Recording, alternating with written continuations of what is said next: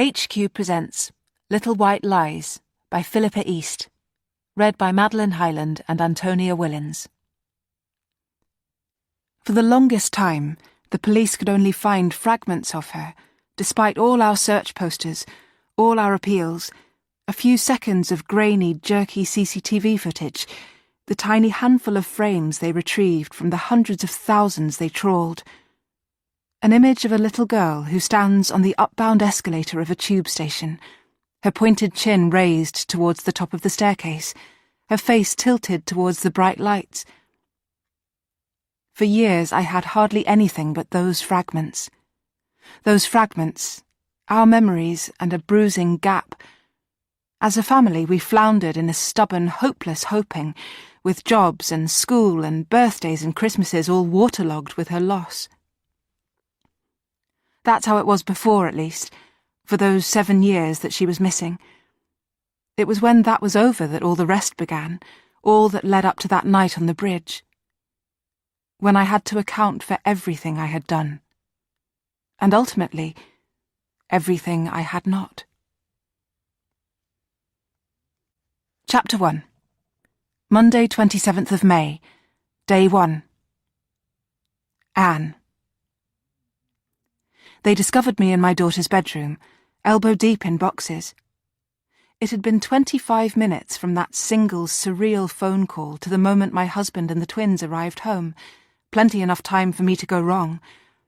I heard the front door bang and them pound up the stairs, Robert's heavy boots kicking the carpet and the twins' feet scrambling behind. Anne? Mummy? I'm so sorry about the vase, was the first thing I said before they could even say anything about the miraculous news. It slipped, a complete accident. In the doorway the boys stood breathless and wreathed in chlorine. They had been swimming, but now their swim had been cut short. The vase, said Robert. Downstairs, I managed, unable to tell him straight the awful thing I'd done. With the officer's voice still ringing in my ears, I'd picked up the roses, the crystal vase of glowing red flowers, my husband's 9-year anniversary present to me, lifting them to sit on the living room mantelpiece. Perhaps I'd been in shock, still hardly thinking straight, but the one idea in my head was to place them there as a glowing symbol to welcome her home, because this was everything I had ever wanted, everything I had dreamed of and hoped for ever since she was 8, ever since she went missing, through 7 long and painful years. Now my heart was bursting, and all I wanted was a beautiful sight for her. All I'd wanted was for it to be perfect. Instead, the vase had snagged on the lip, and one moment I'd had the precious flowers in my hands, and the next there'd been a crash, an explosion of glass and rose stems strewn all over the hearth. Now the pieces were in the bin, and the bruised roses in the sink, but all that mattered was that Robert was coming forward to hug me, kneeling down on the floor and taking me in his arms, an outpouring of happiness and relief that she was found. The twins pushed in beside us, all anxious, curious blue eyes. "But what are you doing?" Laurie said. Gently, Robert released me. Now he could take in the papers scattered at my knees. The phone call had come when I was alone, so out of the blue, so completely unexpected. A voice I didn't recognise, a local officer I didn't know telling me this information that was so impossible, unbelievable, that I'd had to ask him again and again to repeat it, with that single impossible fact. Dead. She isn't dead. No, Mrs. White. No. Kneeling in her room, I must have looked a mess, flushed and unravelled, my hands grimy with dust from the papers, but I was so sure of what I wanted. I scraped my hair behind my ears. We hadn't been in this room for months, but all the evidence was in here, a paper trail leading all the way back. "Can you help me?" I said. "I can't have her room looking like this. Please, Robert, not this way." I wanted a home, a sanctuary, not a display of everything that had gone wrong. I couldn't let it be like that now. Sam and Laurie knelt on the floor beside me too. "But are you sure she won't want these?" Sam was saying. I leaned forward to bring blood to my head. There was so much crammed into this small space. For so long we hadn't known what to do with her room. Change it, leave it, even my sister Lillian hadn't been able to say. My sister who always had the answers to everything. To begin with, we'd tried to leave everything untouched, ready for her to come back to, but it was so hard to see her room like that. The toys, books, clothes, a constant reminder that she wasn't here. I think it started with the photos the police needed for the posters and news bulletins, the school portraits we'd laid out on her bed. Small changes at first, small additions. Over time, though, year after year, we'd hoarded so much in here that by now it resembled an incident room, the corkboard above her desk cluttered with the small, flat cards the officers had kept handing over at the end of every meeting, saying, "If there's anything you need, anything else you think of, just call." The walls covered with newspaper articles about her own and other abductions that might somehow shed light. Then the computer composites of how she might have looked at 9, 10, 12. My beautiful daughter. The boxes and boxes of posters Robert used to print up every year, all symbols of our search for her. But I didn't want her to be faced with all this, so much pain and desperation and loss. It was a home she needed, her family to welcome her, normality, happiness, the hurt over now. I steadied myself with a palm against the floor and looked up at Robert, my husband, standing upright again now. "Please, can you bring her things down from the loft?" I asked him. All the things we'd put away up there. I want her to see. I want her to have them. Without saying anything, without questioning me or hesitating, my husband went to unclip the loft ladder. The thought of his goodness almost closed up my throat, and I had to swallow my mouth dry to make it pass. This was all we'd ever dreamed of, and Robert had stood by me all the years in between, so why was I terrified that it might all change now? Laurie bumped my arm with the stack of papers he'd collected up, and I added them to the almost full box beside me. Did they really understand what we were doing here? How much had Robert been able to explain? Their sister, who they had barely known, was coming home. Had they really grasped that fact? To them she'd been little more than a name, photographs, memories, but now their missing sister would be here, in the flesh. I looked down at them, my sons, the children Robert and I had made together, creations that had cemented our relationship. How good our family had been like that. And now we'd be 5 again, our whole family rejoined. And her room, my daughter's room, would be filled with her presence. My phone shrieked, my shoulders jerked. I dragged my mobile from my pocket, Lillian's name flashing on the screen. Lillian, my sister, whom I'd called even before I'd rung Robert. The person I always called in my life, 6 years older, my sister who knew me, who helped me, who always knew what to do. I had left her a message, a garbled, frantic, delirious message, and now she was calling me back. My hands slipped on the screen as I swiped to answer. Above me I could hear the loft floorboards creaking. "Lillian? Annie?" "The police down in London. They've found her." "I know, I heard. I got your message. But, Annie, are they sure?" "It's her, Lillian. They said she'd been... But I broke off. There was so much that it threatened to overwhelm me. I had to focus on what mattered, all that counted. She was coming home. Right now she was still with the police in London, but home, Lincolnshire, was no more than 3 hours' drive away. "We're going to come over," I told Lillian. "In just a few hours. Is that still all right, if we come over and leave the twins with you?" "Of course, Annie. We can make whatever arrangements you'd like." There were so many fears that were crowding my brain, but she made it all sound so simple, and it should be simple. Why couldn't it be? We would make this perfect. We would make everything right. As I fumbled the phone to hang up, already Robert was coming back down from the loft.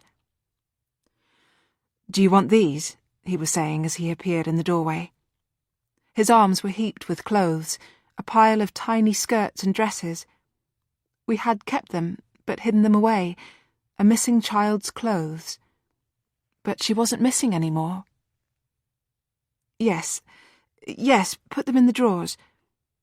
I stood to open the dresser for him, wrenching the tendon of my knee. All right, Anne. Steady. But I had to be ready. What do you know? What did he tell you? I had asked the detective to call my husband, too. I had needed Robert to know everything I did. I couldn't trust myself to relay the facts to him myself. As much as he could. Everything they know. So did he say... I couldn't seem to stop the shaking in my legs. About how she just walked into the London police station, and about the house, and the little girl, Tonya, and that she didn't... that Abigail never... I caught myself, stemming my words, glancing down at the twins, busy on the floor picking blue tack off newspaper clippings, so small and innocent in the face of this news. Robert laid the pile of clothes in my arms, and I pushed them into the empty drawer. There was no way she would fit them now, but I didn't know what else to do with them, and all I wanted was to get this right. And it would be all right. Robert was here, beside me, helping me. I made myself slow. I made myself breathe, taking in Robert's scent, the woody, musky, deep smell of him, this man I loved and who loved me, who had brought such goodness into my life. We were a family. We had survived these 7 years, me, my husband, and our beautiful twins. But even as I held her clothes, knowing in a matter of hours she'd be here with us too, real, alive, home, I couldn't stop other words, other images coming. But the man, Robert... I know. Robert... My breath snagged in my throat.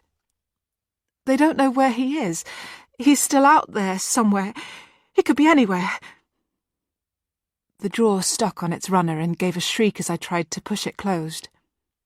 Robert caught my hand, his strong grasp steadying mine. Anne. He turned me towards him so that I was looking directly into those warm, straightforward, honest eyes. I forced myself to hold his gaze, and for the millionth time I wanted to tell him. He believed in me. He always had. Anne, he said. I understand. I'm overwhelmed too, but they've found her. She's safe. Whatever has happened to her, you and me were in this together, and all of us are going to be just fine. I wanted to fall, to sink into his words and let them embrace me, hold me, make everything okay. But he could never have said that if he knew about the lie. Chapter 2. Monday, 27th of May. Day 1. Jess. I heard their car outside, the growl of the engine turning over in our road. "They're here," I said. We'd been sitting, waiting, bolt upright for what felt like hours. I didn't wait for my aunt to ring the doorbell. I couldn't wait indoors any more. I had to go out, never mind the gloom and the drizzle coming down. A grey, rainy May half-term. I hopped in the hallway tugging on my trainers and got outside just as Uncle Robert was pulling up next to the curb. Mum and Dad were right behind me. My Auntie Anne and the twins got out first. Sam and Laurie, my 7-year-old cousins.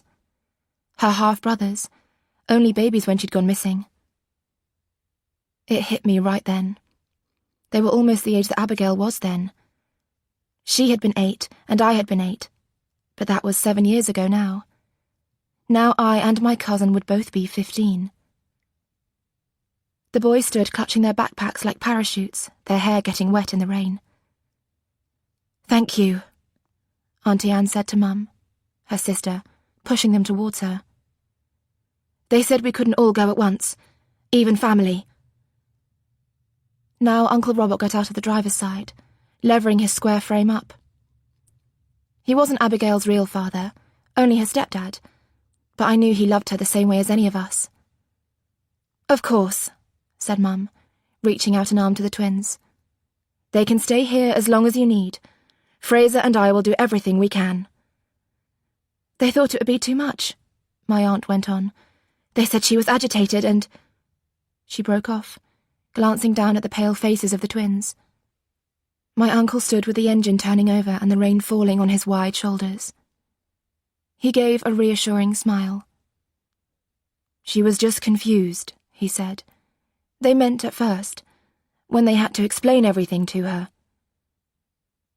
The car was lit up inside, shedding its glow onto the ring of our faces. Agitated, confused, I couldn't understand what my aunt and uncle meant. I wrapped my arms around myself and jigged on the pavement. I only had a t-shirt on and it was unseasonably cold. "What about me?" I asked. "Shouldn't I come with you?" "I'll come back here to collect the boys," Uncle Robert was saying. He hadn't heard me over the engine. "Once Anne and I have driven back home with Abigail." My cousin. Back home. "They're driving her up from London now and opening a victim suite specially. ETA is 10:30 p.m. It didn't answer my question, though. "What about me?" I said again. I hugged myself. I imagined hugging her. "She'll want to see me." I was remembering when we were 6 and Abigail broke her arm. A slip on a wet climbing frame, wood chips hard as tarmac from that height. Uncle Robert scooping her up, zooming her to the A&E in Lincoln, and she came home with a bright pink cast on. Then for the 2 whole months it took for her arm to heal, my arm ached from elbow to wrist. It had always been like that between us, thinking what each other thought, feeling what the other felt. My cousin Laurie was rummaging for something in his backpack. Mum stepped forward. "You have to wait, Jess. One thing at a time." "When, then?" I looked again at my uncle, his stocky frame, his big shaved head. In the shadows his expression was all mixed up. I chafed my bare arms where they prickled with a damp chill. Dad checked his watch. "You're going straight there?" he said, keen as always to know every detail. "To this place, this victim suite?" It was barely 9:15. "We have to, Fraser," said Auntie Anne. "If they brought her and we weren't there." Another car came growling up the street. "There was a man," she continued. "A man had her all this time." For a moment the approaching headlights blinded me. I had to cover my eyes from the glare. A man? But they'd got her away from him now. They were driving her home. She was perfectly safe now. "What else do you know?" said Dad. "What else did they tell you?" Even with the twins there, it was all coming out. Auntie Anne turned back to the car, digging in the footwell of the passenger seat. "Only to bring something," she said. "Something she might know, that we could talk about. Something she would remember." She held out a slim packet, the kind you rarely saw these days. Inside, a handful of photographs. "Daddy, my book!" Laurie was still rummaging in his bag, but nobody seemed to be paying attention. As my aunt lifted the flap, the glossy prints almost slipped from her grasp. "We chose the best ones," she said, "the happiest ones." "Daddy!" Laurie's small voice was shrill. He was getting upset that no one was listening. "I haven't got it!" My aunt held the pictures out to show us, but it was too dark to see properly and the streetlights made everything look orange. "This too." My aunt drew something else from the car, something small and soft and blue. My heart did a tuck jump. Of course. I recognized it at once. Abigail's Flopsy. With it, another storm of memories came. Us running races neck and neck, every grazed knee she ever had. Running, playing, sleeping like reflections of each other. Dad was always amazed at how vivid my memories were, and I'd tell him, because there was nothing that came after, because for me there's been nothing between then and now. We kept him, my aunt said. But of course, I thought. What else would you have done? Daddy, said Laurie, the one you were reading me. We were all so preoccupied, and he was so little, unable to understand the enormity of this.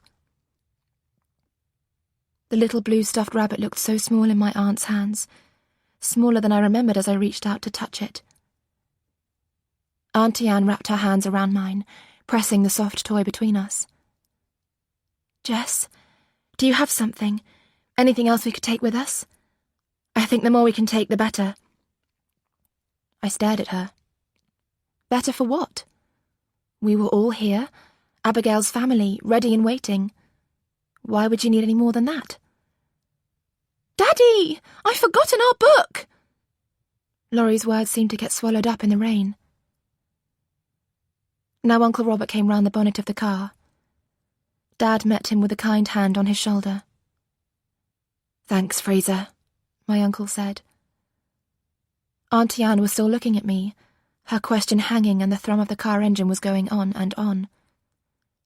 Jess, she said again, can't you think of anything?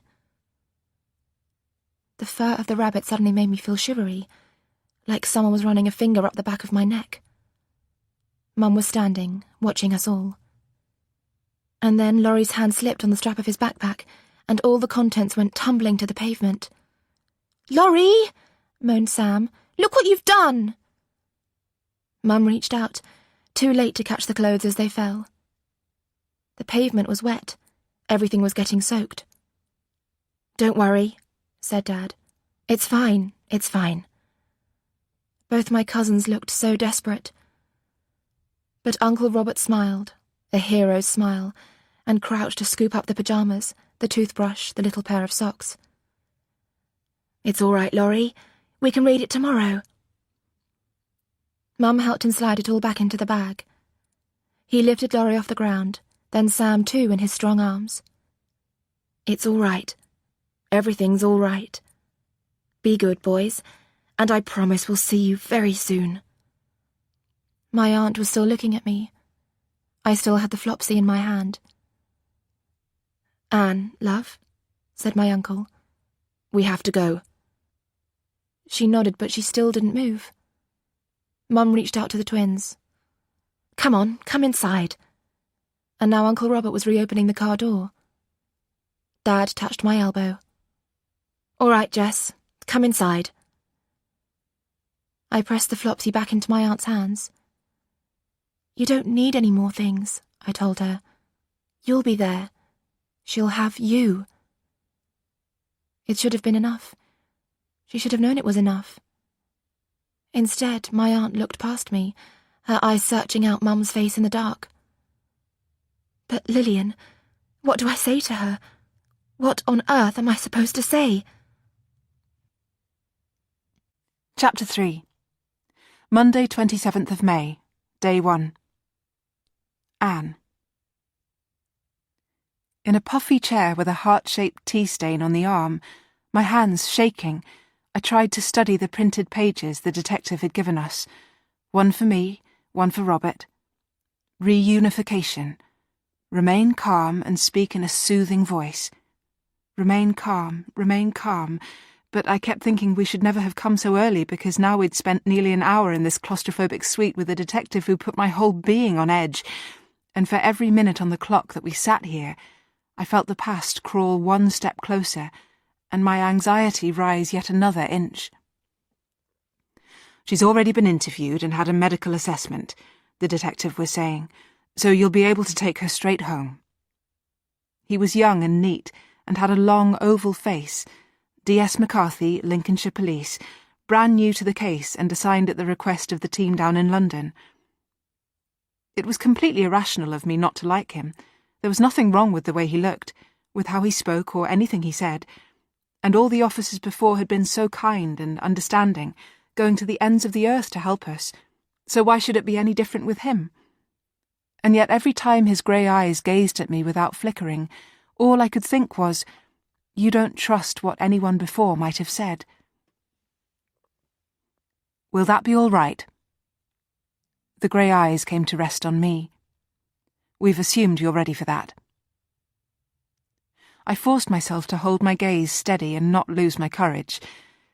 I'd done my best to make the house look perfect, prepared her room and put framed pictures of her everywhere, but now I thought, what does it matter how neat the couch cushions are, or how her room looks, or whether or not I've hoovered the stairs? If a bomb is about to go off, what good will any of that do? "Yes," said Robert. The clock on the wall read 10:20. "But the medical assessment. Do you know if she's all right?" The detective reordered the notes in his lap, as though all the answers about Abigail were in there. I pressed my wrists against the rough chair arms. I didn't want him to talk about my daughter. I wanted to tell him myself, she's mine and she's perfect, and I've loved her from even before she was born, and I've loved her exactly like that ever since. "Yes," he said. "Overall, physically, she's okay." Physically. But what about all the other ways to be hurt? The typed words on my sheet ran on.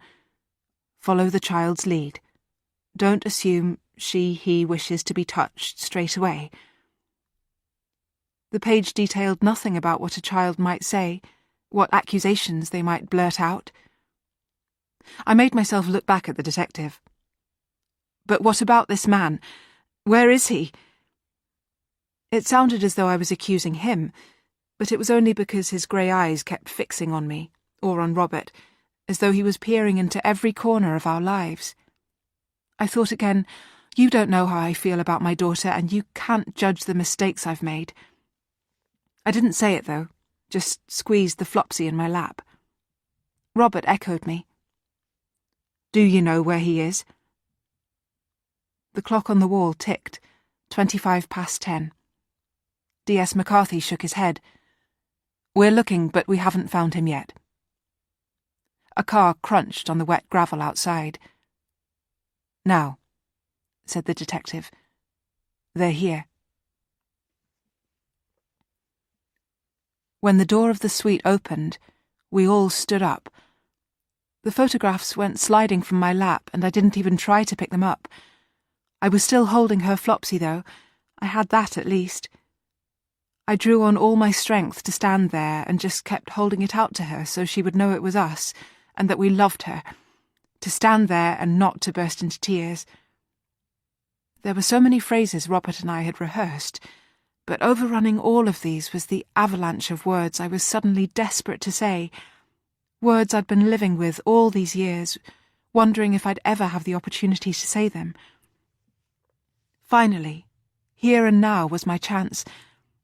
Before she could possibly say anything herself, what if I could put right what had happened, make it okay, and if I could do that, then nothing else would matter but that she was home now, rescued and safe, and everything else would be forgiven. They came together down the long aisle of the room. The police officer escorting her was pretty and graceful and had such a kindly face, and then next to her, my daughter. Robert reached for my hand, and I knew he was also shocked at the sight of her because, my God, she looked so different.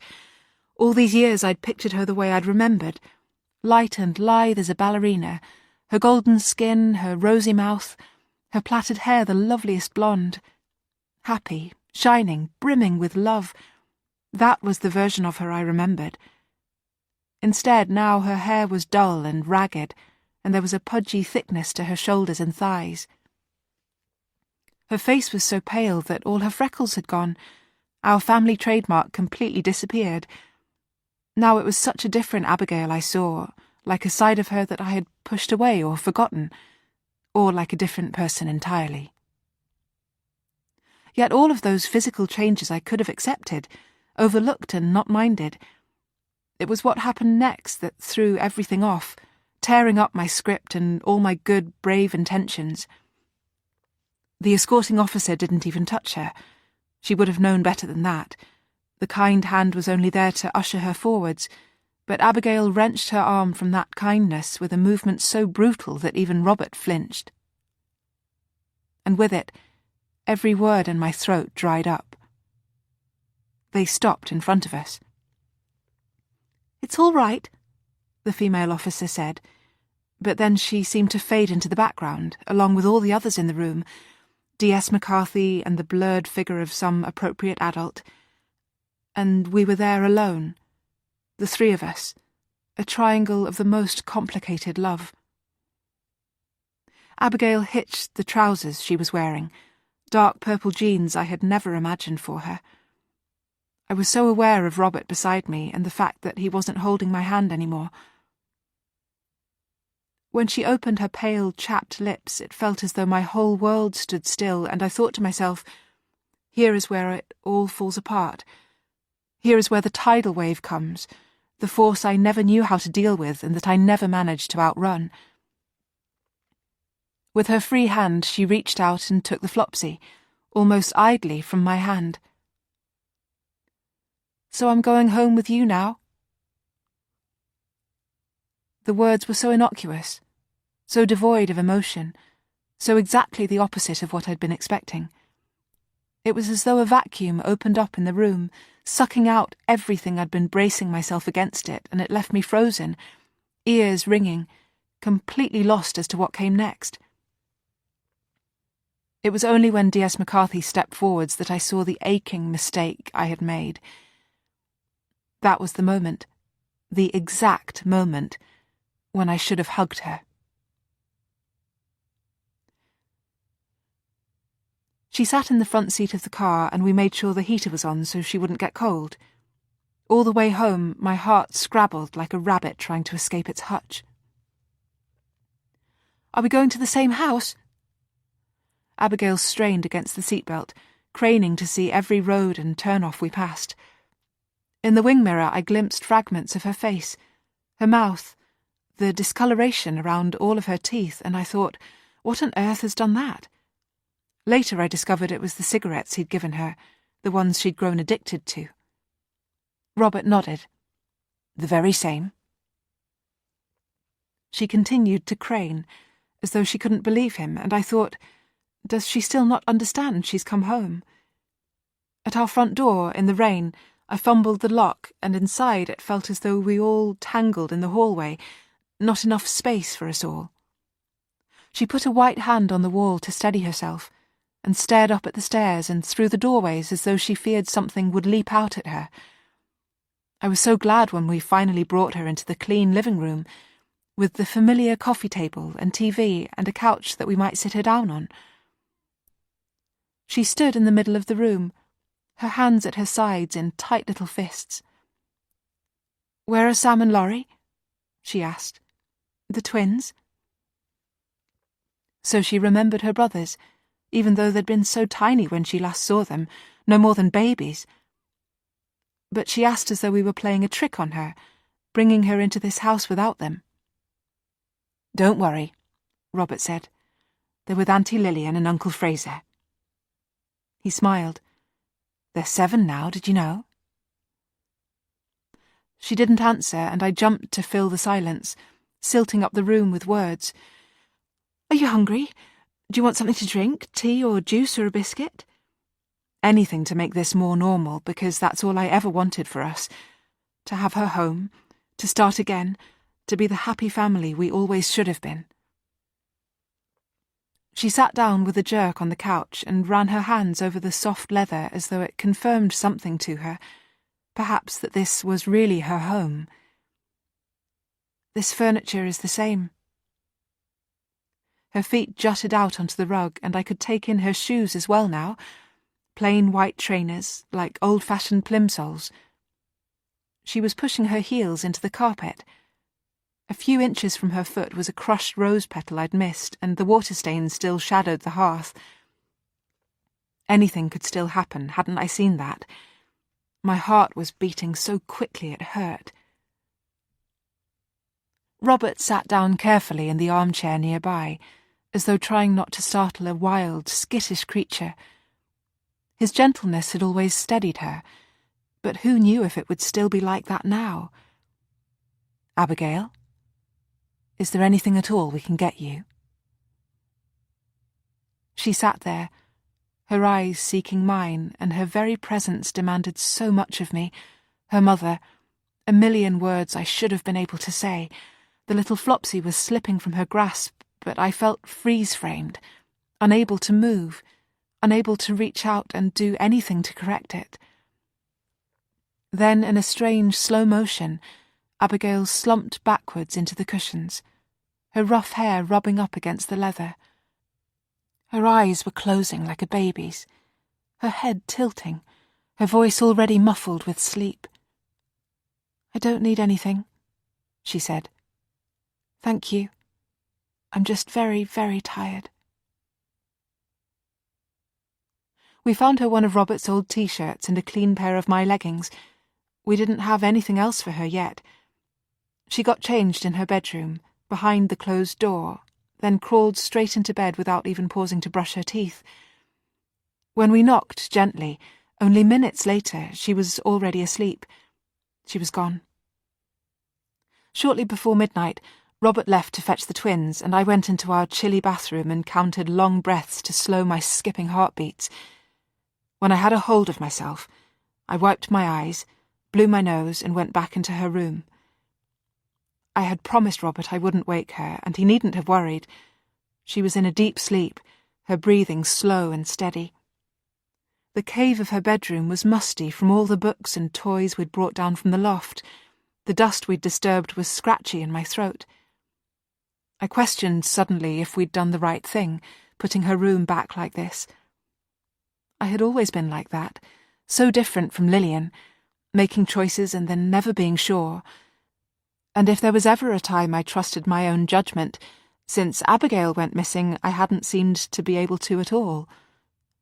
In the soft light that followed me in from the landing, I moved aside the tangle of clothes she'd left on the low chair at the foot of the bed. I could make out the purple jeans, underwear, the plain blue acrylic jumper. Careful not to make a sound, I sat down. In the quiet and dark, it felt so much easier. Asleep, she looked so gentle, so peaceful, the sweet, lovable Abigail I remembered. I'd been so afraid of what she might blurt out, but in the end there'd been nothing.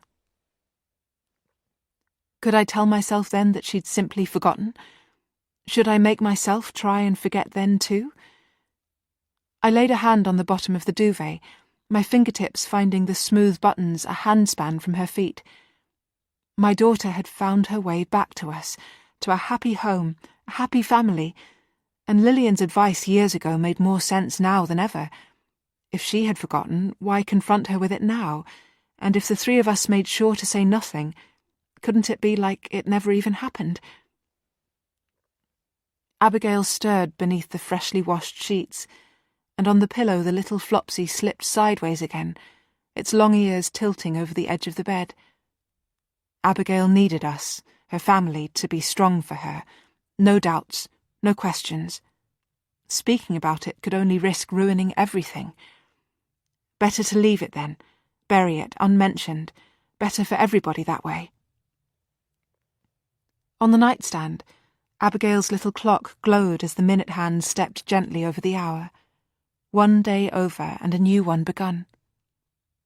Still without waking her, I settled the little toy back in beside her, smoothed the blankets, and stood up.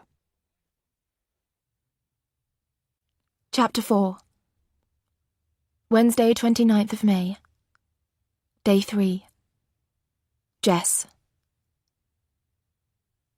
I had to wait 2 whole days before I was allowed to see her. 2 whole days. I badgered Mum all round the house, but all she could say was, "It's complicated," like a bad status update. It maddened me the way Mum's rules were so rigid, the way her opinions were always right. Because what could be simpler than Abigail and me? Ever since we were tiny, it had been that way. I roamed upstairs, downstairs, hardly knowing what to do with myself. I couldn't even get hold of Lena, out of reach on a last-minute half-term holiday with her mum, a family package with her mum's new partner too, some Mediterranean island where mobiles barely worked. Without her, without Abigail, I had to hold all my excitement like a fat balloon in my chest. Then finally, that Wednesday, we were on our way. Mum and Dad in the front seats of the car, me folded into the back. Driving all the way through town, seeing places and shops I passed all the time. Costa, Oxfam, W.H. Smith, estate agent, hairdresser, a new bridal boutique. They were the same, but everything was different. On her lap, Mum was holding the card we'd bought. So formal, like we'd been invited to a birthday party. Mum's idea, but all three of us had to go and choose it. I'd watched Dad thumb through all the ready-made messages. Congratulations. With sympathy.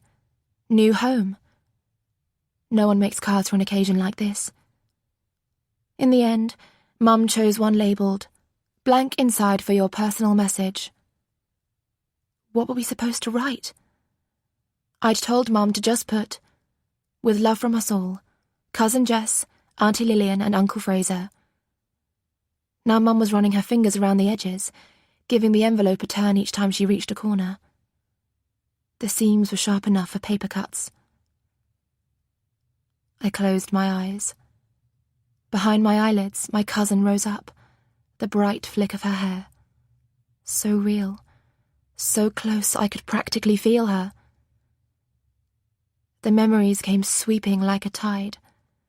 Scraped knees, bug bites, skipping ropes, cartwheels. Her face, close up, like a copy of mine. Same nose, same freckly forehead, same mouth. Only the frame of her hair different between us. Hers butter yellow and mine dark brown. Hand in hand and breath for breath, the pair of us at 3, 5, 8 years old. I opened my eyes. In the front seats, my parents were skirting an argument. We should have left earlier. You knew there'd be traffic. That was Mum. And Dad? I know, but we'll be there by 5:30 at the latest. We were past the church now and heading round the one-way system. Yes, Fraser, but they said 5. I saw you write it down. Dad's hands tightened on the wheel. Lillian, he said, not now. You know it might upset her, arriving late. Listen. Dad switched on the windscreen wipers, smearing wet across the glass. I don't know anything except that we're her family and they've asked us to come. I, for one, will be so damn happy to see her, and there are bigger things to worry about than being a few minutes late. He pulled the handbrake as we stopped at the south side traffic lights. Thank you, Dad, I wanted to say.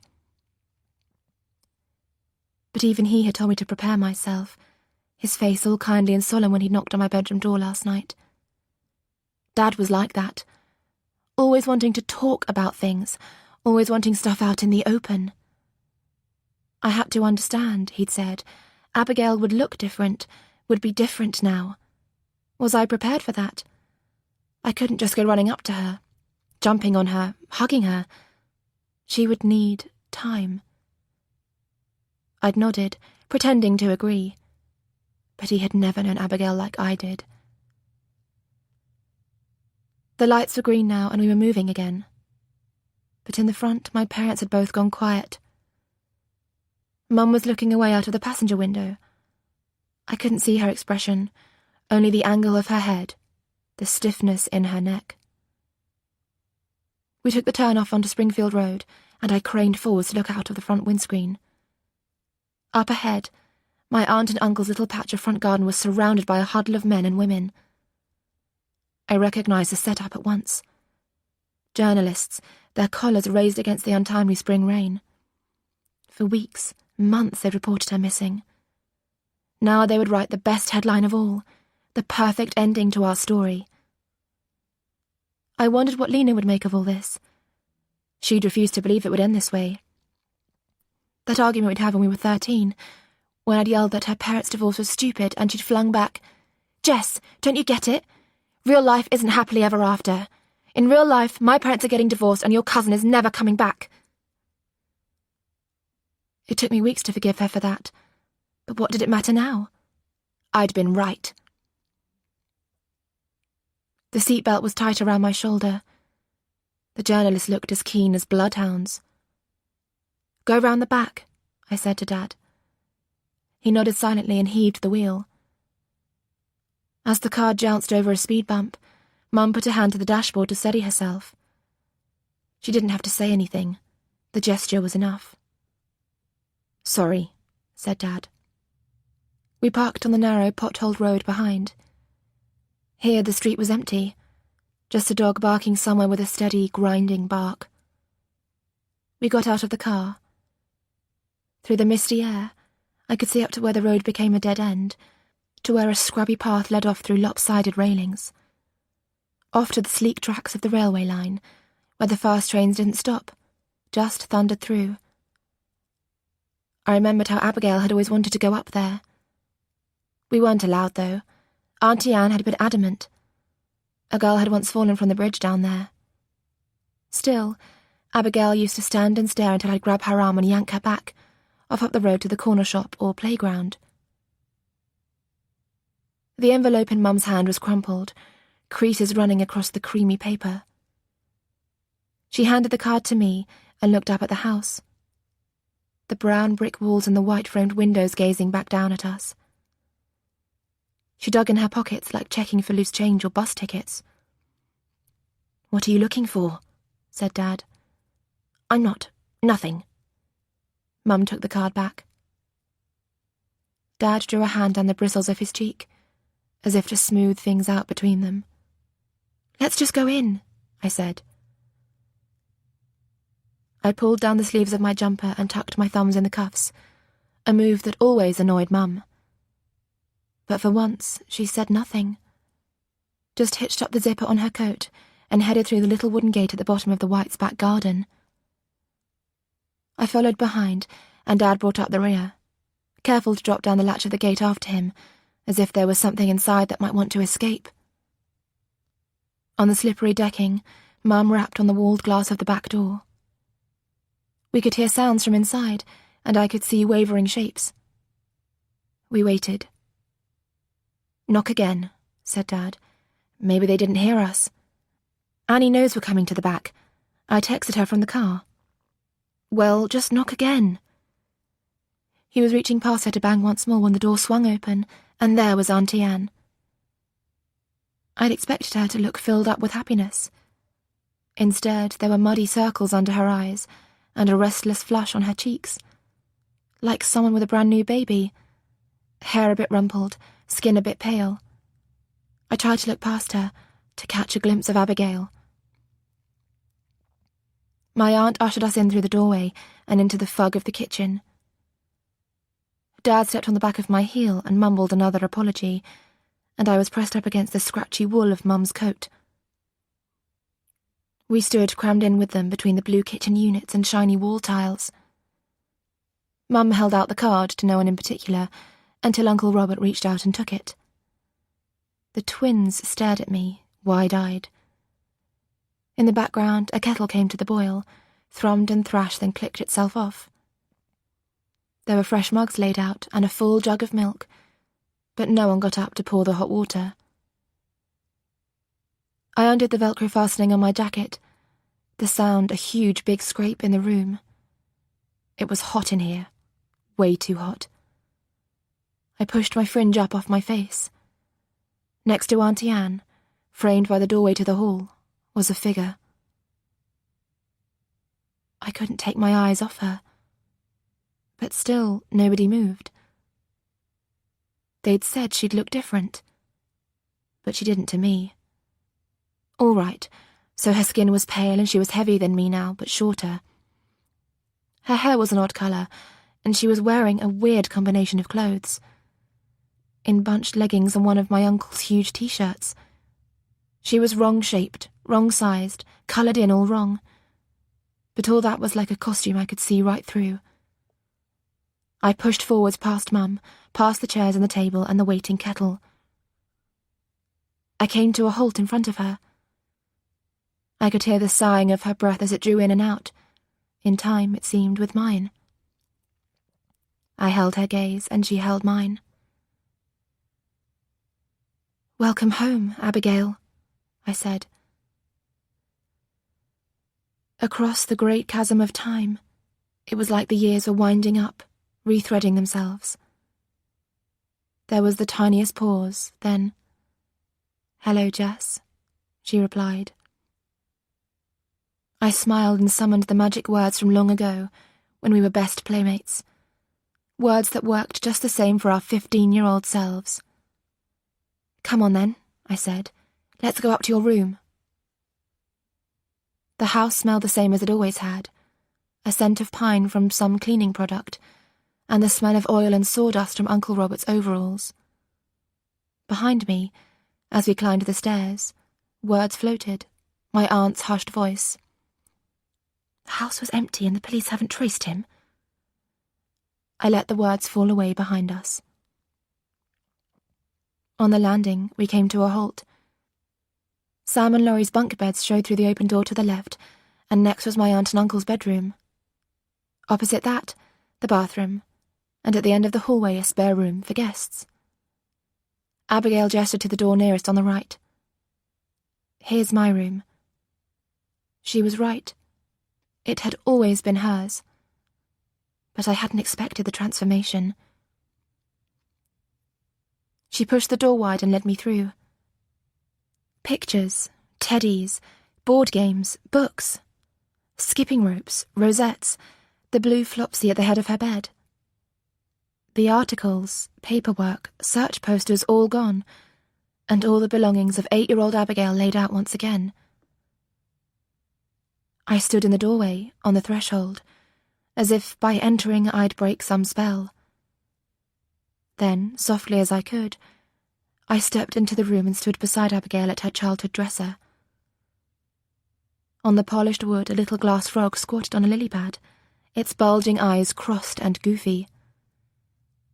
"Albert McCroke," she said. I made him take a few hops across the dresser and landed him gently beside her.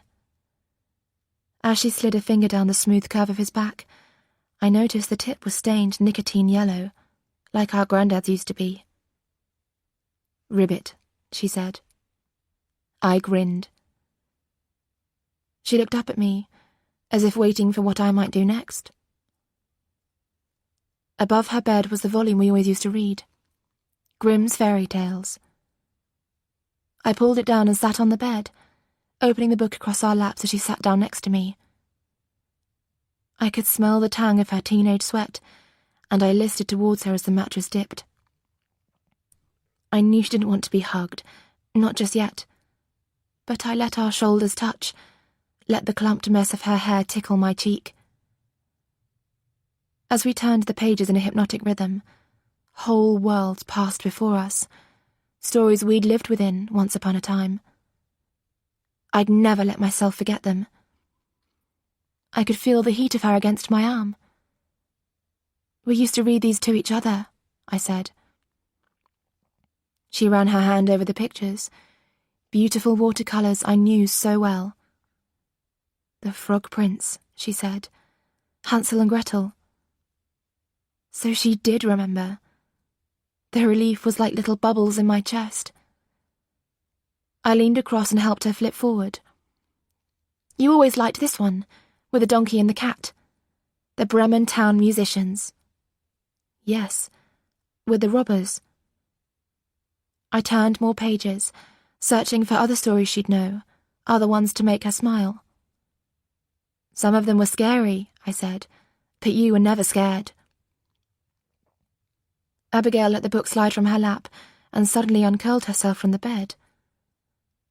I had to steady myself as the mattress shifted. What was it? It was like some word of mine had pinched her somewhere, snagged on something. She went to the window and folded back the curtains, peering out into the street, the narrow street we'd parked on. It was like she was still wondering when we'd arrive, or waiting for someone else entirely. The bedroom door creaked, and I jumped. "Girls?" "Mum, come to check up on us."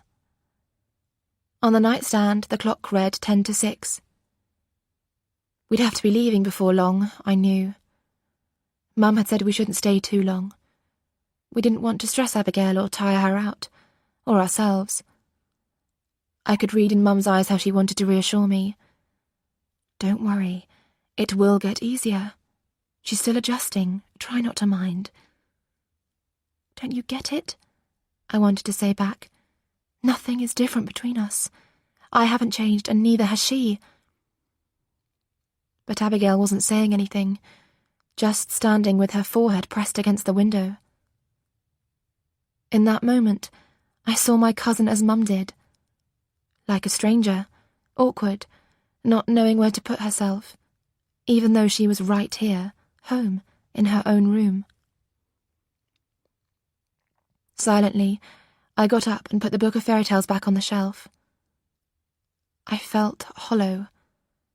I couldn't even find my voice to say goodbye, just swallowing empty mouthfuls as my cousin turned around, pressing the heels of her hands on the sill behind her. There's no way Mum expected what Abigail said next, and she even caught me giddily off guard. It was just the kind of announcement she used to make when she was 8. Auntie Lillian, please, can Jess stay the night? We sat up in her room like little mice while downstairs the adults argued, trying to decide what to do. They hadn't planned for this. There was no protocol. What if it was too much too soon? But then if Abigail herself had asked... Upstairs I rolled my eyes and my cousin giggled, with that funny hiccuping laugh I remembered so well. Finally, Uncle Robert put up a camp bed in Abigail's room and Auntie Anne made up the guest bed for Mum and Dad. She found us spare toothbrushes, and I could sleep in my t-shirt. As so we did. We stayed the night. All of us under one roof. Sitting cross-legged on the squeaking camp bed with her Mickey Mouse lamp on the floor between us, I didn't need to think of where she'd been, or who with, or what had been done to her there. I only needed to see her here. When my aunt brought the twins up to say goodnight, they hovered in the doorway, twining themselves round the frame. They'd been so little when she disappeared, only 9 months old. Too little, I imagined, to remember anything. Me, though, I remembered everything. We listened to the thumps and bumps of the adults making their ways to bed. When at last the house fell quiet, it was just the two of us alone. All your stuff is here, I said, looking round. It was like I was only taking it in properly now. I knelt on the camp bed and ran my fingers over a row of frilly rosettes pinned to the wall. Now, close up, I could see the blue tack marks from where Anne and Robert had had their notes, their pictures. This rosette was for second place in a dancing competition, age 7. I laughed. You hated ballet? She rubbed her cheek. I know, but Mum liked me to go. I sat back down. You loved reading, stories, that was your thing. And you were good at drawing, but mostly we made up our own games. She nodded, sliding down into the cocoon of her duvet. I remember. Tell me again, Jess, how it was between us. So I did. I told her about the games we'd played, the ones we'd disappear into whenever she was upset. Dress up, make believe, once upon a time. The 1,000 imaginary worlds we created. The nights we wouldn't let each other fall asleep because we didn't want to say goodbye. As I talked, other scraps of memory flickered. Arguments, tantrums, Auntie Anne losing patience. Our games, though, had made everything all right. It can be the same now, I told her, just like before. I'd been waiting to say that to her all this time. Now we were together and nothing could hurt us. Just like catching each other in the game of Do You Trust Me? I didn't say the rest, but I think she knew. I've only been waiting for you. I snuggled down in the warmth of my sleeping bag. My eyes grew heavy. I was so warm, so happy. I could hear her breathing, steady and deep. After a while, I switched off the lamp, and we went on lying there in the soft dark. Maybe I dozed off in that darkness just for a moment, because when I next looked over she was sitting up in bed, staring at the far wall like it was a TV screen or a stage. I could see her, just, in the light from the landing, filtering under the bedroom door. She didn't look like Abigail in that moment. I didn't quite feel like myself. Something had shifted in the space between us. Something had entered the bubble I'd made. Maybe that was what made me ask, made me shape the question. A sudden need to fill in a blank, a hole. My skin tingling like when we'd tell ghost stories, torches under our chins. My words came out slow, dreamy, as I whispered. Abigail? What was it like? At first, she went on staring at the wall, not moving. I wondered if she hadn't heard me or whether she was pretending. I suddenly wondered if she was even awake. But I could see her eyes glistening in the dark. She leaned towards me, turning her head. "It isn't like anything," she said. Chapter 5. Friday, 31st of May, Day 5. Anne. Abigail slept so much more soundly that night. I knew because I stayed up, haunting the landing, listening, checking long after Robert said, "Come to bed." I pictured them in there, our family's 2 daughters, sleeping together as they used to as children. It had always been like that between them, calming each other like no one else could. There had been something unbreakable between them, something that hadn't broken, even now. Listening to Jess's whispers, finally my heartbeats slowed and I could slip away to my own room across the hall, leaving the door open, knowing she was only calling distance away. By the morning I had made a decision. I had woken with one bright thought in my head. Beside me, Robert was still asleep, his hefty, lion-like shape a mound under the covers. I thought of Jess, asleep in Abigail's room, of Lillian and Fraser next door, all of us gathered together. Why not take the opportunity? What better chance to show what she meant to us? Careful not to wake my husband, I eased back the blanket and slipped out from the warmth, and at first I pulled a jumper on over my nightdress, then took both off and got properly dressed. No one else up, the house fizzing with cold, I went downstairs. In the kitchen, I opened every cupboard and took out bowls, plates, side plates, knives and spoons. All the boxes of cereal we had I pulled out, Shreddies, Weetabix, Cocoa Pops, Frosties. We had 5 flavours of jam in the cupboard, strawberry, apricot, blackcurrant, raspberry and the one that had always been Abigail's favourite, cherry. I set them all out so she could choose anything she wanted. I dug out a butter dish from the back of the cupboard, an old wedding present we'd never used, and unpeeled a hard block of butter from its wrapper. In the fridge I found orange juice, apple juice, milk. I laid out yogurts with individual spoons. When the kettle boiled, I made a heavy pot of tea, and even folded 8 napkins from a roll of kitchen towel. I heard the footsteps on the stairs, soft, light footsteps, and I straightened up, a rush of love thrumming through me. "Mummy?" I was so ready to welcome her, my beautiful daughter. When the kitchen door pushed open, I saw blonde hair, thin shoulders, bare feet. "Mummy?" The shape wavered and blurred. "What's going on?" Not Abigail. Sam. "All right, then." I made myself smile. "Come on, sit here." I pulled out a chair. "Doesn't it look lovely?" Sam rubbed at his eyes, a tiny frown crease lining his forehead. "Is this for Auntie Lillian?" I shook my head. Why say that? Just because I'd made it all look so perfect.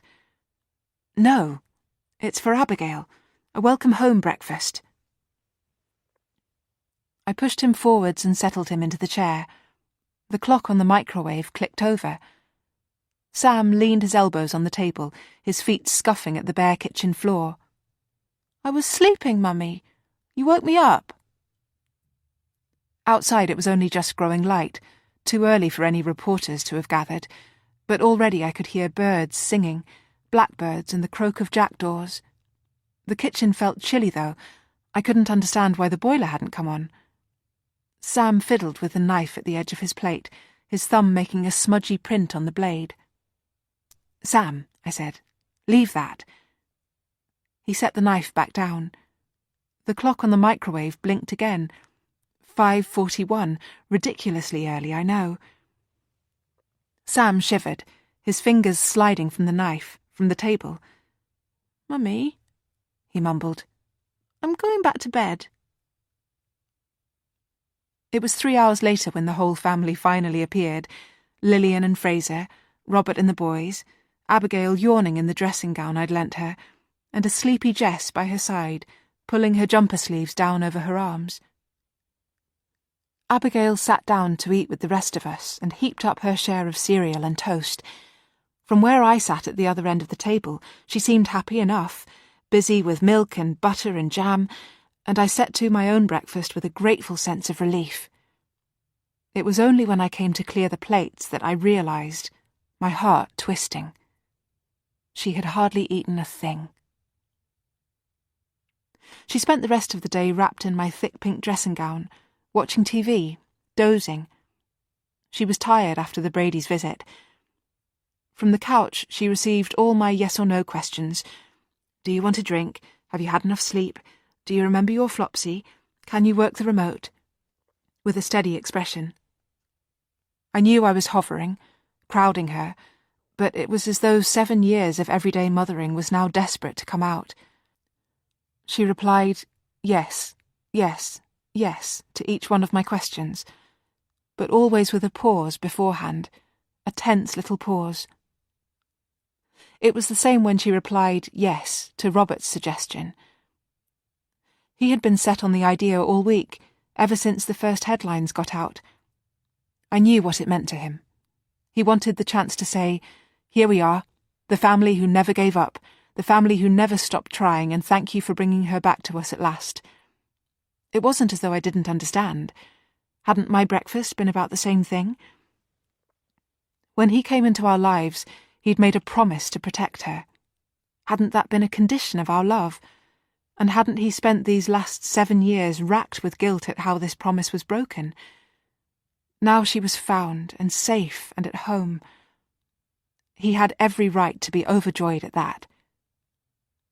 The twins crowded round him as he broached the subject with Abigail, clambering next to him on the armchair in the living room, and I watched them all from the doorway. Under the dressing gown, she was still wearing the t-shirt and leggings she'd slept in last night. They needed a wash, but we hadn't got anything else for her yet. My daughter, home, and we didn't even have clothes. Robert looped an arm around Laurie's shoulders, and he spoke so gently and calmly to Abigail, explaining, reassuring, we'd only need to be out a few minutes, let them take a few photos, and she wouldn't even need to say anything. He would prepare a statement for us all, one even D.S. McCarthy would approve of. He could arrange it all with one quick call. "What about it, Abigail? What do you think?" Hugging a cushion, she looked at him. The little tense hesitation, a breath through her nose, a glance up at me, and then, "Yes." "Surely it was better this way," said Robert. "It would stop them hounding us, get them off our front step, and yet I woke up the next morning with a pain in my stomach." That afternoon, I sat on our rumpled mattress turning up a pair of my smart black trousers, while Robert shaved at the corner sink. His electric razor was humming, and the sound of it usually comforted me, but right now it felt like a needle against my teeth. The trousers had been so long on her when she tried them on, whole inches pooling at her feet no matter how high up she hitched the waist. I'd measured the amount they'd need taking up, but now the needle in my hand kept slipping, the thread twisting and tangling, making a knot that refused to pull through. "Some of the reporters will be the ones from before," Robert was saying over the buzz of his shaver. "I'll never forget how they tried to help." I remembered, too, how he had gone on and on calling up the news stations, at home and in London, begging them to provide fresh coverage, fresh appeals, even when the sound bites of information shrank to crumbs and every single lead dried up. He had done everything. He had never given up. "I'm not sure." When he didn't hear, I had to repeat myself. "I'm not sure." Now Robert paused his shaving, looking at me through the mirror, the razor hanging in the air. "But I thought you were all right with it. All we're doing is sharing good news." I wiped the damp pads of my fingers on my knee, re-threaded the needle. Lillian had tried when we were younger to get me to copy her own perfect efforts, stitches in rows like soldiers, each one alike, but mine had never come out like that. I was, but don't you think we should wait? Why do we need to go out there right now, when we've barely even just got her back?" "Anne, this is a good thing. All we're telling them is how happy we are. All they want is to write their happy ending. That's the only reason they've been standing out there. The sooner they've got that, the sooner I think they'll let us alone." I tugged at the trousers, pushing the needle through again, shaking my head. Robert set the shaver down on the shelf. The buzzing vibrations whined worse than ever. "What is this, Anne? What is it you're so worried about?" But how could I explain when I hardly knew myself, just had this feeling, a cold stone in the pit of my stomach, making sweat bead on my palms? How could I explain that it all felt so fragile, as though the slightest misstep would break everything apart? In my panic, I found myself saying, "Why do we have to be all on show? Why does it have to be shared with everyone? Just what is it that you're trying to prove?" Straight away as the words came out, like catching my fingers in the slam of a door, I knew it was absolutely the wrong thing to say. In the mirror, it was written all over Robert's face. "Robert," I said, "I'm sorry." I pinched at the hems of the trousers, trying to press the stitches flat. "I didn't mean that at all." He reached out and carefully turned off the shaver. The silence flowed in like a cool sluice of water. He came and sat along from me on the bed, in a patch of May sunlight. I reached out my hand, a gesture we'd done 100 times over the years, our olive branch that had got us through the very worst of times.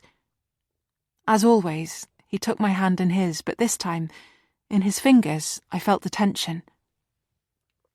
"Anne, it's not like that. I'm not trying to prove anything. But why are you acting like we've something to hide?" When I held up the trousers, miraculously the hems stayed in place. I gathered them up and went to give them to Abigail. Robert was right, we had nothing to be afraid of. I had read his statement. It made everything clear. It would give the journalists exactly what they wanted, and if Abigail hadn't said anything before, why should she now? All right then. As soon as she was ready, we would go. "Abigail?" Her door was ajar, her bedroom empty, and her bed was made with uncanny precision. It was as though she had vanished into thin air, or climbed out of her window, or run straight out the front door. "Robert," I called out, "where is she?" "I heard her go into the bathroom," he said from our doorway.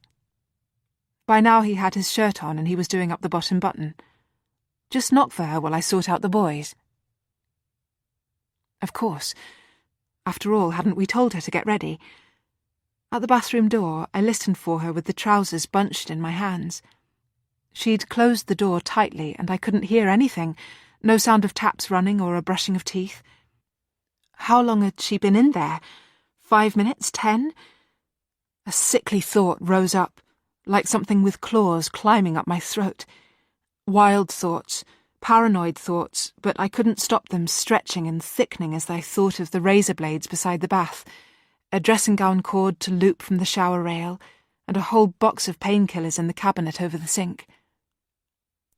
I knew the lock on the door was loose, and I lifted the handle up with a twist and shoved the door open, and there she was. At first I couldn't make out at all what she was doing. She jerked back from the mirror, and out of some instinct thrust her hand behind her back. Still, I glimpsed what she was holding, something small, black, circular. "Abigail, I'm sorry, I shouldn't have barged in." I told myself to keep my voice steady.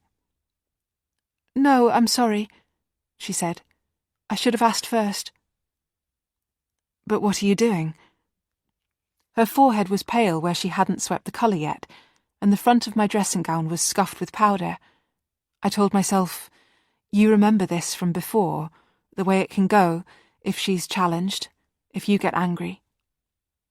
She looked at her nose, her cheeks in the glass. "I'm just so white." The trousers slipped from my hand, and I fumbled to catch them before they fell. I couldn't escape it as my mind fitted the pieces together, showing me suddenly what this meant.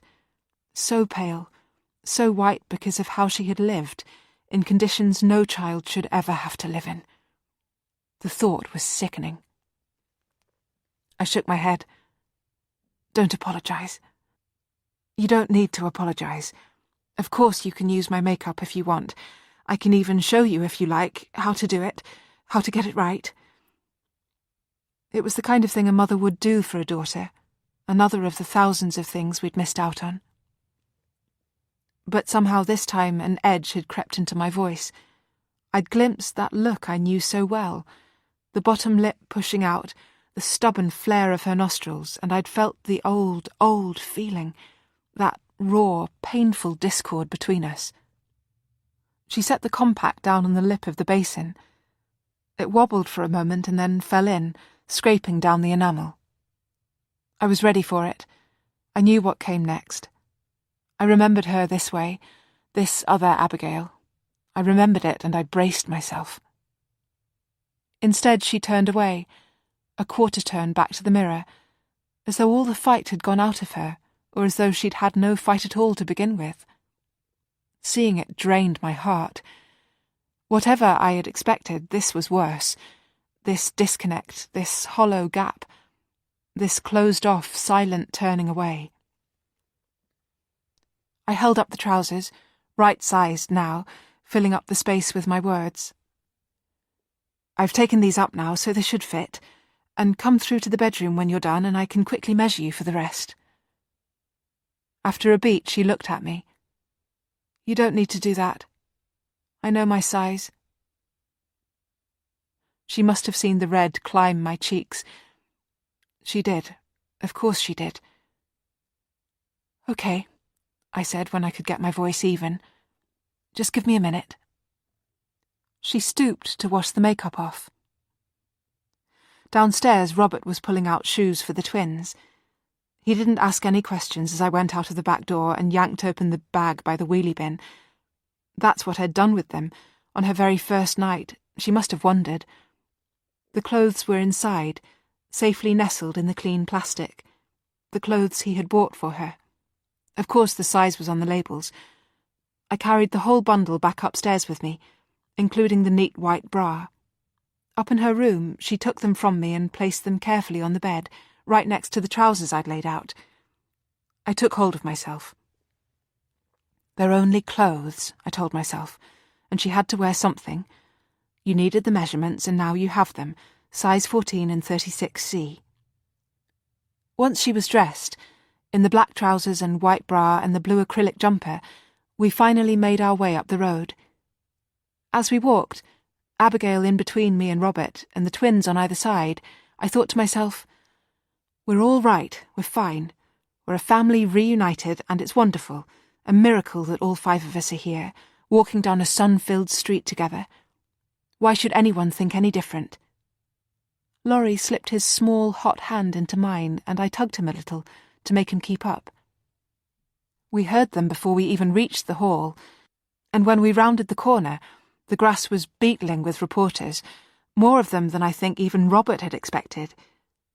Beside me, Abigail fell back a step. The journalists had seen us now and were jostling for a position. "On the steps, if you stand on the steps." The press officer, a petite woman with blonde hair in a bun, was coming towards us, all smiles. She reached for Abigail, curling one hand about her elbow, and this time Abigail let the woman handle her just fine. She positioned Abigail on the top step and Robert climbed up to stand beside her. He was clearly waiting for me to get up there too. "And your boys?" Against the sun, I could make out the faces of our neighbours and friends, this tight-knit community that had accepted me and Robert, a community that had supported us through the ordeal of all these years.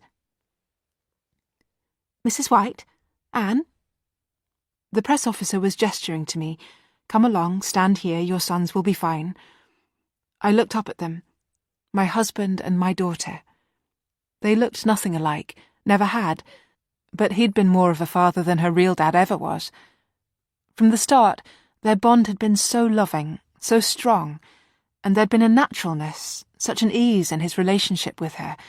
I'd envied it and I'd loved him for it, the joy that he'd brought to both of our lives. Then all through this ordeal, we'd been a team together. He'd never allowed himself to be pushed to one side. Now he reached into the pocket of his shirt and pulled out his crisp sheet of paper. He smiled down at me and I felt myself smile back as I climbed up beside them. We were still a team here today, and suddenly I wanted everyone to see it. With a deep breath, Robert read out the statement and it was perfect. I put my arms around both twins and I managed to say my bit too. Abigail stood there all the while, bravely, and didn't speak or add anything. The May sun was glinting in my eyes. I could hardly make out the reporters in front of us. It was only when the sun disappeared for a moment that I made out the cameras with their local and national and international logos. Nothing at all between us and them.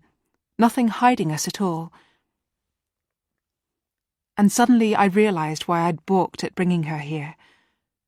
Suddenly all the knotted ropes in my stomach made sense.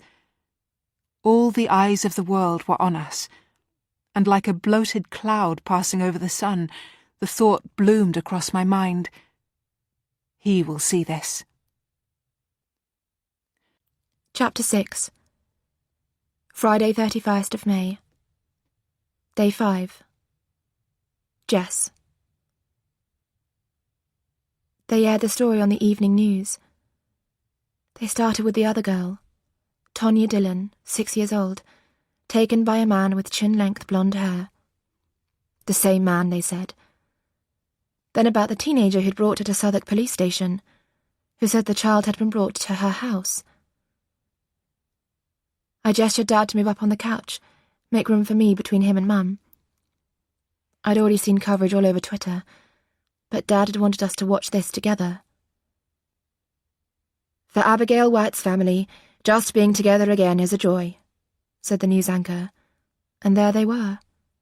Auntie Anne, Uncle Robert, and Abigail, up on the steps in front of some building, the twins cuddled in at my uncle's side. 5 days in, and it still sometimes felt like a dream. I squeezed my arm, checking the tender, sharp spots, making sure I wouldn't wake up and find her gone again, like all those other times I dreamed she'd come back. But this news broadcast was true, the real deal. You could catch the flash of cameras, sense the dozens of reporters. It was like in the beginning, when Uncle Robert had to keep calling the papers, making sure they covered her story. I knew the guilt he felt for not being there, because he'd stayed at the hospital instead. He'd gone over that story with us a million times in the months after Abigail went missing, like he couldn't stop punishing himself. But even despite that, it didn't make sense to him, why there weren't witnesses with all those hundreds of people right there. He wouldn't let the media give up. They'd even staged a reconstruction. A tube platform, overflowing with rain-soaked commuters, all these people pushing, pressing to get home. The train carriages bursting, a crush for anyone to get on or off. They showed us a woman with infant twins in a buggy, trying to keep her 8-year-old in tow. And then a tide of passengers pushing to get out of the carriages, and how, in a split second, Auntie Anne and Abigail got separated, bodies buffeted, hands wrenched apart. And they said how in her confusion, my cousin left the platform, made her way up and out of the station. And then there was that shot. The one where it wasn't an actress. It wasn't the reconstruction. It was the CCTV footage of my cousin herself, holding the handrail and standing on the right, just like you're supposed to. People packed in all around her. On the footage, they used a bright spotlight to pick her out. You know, in case you missed her. In another 2 shots, she drifts through the barriers and up the steps to the exit. And then that was it. Dad turned the volume up on the TV. "Where are they?" I said. "What building is that?" Mum lifted a hand to say shush. The camera pulled back, and now I saw the lettering above them. The village hall. Uncle Robert read from a sheet of paper, his voice fuzzy on the TV speakers. "Our daughter has been returned to us after an eternity. We are overjoyed. It is a miracle to have her back with us, safe and sound." Mum rubbed at the skin between her forefinger and thumb, making Dad shift awkwardly. "What?" I said, but Mum just shook her head. To a clatter of camera shutters, Uncle Robert passed the paper across to Auntie Anne. "We asked for privacy at this time. Abigail has been through a great ordeal, but she's safe now, and we will do everything to help her." A last shot, zooming in on Abigail. And that was that. "Is that it?" I said. "That's all they have to say?" Dad scraped a hand down the stubble of his chin. Mum's lips were tight. "They didn't really think it through, did they?" she said, ignoring me. "I don't see how it can do any harm." "Really, Fraser? Drawing all that attention? Parading her like that, like a provocation? Putting the whole of themselves on show?" Dad closed his mouth. Without another word, he switched the TV off. I wished I could crawl under the cushions of the couch, into the warm, soft, silent space below. I knew. I always knew. I could read it. The atmosphere between them, clear as a weather forecast. But why?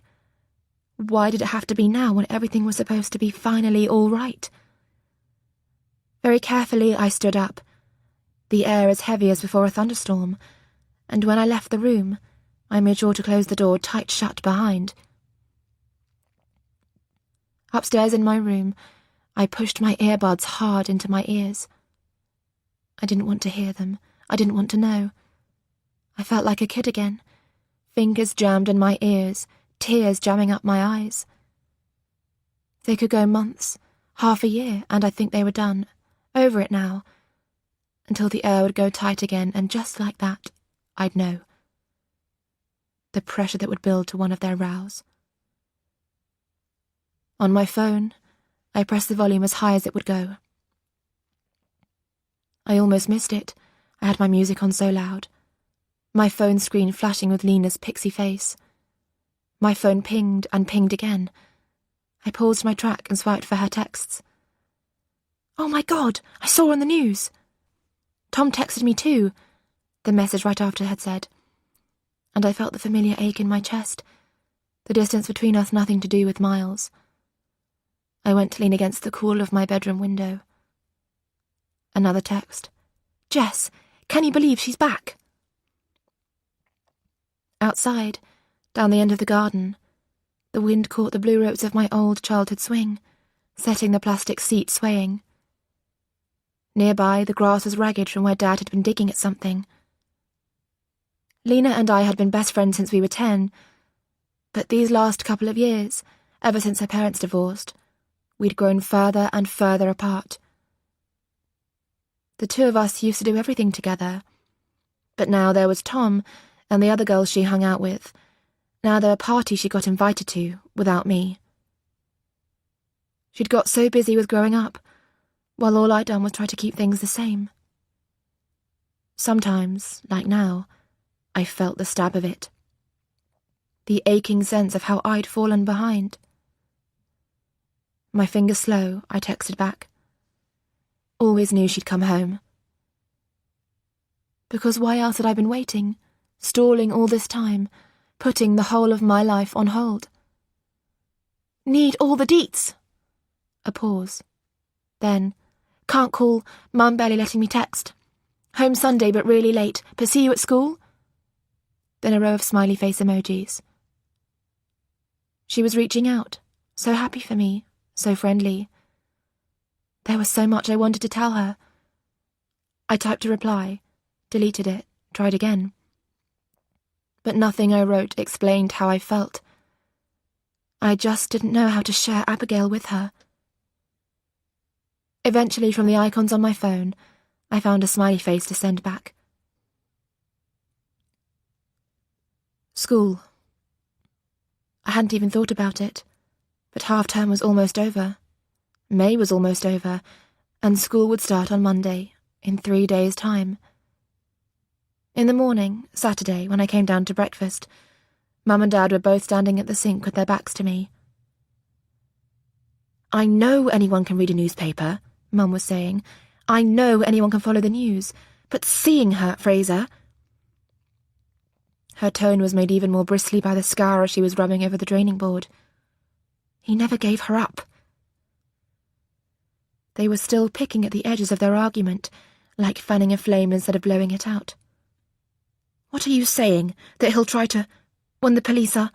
The police have no idea where he is. Seen who? I interrupted. Try what? They both turned around. I sat down heavily at the kitchen table.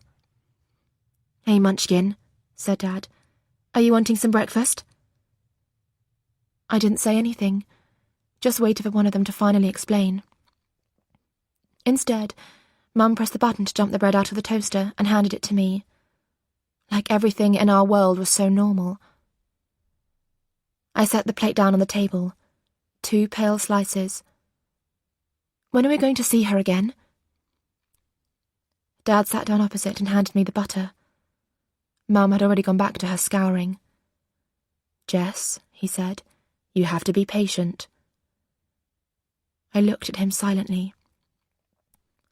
But you saw how happy she was to see me, I wanted to say, and I've been patient for 7 whole years. You went to bed early last night? Mum cut in. She did that, had a way of hauling up a question, putting me on the back foot. I was used to it, but it still worked. Yes, I said. The toast on my plate wasn't properly done and the bread split when I tried to spread the butter. Anyway, I pressed the knife down hard. You two are busy. Dad frowned, a sad frown, and opened his mouth to say something, but before he could, the doorbell rang. Mum turned from the sink and my parents looked at each other, not moving, just letting whoever it was stand out there on the doorstep. What was wrong with them? I'll get it, Mum said eventually. She went down the hallway and I heard her open the door. I picked up my toast, dropping crumbs, and followed her out. A lady stood on our front doorstep, an older neighbour I recognised from a couple of doors down. Mum ran errands for her sometimes, but I could never remember her name. She was beaming at Mum. Like a miracle, she was saying. Yes, Mum said, on Monday night. The neighbour shook her white head like she still couldn't believe it. And you've seen her? How is she? We saw them on Wednesday. Mum glanced behind at me. She didn't say anything about my crumbs. Oh, how did that go? She asked for Jess to stay over. In fact, we all stayed. Well, isn't that lovely? The neighbour's beam reached me over Mum's shoulder.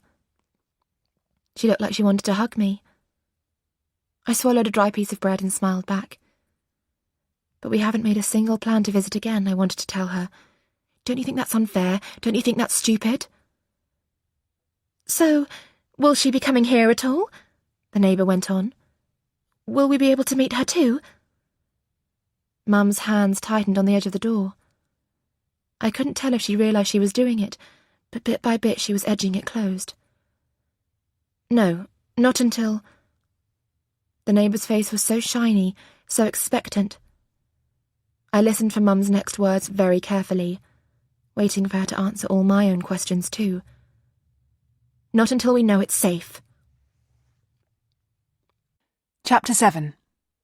Saturday, 1st of June, Day 6. Anne.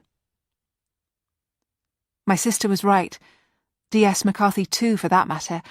It had been a bad idea to do the TV appearance. He might be desperate, wrote Lillian in her barrage of texts. Reckless and unpredictable. Who knew what he was capable of, this man who had abducted my daughter, what lengths he'd go to get her back? The police were looking for him, but he'd vanished and they couldn't say where, so don't go parading her around, my sister said. Until he's found, we all need to be very, very careful. Because the thing about it, the thing that was so hard to understand, was that Abigail's discovery didn't happen the way you see in films. She wasn't rescued, and she didn't escape. She'd simply walked into a South London police station, holding 6-year-old Tonya Dillon by the hand. We'd seen the news about Tonya, of course we had. We followed every missing child case. It was 2 days before that Mrs. Dillon had reported her child missing. Kidnapped in plain daylight, she'd cried to the 999 operator. The girl had been playing in their back garden, even though it was drizzling. Mrs. Dillon had needed her out of the way. She was dealing with Tonya's father, who'd come to demand his visiting rights. It was a neighbour who'd spotted the man from her window, early 30s, with longish, light-coloured hair. He'd chatted to Tonya and offered her something. Sweets, probably, the police had said. Then he held out his hand and off they went. The neighbour watched them walk down to the end of the road and turn the corner. She waited, but they didn't come back. Over 5 minutes had slipped past by the time the neighbour went running next door. Did Mrs. Dillon have a friend, a relative with pale blonde hair? She'd just seen Tonya going off with a man. The three of them roamed the wet streets for an hour, but by then there was no trace of her. So we'd heard Tonya's story, and that was where it all began for us. Officers questioned the teenager who'd returned the lost child. She gave her name, said she was Abby, and her age, and an address a 20-minute walk from the station. "And how and where did you find Tonya?" they asked. The teenager said, the little girl was brought to the house where she lived. The officer read out the address she'd been given. Who else lives there? Presumably some adults? The teenager described a man, blue eyes, blonde hair. When the officer asked, "And is this your father?" Abigail, we were told, stayed quiet a long time. Then, "No, I don't think so." Then she said she needed to get back. "He won't cope without me," she said. "He won't cope." Instead, the officer asked her to repeat her name, her full name, please, this time. She did, eventually, reluctantly. It was only then that anyone realised who she was, that she was my daughter. That's when they began to ask a lot more questions. But during that whole interview, they admitted, not once did Abigail ask to come home to us.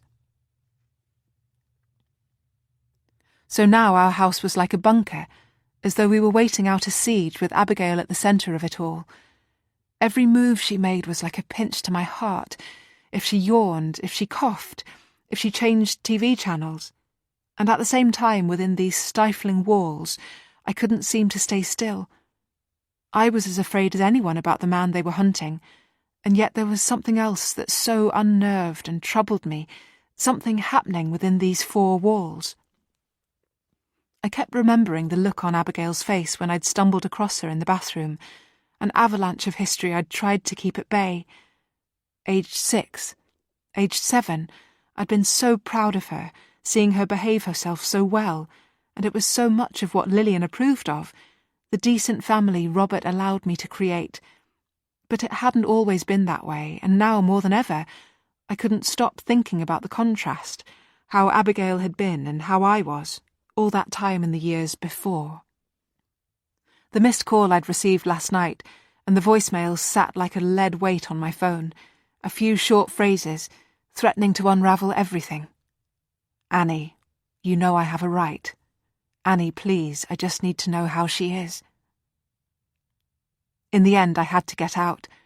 I tried not to think what it said about me, that I needed to get away, that I had to leave her, my long-lost daughter, not even a week after she had come home. I was going out, and it was Robert who would stay, my husband who had always been so good with her. From the start, he'd brought out the best side of her. A child quick to laugh, who came running for hugs, who let herself be kissed. And I became so much more patient with her, so much more competent, able finally to shower her with love. When I told Robert what I needed, making up my reasons, he didn't question me or chide. He just nodded his big head as though to say, "I completely understand if you need to get some air." An hour, I told him. An hour and a half at most. I just needed time to decide what to do, time to decide how best to protect her. I dug my anorak out from the forest of coats by the front door, and I pulled out my walking boots from the wardrobe upstairs. Downstairs, Abigail sat cross-legged in my dressing gown on the floor of the living room where the twins had set up a board game. I'd expected them to be shy, cautious around her, but it was quite the opposite. They were so keen to be with her, to sit next to her, to play with her. It became overwhelming for her at times. I had to remind them to give her space. By now we had settled into some semblance of a routine. She slept late, ate a little breakfast, and spent most of the afternoon hours with TV. Yet it all felt so temporary, as though we were all on hold. All still pretending, acting, or waiting for the real show to start. Her physical presence seemed to be everywhere in the house, but I could look at her, my daughter, my child, and feel that she hadn't returned to us at all. I crouched down beside them as though they were all tiny children, the fuzz of the rug bristling through my socks. On the floor there were clue cards they weren't supposed to peek at, but Abigail had spread them all out, not following the rules. "I have to go out for a little while," I said to her. I picked up the cards and set them correctly. "There's a project I volunteer at, and I can't let them down. I can get you anything you need, though, while I'm out." I would have fetched her anything in the world.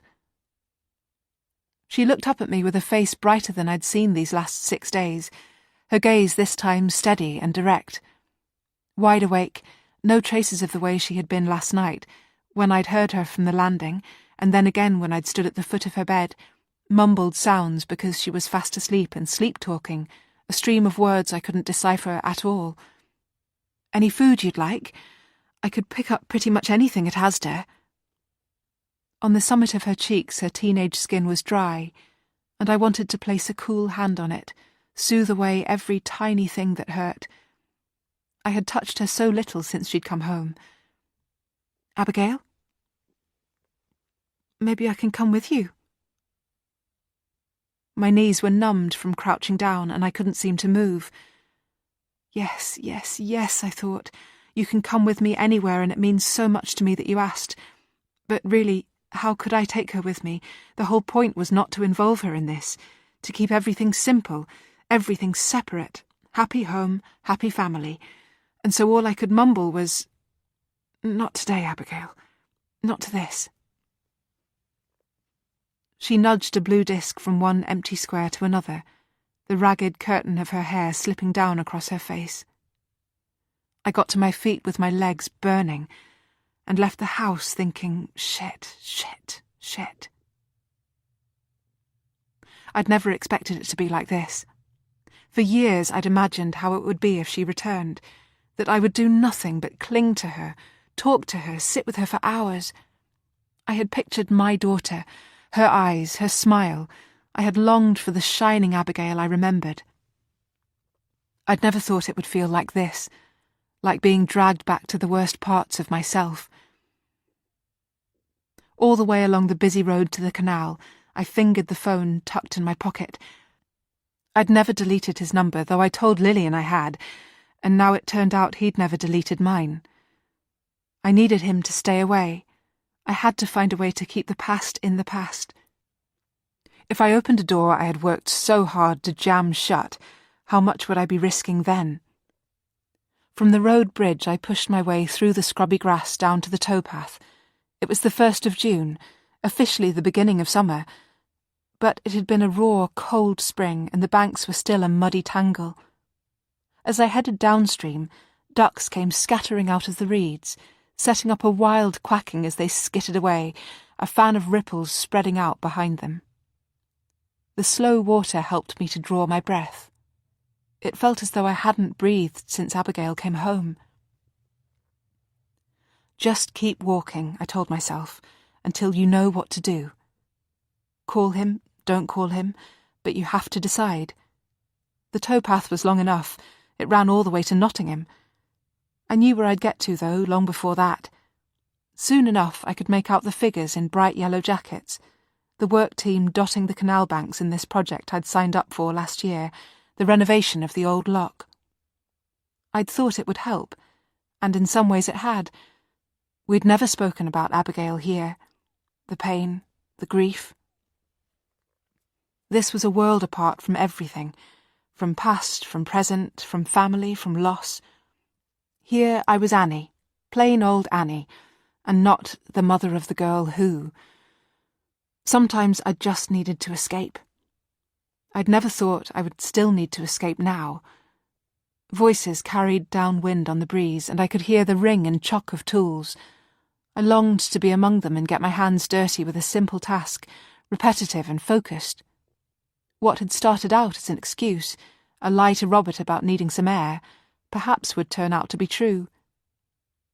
One of the volunteers straightened up as I got near them, a boyish figure, 17, 18, looking up at me from the uneven bottom of the lock. I undid my anorak. I hadn't needed it, no rain. "How is it going?" I called. The volunteer, Corey was his name, smiled up with his face so friendly and open, looking like the kind of person who only wanted to help, the sort who would never do harm to anyone. I pulled my hands out from my pockets and zipped my phone away. "We're good," he called back and stooped to pull another staff of rotted wood from the sides of the lock. "Have you come to help?" They would have heard, all of them here, they must have, but even now they were good as their word, not mentioning anything. I nodded, blinking wind-blown strands of hair from my eyes. "Can I? I just need to feel useful," I said. "Half an hour," I told myself, "and then I'll decide and go home." "Sure." His smile was doing me the world of good. "All right, wait here." He climbed up nimbly and headed to an older man across the little stone bridge. I could smell the canal water, deep and earthy, and I took in big lungfuls. "Martin says you can help to take down the hut bricks." Corey pointed to a structure that must have once been a little house. For the lockkeeper? I headed across to them. "We're preserving the bricks," said Martin, handing me a high-vis jacket. "They can be recycled. It's an easy enough job, though, to pull them down and stack them." His smile made sun rays in the corners of his eyes. Here I could pretend there was nothing but sunshine. The bricks of the little hut were loose, the mortar around them crumbling, and Martin was right, I could pull them off with a quick, sharp tug. Under my anorak I could feel the sweat building, and when the sun came out from behind the scudding clouds, it heated me from the outside too. With each brick I pulled, I seemed to gain courage, a belief that maybe I was stronger than I'd thought. Perhaps after all I could do this, return his call with no harm done. My thoughts, always so fast and so scrambled, fell into a slow order, and I hid my face behind my hair, wiping my cheeks and nose on my sleeves, hiding my tears in the currents of the wind as I lowered the walls brick by brick. I could only imagine how he, her father, would be feeling, knowing she was found, knowing she'd come home. He would have so many questions, ones the police could hardly answer. What exactly she looked like, how exactly she was, those myriad details that meant so much. Didn't he have a right to that at least? Surely it need be only one short conversation, telling him what he'd want to know but no more. And what if I didn't call and he simply turned up, emotional, demanding, volatile, high? Wouldn't that be so much worse for Abigail? Wouldn't that reignite the worst in us all? The volunteers were breaking for lunch. I straightened up and brushed the mortar dust from my hands. "I can't stay," I said, handing the yellow jacket back to Corey.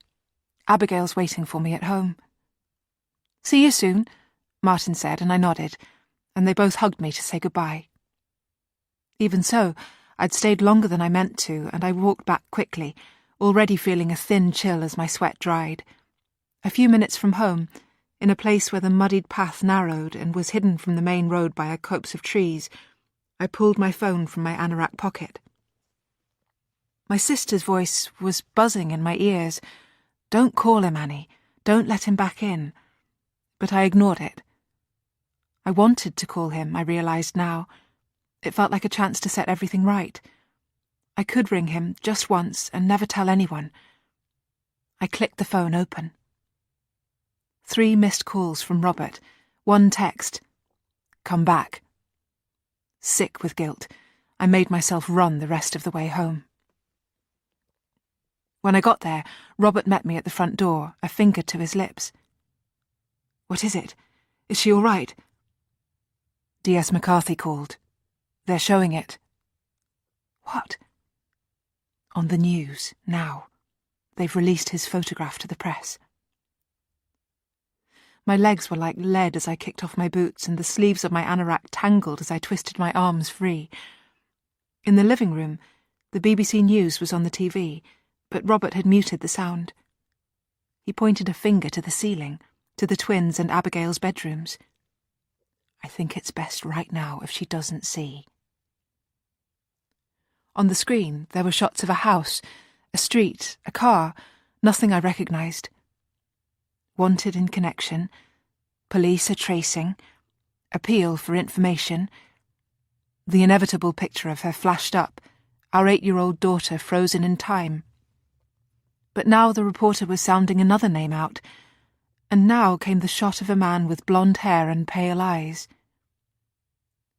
"That's him," said Robert. "John Henry Cassingham." 6 syllables that sounded so painful in my husband's mouth, and I took each one, turning it over and over in my mind, trying to find any answer, any clue. But it was a stranger's name, a complete and utter stranger, and when I looked at Robert, he shook his head too. Gently, he took my hand in his. "D.S. McCarthy is on his way." It had come to this. D.S. McCarthy in our house, with his shiny shoes making divots in the living room carpet.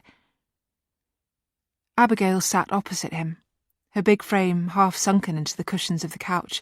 Robert sat beside her, a foot of space between them, and I stood in front of the mantelpiece, filling the gap where Robert's roses should have been. "Do you remember the address?" the detective was saying to her, pushing his fingertips into the leather of our chair. "That you gave us at the start." Abigail gazed across at the detective without blinking. 15 Martin's Road in Southwark in London." I swallowed. She reeled it off like a schoolchild reciting by rote, as though it was her home. This address, this place in South London, so little distance, I realised now, from where she'd gone missing, just a walk through the rain from London Bridge. "All right, well, on Monday afternoon we sent officers to the address." His voice was soft, like suede, designed for gentle handling. "The trouble is, there was no one at home." Abigail continued to gaze at him, childlike, open-faced. It had come to this, the detective here, struggling for leads, looking to my daughter to give him the answers, and I thought, what on earth is this like for her? What sense is she making of any of this? Here we are, all gathered round her, piling her with questions as though she has the answers when she still hardly seems to understand that she's home. "We know from a neighbour," D.S. McCarthy went on, "that Mr. Cassingham came home mid-morning and left again with a duffel bag about 15 minutes later." "What are you saying?" I said. "What are you trying to ask my daughter?" His grey eyes came to rest on me, and I made myself hold my own gaze steady. He said his next words to Abigail very quietly. I thought I had misheard him. Do you know anything about this, Abigail? I stayed right where I was. I was afraid if I moved, I'd slap him. The insinuation, the accusation in his tone, as though somehow we were the ones under suspicion, as though my daughter was somehow responsible for this. Why should she? My daughter's fingers were picking at each other as if she couldn't keep them still, and I wanted to reach over and make her stop. Abigail? The detective's voice was a soft murmur. She slowly slid her gaze up to me, then away again to the window, to outside. She shook her head. There was a dark blue car, D.S. McCarthy pressed on, his fingers pushing right into the arm of our chair. Like the one seen near Tonya Dillon's house. We got his details from the registration plate. We contacted the school where you said he worked. He hasn't been there since Monday morning. Abigail's shoulders hunched up to her ears, a shrug. I knew the detective was only doing his job, gathering information, piecing together clues. It was the way Abigail seemed so uncaring, so complacent, as though she couldn't see what the fuss was about, why the police were so desperate to find him, as if she didn't think her abductor had done a single thing wrong. For a blind moment, something slipped in me again, and I had the sudden urge to grab her and drag her up from the couch, march her upstairs and shake the answers out of her. Explain yourself. Explain yourself. The detective looked as though he was bracing himself for what he'd say next, and automatically I braced myself too. He leaned forwards. Abigail, do you know where he is? Then the detective was gone and we were alone again. Robert put an arm around our daughter. I stood up. I'm going to check on the twins. As I climbed the stairs, I could hear Abigail's voice below me in the living room. I told them all this. They went over and over it in London. Then Robert, it's all right. If you don't know, you don't know. Even now, his simplicity allowed him to steady her. No sharp corners, no edges to get in the way. I knew it was something I should be grateful for, something that could only be good for my daughter. It was just that it brought an ache to my heart because I only wished I could be the same way. The boys were sitting in their bedroom propped against Laurie's bunk. They'd been so good keeping out of the way. On the carpet beside them, an abandoned iPad game blipped, a message flashing, "Restart game." "What's happening?" said Sam. "What's going on?" But I was looking at the mess on their desk. A whole pile of papers with her face on each, dozens of pictures of her. Abigail White, missing, missing, missing.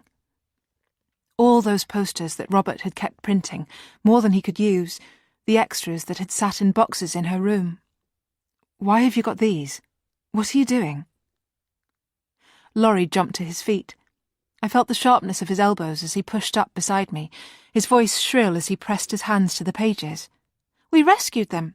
When we were clearing her bedroom, we wanted to keep them." The computer game suddenly stopped pinging. I breathed in hard. I mustn't shout, I mustn't be angry. "She's home now," I said. "We don't need any of this. You were there when we put all this away." I scooped the accusing posters up, catching the ones that fell to the floor. I crumpled them, the paper unyielding, and crammed them into the bin by the door. When I was done, I let out my breath. "You can come downstairs," I said. "We're finished." Slowly, Sam uncurled himself from the floor. As he headed past me, I caught at him, and Laurie too, hugging them to me. "I love you," I said, but their faces were sullen, and as soon as I let them, they wriggled away. I listened to their feet bang down the stairs, with something cold and hollow in my chest. I sat down on Laurie's bunk, the rockets and spaceships so innocent and familiar, symbols of everything I should be fighting to protect. I took out my phone, scrolling through my contacts to the old profile, stored simply as P. The choice was gone. I knew I couldn't call him now. My hands heavy, I deleted his voicemail. After a moment, I deleted his phone number too. Chapter 8. Sunday, 2nd of June. Day 7. Jess. On Sunday, I made Mum let me call them. When the phone rang, it was Auntie Anne who picked up. "And Abigail?" I asked. "Can I speak to Abigail? Can she come to the phone?" But Abigail was sleeping, Auntie Anne said, even though it was the middle of the day. "The detective was here yesterday and it tired her out. I'm sorry, Jess." "Well, and how is she?" said Mum. "Any dissociation, any nightmares?" She had been reading up on trauma symptoms. "No," said Auntie Anne, "nothing like that."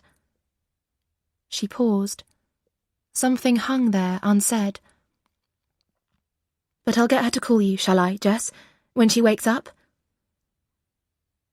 But Abigail must have slept right through, because come 11 that evening she still hadn't called, and then it was Monday and I had to go to school. I woke with a thick head, a shivery fever, like coming down with flu. Mum held the back of her hand against my forehead, not even checking with a thermometer, and said I'd be fine. I got her to drive me to school at least. I couldn't face the bus. She wrote me a note, too, for my teachers, explaining everything that had happened. When she dropped me off at the top of the road, it felt like I'd been away for years, not a week. Maybe that's what was making me feel so ill, the flip from one world straight into another. Lena was there, though, waiting for me by the high green school gates. Standing by herself, and I was properly grateful for that. Around me, pupils off the bus shoved past, eyes on me, knowing about me, knowing what had happened. I didn't listen. I didn't look at any of them, only Lena. Her fair hair, that used to remind me so much of Abigail's, looked peroxided, so sun-bleached from her holiday. I stopped in front of her. "It's really happened then?" she said. She had a new piercing high up on her ear, the skin inflamed and red. Had she got that done abroad? I didn't know. She did all kinds of stuff on her own now, without telling me. Things she knew I wouldn't want to do. "Yes," I said. "So you see, I was right," said the voice in my head, "to hope, to wait, to refuse to move on." "Wow. Okay. And, how is she?" Her words seemed unreal, like her disbelief was rubbing off on me. I tugged at the strap on my bag, tightening it. "She's fine. She's good." A shadow weighted Lena's expression. "Really?" She had this thing about her these days, a skepticism I kept pulling away from. "But all that stuff they said on the news." She reached out to take my arm and I flinched back. She stared at me. "What?" I looked back at my best friend, the heavy line around her eyes. We used to be 2 kids together. So what if Lena's parents had blazing rows? So what if my aunt and uncle still cried? Forget it, I'd say. Let's play hide and seek. Then at 13, her parents separated, got divorced. And since then, she was always seeing the cracks in things, like she couldn't just let anything be pretty anymore. But I wouldn't let her be like that about Abigail. "It's nothing." I slid my arm behind my back. "And everything is great with Abigail. You'll see." In the form room, I gave Mum's note to Mr. Chalmers. He read it, then asked if I wanted him to let the class know. I said yes. Probably most of them had seen on the news, and better someone told them than they whispered behind my back. I sat down next to Lena and let him announce it. And then everybody knew for sure. Mr. Chalmers told them not to trouble me with questions, but then he got called away to another classroom, and then there was no one to stop them talking. I sat there with Lena, so glad she was next to me, choosing me over the other girl she got along with so easily these days. Somehow, I'd never known how to fit in groups. Without Lena, I didn't have any other friends. Their questions came in a hungry swarm. 7 whole years? What's she like? Does she talk? Bet she's got PTSD. Does she? Does she have that?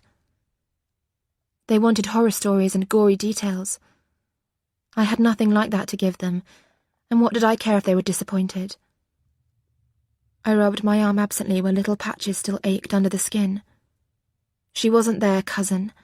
Abigail was mine, and I knew her better than anyone. I answered their questions with a shrug of my shoulder, repeating, "She's fine, she's happy, she's glad to be home," like a record on repeat. The man, I said, they had dozens of police looking for him, and they'd find him, arrest him, and it would be done. Their questions buzzed like wasps, and I flicked them away. But behind the buzz, something else was going on. A scuffle in the background, stifled giggles. A phone passed from hand to hand. Lena slipping out from our desk, sliding her way to the knot of girls in the corner. Snatching the mobile from them, glancing at the screen, her face drawing fierce. But just as our eyes met, the bell rang. Time up. And she went to her class and I went to mine. Just before the end of school, Lena texted me. "Meet me after in the usual place?" For a while, I stared at my phone, the handset hidden under the desk, a glow filling up my chest. The usual place. Not far from the school, and halfway between mine and Lena's houses. There was a play park, a sorry affair with a dented slide, peeling climbing frame and creaky swings. Little kids didn't go there much, but for years Lena and I had met there whenever we had something important to talk about, too big to bring up at home or at school. These last couple of years, we'd hardly gone there. So much felt different, and only because she had changed. But the park, our park, was still there. When the last bell rang, I headed straight out, ahead of the swarming crowds. I got there first. I swept the grit from a swing and sat down, the ridges of the rubber pressing through my skirt. The rest of the playground was empty, except for 2 small children playing in the concrete tunnels bored into the slope at the top of the park. A boy and a girl, about 7 and 4. Brother and sister, I guessed, but I couldn't see their parents anywhere. It put me on edge a bit, them being out alone like that. I rocked the swing, its rhythm a comfort. While I rocked, I thought about another play park. Until she was 5, Abigail's dad still had contact, and he'd gone to see him every other Saturday. At his house, she'd sit in a room with drab brown curtains and watch repeats of some car program, his favourite. Then he'd take her out to the park so he could have a cigarette, leave her to push herself on the swings. I'd asked her once, "Don't you mind?" She just shrugged, like she didn't know any better. But after each visit there was always an argument, a tantrum, something. If not with her mum, then between Auntie Anne and him. It was my mum who'd put her foot down in the end. He lived abroad now, Spain or somewhere, and hadn't had contact with our family for years. The park gate clanged. Lena was coming through the railings with her pearly hair catching the sharp sunlight, the same sunlight that was making me squint. I dug my toes into the wood chip as she came up. "Hey. Hey!" She sat down with a bump beside me. "Weird day, huh?" I leaned back on my swing, hanging off the chains. "A bit." We didn't say anything for a while. I was just glad she was here. I cocked the swing and lifted my feet, air rushing against my face as I swooped forwards. Times like this, we felt back to normal. Same as when we were 10, same as when we were 12. Then Lena got hardened and it all started to change. Now, instead of swinging, she was fiddling with her bag, digging something from a zippered pocket. She pulled out a crumpled sheet of paper. "I wanted to show you this." She unfolded it and held it out to me, making me bring my swing to a halt. "They were making stupid jokes about it, but I thought you'd want to see." I took the page from her and smoothed it on my lap. A printout of an old news article with a picture of a teenager, a boy, grainy and blurred, a woman next to him. "I printed it out in the library," she said. "Tom said the page might get taken down." "Why? What is it?" Lena twisted her swing, leaning over to point at the type-printed text below. I scanned the lines. Something about a school football star, scoring 3 goals to win a local championship. Pictured here with his foster mother and soon to sit his GCSEs. Football. Foster mum. I don't get it. Who is it? Don't you recognise it? I looked again at the grainy photo, printed out in black and white. The boy looked 15, maybe 16. Handsome, I could tell. Shiny, fair hair, a wide mouth. He was looking right into the camera. His eyes, they sort of drew you in. Lena stopped twisting, made her swing completely still. "You really don't recognise him?" "No." And the shameful thing was, I didn't. She pointed at the caption. The print was tiny, blurred. "Look at the name." I did, and froze. "And look at the date," Lena carried on. "I worked it out. If he's 15 in that photo, say, he was only 25 when he kidnapped your cousin. 25. I mean, that's young, right?" I stared at the photo, his face clicking with that other image, shown daily, shown multiple times a day on the news. She was right. It was him. The name matched. Cassingham. "Right?" Lena repeated. She pushed her swing back up against mine, and I could almost feel her breath on my neck. "Why are you showing me this?" My thumbs had turned white where I was pressing the page. "I don't want to look." "This is the man who took her. Don't you care?" "Of course I care." Lena's mouth went tight. "But you act like nothing happened. You were just the same at school. She's happy. She's fine. Have you any idea how weird you sounded?" "She is happy. She is fine." I crumpled the page and stuffed it into my bag. "I don't have to look. This isn't my job." I stood up. I just wanted to go. She caught me by the sleeve of my blazer. Her nails, black varnished, were cold against my wrist. "So, what is your job? Pretending nothing's wrong?" My swing clipped my knee. I hated it. The way Lena was talking like Abigail was some freak, some victim. She was my cousin, and I needed her to be fine. I tried to pull away, sick of my friend's words. As I did so, Lena's grip dragged my sleeve up. She stared. Everything in my chest went tight. "Jess? What is that?" "It's nothing." I wrenched away, trying to pull my sleeve back down. She was asleep, having a bad dream. I pushed away the images that came flashing. Abigail's eyes glistening in the dark. Abigail reaching for me from her bed. Lena stared at the bruises. 5 yellow fingerprints. Then she said everything I didn't want to hear. Words that summed up the chasm between us. "Stop acting like nothing has happened to her. Stop pretending that nothing has changed. The stuff she's been through, you can't just ignore it. For your own sake, Jess, you need to grow up." I got home late and exhausted to find Mum and Dad in the study. There were papers, folders, ring binders everywhere. When she saw me, Mum got up off her knees, dusting invisible lint from her jeans. "Where have you been?"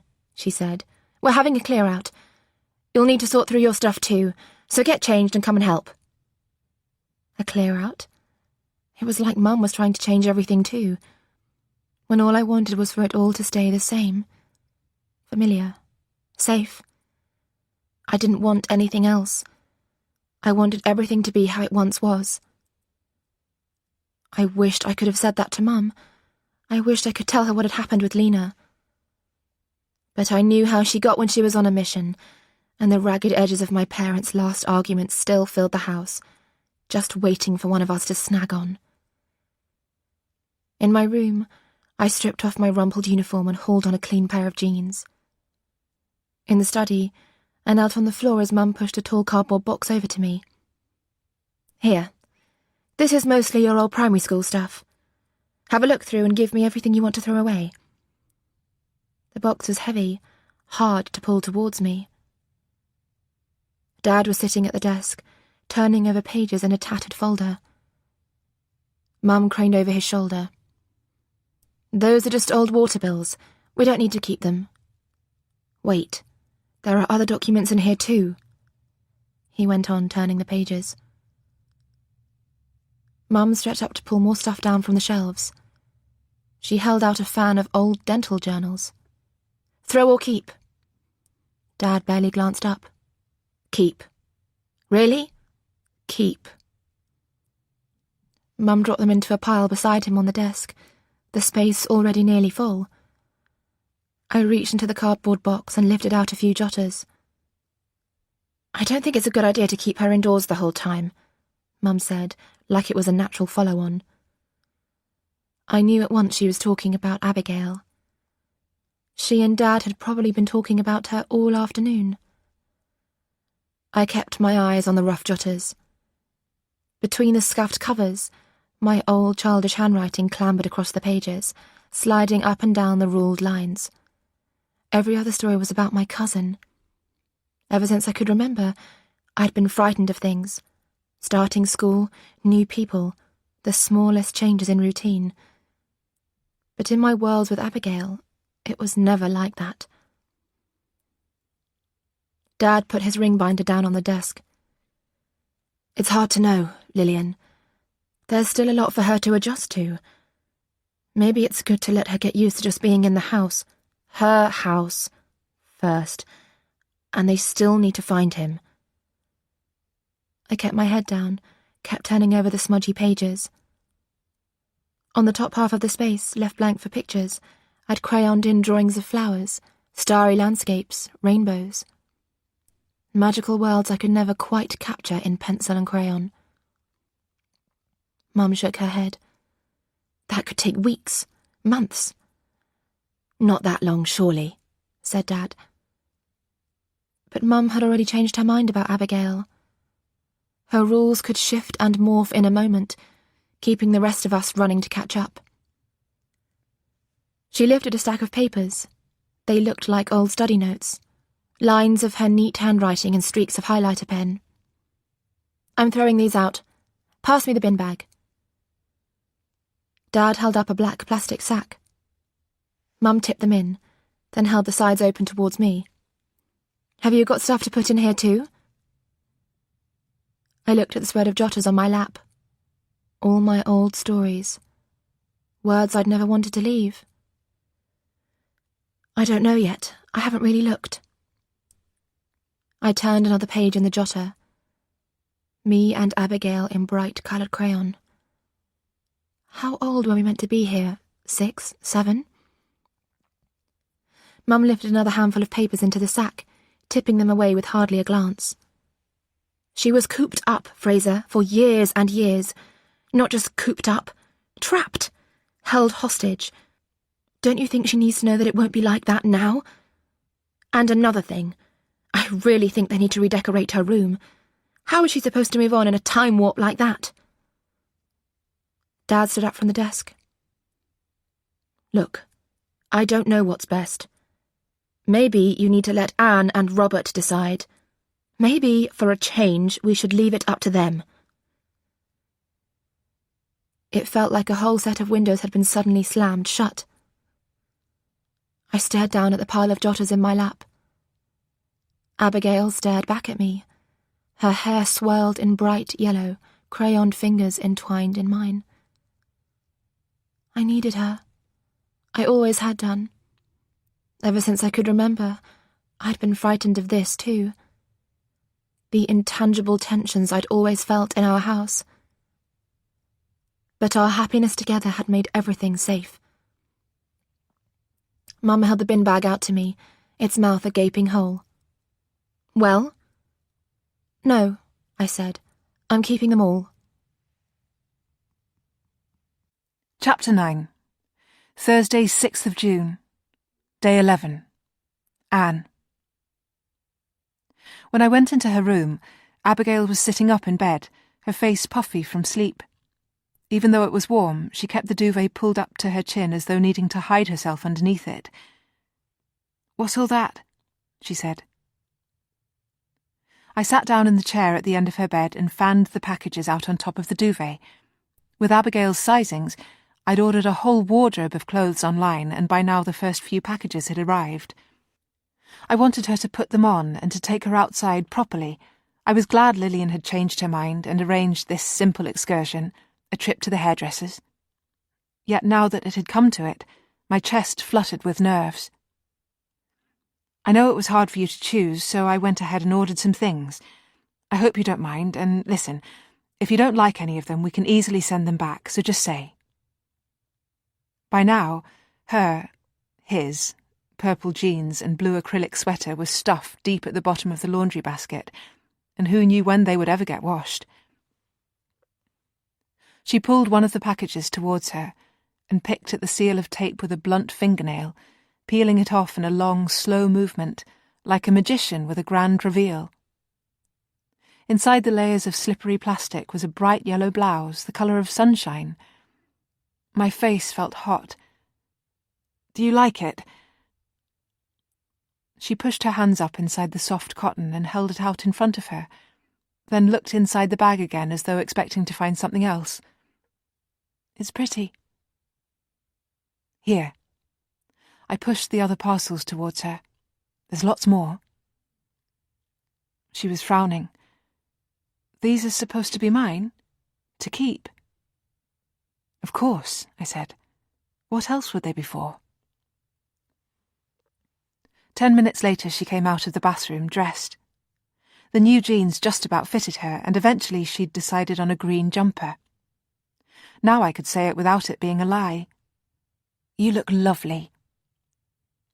She pulled at the inside seam of the jeans where it ran up the V of her legs, as though it was hurting her. It was true, though. She really did look nice. I stood up. "Ready?"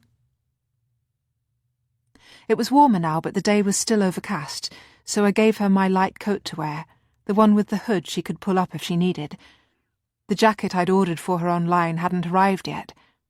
She looked so small inside it, I wanted to take her hand, the way I used to, hold her tighter than tight. The words from Lillian's last call still rang in my ears. Cooped up, as though Robert and I were her jailers, not parents trying to keep her safe. That's all I was trying to do, I'd wanted to say to my sister. This whole outing was Lillian's idea. She was allowed to change tack like that and still be right, and yet as soon as she'd suggested it, I'd felt ashamed for not thinking of it myself. We'd both seen how her hair looked, but it was Lillian, not me, who'd thought to do anything about it. As we put on our shoes, Robert came out from the kitchen in his overalls, ready for work. "All set." Abigail pulled the zipper of my coat right up to her chin. "Yep." "Call me if you need me. I'll be right at the end of the phone." And he hugged Abigail and pressed a hot kiss to my cheek. Outside, my car, a second-hand runaround we'd bought last year, was parked a little way up the road. We didn't need to drive, it was hardly far, but I wasn't ready to have her wandering the streets. When I blipped the car unlocked, Abigail pulled open the back door, and I had to reach out and stop her. "No," I said. "Here, in the passenger seat." She wasn't a kid anymore. We found room to park one street away from the salon, squeezing into the one empty space. She stepped onto the pavement, and I got out too, locking the doors behind us. I pointed over the road to the little walkway that we would cut through. "Just across there. That's where we're going." And I'd hardly finished speaking when she stepped right out from the line of parked cars, straight into the road. A car horn shrieked, "Abigail!" I grabbed for her, catching her by the hood of my coat. She stumbled as I pulled her backwards. "What are you doing?" She wrenched herself round, angry with me, confused. The anger in my own voice was the kind that whip rides on panic. "You can't walk out like that. You could have been killed." The look on her face, it was as though I had slapped her. And then it hit me. How on earth was she supposed to know? She hadn't grasped any of this, shut away with him, imprisoned from the world. Here she was, 15 years old, and still naive as a child of 8. I took a deep breath. I let go of her coat. I had been holding on to her so tight. "It's all right, Abigail, but please, just listen. You have to look both ways when you're crossing a street. You have to listen for cars. You must always look. You have to wait for a gap in the traffic and never cross until it is safe." She gazed at me, still only half comprehending. "Okay," she said. "I'll try to remember." My sister was waiting outside the salon. No doubt she'd got there 10 minutes early. She was wearing a pair of tailored trousers, a smart scarf tucked into the collar of her blouse. I was wearing a jacket with a button missing. I remembered how I'd had such a go at her once, saying, "You think you're leading by example, Lillian, showing us how to be perfect like you. But the way you do it, you don't realise the effect. You don't know how you shame people into just giving up." I wondered if she still remembered that now. She'd taken an afternoon off work for this, and I knew how big a sacrifice that was. I was grateful to her, really, and my sister was right. Of course she was.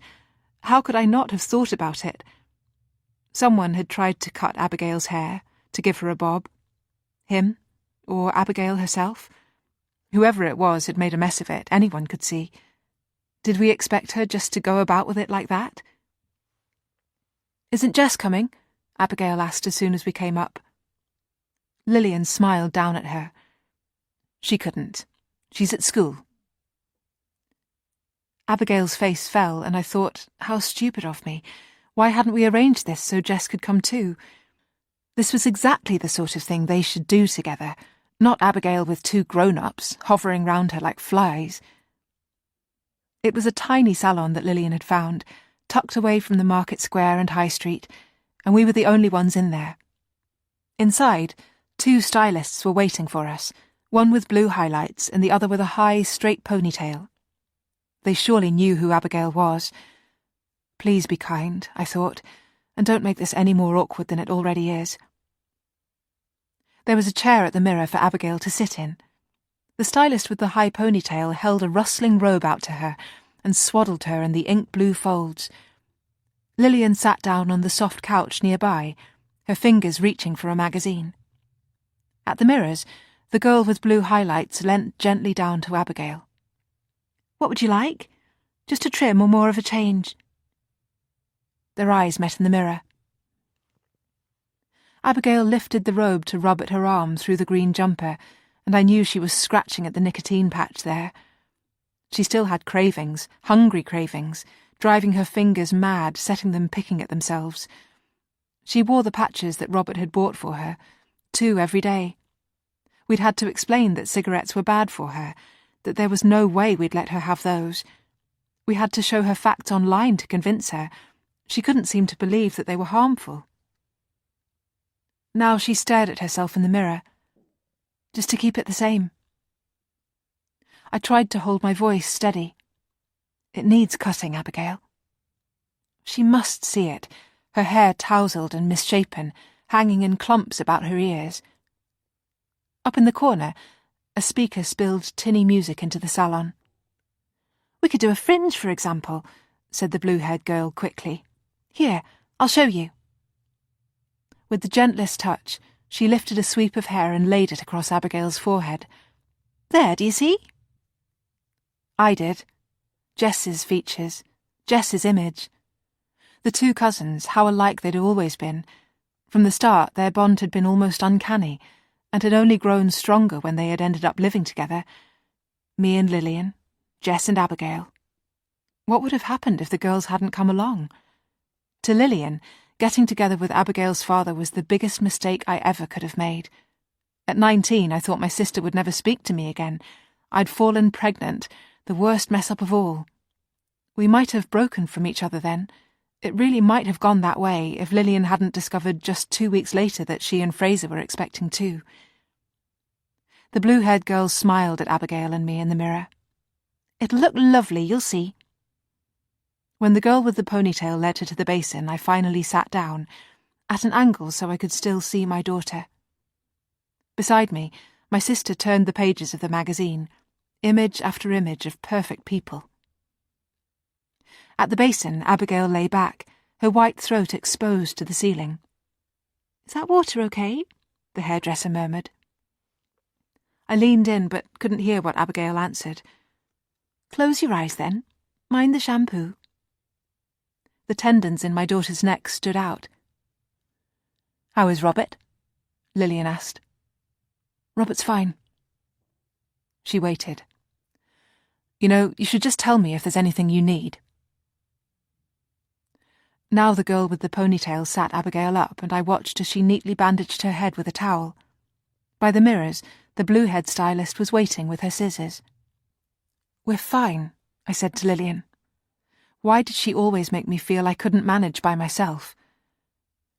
I could still feel my sister looking at me, and I knew what she was thinking. Has she said anything? Has she ended up telling Robert? If she'd come straight out and asked me, I would have said, "No, Lillian, of course I haven't. Even though I've wanted to, I've done what you told me, just like when we were children, keeping mouths closed and stained hands hidden, all because you couldn't stand being in the wrong, would rather tell 100 little lies than ever be to blame. 6 years apart, and we were so different. Growing up, Lillian always wanted control over everything, which meant controlling me, her little sister, too. Who knew why she was the way she was? As far as I could ever tell, she was born that way. Who could tell why I was how I was? Always getting things wrong, always clumsy. Wet and combed out, Abigail's hair looked softer and smoother, all the frizz and tangles wetted down. I wanted to gather that smooth hair in my hands. Expertly, the blue-haired girl trimmed the lengths, getting rid of the jagged, messy strands. "I can come over if you need. Help with the twins." "I know." Lillian turned another page. "Work will understand." "I know. It isn't that." "What then?" Her fingers were pinching the magazine, and I knew I would have to tell her what had happened.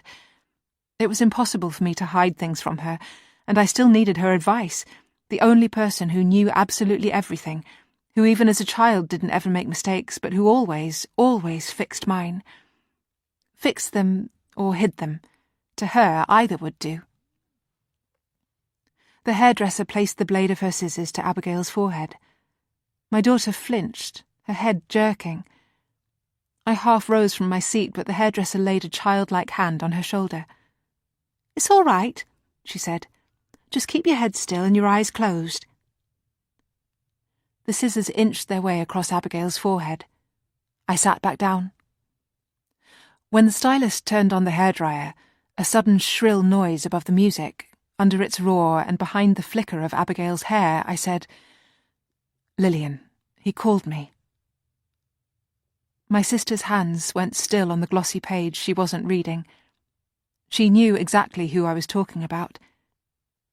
My chest went tight as I remembered the fight. The biggest fight Preston and I ever had, me in our back garden, Preston high, raving, so angry he tipped over the garden bench. Our mum was already so sick by then, our dad barely managing to cope. It was Lillian who'd had yet again to help. Lillian hated that I ever saw Preston after that, and still let him share custody of Abigail. She hated that I kept trying to make things work, that I kept on believing we could find a way through the anger, arguments, tantrums, and mess. In the end, it only stopped because Lillian put her foot down. After Mum died, she just wouldn't have it anymore. In the end, it all stopped because she kept us apart. Annie. I felt myself flush deep red. "You know better than that," her tone said. I'd known she would be angry, and now, as always, I felt irresponsible and stupid, wreaking havoc on myself yet again. And yet she would never really understand about Preston. We'd met at school. He was 2 years above me, and Lillian had left home by the time we got together, 24 years old while I was still 18. By then she was in the middle of her nursing training, had met Fraser and was ready to settle down. "He is her father," I tried to explain. "Whatever happened, that hasn't changed." But Lillian would never understand the way that it felt, as though she'd set too perfect an example to follow. Preston was someone who made more of a mess of things than I did. When I got together with Preston, it felt like a relief. I couldn't catch her next words through the roar of the hairdryer. "What?" I said. She said it louder. "You keep on picking at him like a scab. You never drew that line, Annie. You never let go." "We haven't spoken in over 10 years. "Why can't you leave it to the police, then? They kept everything separate before. You know they'll already have contacted him." I saw D.S. McCarthy's clean shoes digging themselves into the carpets of our home. I hated the thought of him involving himself in this. And I could feel some stubborn part of me saying, "So what if he called me?" It was just like when we were children, and I'd feel the temptation to blurt everything out, whatever childish misdemeanour I'd done, an urge to confess that burned like vinegar, so tired of trying to be perfect all the time. He was part of my life. He was so much of Abigail's. But even as I said it, I found myself thinking, but wasn't that exactly the problem that caused it all? When my sister looked up from her magazine, her eyes were as cool and determined as they'd been in our childhoods. No matter how my guilt would burn, nothing would hurt as much as Lillian's sharp fingers pinching the skin on the back of my arm. "It doesn't matter," I said, my voice gone small. It was only a voicemail, and I didn't reply. The roar of the hairdryer fell silent. In front of the mirror, Abigail opened her eyes and gazed at her reflection, touching her fingertips to her new fringe. The girl with blue highlights said, "There! Do you like it?" Abigail touched her forehead and nodded. "Yes."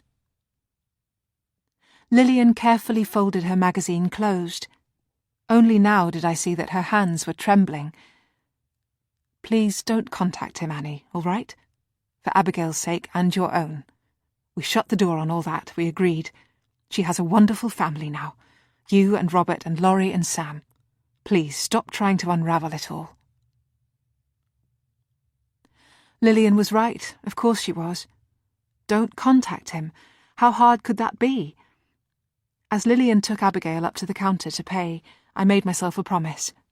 Even if he rang again, I wouldn't answer. I would delete his voicemails without even listening. I would put the whole thing out of my mind.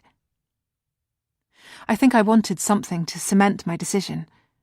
Afterwards, once Lillian had left us, instead of taking Abigail straight back to the car, I made her follow me into the store I'd spotted next door. I had a desperate urge to buy her something here and now, something I would pay for and something I would know for sure she would want. It was as though I needed to bind her to me, as though drawing that line required me to bring her this close. "Where are we going?" she said as she followed me in through the stiff glass doors, the handles greasy with all the hands that had grasped them before. "Just come with me." Inside, the clothes shop was bigger than I'd expected, stretching back with row upon row of outfits.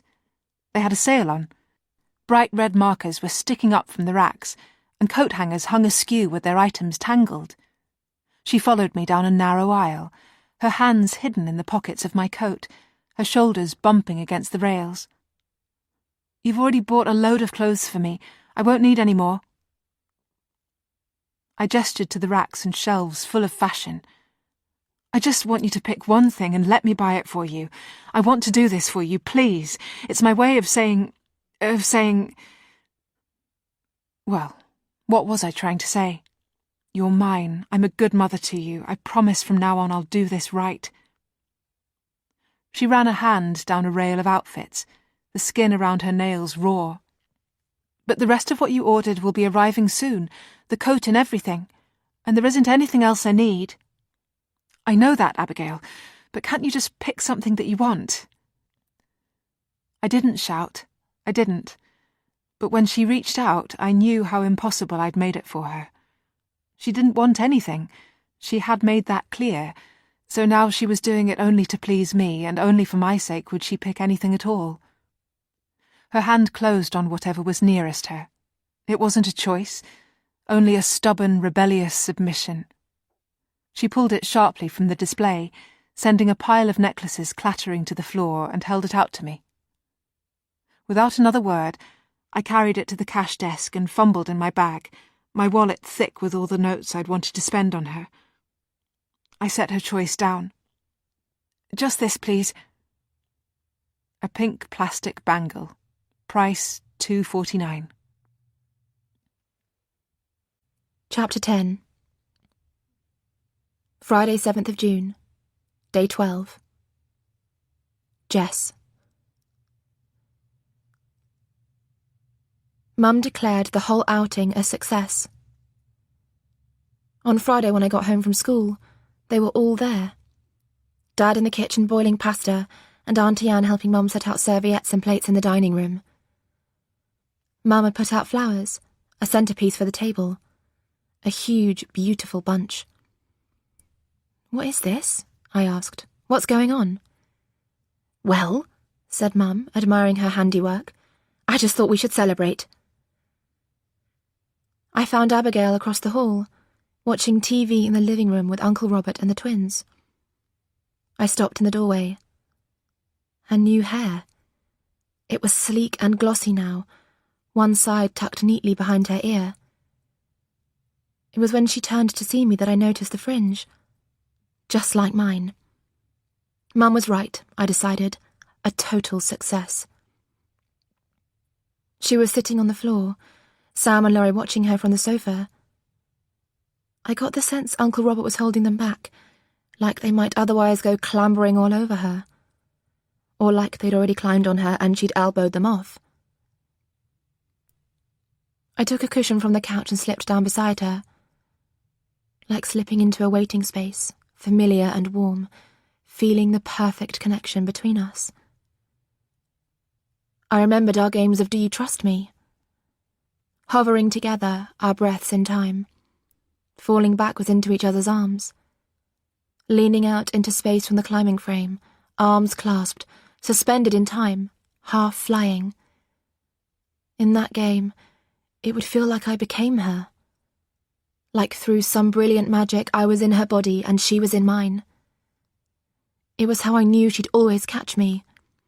6, 7, 8. Every few months we'd play that game. Like checking we still could. "I've been waiting for you to get home," she said to me now. I pushed away thoughts of what Lena had said, the fact that my best friend and I had barely spoken since. Sitting here, with Abigail, how could anything else matter? Here, with Abigail, I didn't need anyone else. Now I noticed the bracelet she was wearing, an odd, cheap-looking thing. I pointed. "Is that new?" Abigail looked down at the plastic band on her wrist as if she'd only just remembered it was there. Her face seemed thinner than the first time I'd seen her, not so puffy. It felt so strange that this was only our second meeting since she'd come home.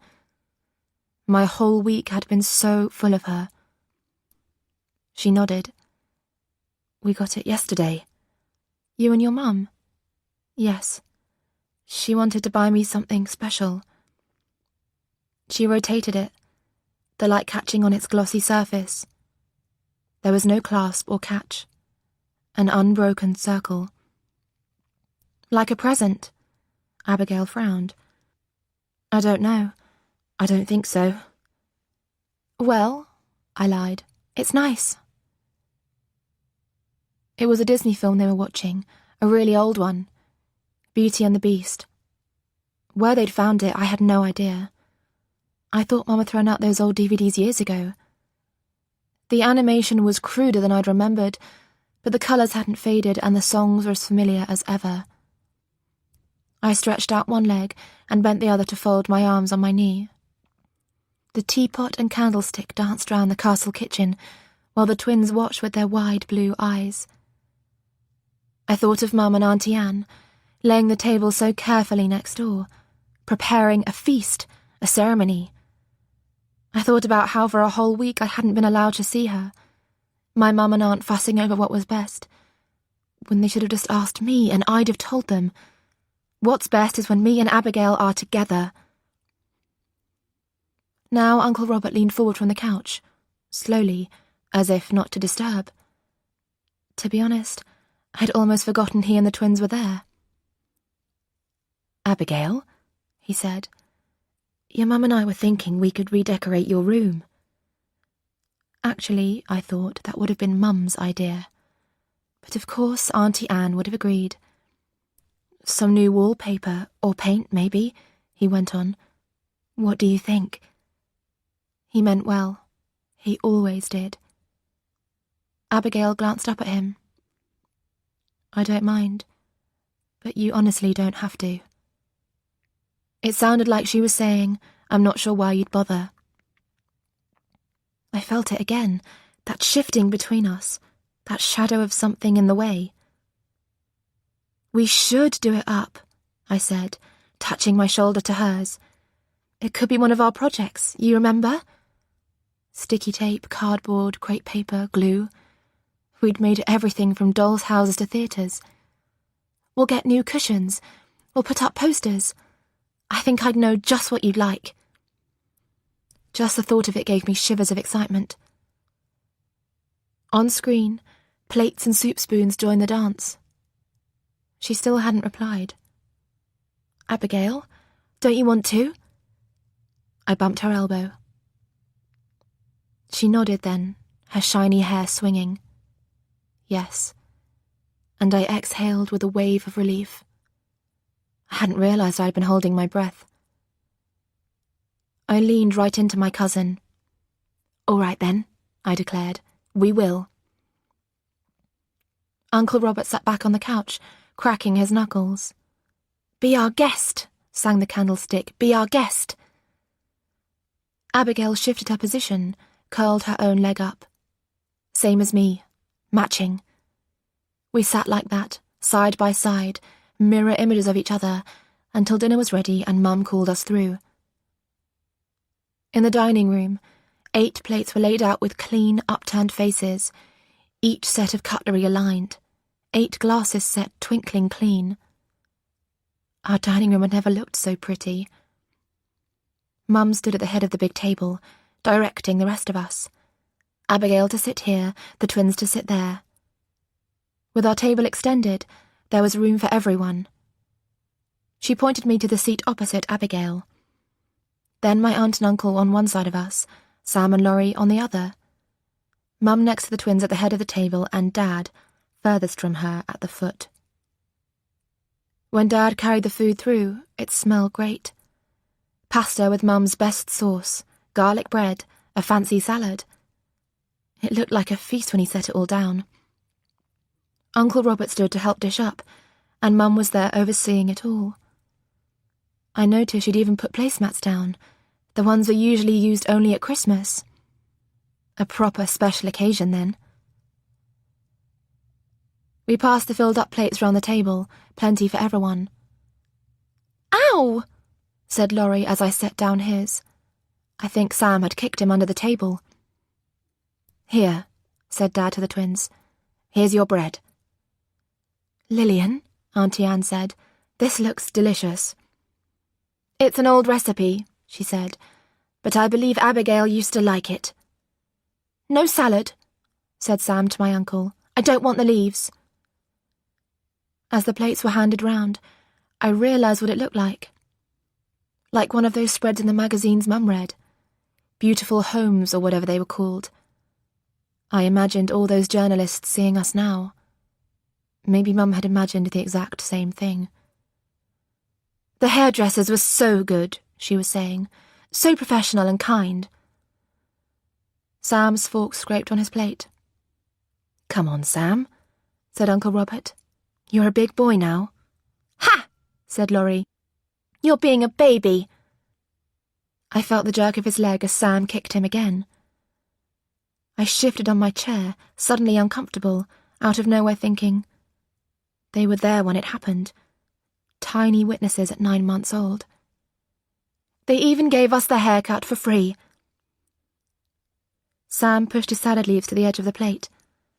Across from me, Abigail twisted a forkful of spaghetti on her spoon.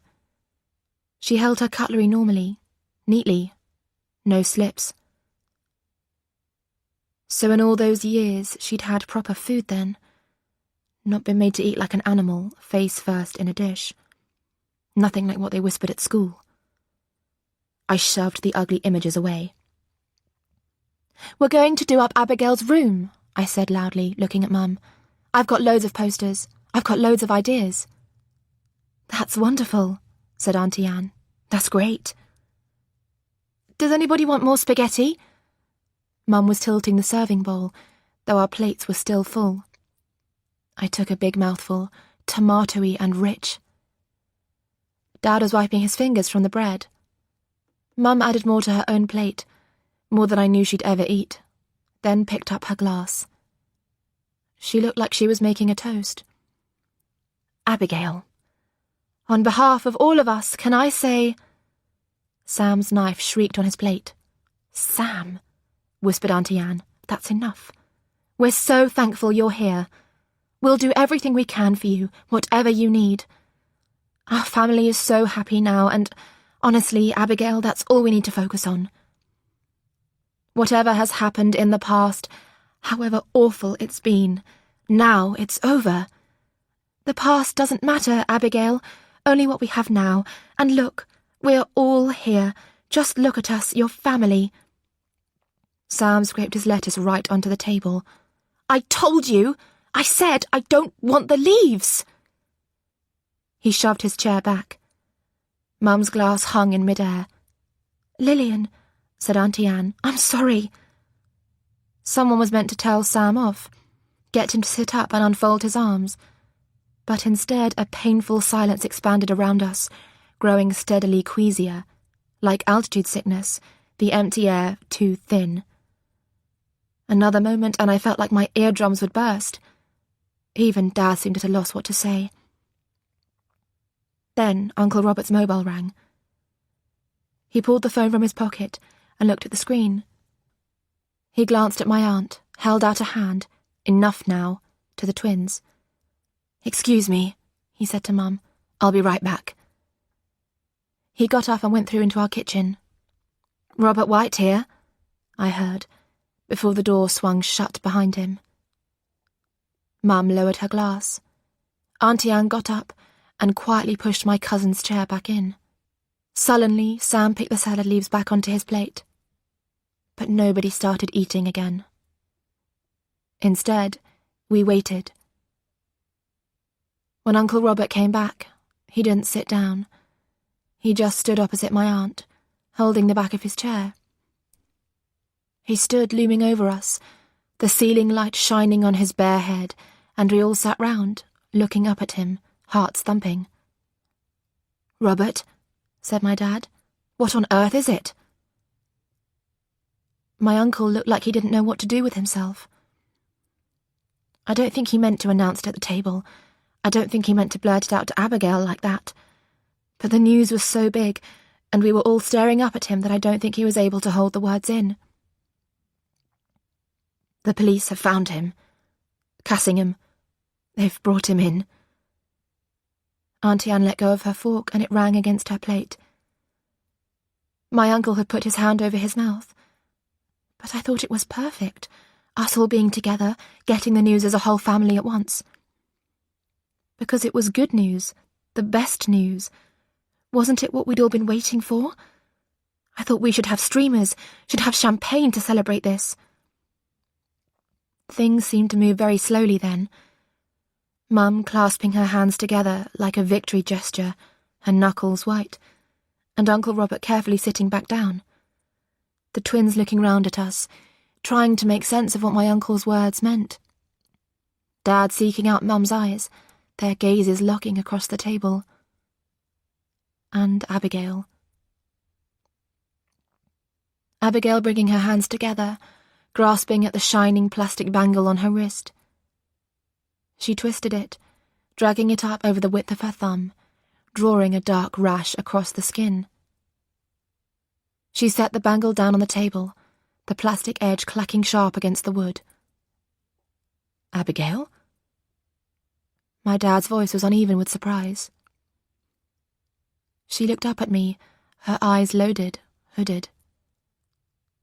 "Never mind then," she said. "About the posters."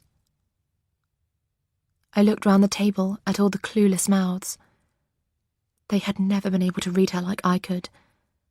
I could tell at once what she was thinking, as easily as knowing my own mind. That shifting thing in her now all made sense. I shoved back my chair and reached straight across to her, just like when she'd reached out to me in the dark on our first night. I locked my hand around my cousin's wrist, where only a moment ago my aunt's bangle had been.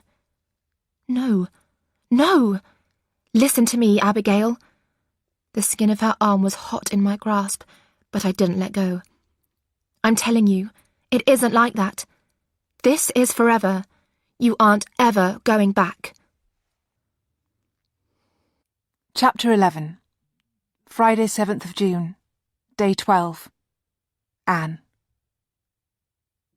Robert lay beside me in the bed. I was exhausted, but we were both awake. When cars passed by outside, growling up the road, their headlights swung beams across the ceiling like searchlights. How could she think that?" I said. Our bed felt like a box, a coffin. I was still so stiff with shock. In the darkness, all the contours of our room seemed alien, filled with shapes and objects I didn't know. For over a week, D.S. McCarthy had told us, their suspect had hidden out in the attics of the school where he worked. I couldn't stop picturing him, squatting, crawling around up there above the unknowing children. Then he'd tried to get away and escape out of London, but a cleaner at Euston Station had spotted him. When he glanced at her, that face on TV had done its job. The cleaner left her bucket and mop in the middle of the concourse, went straight to the office and dialed the police, and they'd come and arrested him on the spot. They'd arrested him, and then Abigail had said that. She was talking. I took a shuddering breath. As though he has a right to her.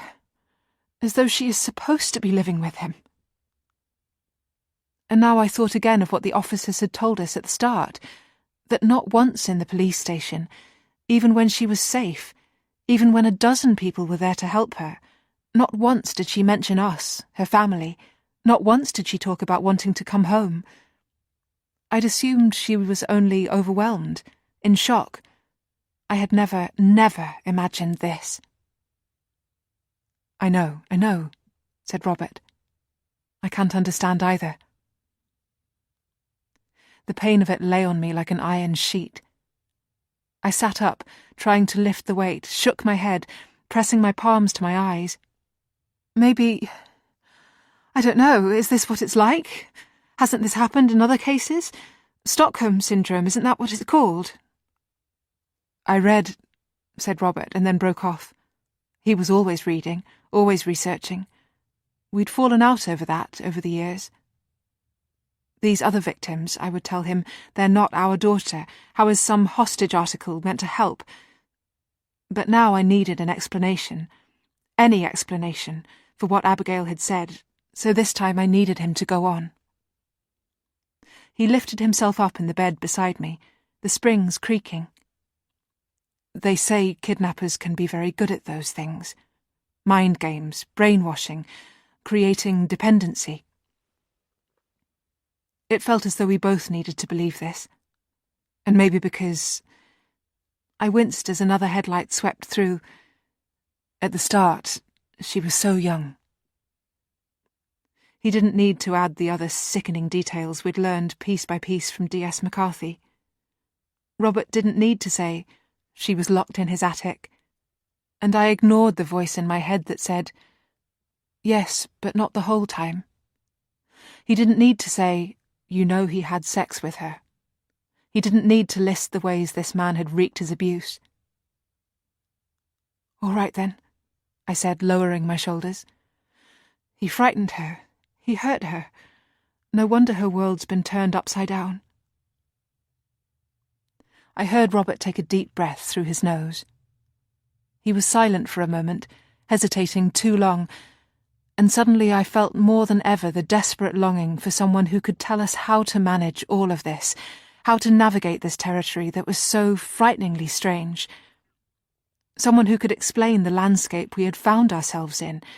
Not some detective, not Lillian, but someone who could see right into my heart and know the truth and love that was there. Who could understand Abigail and everything she'd been through, and see beyond all the muddled relationships of our family and tell us clearly, now, where we stood. But I had known from the start that there were no protocols for this. A missing child found alive after 7 long years. So here I was with Robert in the darkness of the night, trying our best, the blind leading the blind. A noise from next door. Laurie or Sam. "You're right," Robert said at last. "I'm sure you're right." "So what now? What do we do?" "Anne." "I know, I can hear him." "Wait." In the dark I felt him grasp my hand. "What if... Laurie's calling. Listen, Anne, what if there are other reasons Abigail is so confused, doubts in her mind that her abductor played on?" It felt as though all the air had disappeared from the room. His tone, I knew he didn't mean all that happened with Preston. He didn't mean how many times she'd moved house as a child. But the other thing, he couldn't know. How could he know? He wasn't there. He didn't see it. But what if someone, somehow, had told him? I tried to pull away. "Robert, Laurie's crying."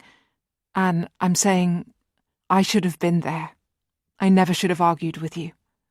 The children were upset. Abigail was upset. I should have chosen to come with you. I never should have let you all leave on your own." I went still. My hand was still in his. For a moment, I wished that he had blamed me instead. This was worse. This was a slippery slope, and I knew what was waiting for us at the bottom. All Robert's remorse, all Robert's guilt that he had been left to carry because I'd never had the chance to shoulder my own. If only at the start I'd been able to tell him. But Lillian was the first person I had been able to get hold of, and when Robert arrived, hours and hours later, by then I was trapped. I had already lied. Laurie's whimpers were louder than ever. "Robert, don't," I said. He thought he was sharing to make me feel better, to make me see I wasn't the only person with regrets.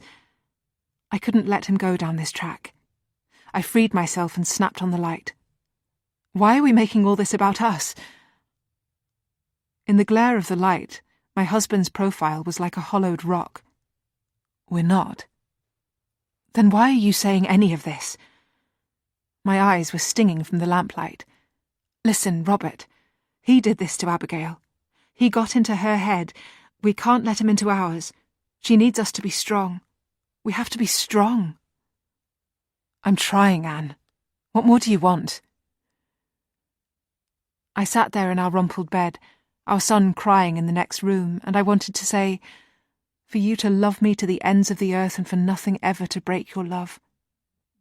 Instead, I let my hand drop, feeling so cold in my thin nightdress and so exposed in the bright light. Just for us not to tear ourselves apart. Eventually I got Laurie settled and managed to get to sleep myself. 2, maybe 3 hours later, I woke to find Robert's side of the bed empty. The sheets were still warm, the mattress still dimpled. When I sat up, I heard a sound that I recognised, a heavy slide with the soft thunk at the end, out there in the street. But why now, in the middle of the night? I pushed back the covers and got up quietly. On the landing, I listened at the twins' door. Silence now. The door to Abigail's room was open a little way. We'd taken to leaving it like that, and a low light on the landing as for a young child. Her room was silent too, with no sound of sleep-talking. Despite everything this evening, there was none of that to log in the notebook tonight. Downstairs, I heard the front door open and shut. In just my nightdress, Abigail still had my dressing gown. I'd forgotten to order her one of her own. I went down. Robert was in the kitchen, and the table was strewn with paintbrushes, paint trays, wallpaper scrapers, symbols of my life with him. Safe and loving and good and stable, a home and a family for Abigail, all I'd ever wanted for her. In that moment, as I stood looking at him across our shining kitchen, with the beautiful worktops he'd fitted for me specially, I was overwhelmed by the pressure of living up to his goodness, of not letting him down, of deserving his love and the happy family he'd given me. I stood there, fighting desperately to block out the thought, "You've still no idea of the mistake I've made." "Robert?" He started at my voice. "I didn't mean to wake you." "I was up anyway." I surveyed the equipment he'd brought in from his work van outside. He gave me a tired smile. "I think it was a good idea of your sister's," he said. "It might actually help." I switched on the kettle and sat down in one of the kitchen chairs. No point in going back to bed to lie awake and stare at the ceiling. I lifted a paint-flecked scraper and ran a finger along its edge. Well, all right, maybe it would help, and if there was any way to bring us all closer, then God knew we needed that now. There were bigger questions, bigger things I knew we needed to address. What to do about all Abigail's missed schooling, whether we should be organising counselling, how on earth she would deal with any trial. Yet it only felt possible to take such small steps at a time, and the risk of going wrong always felt so large. So if we could first just make it right within the walls of our home. The tightness gave a little in my chest. "I'm sorry about before," I told him, "and I'm up for doing this." Robert nodded. Something to try, at least. The next morning I woke Abigail early, her bedroom bright with clear June daylight. I sat down carefully at the end of her bed, ignoring the weakness I still felt in my limbs, the aftermath of last night's shock. We had to move past that. We had to look forward, and she had already agreed to this, hadn't she? I laid out our plan. "We can use whatever colours or wallpaper you like. You can make it completely your own." What better way to make it clear that this was permanent? What better way of starting afresh? The first job, once she was up and dressed, was to put all the knickknacks and toys away. She didn't seem sad to see them go, though I kept the Flopsy there on her bed. When the walls and surfaces were all clear, and the furniture covered with dust sheets, Robert handed us each a scraper, the twins too, and we brought the radio up from the kitchen. I was slow and clumsy to begin with, but it came back to me soon enough, my muscles remembering how to catch the edge of the paper and release it inch by inch with a steady shocking movement. I took hold of a loose piece of yellow and peeled it away. In the motion, I was overcome again by a rush of memories, the history that wouldn't leave me alone, the path backwards through time, everything that for so long I had tried to ignore. The dingy flat in London with Preston, where walls stayed unpainted while the money went on other things. That flat that never felt like home. The flat where the three of us clashed time and again. My life with Preston, that misguided attempt at a family. It had brought out the worst in all three of us, all the worst sides of ourselves. We kept trying, though, me, him, and little Abigail. I knew he and I were young, but I'd always thought we could get there, and honestly we tried so damn hard. But there was something in us we couldn't get past. It made fault lines that we could never mend, and instead there was so much anger that kept building. His anger, my anger, and within Abigail too. Her crying, her tantrums would go on for hours, so fierce that I could hardly bear to go near her, or else she'd turn so stone-cold silent it scared me. In the mess, in the chaos, it felt like something was invading our house, bringing out the worst in all of us.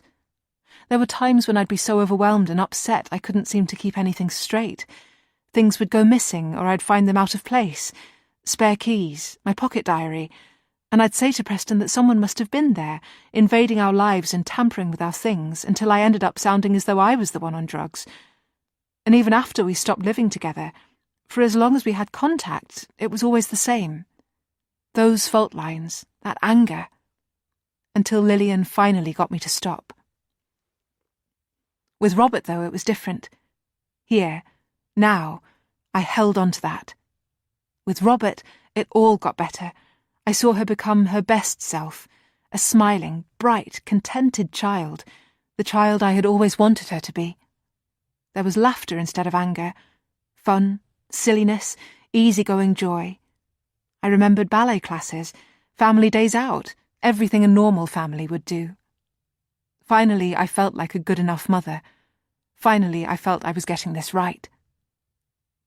I remembered moving into this house only a month after we got engaged, a rush job all round, and Abigail would have been barely 5. It had been a fixer-upper, but I knew this time we would make a home to be proud of. And we did.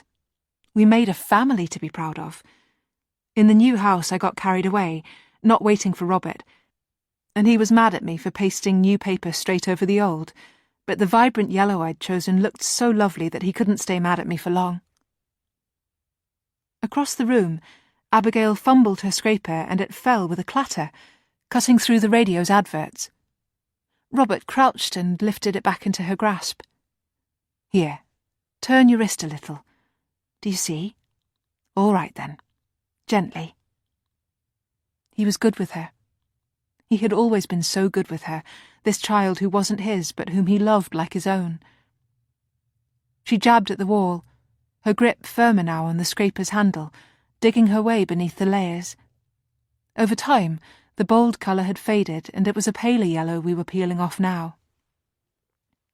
In the same way, in the morning's bright light, the events of last night seemed to be fading, no worse or more real than Laurie's bad dream.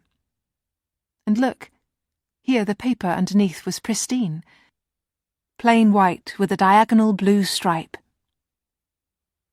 Abigail? It seemed so important suddenly that she should see this. Abigail, come here a minute. I shucked away a little more of the yellow, separating the layers to show the design underneath. Abigail, said Robert. Over the radio, she didn't seem to have heard me. Go and look for your mum. Clumsily, as though she'd forgotten how to program her legs, she got to her feet. Look, I said. Your room had this paper when we first moved in. I could feel her standing right behind me, the heat of her. On my knees, I pressed a hand to the wall, smoothing the old pattern. You were so delighted that we were moving in with Robert. You were so excited that this would be your home. I was so aware of my need to convince her, we are your family. Here's where you belong. You and me and Robert and the twins, no one else. This is a place where you are happy. I felt her leaning over me to look. Do you remember? But when I turned, her expression wasn't at all what I'd expected. She was staring at the wall as though it would bite her, the scraper clutched in her hand like a blade. The words blurted out of her. That paper. I pushed myself to my feet. Abigail, what is it?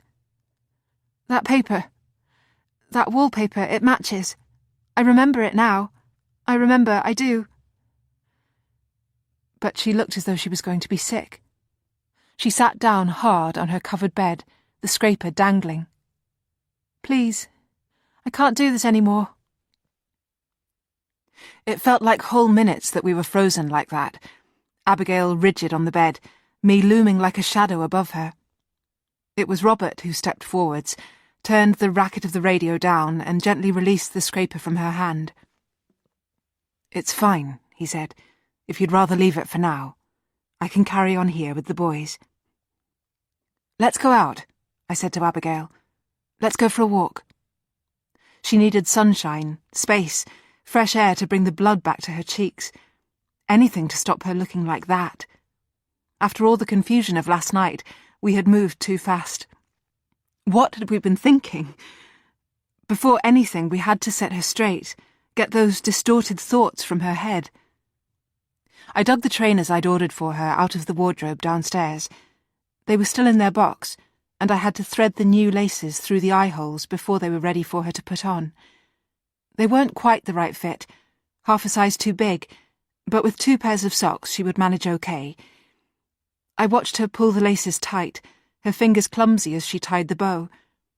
She followed me down the stairs with the trainers and a jacket on, her own jacket this time, finally arrived. Ready? Outside it was gusty with a whipping breeze, and the sky was grey again.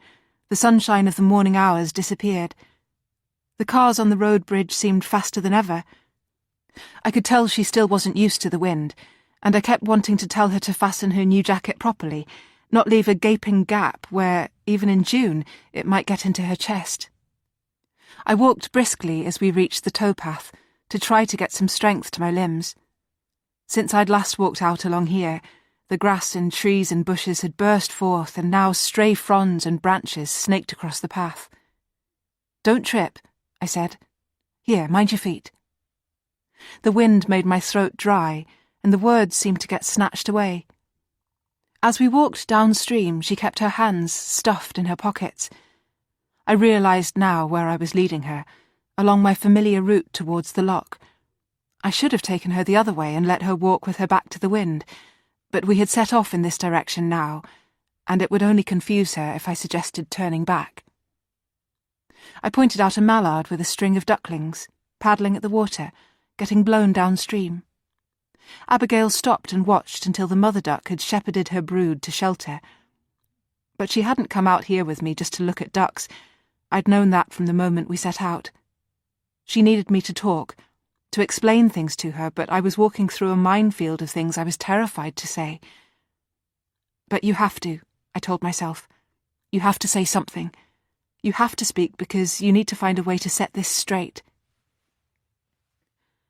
"I know how confusing this has been for you," I began, but trailed off because what did I know, really?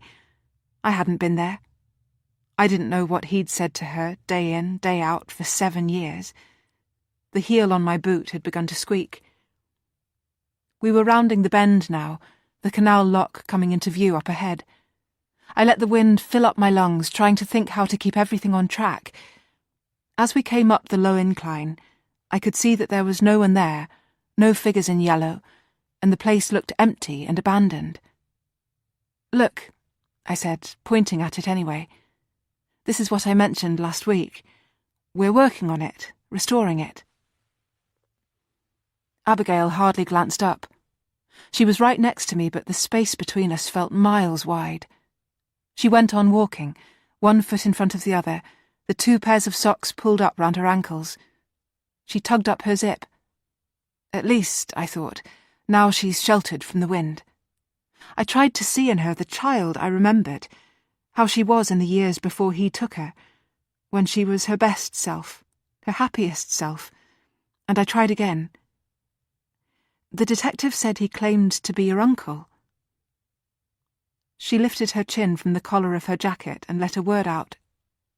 "Sometimes." Sometimes.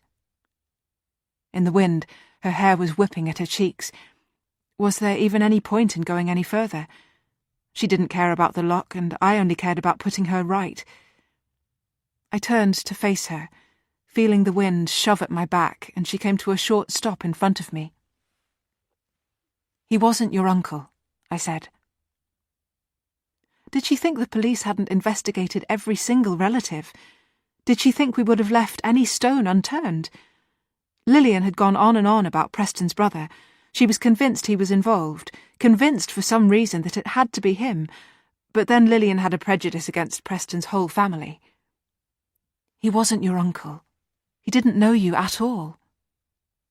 Preston's brother lived happily with his own family in Scotland, and the police had not found one shred of evidence against him. Her hair blew across her face, catching in her mouth. She released a hand from her pocket to yank the strands free. "He told me other things as well." We were head to head now, thick gusts of wind swirling between us. But these things he told you, you can't have believed them." Abigail kicked at the ground, scuffing the toe of her brand-new trainer in the dirt. She'd become a parody of a surly teenager, angry with me, angry at the world. "Abigail," I said, "please don't do that." "I don't know. It wasn't just about being my uncle." "What else, then?" She still wouldn't look at me. She stood, twisting her shoulders as though she just wanted to go home. She went on with her trainer, kick, kick, kick, and I felt all my fears and anger from last night resurface. "Abigail." She stopped. Beside us the reeds and grasses were bent over in the wind. She lifted her chin again, and I stared at her, waiting. "He said you could have come and got me if you'd wanted. He said you knew exactly where I was." The wind gusted like a punch to the back of my neck.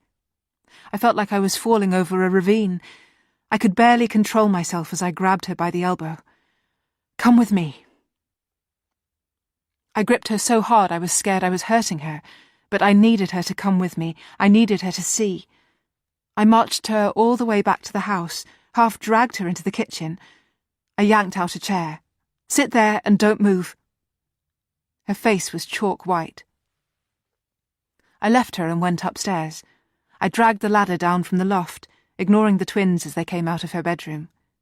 I pulled the nearest box from the pile in the attic and wrestled it down, missing a step and scraping my ankle bone on the ladder. Downstairs, I upended the cardboard box right there on the kitchen table. Piles of paper came spilling out, all the documents we'd cleared from Abigail's room, pages and pages of information we'd pored over through the years, every scrap of anything we could find. I'd made Robert put all this away, but now I could see what a mistake that had been. "There's another 4 boxes of this, Abigail. 7 years' worth, 2,635 days. That's how much we didn't know." This was all the evidence we had.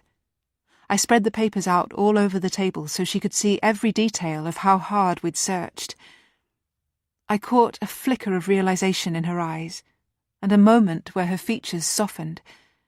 Surely, looking at this, she couldn't doubt us. And yet when she finally looked up at me, somehow it still didn't seem to be enough. Chapter 12. Saturday, 8th of June. Day 13. Jess. When Abigail had pulled off her bangle and said that, it felt like losing her all over again. All the next day, I felt like a ghost. It frightened me, and I needed to be okay.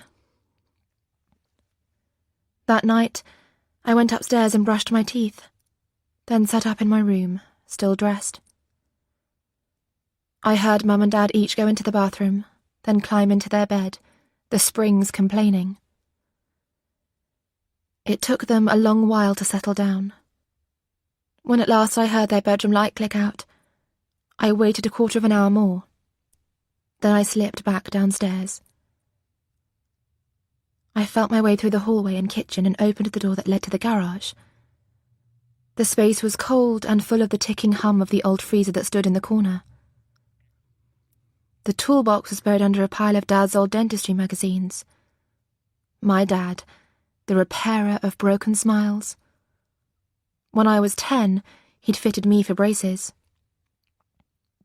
I remembered his soft breath on my face, his quiet concentration, the way he wrote careful notes in my file while he waited for the plaster to set. Easy as that to fix my slanting teeth. Easy as that, I'd thought, to fix anything. As quietly as I could, I opened the top of the toolbox, making all the little shelves and trays fan out. The screwdrivers were laid out in a neat row, their handles colour-coordinated by size. I couldn't remember which one I needed, so in the end I took out all 3 of the smallest. Then I closed the box back up. In my room, I took my chair from my desk and placed it at the foot of my bed. When I was younger, I'd have to stack my thickest school books on top to reach, but now I only needed the chair. I took off my socks so my feet wouldn't slip. High up on the wall in the corner was a small air vent, its grill held in place by 4 grubby screws. If the wind blew, it would whistle in the duct and clatter the slats. The first screwdriver was too thin, but the second one fitted fine. The screws were stiff, thickened with dust and black gummy dirt that stuck to my fingers as I twisted them free. With the movement, the chair shifted under my feet, clunking against the wall.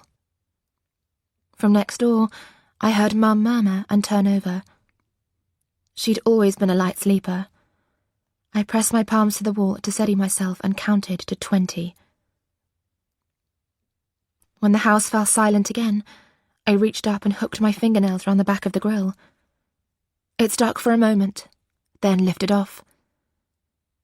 The wallpaper underneath was darker where the daylight hadn't faded it.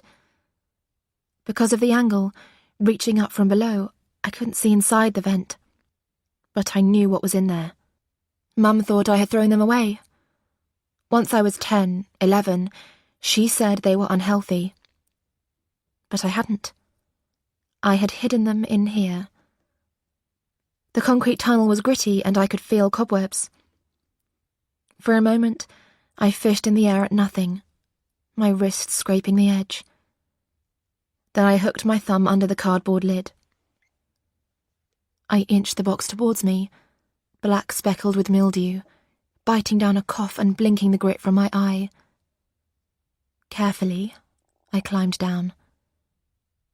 I sat on the bedroom floor, cross-legged, the shoebox in front of me. Inside, as I knew I would, I found them all. My clippings. Abigail had always been everything to me. I hardly knew myself without her.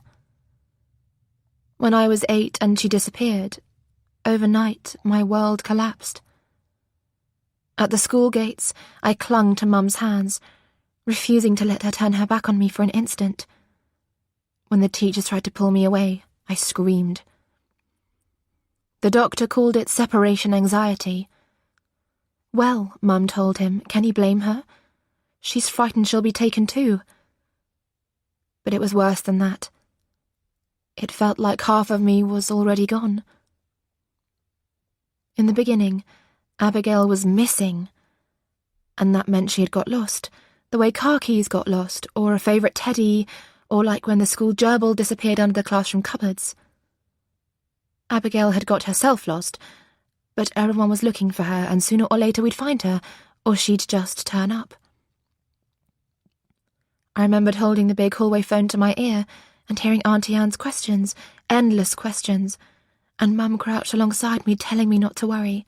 I wasn't in trouble, but could I think of anything at all? Abigail was somewhere in a city she didn't know, surrounded by strangers, separated from her mother. Did she have any favourite shops, favourite kinds of places where she might have headed to feel safe? I tried. I told Auntie Anne everything I knew about Abigail, but none of my answers helped. In the days that followed, my aunt and uncle put up big posters like families do if their cat goes missing. Have you seen this girl? But days went by, then a week, and missing didn't make any sense. At 8, you know how to say you're lost. At 8, you know how to ask for help. If she was only lost, surely she would have been found by now. Soon, Abigail is lost turned into Abigail was taken. That was what abducted meant. In my room, I lifted the lid and tipped up the box, spilling the pictures and stories across the floor. When Auntie Anne and Uncle Robert finally came home from London, their hollow faces had frightened me.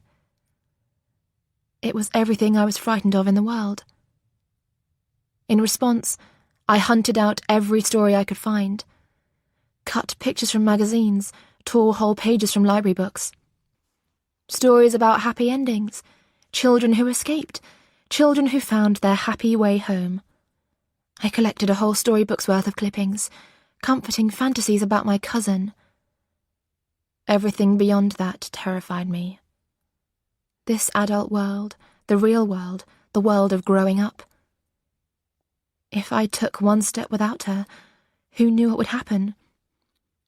Instead, I would stay in the bubble we had made with our games, and I would stay there unchanging until she came back. Now I pushed my fingers into the mass, until I found the printed photograph I'd put in here too. The last one taken of me and Abigail. I am 8 and she is 8. We stand with our arms around each other, barefoot, our nearest legs pressed together, as if for a 3-legged race or like conjoined twins. The photograph's been taken against the sun, and our outlines are blurred, merging. If you look, you can see how our shadows make a single shape. I laid the photograph face up on the floor. Then I reached over to my school bag tucked under my desk and fished deep into the front pocket. I pulled out the creased sheet of paper, the page Lena had given me. I unfolded it and laid the article down, edge to edge, next to my own photo. Abigail and me. Abigail and him. I stared at those 2 images side by side for the longest time. And it didn't matter how hard I looked. Never, never could she belong with him. And I would never allow him into our lives. I took up the article with its ugly picture and tore it into pieces, so small he was nothing but pixels and scraps. Tomorrow I would throw the whole thing away. I placed the photograph of me and Abigail on my pillow, and all night I slept with her beside me. On Sunday, Mum said they'd begun redecorating Abigail's room. Soon as I could, I headed over with a fat roll of posters, ones I'd bought for myself on a rare shopping trip with Lena, but never got round to putting up. Well, now Abigail could have them all. I knew she would want me there. I had promised to help. I texted my aunt to say I was coming, but I didn't ask Mum and Dad, just left a note. Mum hated me doing things without asking, but I was tired of always waiting for her permission. The buses across town were hardly frequent, but I knew the timetable off by heart. I had to either take the bus or cycle to get anywhere. We lived on the north side, in a village that had been swallowed up by the town. Mum liked it because it was supposed to be the posh area, but to me that just meant that there was even less to do. Abigail, the Whites, they lived on the south side. Kind of a more ordinary place. It was sunny that day. Summer finally decided to get going. And it was hot in the bus on the way over, so hot I had to take my coat off. That's how I arrived, my bag with the tube of posters jammed in it bumping on my back, my coat dangling over my arm. The walk from the bus stop took me the back way, the way we'd come when we first visited. I let myself up through the gate in the back hedge and knocked on the walled glass like we'd done before. The bus, the walk had taken longer than I'd planned, and I knew now that I wouldn't have much time, not if I didn't want to make Mum furious. But even half an hour together would be enough. I stood on the decking in the shade of the White's house, my t-shirt cooling against my skin. I knocked again, stepped back and listened. Birdsong in the street and cars driving by. But no sounds from the kitchen, no shapes or movement. I hitched up my bag, went round to the front. No sign of my uncle's van on the street. I rang the doorbell to confirm what I already knew. No one home. I felt stupid for thinking they'd all just be waiting for me, there in the house for my next visit. I sat down on their front step, my coat flopping over my knees. The sun was hot round this side, and today there was no breeze. I stood the tube of posters up between my feet. It wouldn't be long before Mum would be calling me, blipping up my mobile with texts. Half an hour at most. But I would wait as long as I could. From across the road, the shadow line of a lamppost moved round like a sundial. When the edge of it hit my shoe, I dug in my bag and pulled out a crumpled sheet of notebook paper and a pen. All right then, I'd leave Abigail a note, and the posters, so she'd know that I'd been at last. The ink in the pen was dry and I had to shake it out before it would write. Abigail, I came to see you, but you were out. Thinking of you lots, and I'll come again soon. Love, Jess. I drew a heart at the bottom, then another one, their shoulders crossing. 2 hearts, mine and Abigail's. I folded the paper up, just as I heard my mobile ping. I was tucking the note in the flap of the letterbox when I heard the engine, Uncle Robert's van pulling up in the driveway. They were here. The van door swung open and Abigail climbed out, a little awkwardly, still a little heavy. She stopped short when she saw me. The twins came tumbling out, and then Uncle Robert from the driver's side. "Jess," he said, "what are you doing here?" Abigail, Uncle Robert, the twins. They stood looking at me like the bears discovering Goldilocks in their house. I held my note out towards Abigail. "I should probably have called first. I just wanted to see you, and I brought the posters like we said." She came forwards and took the paper from my hand, read my message carefully, right down to the hearts at the bottom. "That's really nice," she said. "Thanks, Jess." Uncle Robert closed the sliding door of the van. "Where's Auntie Anne?" I asked. A tiny shadow dipped across my uncle's face, then he smiled, but a funny smile and his eyes didn't match. "She's gone to yours." "To our house? Why?" Uncle Robert put a hand on Abigail's shoulder, like reassuring her, or singling her out. "Oh," he said, "you know, decisions." "We went to the big store," said Sam, like he was explaining. "But we didn't decide on anything." I couldn't work out what he was on about. "But you brought the posters," said Abigail. She looked tired, her eyes kind of sleepy. I lifted up the tube. "All here." "Are you coming in?" said Laurie. In the summer sunlight, Abigail's hair was bright with its old golden glow. Something expanded in my chest, like a flower in time-lapse bloom. I shook my head. "I can't. Mum's already texting." And anyway, it was enough. Seeing her, standing next to her, giving her the posters. "We'll get together again soon," said Uncle Robert. "Don't worry." He and the twins are ready to head in. I hugged Abigail goodbye, little sparks passing between us. The feel of her stayed with me all the way home, like I'd absorbed it into my cells. Seeing her, holding her even for a moment, it made everything, absolutely everything, okay. When I got home, right enough, Auntie Anne was there, and the kitchen table was covered in strips of paper. Rainbow shades, pale to dark, red, blues, pinks, creams. Tiny pots of paint lay scattered at one end, a dozen little dark blue tins. Mum sat at the head of the table. I put my bag down and hung my coat carefully on the back of a chair. I didn't say anything about where I'd just been. Mum didn't even seem to remember I'd been gone. "What's going on?" Auntie Anne pressed her palms to the coloured strips and fanned them out across the table. "Here, Jess, come and look." Sam's words. To the big store. So that's where they'd been, choosing paint. But why had my aunt brought all of this here? "This is for Abigail?" Mum opened her mouth, but my aunt was faster. "What colour do you like? What would you choose?" There were so many, almost too many to pick from. I looked to Mum, but her mouth was closed now. I shook my head. "I don't know. It depends." "Cream, do you think? Or is that too plain? Wait, what colour is your bedroom?"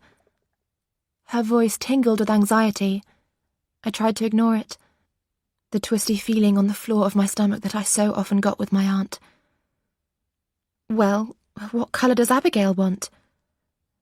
Auntie Anne smiled at me. A sad kind of smile, strained at the edges. "She can't decide," she said.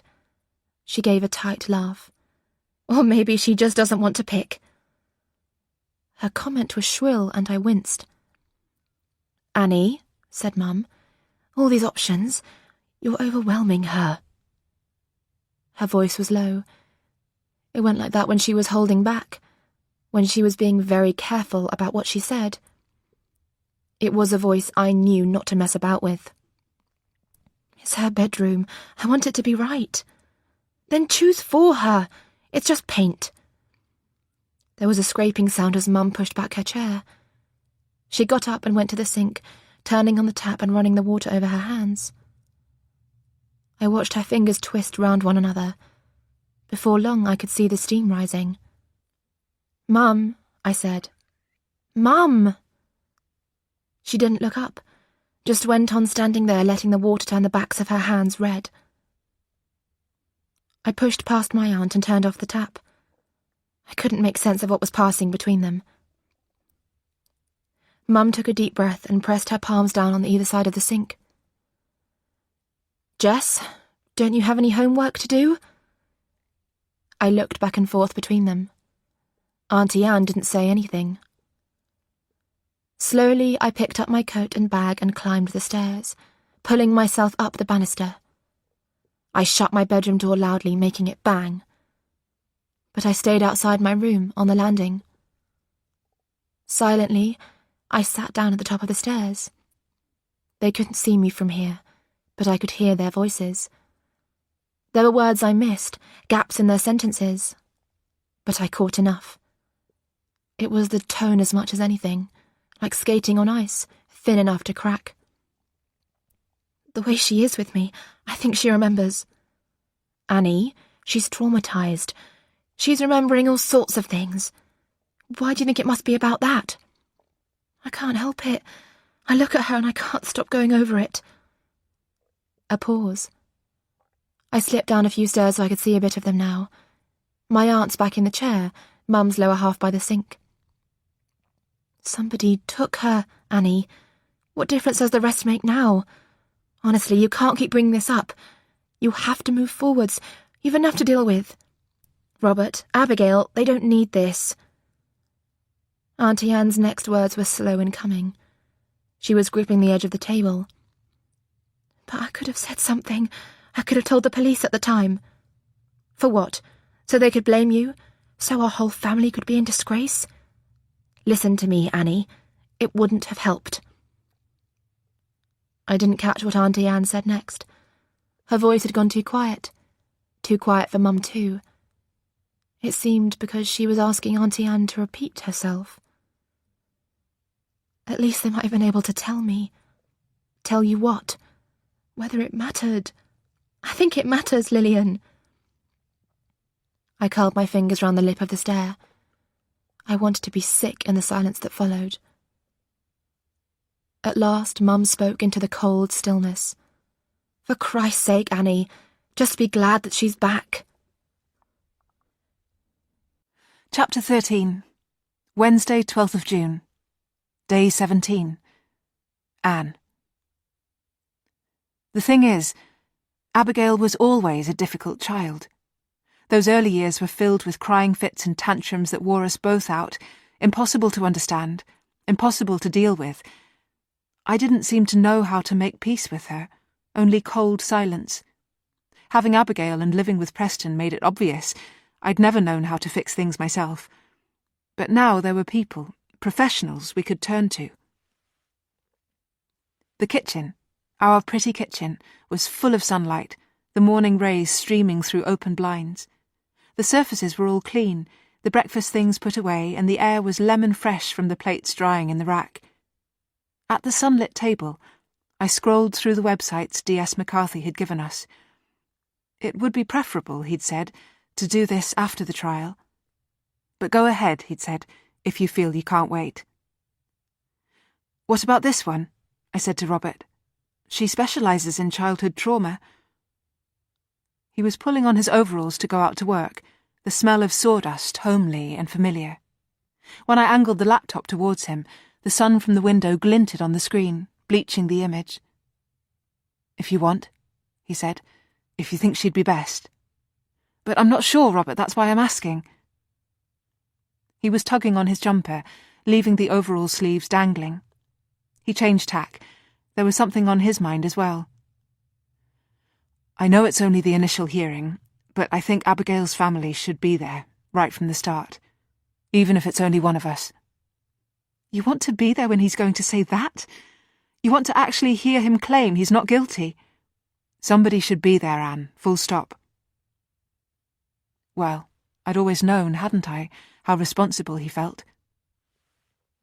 Because it was due to him that we had been in London, and that I'd ended up on the Underground with the children by myself. We had gone down to visit his mother in Guy's hospital, because this time, Robert said, she really was sick. We'd even brought the children to see her, though she didn't show any pleasure at them being there. And even when Sam and Laurie got tired and grisly, Robert said he ought to stay on at the bedside of his mother, who he'd never got on with, who had never accepted me or Abigail as her family, who could never find a single good thing to say about me, and who even during that hospital visit had been cruel. I wanted to leave, Robert wanted to stay, and we argued because of it, and I got so upset with him. In the end he stayed, and I left with all our children and the buggy to make our way back to the hotel on our own. Afterwards, it was 3 hours before the police could reach him, his phone set by hospital policy to silent. 20 missed calls before they sent a message through the hospital switchboard, and Robert had never forgiven himself for any of it. My phone buzzed next to me, a call appearing on the screen. I recognised the digits, D.S. McCarthy. The thought of his cool grey eyes made my stomach clench. "Aren't you going to answer that?" said Robert. I knew I should, but instead I switched the phone to silent and, drawing a breath, turned the laptop back towards me. "I really think that Abigail needs this." This time, Robert stopped pulling on his boots and came to sit next to me. "All right, let me see." I opened the page links one by one. When we came to the therapist I'd picked up before, he pointed. "That one." "This one?" "Yes." "Okay." We were agreed. On my mobile, the voicemail alert pinged. Robert stood now, checking his pockets for keys. "Anne, listen, about the hearing. I know they've told us he plans to plead not guilty. I know it will only last 10 minutes, but I didn't need to argue with him. I understood, I did, why he needed this. It's all right, I told him. If it helps, you should go." When I looked up, I felt so much love from him. "Thank you, Anne." He leaned down to kiss me. "Please tell Abigail I won't be home late." When he closed the front door behind him, the house fell silent. The boys were at school and Abigail was upstairs, still sleeping. I looked again at the profile on my laptop.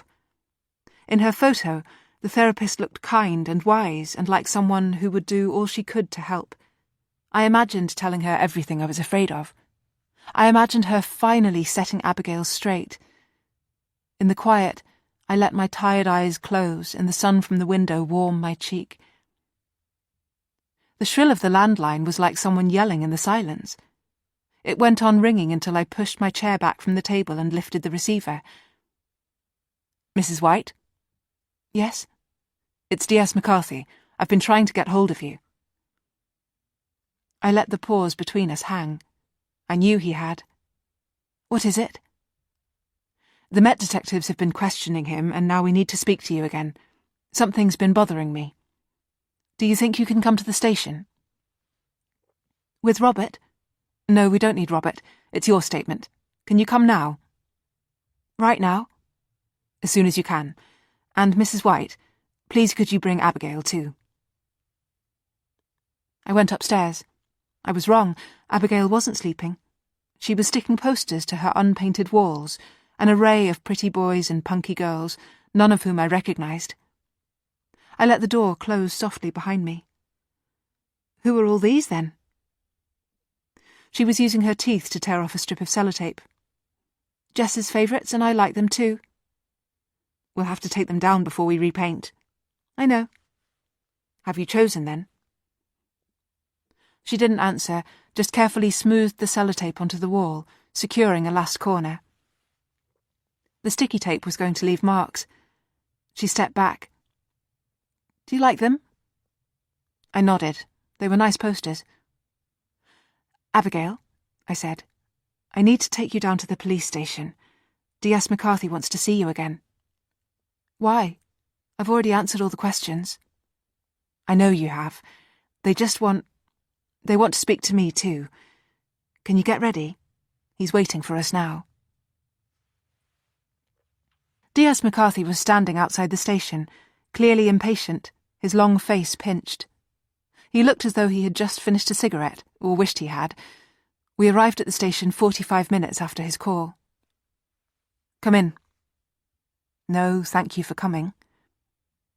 Inside, he led us straight through to the rear, down a long corridor to a set of interview rooms.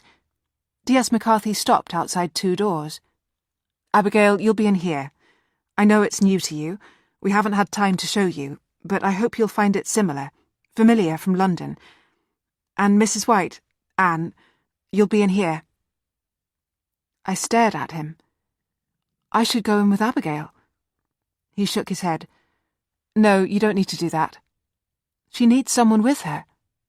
She'll have that, an appropriate adult. But not me? No, you're a witness. You can't be present. He opened a door onto a room with soft chairs where a detective was already sitting waiting. Abigail? He was expecting her to go in. Detective? What are you going to ask her? D.S. McCarthy's face was an unreadable mask. He crossed the corridor and opened the second door. Please, Mrs. White, in here. In the room allocated to me, there were 2 more officers waiting, a woman in a pink blouse and a man with a beard.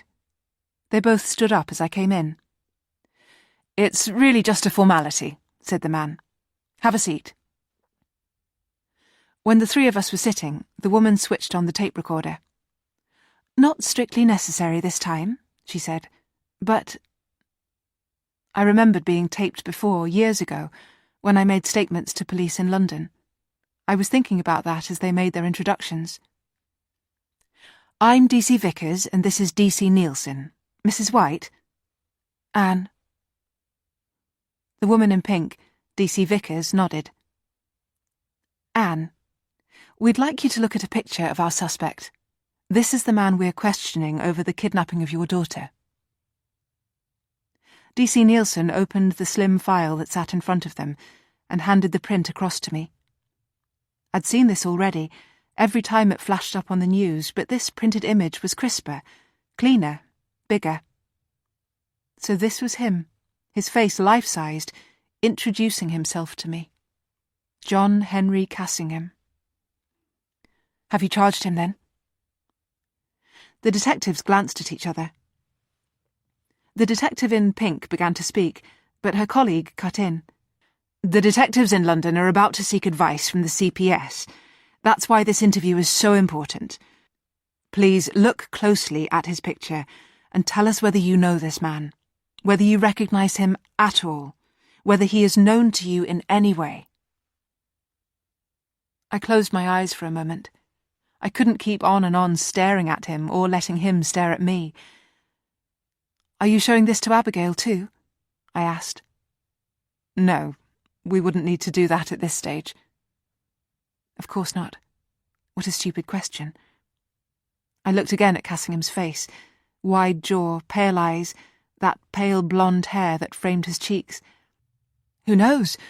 Maybe if I had seen him in person and been able to hear his voice and see his mannerisms and gestures and breathe in the very smell of him, there might have been something there. As it was, I don't know him.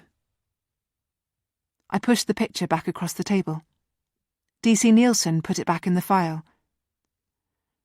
What about other people in your family? From the news, have they said they recognised his face or his name? Robert, Lillian, Fraser? No. I shook my head. For the tape? No. You can ask all of them. She was lost and he took her. None of us knew him. D.C. Nielsen nodded. All right. He pulled something else from the file. Now, you will recognise this. The Met have sent it up to us. He handed the sheets of paper across to me. A copy of your original statement. I stared down at the typed sheet, my own words and signatures staring back at me. Around 6 p.m, we boarded a train at London Bridge. Have a read-through. If there's anything else you can add, let us know. There was a delay. People were pushing to get off while we waited. Where did he find her? I asked. I never saw him, so where did he find her? The DCs looked at each other again. She says she met him outside the tube station, no more than a dozen yards from the entrance. You can see it then? On CCTV? Footage, proof of the awful thing he did. DC Vickers pinched her nose. We've tried, believe me, we've tried, but on the cameras you can't see anything but water and umbrellas. The bubble of hope dissolved. Even back then they'd never been able to find anything, no matter how many times Robert demanded they check. She'd been too small, lost in the crowd, a ceiling of umbrellas hiding her, and hiding him from the lens. But how? How could still no one have noticed? Met him, I said, and then what? He just took her? And no one did anything? DC Nielsen sat back in his chair, not saying anything. I looked back and forth between them. What does that mean? DC Vickers pressed the palms of her hands together. We were wondering that ourselves. Something in her tone made me stop. I'd felt only friendliness from her before, but now there was a shift like a sudden drop in temperature, and I was all of a sudden so aware of them looking at me, two on that side of the table, and me, alone, here on the other. We've checked all the old statements, DC Vickers went on. Nobody reported a fight or a struggle. I knew that, didn't I? Robert had gone on and on about it, how nobody claimed to have witnessed anything. Yet in my mind I'd always pictured my daughter fighting like a tiger to get away. Now I was realizing that my picture had always been wrong, and I had been entirely mistaken. You say he isn't known to you or Abigail, DC Nielsen said, far too slowly, as though he was screwing each word onto the air between us. But can you think of any other reason why your daughter would go willingly with this man? He let the question hang in the air, like a noose or a guillotine above me. I closed my eyes again, suddenly sick of all this. How did they know to touch this painful spot, this place that hurt from the slightest pressure? I could see her again, floating up that escalator, making her way out onto the London street, into the sodden sheets of rain, the crush of spread umbrellas. Opening my eyes, I fought with myself to keep my voice level and my thoughts clear, focused on what mattered and not spiralling down into that place where nothing good lay. Well, wasn't it the same with Tonya? Didn't he take her in exactly the same way? The detectives exchanged a look. Tonya, the little child in the garden. DC Vickers tilted her head. It would seem so. Then you have all the reasons. My daughter was lost, she was confused, she was 8. Then we should only need to write a line or two, said DC Vickers, if that's what you're saying. He didn't know her, and you didn't know him. You've been shown his picture, and attest you've never seen him. She drew a blank, clean form from the file, and I watched as she carefully turned the words into my statement. Out in the rain, he saw her. Perhaps he was the only one who did, when everyone else was too wet and in too much of a hurry to pay any attention, crushed under umbrellas and gusts of wind. If you are happy with this as your additional statement, then you can sign it and we'll all be done. He saw her and she saw him. And then what? Then he leans down out of the crowd, through all those other people passing her by, and holds out a hand. Little girl, why don't you come with me? It could be the straightforward answer to their questions. It could be as simple, as plausible as that. DC Vickers pushed the form across to me. the spaces for my signatures in black and white. For a moment I stared down at the declaration. Liable to prosecution if wilfully stating anything false. Then I picked up the biro she had given me and signed. DC Nielsen got me a coffee while I waited for Abigail to finish.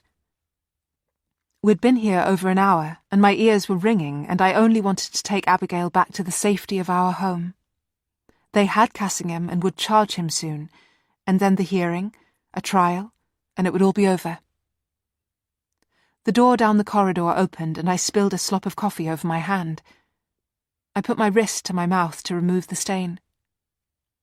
Abigail was coming up the corridor with D.S. McCarthy at her side, and the appropriate adult, a brown-haired, plain-looking lady, following behind. Beside me, D.C. Vickers and D.C. Nielsen stood up too, and I saw a look pass between the officers, a tiny lift of D.S. McCarthy's eyebrows. Anything? And a quick shake of the head from D.C. Vickers. Nothing. Then D.S. McCarthy's look again. Are you sure? On Abigail's face was a look of something. Anxiety, frustration. What's wrong? I said. Nothing. She did fine. D.S. McCarthy tucked a hand into his pocket as though he was doing all he could to look relaxed. What happened? I asked again. D.S. McCarthy cleared his throat. We were hoping she would make a victim impact statement. It's useful evidence. We'd like her to say, in her own words, how she's been affected by her abduction. I looked at my daughter. Can't you tell them that? It's fine, said D.S. McCarthy. We've plenty of time. Any time before sentencing. And I don't have to, said Abigail. The detective says it's important. But I don't have to. I looked up at D.S. McCarthy. She's going to see a therapist, but maybe that will help. I hadn't had the chance to tell Abigail yet, but I wanted D.S. McCarthy to see that we were cooperating and doing everything we could to help. If there was something I didn't know, then I couldn't help that, but in every other way we were doing everything we could. Certainly. Perhaps. He spread out his palms as though to say, who am I to judge? You are, though, I couldn't help thinking, and I feel it with you every time that you are looking at us and judging everything we do. Behind her fringe, Abigail's face was dark. She rubbed at her eyes. Can we go home now, please? On the drive home, she stared out of the window, swimming in a sea of her own thoughts even as I tried to paddle my flimsy raft towards her. I looked up all of them. She seemed the nicest. I think you'll like her, and I think she will help. She half-turned towards me. What? Help with what? The therapist. With anything you need, any questions you have in coming to terms with it all. My daughter released a deep sigh, and I felt as though she had come to me for something and had been asking for years, and I hadn't heard her once. I only just caught the words she mumbled, leaning her head against the car window and barely audible over the thrum of the engine. Why can't you just talk to me yourself? Chapter 14. Thursday, 13th of June. Day 18. Jess. I couldn't stop watching Mum all week. I kept trying to read her face, her movements, for signs. I'd always known there was stuff she didn't tell me. Stuff I'd assumed that just wasn't my concern. Dad was the one always trying to talk, trying to share things. But now I'd seen something else entirely. I'd always known Mum could hide things, but now I knew that maybe she could lie. On the surface, she was the same as ever. She set my clean clothes on my bed, same as always, hassled me to tidy my room. She made the same face each morning as she clipped on her work badge. Lead nurse at the GP practice. My mum, manager of everything. All week she went on like that. Every day I thought she would say something. And every day, nothing at all changed. It made me wonder if I'd imagined it all. Maybe I'd misheard, or made the whole thing up. Or maybe I just had to ask her for the truth. On Thursday night, Dad was at his late clinic. When I came home from school, it was just Mum and me. A whole evening of the two of us. No one else, no distractions. I went upstairs and got out of my school clothes. If there was ever going to be a time, it was now. Mum had changed out of her work clothes too. I helped her with dinner, setting the table. Just 2 plates, 2 knives, 2 forks. When dinner was ready, a healthy thing with vegetables in it, we sat down opposite each other. She was so composed, so careful as I watched her eat. Nothing showed. I was sure she must feel it, my eyes on her, my questions floating like huge bubbles between us. What did my aunt want to tell the police? What was it Mum claimed couldn't make any difference? I wanted Mum to say something, but I couldn't bring myself to ask. If I dared bring up what I'd heard, I'd have to admit I'd been listening, creeping about, eavesdropping, and I knew she could turn that back on me. But the longer she sat there without saying anything, the angrier I got. I wasn't a kid. I wasn't 8 anymore. Wasn't I old enough now to know what was going on? Mum ate her last mouthful and put her knife and fork together, even though there was no one but her and me to see it. Finished? I could have said something right there. Just ask. I could hear the voice in my head saying, just ask. And I was about to, really I was. But then my phone rang, right at my elbow. Lena, who I'd hardly spoken to all week. Lena, the only real friend at school I had. Now she was calling, and if I didn't answer... Mum waved her hand. It's fine, go on.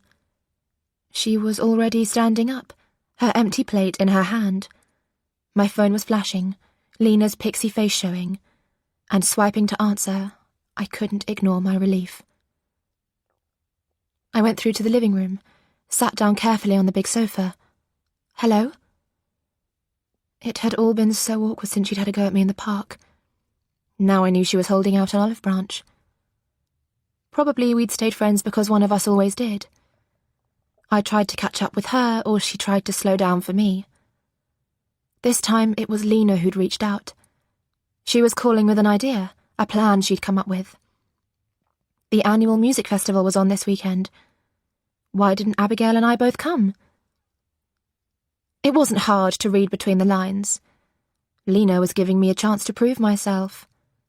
Giving Abigail a chance. Invite her out, Lena was saying. Show me, prove to me that she's fine. I swallowed down all my reservations. I said yes almost at once. I'll call her, I told Lena. In the kitchen, I could hear Mum washing up. The background noise helped me drown out my other thoughts. I'll ask her right away. And I did. I rang the White's house there and then. Abigail was quiet when she came to the phone, like she'd just woken up. But once I explained it all, it wasn't hard to get her to agree. And then Auntie Anne and Uncle Robert said it would be okay too. So now everybody had said yes. When I felt Mum touch my shoulder, I jumped. I turned up the TV so loud that I hadn't heard her come in. Everything okay? She put a cool hand on my forehead, the way she used to when I was younger, smoothing back my hair. It was a wonderful feeling. I'd always loved it. I turned down the TV and let myself lean into her palm. Abigail and I are going to meet Lena on Saturday. I expected Mum to question me, to object until she'd extracted all the facts. There were so many rules and strictures with Mum. Sometimes living with her made it hard to breathe. It would have been like that too, I thought, for my aunt when she and Abigail lived with us. 2 whole years under Mum's rules. Instead, "That sounds wonderful," she said. "Abigail will be able to make a new friend." Her gentle hand went on smoothing. The anxiousness in my chest softened. I thought of the help she always gave me with my homework, pushing me till I got everything correct. My ironed school blouses, not a wrinkle in sight. The meal she'd cooked tonight from scratch that, despite the vegetables, had tasted so good. So what if there were things I didn't understand? So what if there were things she kept from me? What did I know about how it worked with adults? What being a grown-up really meant? Mum had her ways. It was how she looked after me. It was how she protected me my whole life. After that, I made myself stop thinking about what I'd overheard. I wouldn't ask. I wouldn't mention it. It was up to Mum and Auntie Anne to sort it out. Better to think of Abigail only. Better to make sure this all went okay. On Saturday, Uncle Robert dropped my cousin off at ours with a duffel bag full of clothes. Upstairs in my bedroom, when she unzipped it, I saw it was stuffed with trousers, jumpers, skirts. Most still had their tags on. I sat down on my bed. "These are all yours?" "Yes. My mum's been buying them. There's a lot." "I know. I wanted you to help me choose what to wear." I went to my wardrobe and opened the door wide so Abigail could see herself in the full-length mirror. She pulled off the plain blue t-shirt she'd arrived in, showing a white cotton bra underneath. She picked up a red-checked shirt, tugged it over her head. She stood in front of the mirror and pulled the shoulders this way and that. "It's pretty," I said. Abigail rubbed her bare arm where she had her nicotine patch, then pulled the red shirt off again. I reached down into the bag and lifted up a yellow top, summery and soft. "Why don't you try this one?" It was far nicer than any of the clothes I owned, and I knew it would look lovely on her. When she put it on, the shop tag made a little lump in the back. She did up the tie, pulling it tight at the waist. We both looked at her reflection. With the light jeans she had on, she looked pretty, girly, an ordinary 15-year-old. "You should wear that," I said, a bit too loudly. "It really suits you." Instead, Abigail picked at the knot she'd tied, unravelling it to take the top back off. She pushed it into the bag, pulled out something else, a tight black jumper. The roll neck came right up to her chin, the sleeves right down to her knuckles. The static made her hair messy and fuzzed. She looked gawky, a pale scarecrow. I didn't want her to wear an outfit like that, but she didn't take it off again. I went to my dresser and handed her my brush. "Here."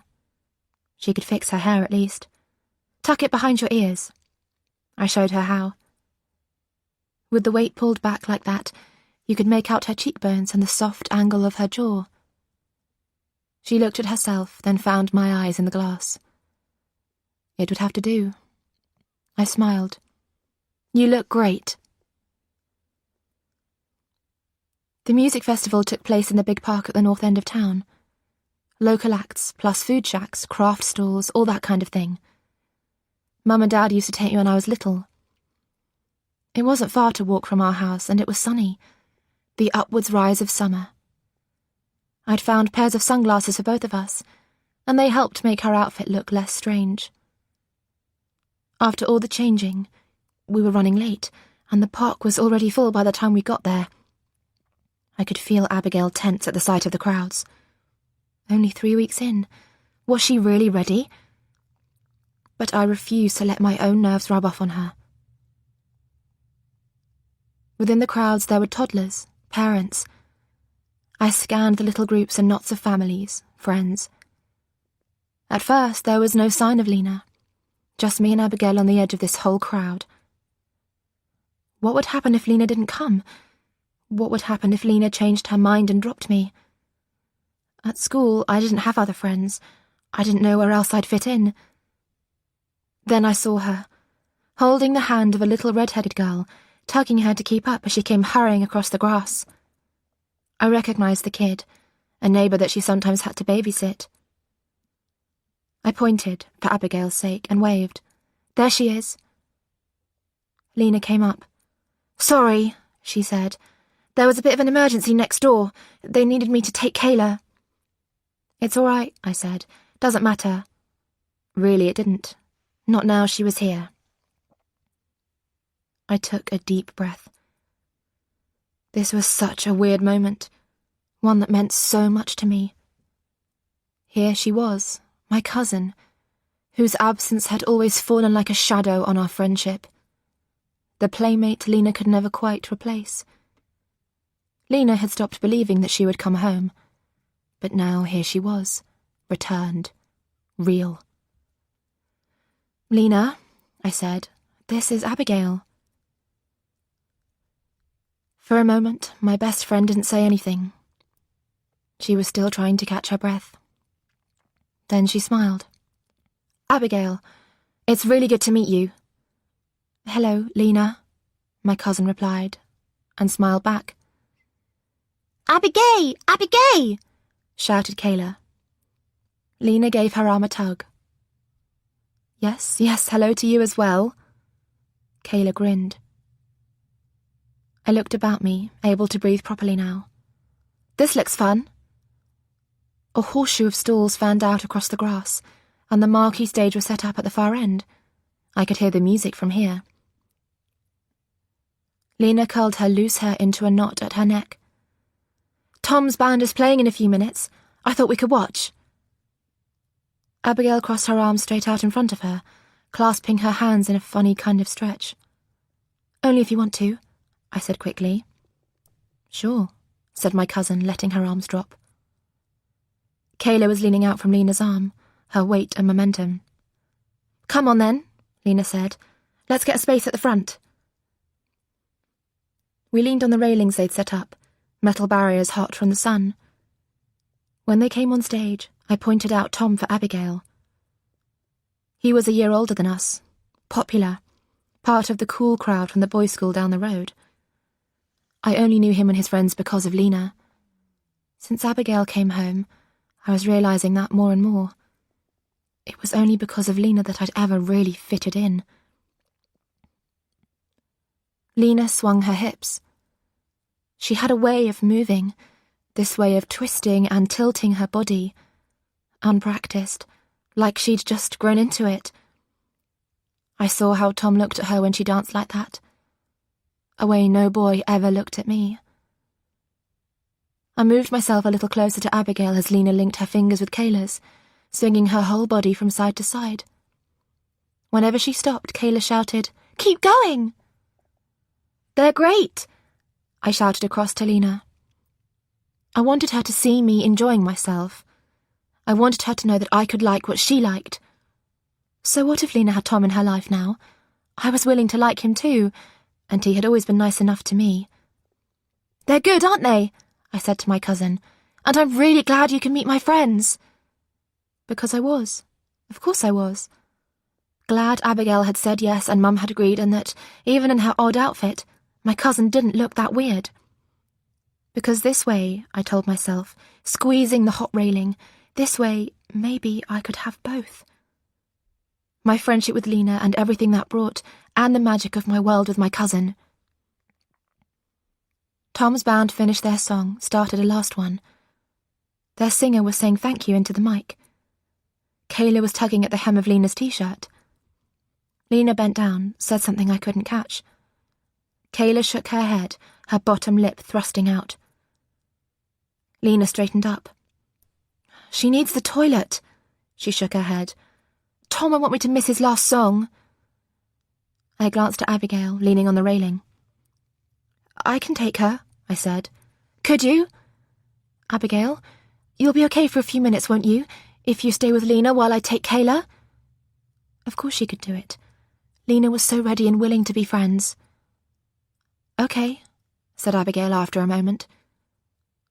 Lena pushed Kayla forwards. "Here, Jess will take you.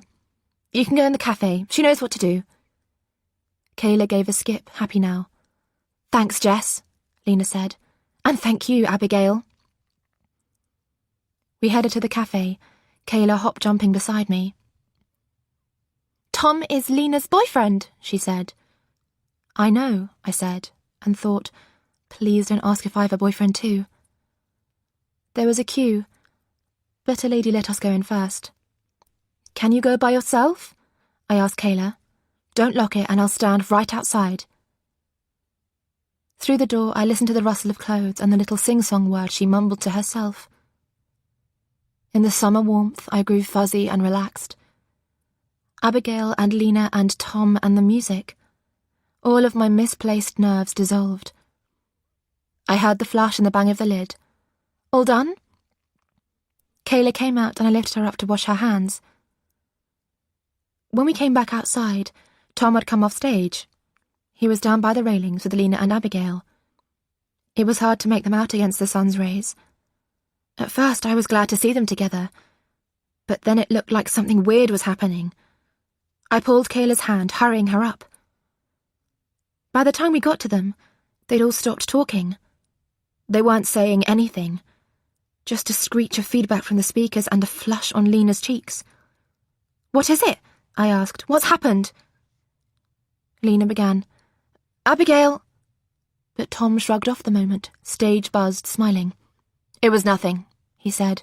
"Honestly, everything's fine." In the summer sunshine, I smiled back. "Great." Afterwards, Abigail and I walked Lena and Kayla home. Kayla hung from Lena's hand, taking little jumps through the air, landing 2-footed, slap on the tarmac. Lena stooped down and whispered something to her. For a while, Kayla went on taking jumps by herself. Then she reached out and slipped her hand into my cousin's. Abigail, startled, surprised at the touch.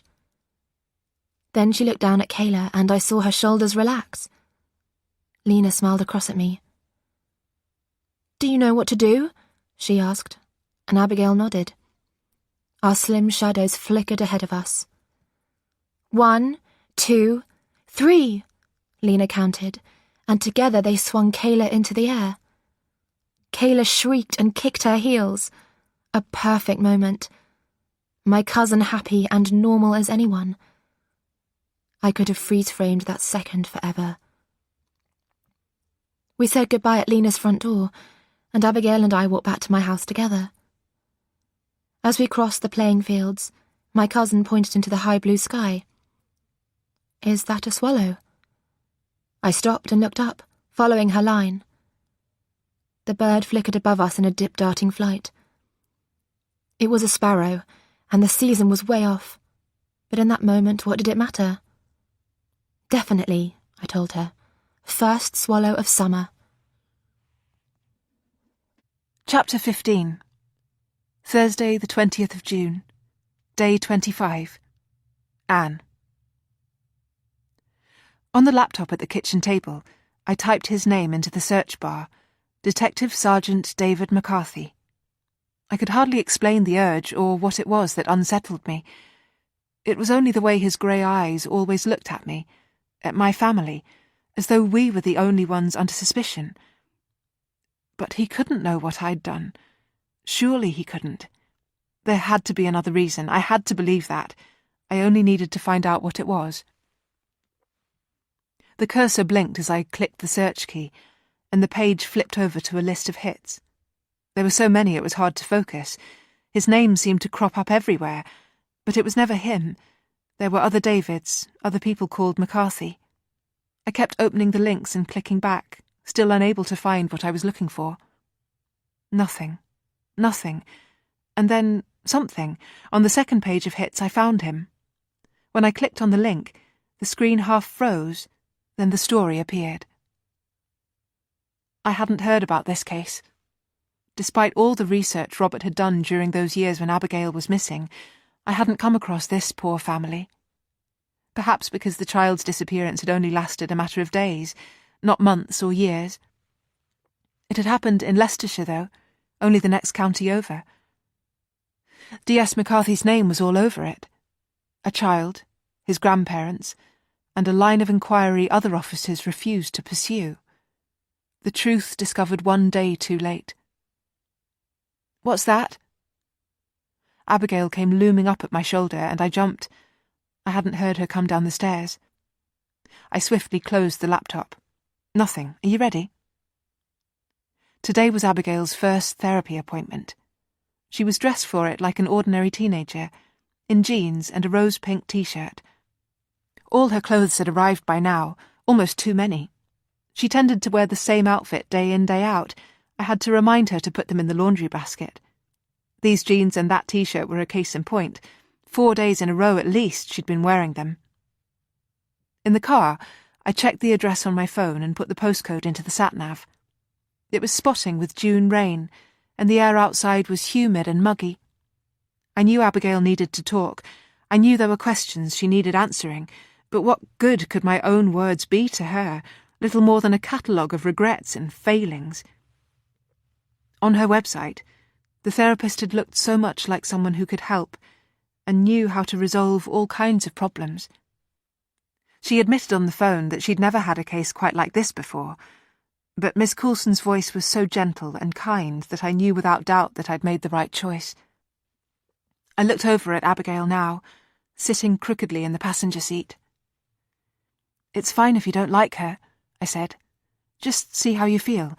We can try different people, find which one works for you." She gazed out of the window. "You need to turn here." The arrow on the sat-nav pointed clearly to the left. I braked a bit too sharply, turning without my indicator, and the car behind beeped. "Sorry," I said to Abigail, to the other driver, and anyone else who needed an apology from me. "Look out for the house number," I said. "The even numbers are on your side."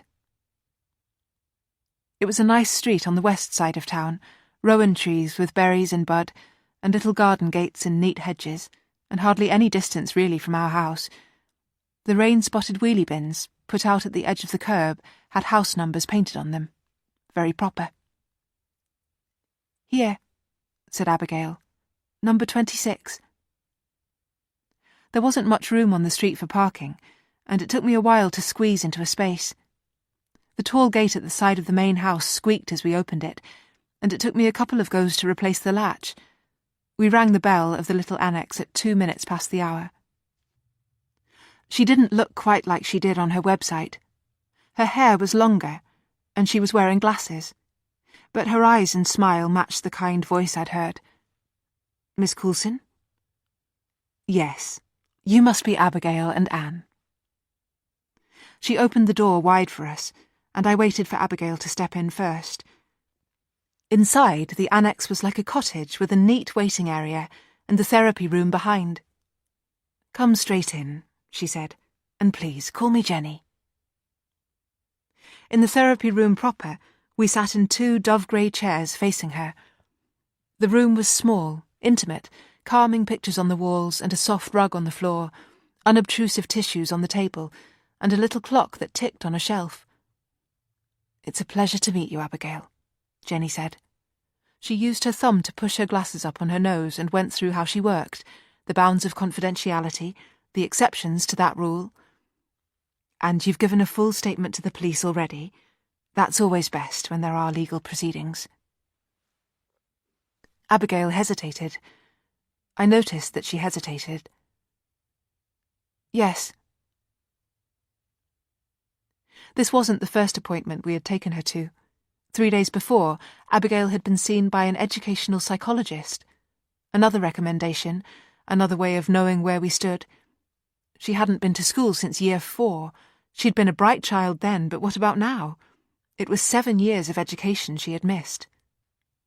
We'd had to travel to Newark to see the psychologist, Dr. Hallam, and in the car on the way home, Abigail had described the pictures, cards, puzzles, the stopwatch. She'd had to calculate numbers, remember things, solve problems.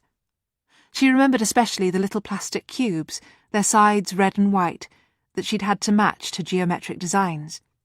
Dr. Hallam wouldn't tell her if she was getting the questions right or wrong, just said, "That's fine, keep going, do your best."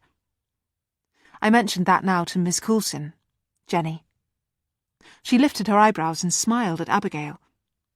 Police interviews and an IQ test too. What a lot of assessments you've had. Abigail smiled back from under her fringe. Yep. So what's your understanding of why you've come here? Abigail's fingers began picking at each other, gently at first, then harder. I was living, said Abigail, then stopped. A man, John Henry, took me to live with him in London. All right. But now they've told me he shouldn't have done that. Now I'm home again, at my dad Robert's house. The therapist nodded. Now you're home. I felt the muscles along my shoulders ease the smallest bit. And how, the therapist went on, would you say you're doing with that? Abigail went on picking with a fingernail at the skin of her thumb. Pick, pick, pick. I waited, but she didn't say anything. I waited for Jenny to ask another question, but the therapist was sitting there silent as well. The little clock on the shelf ticked along, precious seconds that we'd paid for in advance. Finally, Abigail spoke up. Everyone in my family's very happy. Everyone says they're very happy that I'm home. We are. My voice cracked. We are. But I keep getting a feeling. Abigail's hand fluttered up at her chest. Can you describe that? Jenny's voice was so soft. Like burning. Or like squeezing. Now Abigail pressed the flat of her hand to her chest. All right. Like burning or squeezing. And what brings that on? It's because all we talk about is that I'm home, how everything is happy and safe for me now. And I just keep thinking, how can any of this be real? Because here, inside, it doesn't feel like that at all. I didn't move. I couldn't move.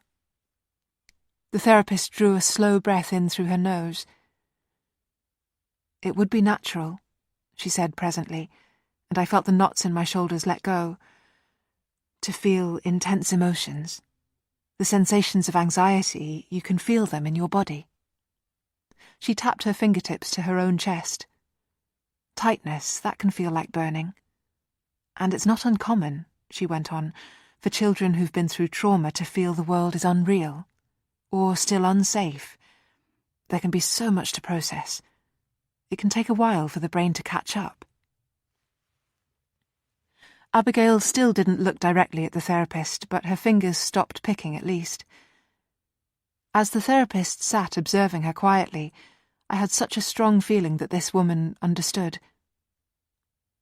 It makes sense, I said. You're right, everything you've said. I fumbled for my handbag on the floor, my hands clumsy with relief. There's really been quite a bit of confusion, and it really has been hard for her to adjust. I brought along... The zips snagged, then growled as I wrenched it. This notebook. I've been keeping notes. I smoothed out the corners where it had got crumpled in my handbag and flipped through the pages to let Jenny see. I'd written as neatly as I could, all my observations about my daughter since she came home, the foods she liked and didn't, the things she knew and the blanks in her life, what seemed to trigger her changes in mood, habits she'd developed, preferences and routines, the sleep-talking. Everything, I said. I wrote all of it down. All these weeks since she came home. Hours listening on the chilly landing. I held the notebook out to the therapist, but she wasn't looking at me. She was watching, intently, for Abigail's reaction. It was tiny, but I could see that my daughter was shaking her head. I saw myself suddenly through Abigail's eyes, skulking round the houses, spying on her, and I knew at once that I'd made a terrible mistake. The notebook went slithering off my lap, bouncing on the floor to lie on its side like a bird shot down. I'm sorry, I don't know what I was thinking. I thought it would help us. Abigail, I'm sorry. I picked up the crumpled pages. "It's all right," said the therapist. But I knew it wasn't. I couldn't bring myself to look at my daughter. I knew what the therapist was about to say, and I got the words out before she could. "It'll be easier if I wait outside. I'm not helping, I know that. It would be much better for Abigail to talk with you alone." The therapist stood up as I did, holding out a hand to make me pause. "Abigail, what would you prefer?" I longed for Abigail to ask me to stay, even as I pushed the notebook back into my handbag and even as I told myself, "Anne, stop expecting." "It's all right," she mumbled, "if you prefer to go." For the rest of the hour, I sat in the tiny waiting room outside, feeling like such a terrible failure. I'd left, and how could I know that's what she'd really wanted? The look on her face when she'd said I could go. Why hadn't I been brave enough, strong enough to remain there? All I could think now was that I should have stayed. The silence felt like a great breath I was holding, and the notebook sat like a lead weight in my handbag. When my phone rang, the jangling ringtone was like an insult in that quiet space. I knew who it was. I still recognised that string of numbers, and my heart lurched at the sight of them. I scrabbled to press the cancel button as the door of the therapy room opened, and Abigail came out. Her face was relaxed, and the therapist was holding up a diary. "Can we make another appointment?" A wave of relief washed down me. It hadn't been a failure then, after all. I stood up, my legs shaky but able to smile and show Abigail that I was proud of her, that she had done so well in agreeing to come. We booked another session for next week, plus a whole series more for the weeks after that. On the way home, Abigail put the radio on, and I let her turn the volume all the way up. That same evening, Dr. Hallam, the educational psychologist, called us. She had the results of Abigail's IQ test. "She's very bright," Dr. Hallam said. "Really, she has quite a brain." She was calling from the train on her way home. "Your daughter," she kept saying, instead of Abigail. Confidentiality in public, of course. Her voice was crackly on the line, my mobile and speakerphone laid out on the low table in the middle of the room so that both Robert and I could listen. "It's not just her natural intelligence," Dr. Hallam went on. "She knows things. She's learnt a lot." "What do you mean?" There was a pause, or a break in the line. "Hello?" The line cleared and Dr. Hallam's voice came through distinctly. "Your daughter's IQ is 127, well above average. But it isn't just that." Through in the kitchen, I could hear Abigail on the landline, talking to Jess, little bubbles of excitement in her voice. "What then?" I asked. "Mrs. White, Mr. White, I gave her GCSE exam papers. Maths, physics, chemistry, history. She understood them and was able to answer. Abigail hasn't missed any schooling at all." For endless seconds I couldn't speak. I couldn't look at Robert. It was as though the world upended all over again. She'd been held captive in a house for years. She'd had no friends, was kept secret from the world by a man, a complete stranger. But now we were learning that he'd educated her, given her books, learning, given her all those things we would have. I couldn't hold it straight in my head. The line between black and white was blurring. What did it mean that he'd done this for her, cared about her in this way, as though she was his own child? Out of all the children in London, why did he pick Abigail for this? "Be grateful for small mercies," came Dr. Hallam's voice faintly. But if he gave her these things, if he was good to her, how much more damaged must her loyalties be? What if, living with him, she'd been happy and was longing now for everything she missed? What if it wasn't that she didn't understand? What if she understood the difference completely, and it was simply that she would prefer to go back? My stomach turned over and over. If he was good to her, and if I... What had Abigail said to Jenny?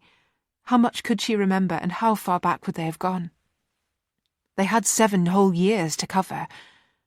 Had they gone from the end, or from the beginning? And the same with the last interview Abigail had given to the police. That statement, the one I'd made right at the very start, when I'd described how exactly we got separated. Had they shown my words to Abigail as well? Could she have read them and realised that I'd lied? And if she had, how could I ever explain? When Robert hung up the phone, I covered my head with my arms, unable to say a word.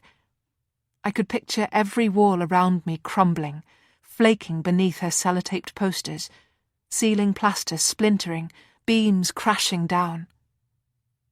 How desperately I'd been trying to hold them up. Chapter 16. Tuesday, 25th of June. Day 30. Jess. When the last bell rang, Lena and I took the back exit from school. A week and a half on from the music festival, she and I were close again. Maybe she'd appreciated me making the effort to go out with her and Tom, and bring Abigail too. Maybe she'd seen that Abigail could get along with people. In the summer sunshine, I felt my heart lifting, imagining a future when all 4 of us were friends. Lena and Tom, me and Abigail, all of it clicking and me never having to choose. Instead of taking the bus home, I was going to walk with Lena part way. Her route home was on the way to my cousin's, and I was going to visit Abigail straight from school.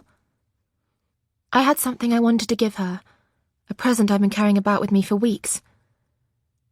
As we weaved past the teachers' cars, late June sunlight striped with shade, I paused, hopped, flicking my foot.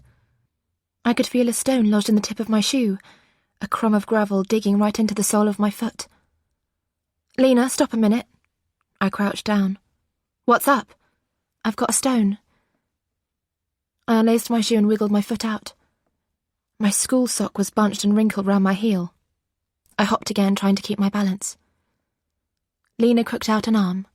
"Here." It was easy between us now. Natural. I held onto her elbow and tipped my heavy shoe up. I could hear the stone rattling, but nothing came out.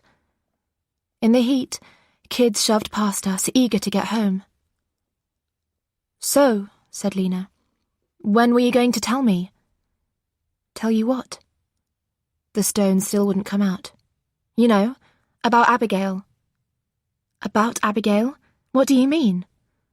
A piece of grit came finally tumbling out.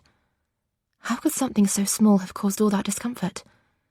I let go of Lena's arm and crouched down to shove my shoe back on. "That she's coming back to school." Crouched there on the hot concrete, I froze. "What?" I could feel Lena above me. Her shadow hung right over me. "Well, isn't she?" Very slowly, I straightened up and made myself look right at my friend. She was staring at me, waiting for my answer. I shook my head, made myself laugh. "Yes," I told her. "Course she is. I was just surprised that you already knew." It was because Lena's mum was on the school council. That was the way that my best friend had heard. And as we headed down the lane away from school, I had to pretend I'd known all along. A plan for Abigail to return to school. Why hadn't my cousin said anything? In fact, why hadn't anyone? Auntie Anne would have told Mum, and Dad would have asked, but no one had ever said anything to me. I thought about the snippets of conversation between my parents. Like just the other night, Dad asking in front of me, "Hasn't anyone heard from Press?" and Mum cutting him off, making a face. "Shh!" Even though I already knew who Dad was talking about. I already knew all about Abigail's real father, about the fight, the panicked phone call from Preston's brother, about how it was my mum who came to the rescue. Dad had told me all of it years ago because he always wanted to explain everything in our family, always wanted everything shared. Mum was different, refusing to talk. Mum kept things back, hid things. I knew that now. So how much was there that I had missed out on? So, do you think she's ready? Lena had started to walk a bit faster. She was tall and her legs were longer. Sure, I said, hurrying to catch up. Why not? Okay, so it had come as a surprise, but the truth was, it was a good thing, wasn't it? It said how well she was doing, if Abigail was thinking about school. But there was Lena always questioning things. Why couldn't she ever just let things be good? I hitched my bag back onto my shoulder. Lena shrugged. I don't know. It just seemed so hard for her to know what to say to people. You know, like to me or Tom at the festival. I stopped short, a squeezing pressure filling up my chest. Now my own voice was loud, defensive. She was fine with you at the festival. You saw her playing with Kayla. But I had left her alone with them, hadn't I? Lena and Tom, and hadn't something gone wrong between them? Lena stopped too and turned to face me. I couldn't read her expression. Maybe she wanted to push me, challenge me again like she had at the play park, make me see things the way she saw them. Maybe she also just missed the way we used to be friends. In the end, I saw her shoulders drop. Listen, Jess, she said. Do you want to come back to mine? Mum won't mind. You can have tea with us. We can do our homework, watch TV, whatever. I was grateful to her and I wanted to. Really, I did. But now there was Abigail and I had promised to see her.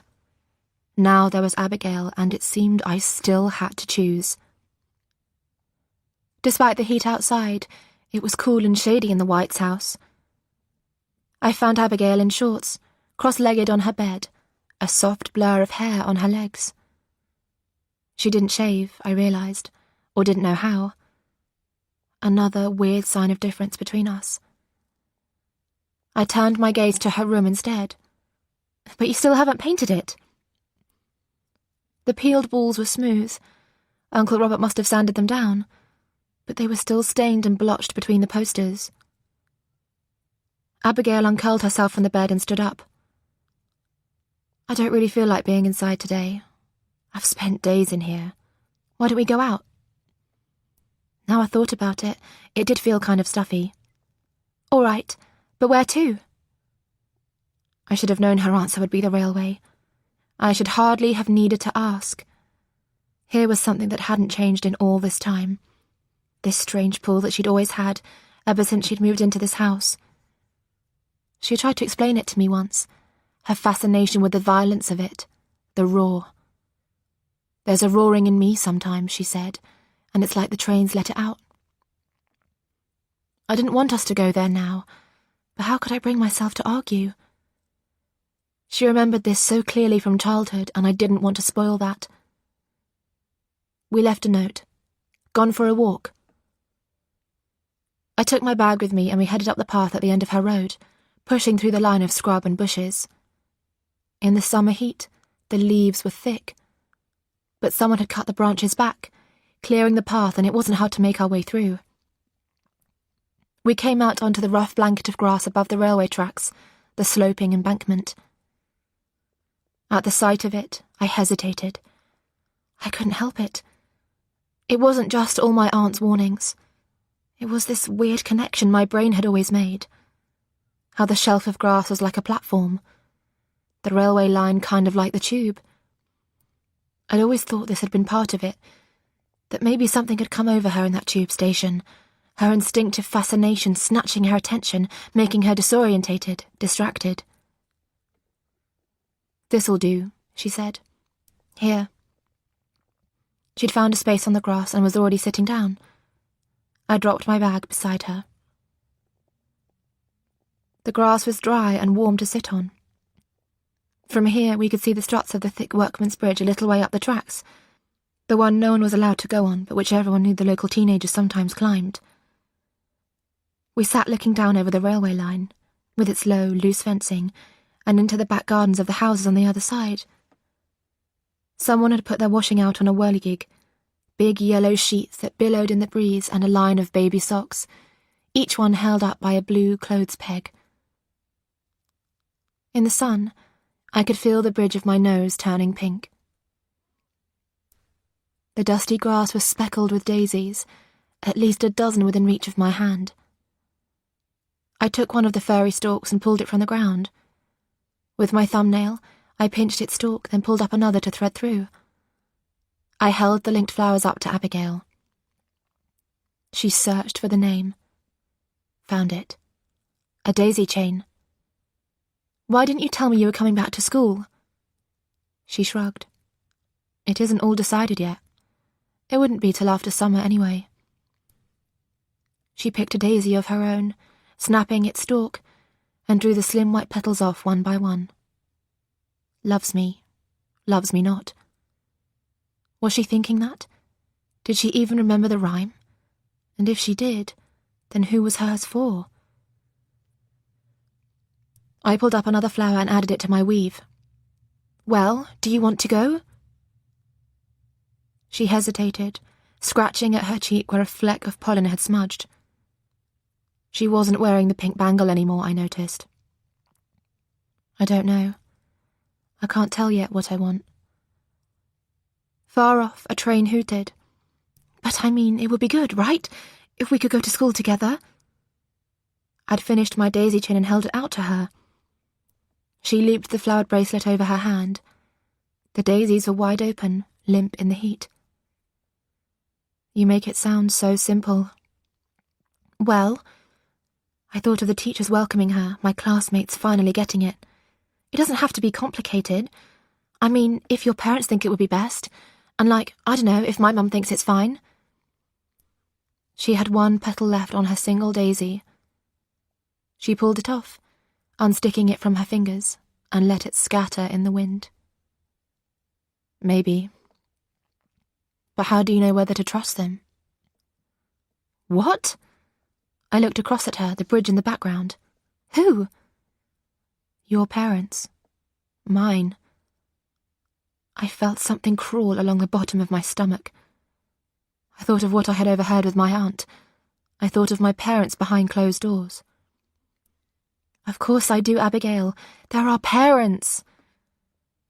She leaned forward, pressing her forehead to her knees, hard enough to make red marks.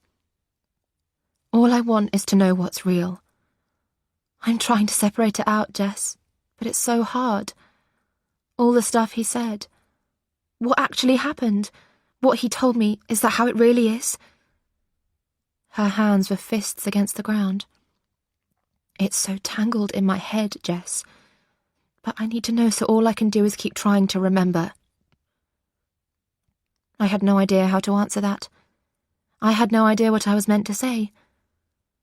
I didn't recognize my cousin like this. I pinched another daisy stalk, squeezing the flesh against my nail, pulling it from the ground. She was home.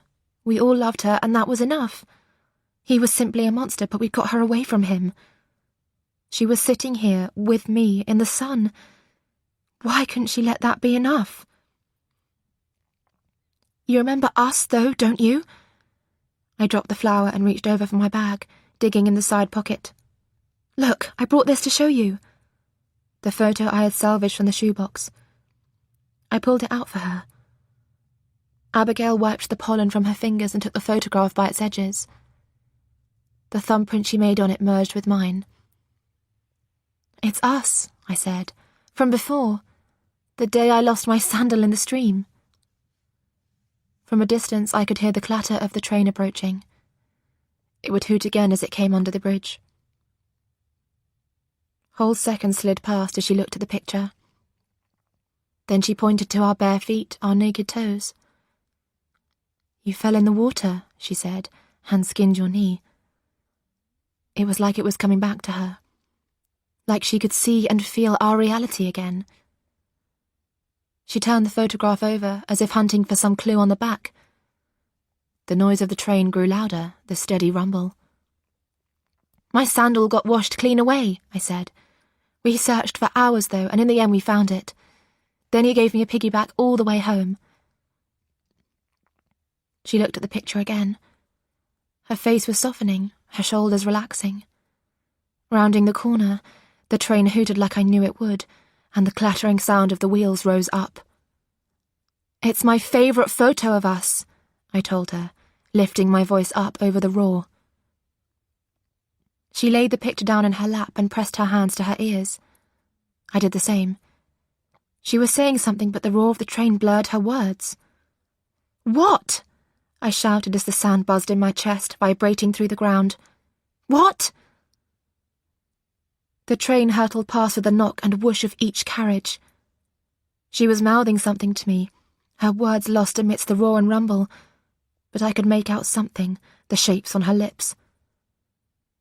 The very last carriage swooped by and the heady silence covered everything over again. The impossible words had been sucked away by the train. I couldn't bring myself to ask her to repeat them. They were so impossible, so wrong. He had pictures of me from before, too. Chapter 17. Saturday, 29th of June. Day 34. Anne. For days I'd tried to decide what to do, and finally I had decided on this. A gesture to show that no matter how Abigail felt, in my mind she was home, finally where she belonged. "It's just paint," Lillian had said, and how many times in my life had she been right? Why else did I trust her the way I did, taking every piece of advice she gave? So many times she'd had the answer. Now it seemed Lillian was right again, and this would be the one thing to help us move on. From the living room window, I watched them go, towels tucked under their arms and the straps of Abigail's new black swimming costume peeping out from under her shirt. I had told Robert they should take their time. Go swimming, take the longest session, take them for ice cream before you come home.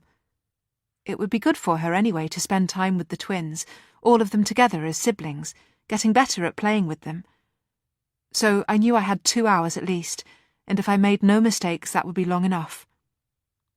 I watched Robert help the twins into the van and waited for Abigail to fasten her seatbelt. I listened for the sliding slam of the door and the growl of the engine fading up the street. I waited out the minutes until I could be sure they wouldn't turn back. Then I went upstairs, into Abigail's room, and took down each of her posters from the walls. The sellotape came away furred and crumpled and left marks as I had told her it would. I rolled up the posters into a thick, heavy bundle and took them into my and Robert's room. When I came back, the walls were as blank as a stare. I pulled out her bed, her desk, her dresser, then went down to our garage where I knew I'd find dust sheets.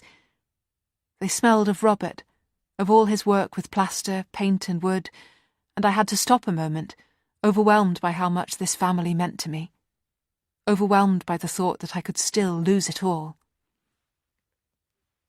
In her room, I dragged the sheets over the furniture until there was almost no trace of her left. For a moment I stood in the silent space with my heart thudding. From exertion or anxiety I couldn't properly tell. Then I closed her bedroom door behind me and went downstairs into the utility room, the tiny space that led off from our kitchen, where there was a sink and the washing machine and dryer. Inside the machine, the clothes were dry. I pulled them out and sorted through them, Robert's overalls, the boys' socks. Mixed up amongst them was what I was looking for, the rose-pink t-shirt she had worn day in, day out this last couple of weeks. She'd finally given it up for washing, and now it was clean and dry and ready. I ironed it, as though that mattered. Then I folded it up in a plastic bag. I took my handbag and keys, and the t-shirt. When I stood on the front step locking the door, the day was so still that it felt as though the whole world was watching. I don't know what I had been thinking the first time. Lillian had been right. The choice had been overwhelming. We had taken her to the huge warehouse on the outskirts of town, with every colour under the sun. How could we have expected her to choose? Now, at the mixing stand, I held out the t-shirt. "I know she likes this colour," I said to the kind man who took it from me. I couldn't believe how easy it was. You wished for a colour and there it was.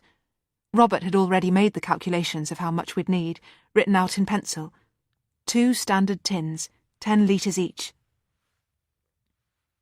The paint cans were heavy to carry back to the car, and they banged my legs, bruising my thigh so that in the shower the next morning I found the blue marks. I set them in the well of the passenger seat, along with the brand new tray and roller I'd bought. Back home, I carried the paint upstairs and opened the window in Abigail's room. There was still no breeze, but it would let any fumes out. I prized the lid from the first tin and poured a shallow dribble into the tray, enough to coat the length of the roller. Once I had started, it would be hard to go back. But wasn't that what I had done since she came home? Hesitate, shy away? Wasn't this what she needed instead? I got up and stood face to face with the wall. Lifting the roller and gripping it tight, I made the first mark, right across the wall above her bed, a rose-pink rainbow. A stark, wide, bright streak. I lowered my arm and stepped back. All right, so now the easy part was done. Now came the rest. I pushed the roller and tray into a corner and went back into our bedroom.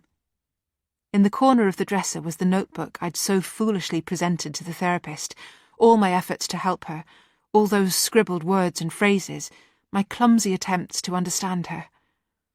I lifted out the abandoned notebook with a painful tightness in my chest. Through the window I could hear a bird singing, celebrating summer.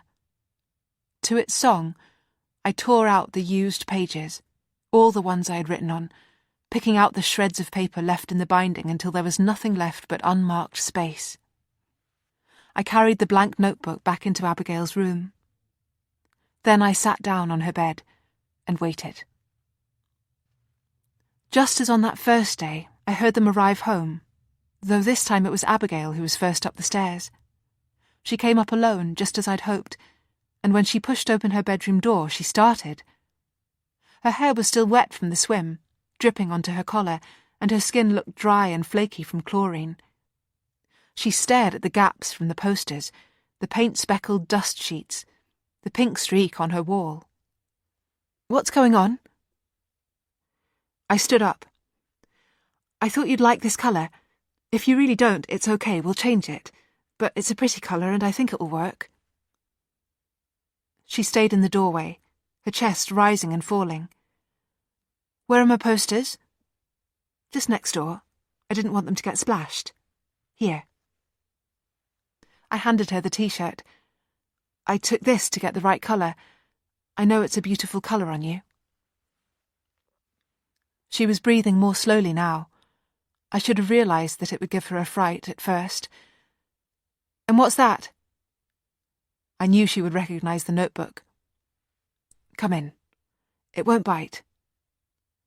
I opened the notebook for her on her bed. Like a wary creature, she sidled closer. "Forget about what I wrote in there before," I said. "I've taken all of that out now." She came up to stand right next to me.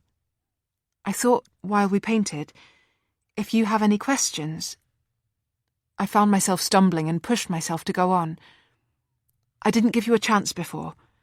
All the questions have been us asking you. If you need to, you can write any answers I give you down in here, so that you know it's the truth and you won't be confused."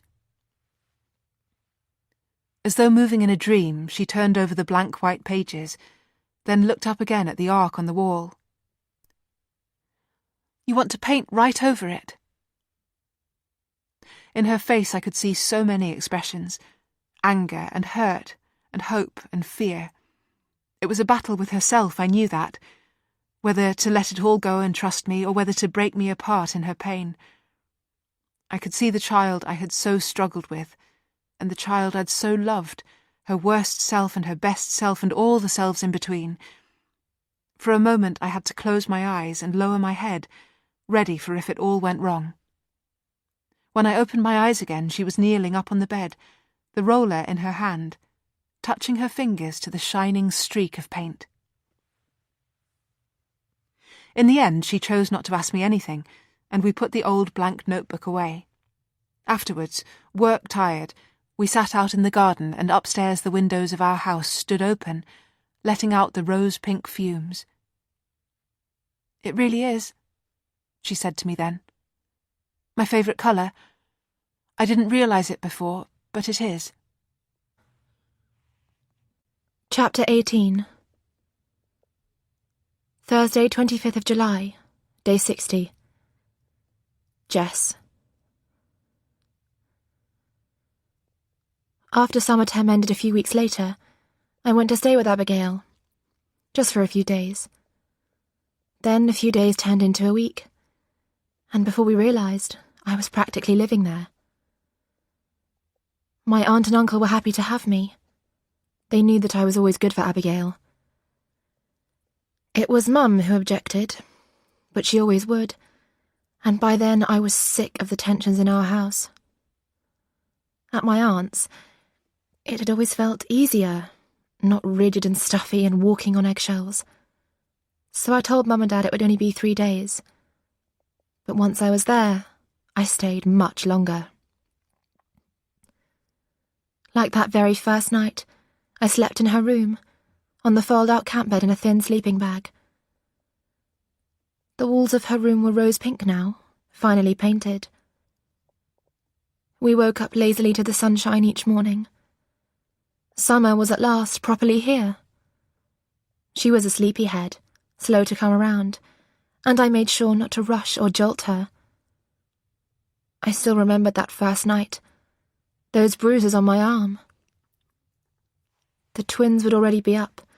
Sometimes we'd hear their voices in the back garden, the bump of a ball being kicked about, sometimes a shriek.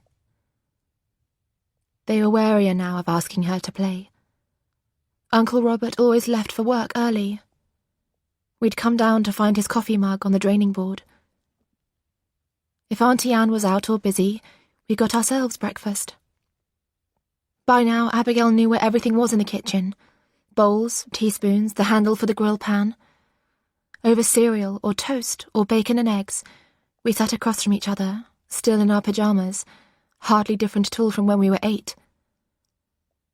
We could do anything we liked, and Abigail still had so much to catch up on. We bought magazines, binged on soaps, on TV box sets.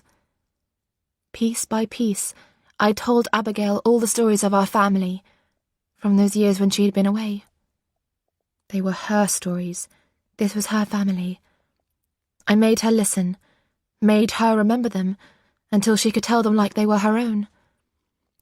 And I talked to her about the photographs, what she'd claimed. "A picture of you from the newspapers?" I asked. I was trying to understand. "No," she said. "It was like a proper picture, from when I was little. He said it was sent to him." "But it couldn't have been. Sent by who? How would that even be possible?"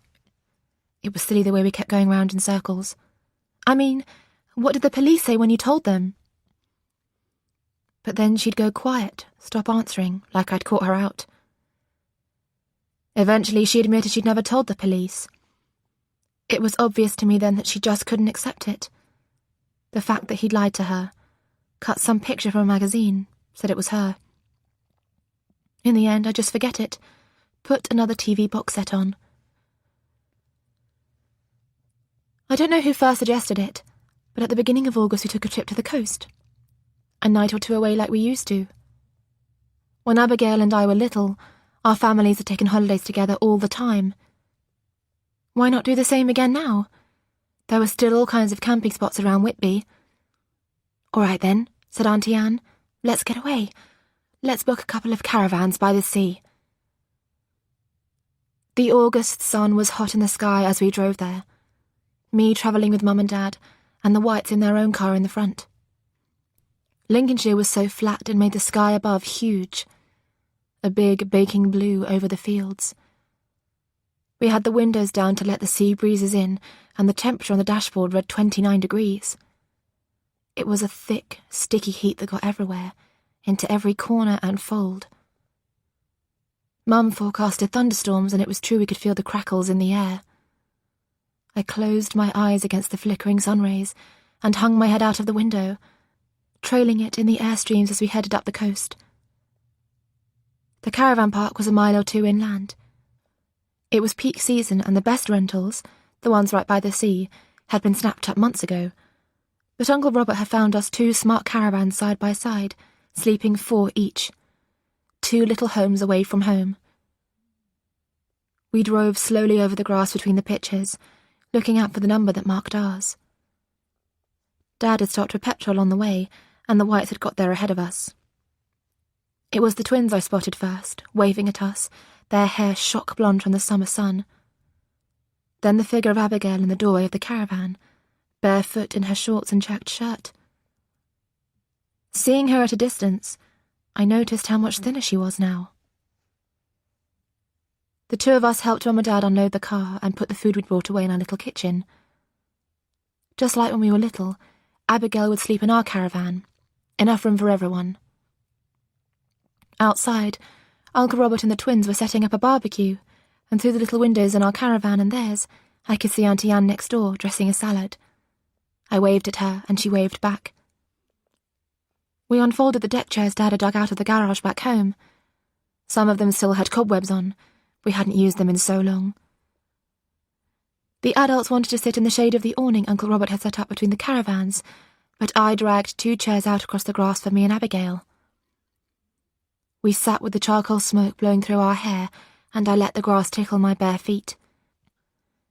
You could hear the chatter of other families nearby, the ring of plates and the click of plastic cutlery.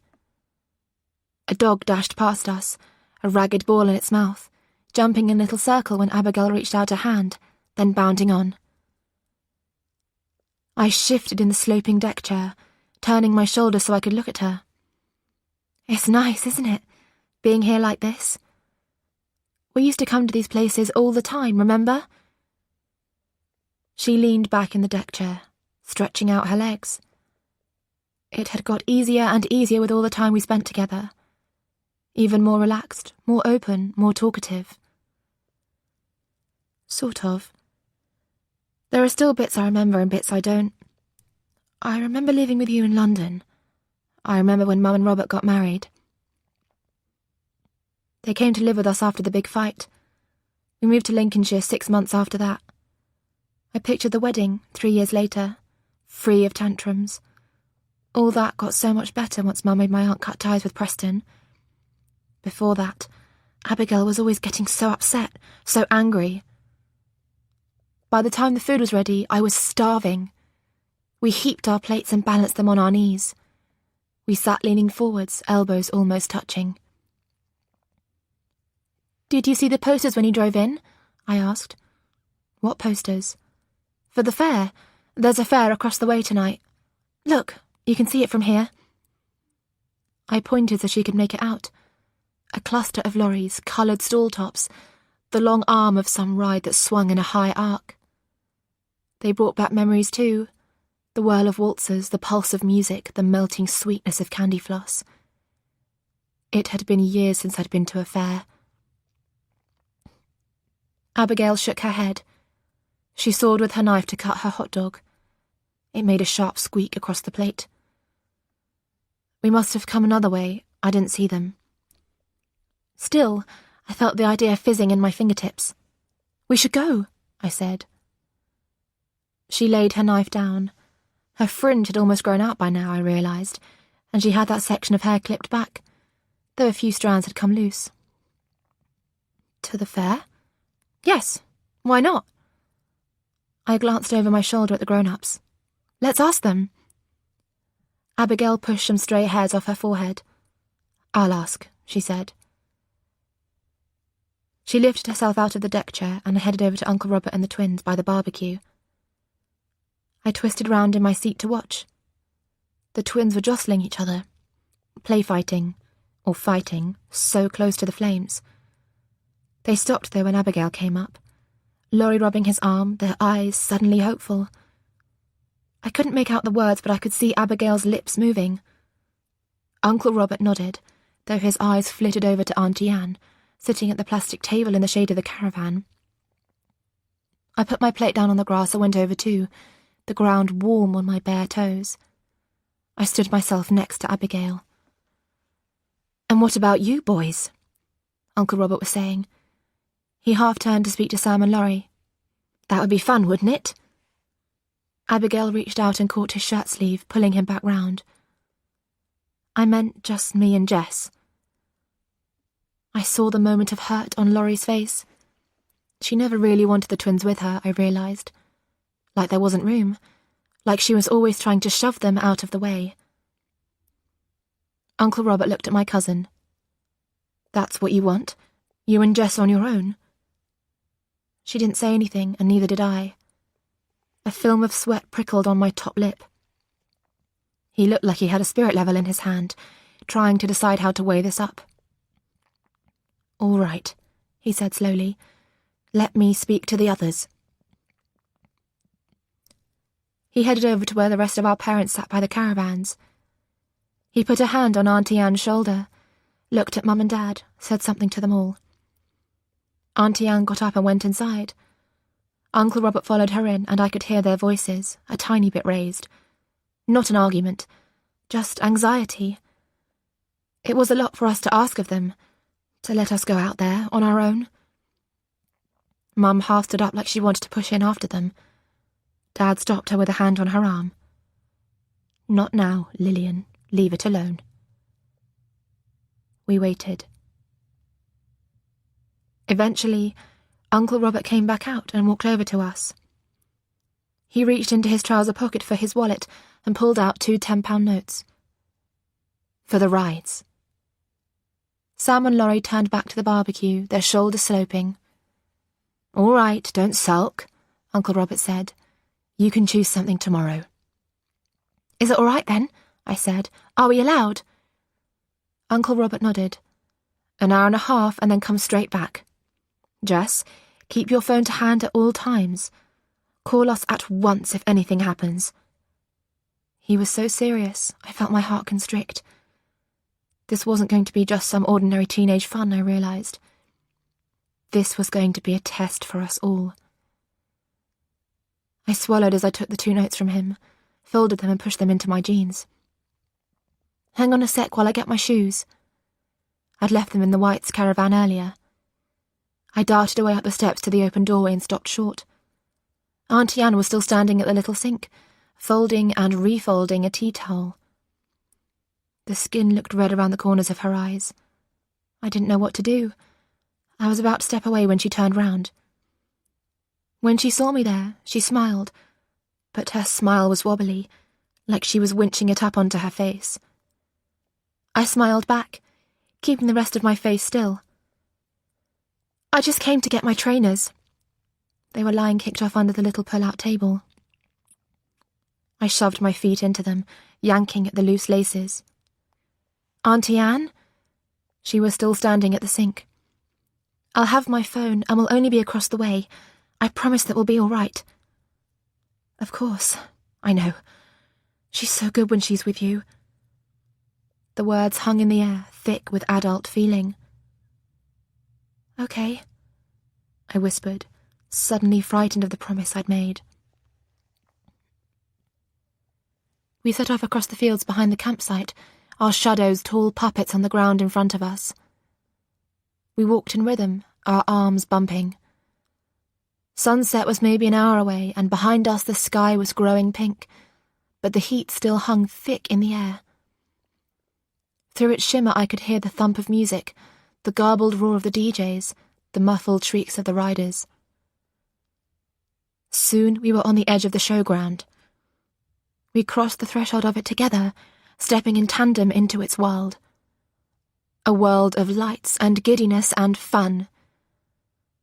At the steps to the bumper cars, I held out one of the notes for the skinny man who circled the track, his eyes squinting for customers.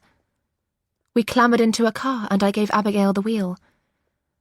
As we looped the scratchy belts around us, I looked up to see the blue crackle of electricity across the ceiling. My tummy thrilled. I wanted to share it all with Abigail.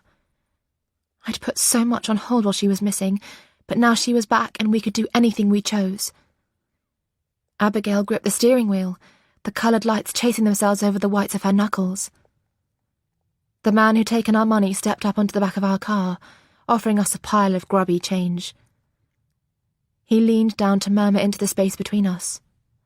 "Ready, girls?" I looked across at Abigail. "Ready?" She looked back at me, her pupils wide. "Ready." 3, 2, 1... shouted the man in the booth, and we lurched forward as the current flipped on. I gripped the side of the car as Abigail wrenched the wheel left and right, and we were hurled against the rim. I let out a shriek as I was flung sideways, holding up my arms to let them fly too. She twisted the wheel so we flew backwards, heaving into the knot of cars behind. The impact jolted us forwards, and laughter tumbled out of me as we plunged and our hair flipped into our eyes. We rode and flew, and it was all over too fast. When the lights went dim and the power dried up, we coasted to a stop, breathless. Abigail's hair stood out around her head. "Do you remember?" I panted. "Remember?" We were burning brighter than ever. I imagined that if I touched her, I'd receive a fizzing shock. Outside, the air smelled of peppery fat from the burger and hot dog vans. At a bright pink stall, a woman whipped sugar into towering piles, and we bought 2 giant rolls, bigger than our heads. Far away, on the horizon, was the flicker of lightning, the storm Mum had predicted. I pointed it out for Abigail just as the faintest shudder of thunder moved through us. As we ate, our teeth grew pink, stained with sugar dye. We stood by the candy floss stall and watched the people in the rides.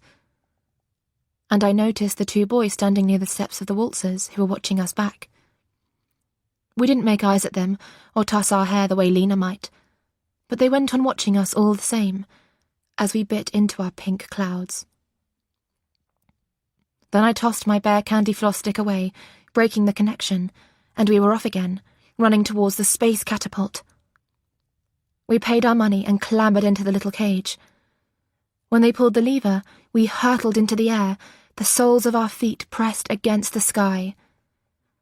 It was like spinning in an endless tumble, element after element, and despite all the sugar we'd eaten, I didn't feel sick, and neither did Abigail, and we just tipped our heads back as we spun and whirled, our hands clawing the sides of the cage, our hair flying out like Catherine wheels. The whole thing was a thrilling adventure. That's what I wanted, I realise now. Both of us in this adventure together. When we returned to Earth, the 2 boys from before were still there, looking at us across the muddy grass. The sun was sinking now, and they were almost silhouettes in the glow. Abigail dropped the sticky candy floss stick she was still clutching into a bin. Even now that the tumbling had stopped, I was still dizzy with the adrenaline racing in my veins. As we passed by them, the shorter of the boys, the one whose hair was blonde and spiky, nodded at Abigail like there was something understood between them. The other one, the tall one with curly black hair, carried a motorbike helmet under his arm. As we headed across the grass towards the arcades, they came meandering after us, the tall one and his spiky-haired friend who walked with his hands deep in his pockets. They couldn't have recognised Abigail, I was sure of that. They wouldn't have been so casual if they had. To them, we were just 2 girls, teenagers like them, having a good time. By the arcades, zinging with lights, the curly-haired boy came up alongside me. He wanted to win me a prize, he said, on the water gun stall. I giggled, glancing at Abigail, then grinned at him too so he'd know I wanted him to do it. Up close, I could see the stubble on his chin. He slung an arm round my shoulders, and the smell of aftershave waved over me. I wondered what Lena would say, if she'd be impressed. Now it was like he was trying to lead me away from Abigail and his friend, like they meant to separate us. I giggled again and twisted back, ducking out from under his arm. At the water gun stall there was a long, sticky queue.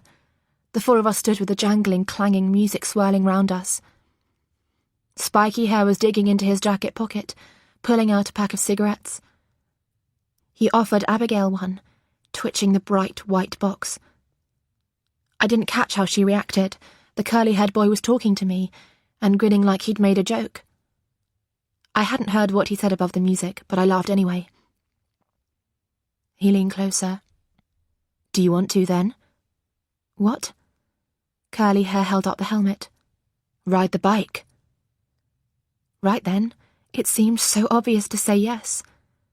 What else was it but the next part of our adventure, after the dodgems, the candy floss, the whirl of the space catapult? "Abigail," I said, "you want to go and see the bike?" In the crowd, someone bumped her as they came pushing past. Against the chiming of the slot machines, her voice seemed muffled, hesitant or something. "Okay." Well, she said okay. I gave curly hair a wide smile.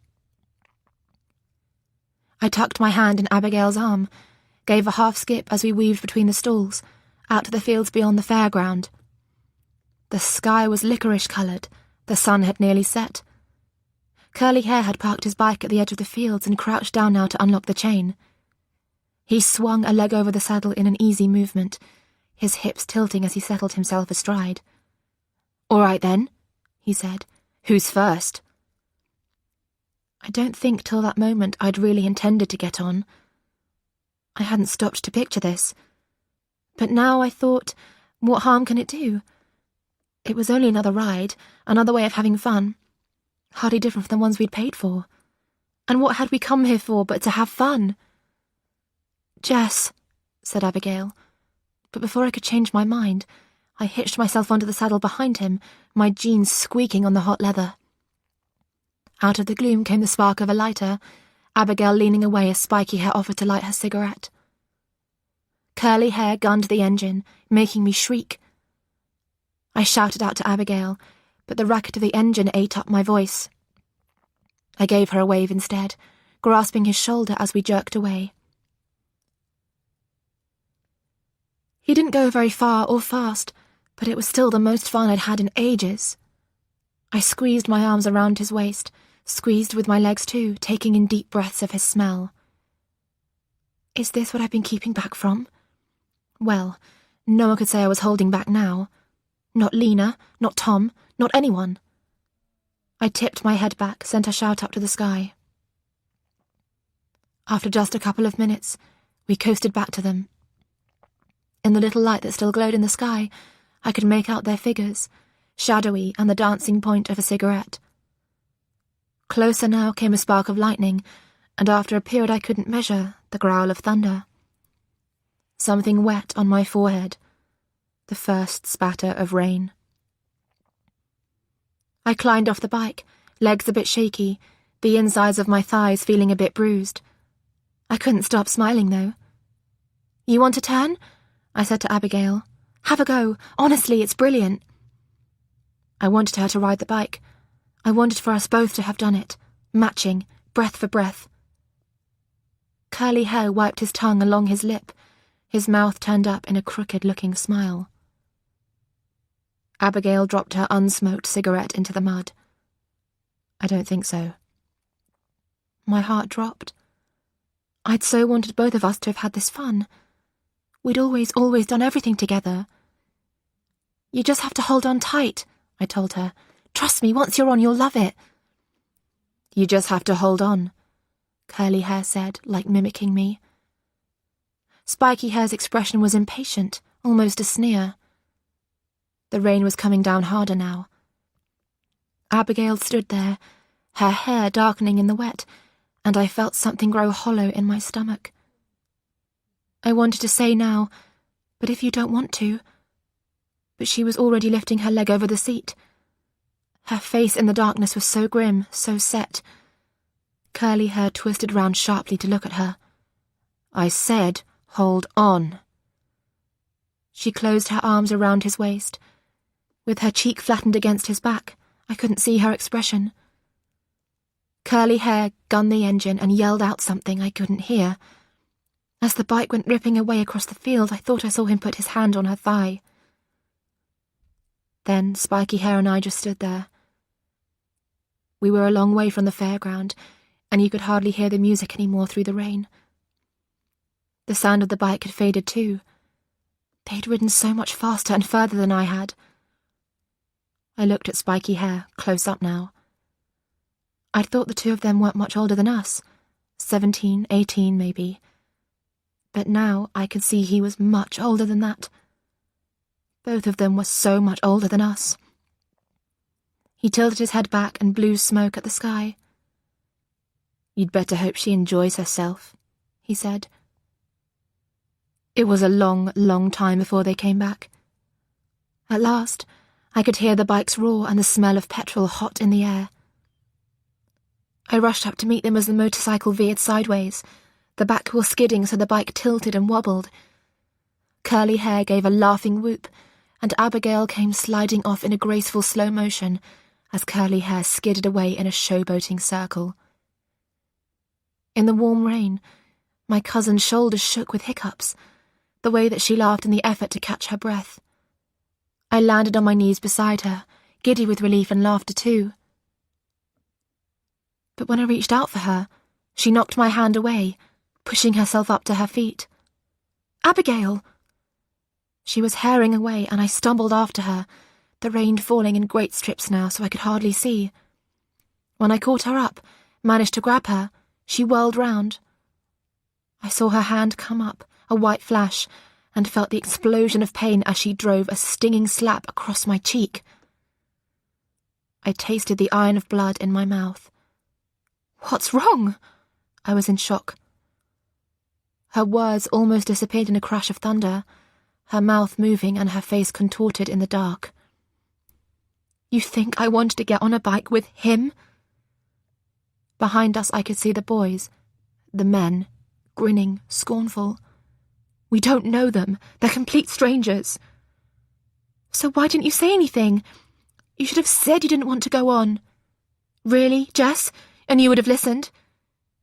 You don't see it, do you? You've no idea. It's all just playing games to you. We're not 8 anymore. We're not 8. But you've been safe, haven't you, your whole life? How could you ever imagine anything different? How could you ever know what it's like to be in danger?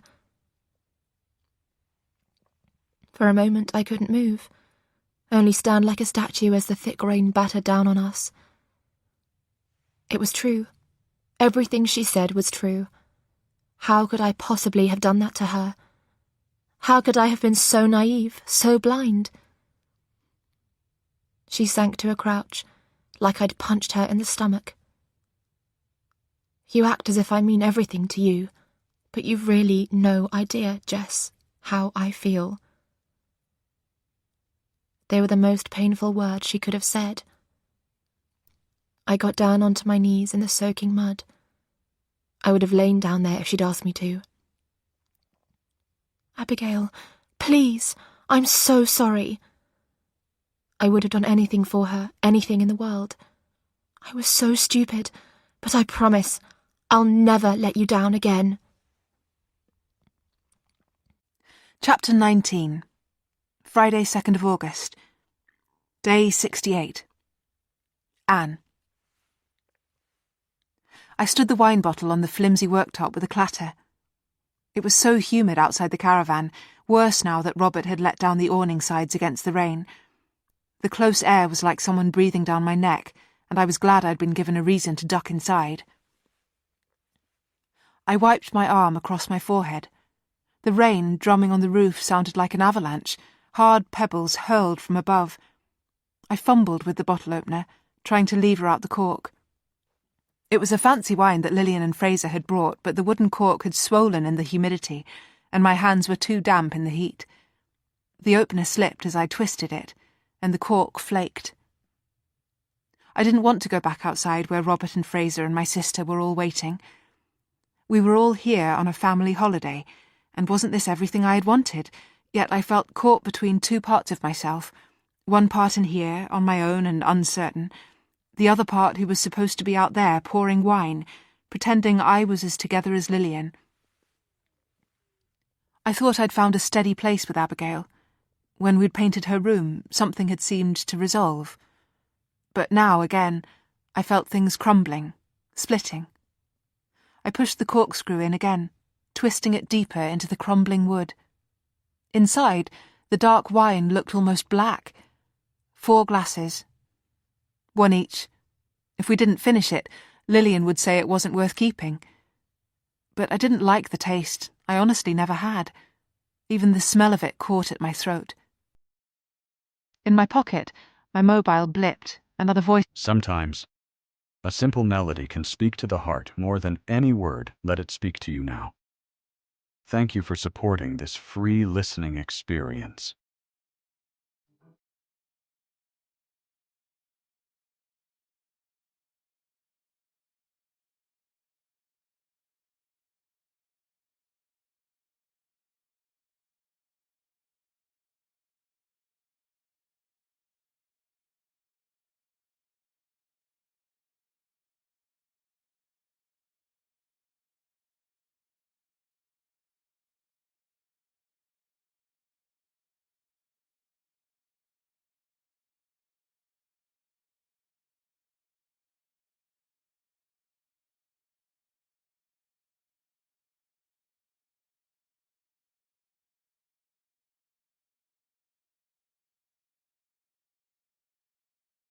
Mail alert.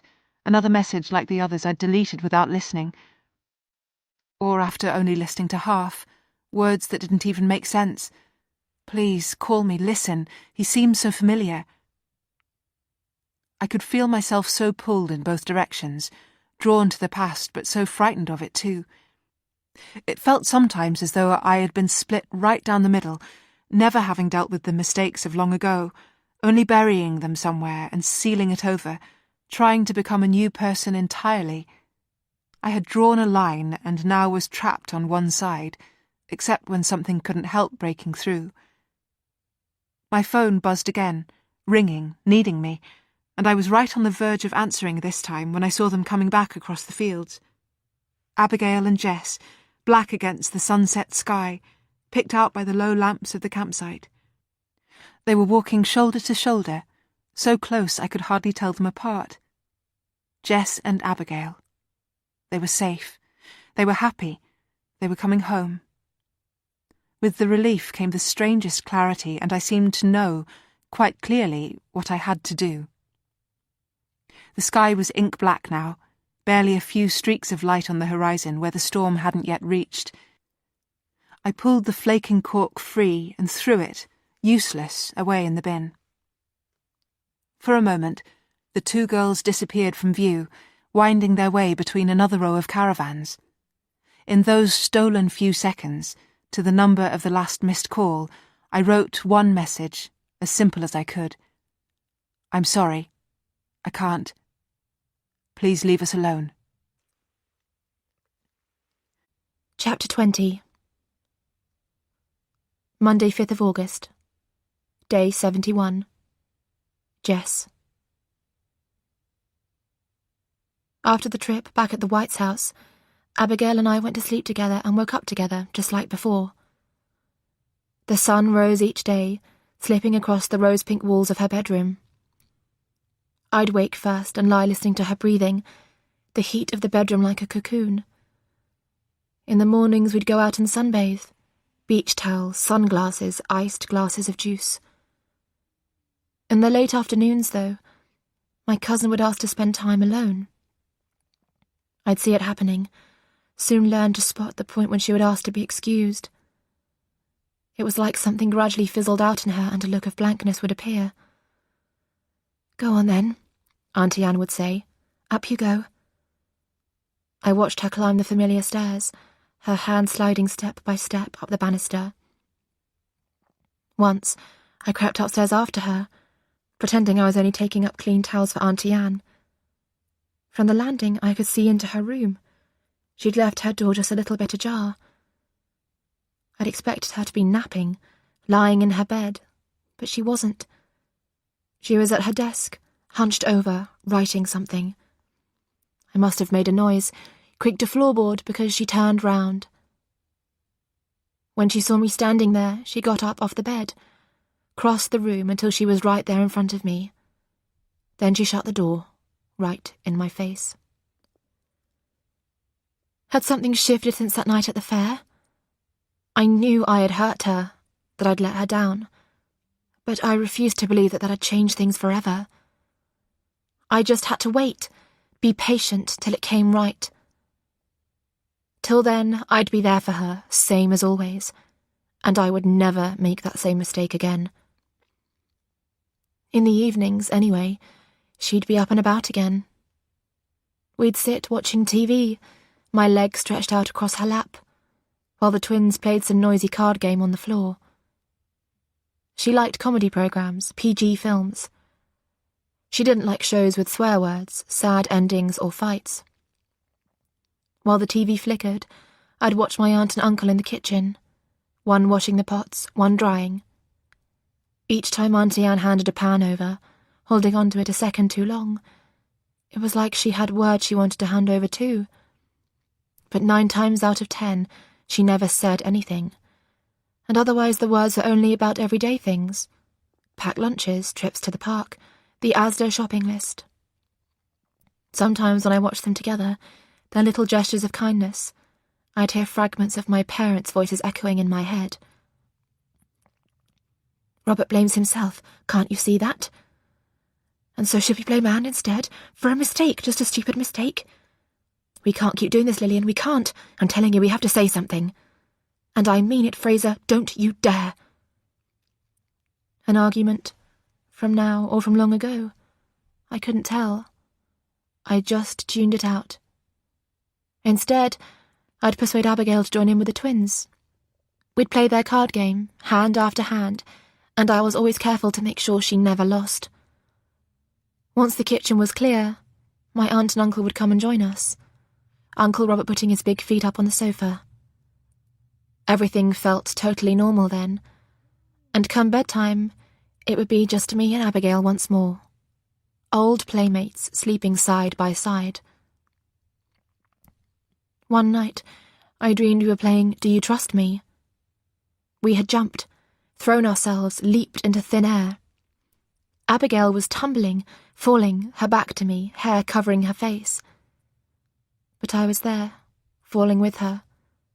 I was there, and I reached out and caught her. I knew then, when I landed, woke up, that everything was going to be okay. Little Saturday in August, I took Abigail to the cinema. They'd finally opened the new complex in town, and I wanted Abigail to come see a film with me. In the warm summer evening, we could have easily walked to the cinema from the White's house, but Mum and Dad insisted on picking us up. They decided to watch a film too, some revival of a 70s classic they wanted to see. "But we won't get in your way," said Dad. "Just pretend like we're not there." It wasn't Abigail's first trip to the cinema. I remembered going to the old theatre when we were little, but it was the first one since she'd come home. She wore the yellow top, the one I tried to get her to wear for the music festival. She'd picked it out for herself this time, and she pulled her hair into a low ponytail. It looked nice. Mum and Dad's film started before ours, so they went in first, leaving us alone in the foyer. I took Abigail up to the sweets counter to buy popcorn, 2 big boxes, 1 each. In the theatre, we found seats near the back. I waited for my eyes to adjust to the tall, wide screen and my ears to the booming sound. "You okay?" I whispered to Abigail, and she nodded. Her face was softened, relaxed. She was okay. We were okay. As the lights dimmed, I felt myself sink down into my seat. I loved the cinema, its cozy, enveloping feel. You could shut everything out in here, surrounded by the pictures and sounds. My blood grew warm. Abigail wriggled in her seat, her shoulder coming to rest against mine. When the film ended, we came out, ears ringing, blinking into the bright lights of the foyer. I was lightheaded from the popcorn, the darkness and the heat. The foyer had a strange atmosphere. People stood in clumps, their faces serious. And where were my parents? Their film had finished half an hour ago. I stretched on my tiptoes, scanning. There, I saw him. Dad. He waved, came over. "Where's Mum?" was the first thing I asked. "Just outside getting some fresh air." "Has something happened?" The lights felt super bright. "It's nothing to worry about." "What do you mean, though?" It was only now that I caught sight of the lights outside, blue flashing. Dad scratched his chin. "There was an elderly lady having breathing problems. They called an ambulance, just as a precaution. Your mum took care of her until it arrived. Her nurse training, you know. What about the lady? Did they make her okay? Dad hesitated. She's in the best hands. Maybe not so good then. Come on, he said. Let's catch up with your mum. The ambulance set off as we came out. Its lights going, its siren now too. We found Mum in the car park. The sun was going down, nearing that time when your eyes keep struggling to adjust. The big neon sign at the wall of the cinema was blinking on and off, pasting a pink sheen on everything. People struggled past us, bleary-eyed from the dark, making their groggy ways home. What did I tell you? Mum said out of nowhere as we came up. Dad stopped short, so short that Abigail bumped right into him. I knew that tone in Mum's voice. I'd heard it 1,000,000 times, through walls, upstairs, behind closed doors. What did I tell you? She said again. I saw Dad bristle, glancing at us, his shoulders rising. What you always say. Don't mention it, don't say anything. I realised she must have seen it in our faces. We must have come out looking all grave, not like we just tumbled out of a film on a popcorn high. So you were listening, said Mum. I felt the blood emptying from my legs, all the warmth from sitting in the cinema beside Abigail. We saw the ambulance, Abigail said. Don't, I tried to say. I always listen, said Dad, his voice more brittle the louder it got. But they asked a simple question and I gave them a simple answer. Worrying them and making a drama. A group of other teenagers wandered past, turning their heads, and one of them pointed. All I've done is tell them the truth. Yes, and in doing so you've spoiled their whole evening. Mum's voice went bouncing off the cinema walls, the tarmac, the cars. One of the passing girls snapped her gum, watching us like we were some kind of freak show. This is spoiling it, I wanted to shout, the two of you yelling at each other in front of everyone, about nothing, about some stupid tiny thing. The girls could tell, said Dad. It was obvious to them that something had happened. Do you think if you don't mention things they don't exist? It doesn't work like that, Lillian. It never has. I wanted the ground to swallow me up. I felt exactly like that. An argument escalating out of nowhere. Both of them acting so out of control. My parents argued, I knew that, but always in private so I could pretend not to hear. Never in front of me. Never, ever like this out in public. I was so angry I wanted to cry, but it was Abigail's expression that I could hardly bring myself to look at. Her face like a ghoul's every time the neon flashed. What must she be thinking, finding herself in the middle of this, these adults, her own aunt and uncle, so angry with each other? Perhaps it was Abigail that brought them back to themselves. Mum blinked, looked at my cousin, shook her head. I'm sorry, she said. Her smile looked like it hurt to make. Just ignore us, both of you. Please, just ignore us. Dad was still breathing quickly. I wanted to shake him, shouting like that in a car park at Mum. It was horrible, like a bad dream. In that moment, he hardly seemed like Dad at all. Come on, Mum said, her voice the only thing still working, it seemed. I think we all need to get some food. After dinner in the burger house up the road, a stifled, stupid affair, Mum and Dad dropped me and Abigail off at my aunt and uncle's house. I could hardly manage to say goodbye to them. I could hardly look at them. I just wanted them to go. Auntie Anne welcomed me and Abigail inside. She smiled at us, but then her face dropped. She could tell something had happened. I didn't say anything. Just said we were tired. Let Mum explain it to her, I thought. I'm sorry, I said to Abigail as we brushed our teeth before bed. I'm sorry if they upset you. I have no idea why they were acting like that. We were a family. That was supposed to be the glue that held us together. Abigail spat a blob of toothpaste into the sink, the whitening toothpaste she always used. My own mouth was stinging, raw from Listerine. It's fine, she said. But it wasn't, because now the glue was twisting, breaking. Cracks were showing, and I didn't know why. Or I thought I didn't. Abigail straightened up and wiped her mouth with the back of her hand. I swallowed. "It wasn't about you," I said. Chapter 21. Sunday, 18th of August. Day 84. Anne. My sister called first thing the next morning. I think she wanted to apologise for what had happened at the cinema, although with Lillian it was never really an apology, because that would mean admitting she'd done wrong. "Everything's fine, really," she told me over the phone. "It's just that sometimes Fraser and I clash." She gave a short laugh. "Neither of us are perfect, but trust me, everything's fine." I don't know what else I'd expected her to say. "Anyway," she went on, "have they set a date for the trial?" "Yes," I told her.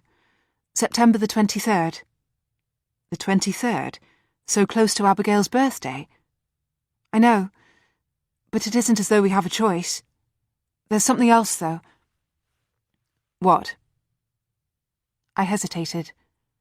"Annie, what is it?"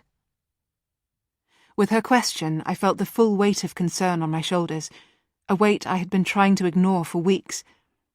I should have told Lillian earlier and asked for her help before now. "It's all going to play out differently, because of Mrs. Dillon." "Mrs. Dillon?" Lillian took a moment to place the name.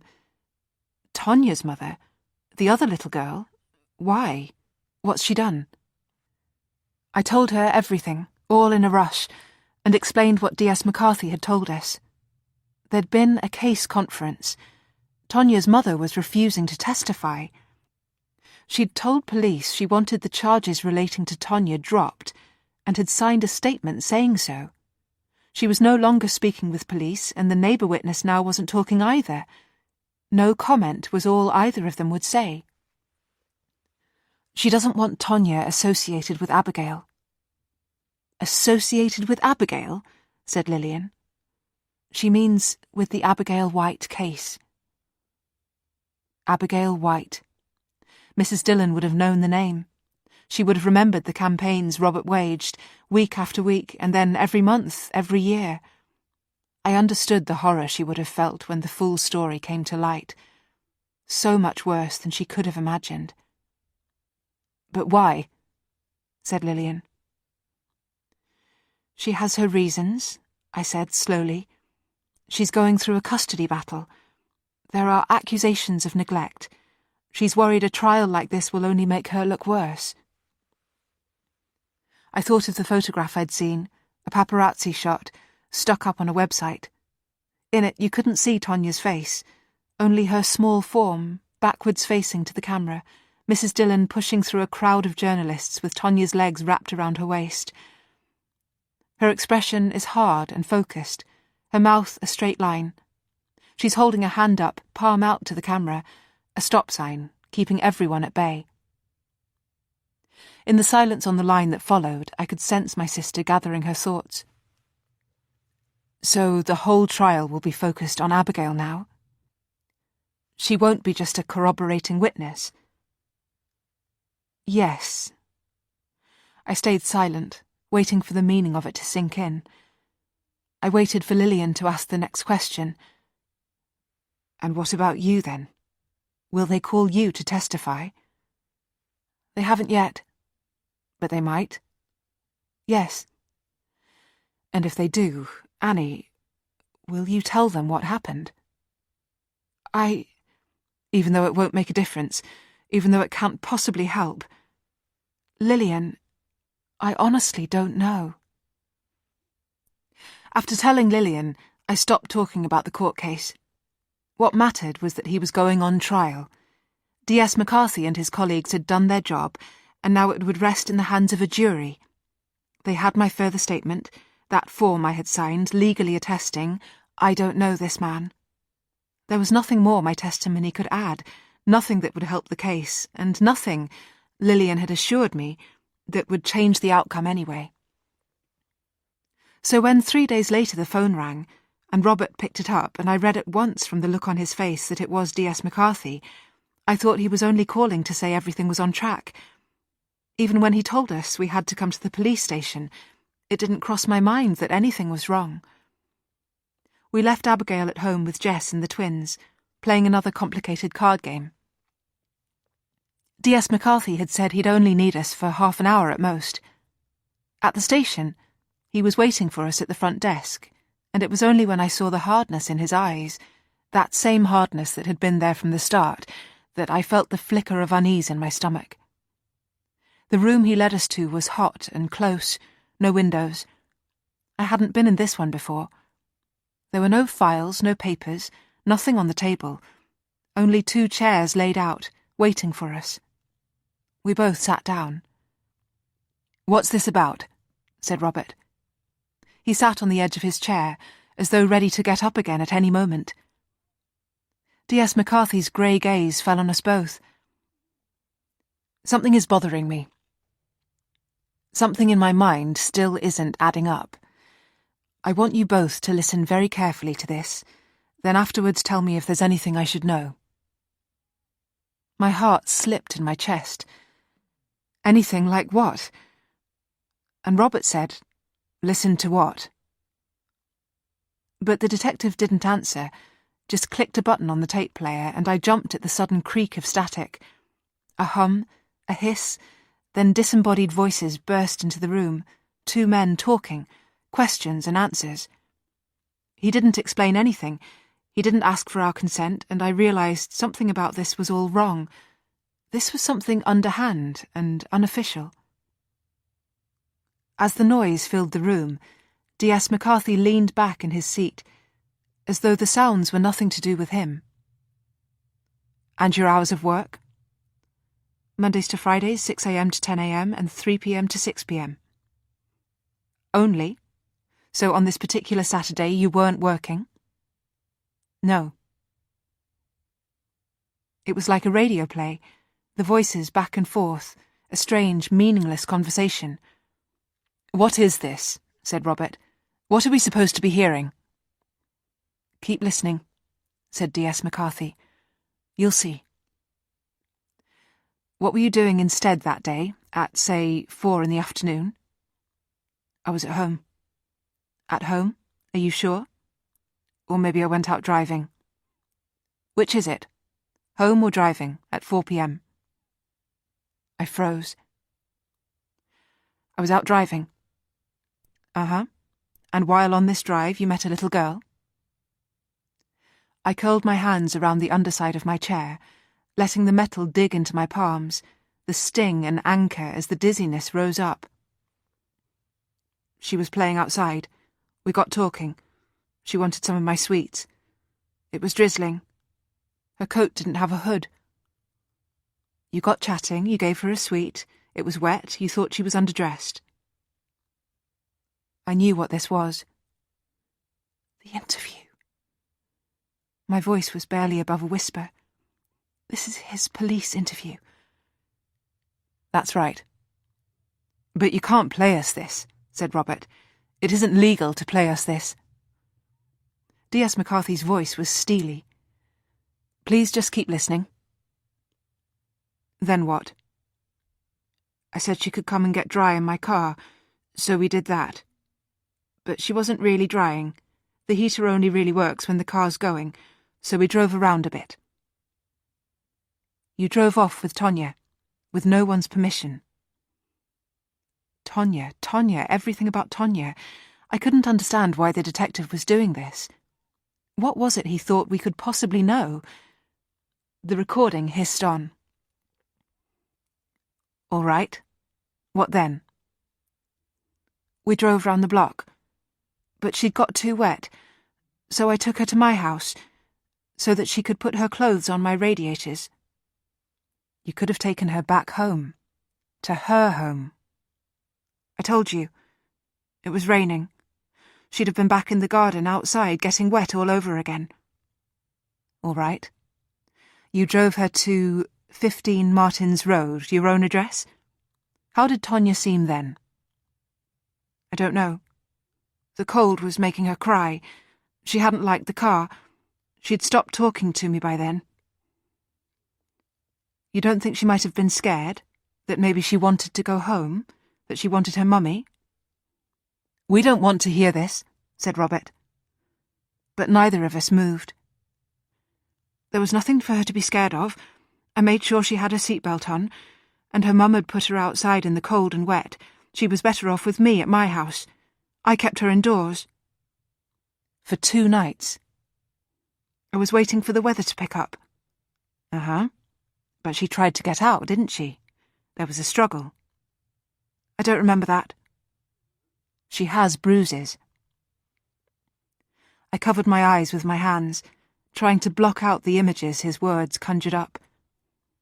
Keep listening, please. I don't remember. Fine. Let's skip forwards a couple of days. Why did you run off and hide when you discovered Tonya gone from your house? Why didn't you go out looking for her? Because I'd realised what had happened. Because I realised Abby was gone too. I let go of the chair. My hands had gone limp at the sound of her name. So what did you think had happened? I didn't think, I knew. She's such a good girl, Abby. She found a £20 note once, one of the rare times I took her outside. It was just lying there on the pavement. She told me we should hand it in to the police. To the police? £20. Who taught her that? But that's the way she thinks. So I knew that's what she'd done with Tonya. Gone to hand her in. Robert would have taught her that. Good citizenship. A tiny instruction that in the end had saved her. But I was struggling to breathe. Turn this off, but I was speaking the words down into the table. I couldn't seem to look up at the detective. Not yet. And Abigail is your daughter? Niece? Not exactly. Then what exactly is your relationship with her? You can say, I take care of her. In a way, I've been watching over her, caring for her whole life. His voice was so bizarrely unconcerned, dreamy, it made the hairs on my neck stand up. Oh, yes? When she came to me, it was like a miracle. At the station steps, I'd thought that was it. I was simply wandering outside in the rain, and then suddenly, out of nowhere, there she was. Well, after that, I gave her everything. I played with her, read to her. I made her a room just like her own. And Abigail's family? What about them? Her family? Do you know, I think her own family meant for me to have her. Stop the tape! I should get out of this room right now, I thought. Stop the tape! A button clicked. The sound cut off. The room echoed with the silence. When I eventually raised my head, those grey eyes of D.S. McCarthy's were boring straight into mine, and I couldn't look away because if I did, what would he read into that? You told us that you didn't know him. I shook my head. No. We didn't. We don't. Even Cassingham didn't say otherwise, did he? On the tape, that isn't what he claims. So why does he say it? That you meant for him to have her? That he made her a room just like her own? We don't know. We don't know. We've told you we don't know who Cassingham is. Robert took my hand in his. You shouldn't have done this. You had no right making us listen. My legs weren't my own, but I managed to stand. I leaned on Robert and let him lean on me. D.S. McCarthy stood up, opening the door for us. We were too shaken and too stunned to argue or challenge him. The detective nodded as we passed, as though he was on our side again, sharing our pain. But like I said, if there's anything else. Outside, we sat in the car park for the longest time. I felt sick. In the van, the smell of oil and engine grease turned my stomach in a way it had never done before. Beside me, Robert was white and silent. I tried to read what he was thinking, what he'd made of those sickening words. Robert, that man, Cassingham, he was living in a dream, a fantasy. D.S. McCarthy can't see that, but it's true. Robert let out a long exhale. I had to show him that it wasn't about us, that D.S. McCarthy had this all wrong. The detective seemed determined to prove we were complicit, that we were hiding something, that our family was to blame. But whatever I had done, whatever mistakes I had made, I needed Robert to know it was never like that. I kept thinking of how Robert and I had met. Abigail and I stuck on Steep Hill, her new scooter broken, a stone jammed in the wheel, and me loaded with shopping bags from Lincoln's department stores, unable to fix it. A stupid mess we'd got into. Who takes a 4-year-old on a scooter up Steep Hill? Then Robert appeared, crouching down, unjamming the stone, walking up with us, helping Abigail wheel her scooter to the top. That day, and for so long after, he'd been there for me and Abigail, and now, more than ever, I needed him at my side. He must have breached all kinds of protocols to do that, he was saying. We should report him. I'm going to report him. I was afraid that would only make things worse, though. I tried my very best to steady myself and for once be the one to stabilize our world. I think I know why he did it, I said. I never told you before, but I think it explains why he's so suspicious of us. I leaned my head back against the rough covering of the passenger seat. There was another case he worked on in Leicestershire. A boy went missing from his grandparents' house. People had seen a man in the area hanging about in all the wrong places. D.S. McCarthy wasn't convinced. D.S. McCarthy was involved? Yes, it was a few years ago. I had pieced together the scenario by reading the statements the Leicestershire force had released, the forum threads, the blogs.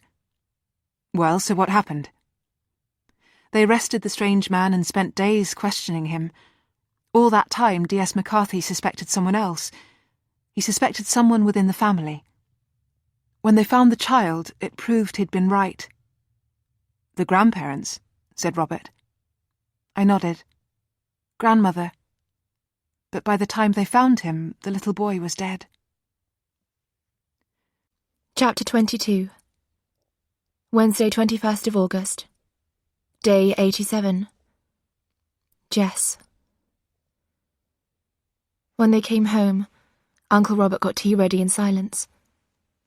I heard the shower running for ages upstairs.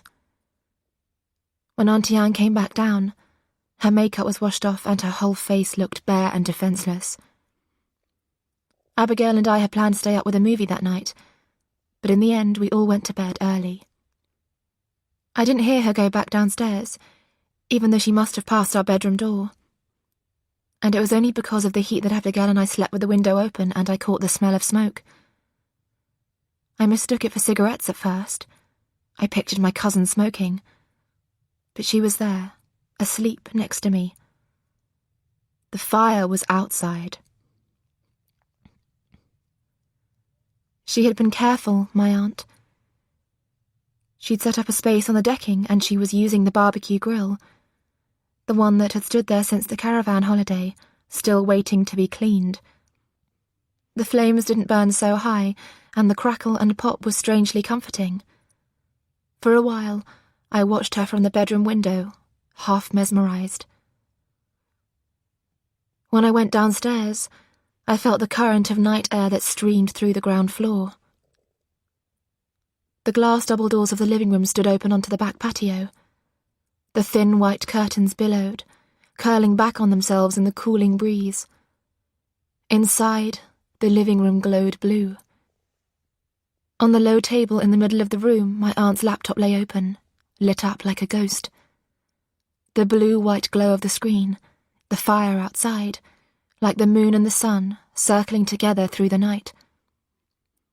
The smell of smoke was stronger now, and through the shifting gaps in the curtains I could see the low flames, orange and gold. My aunt stood with a heavy box file cradled in her arms, in her pink quilted dressing gown, the one I always associated with her. One by one, she pulled papers from the file and laid them onto the little fire. I recognized the box file, recognized those pages. They were all the cards and letters my aunt and uncle had received over the years. So many condolences, so many offers of support. So many reminders that Abigail was missing. It was like my aunt was letting go of them now, one by one. Against wisps of the grey-smelling smoke, the open laptop shone up at me, quietly beckoning. I don't remember walking forwards. I don't remember sitting down in front of it. But I must have done, because I remember the screen in front of me, glowing large. The screen showed an email account, my aunt's, and an email. Written to fraserbrady1974@gmail.com. To my dad. An email, and a quiet little box, blocking the words, asking, delete draft or continue. Ahead, through the curtains, my aunt went on placing sheets of paper into the fire, without turning, without seeing me. Snowflakes of ash spiraled up into the air. I watched my aunt watching them, her back to me. My hand reached forward and pressed on the mousepad. I clicked on the message box, pulling it to one side. I held it there, the tip of my finger turning white. Text filled the preview pane. Fraser, I don't know who else to turn to. I've tried to speak to Lillian, but she doesn't understand or doesn't want to hear. But you've always believed in facing the truth, and you know as much as Lillian does what happened.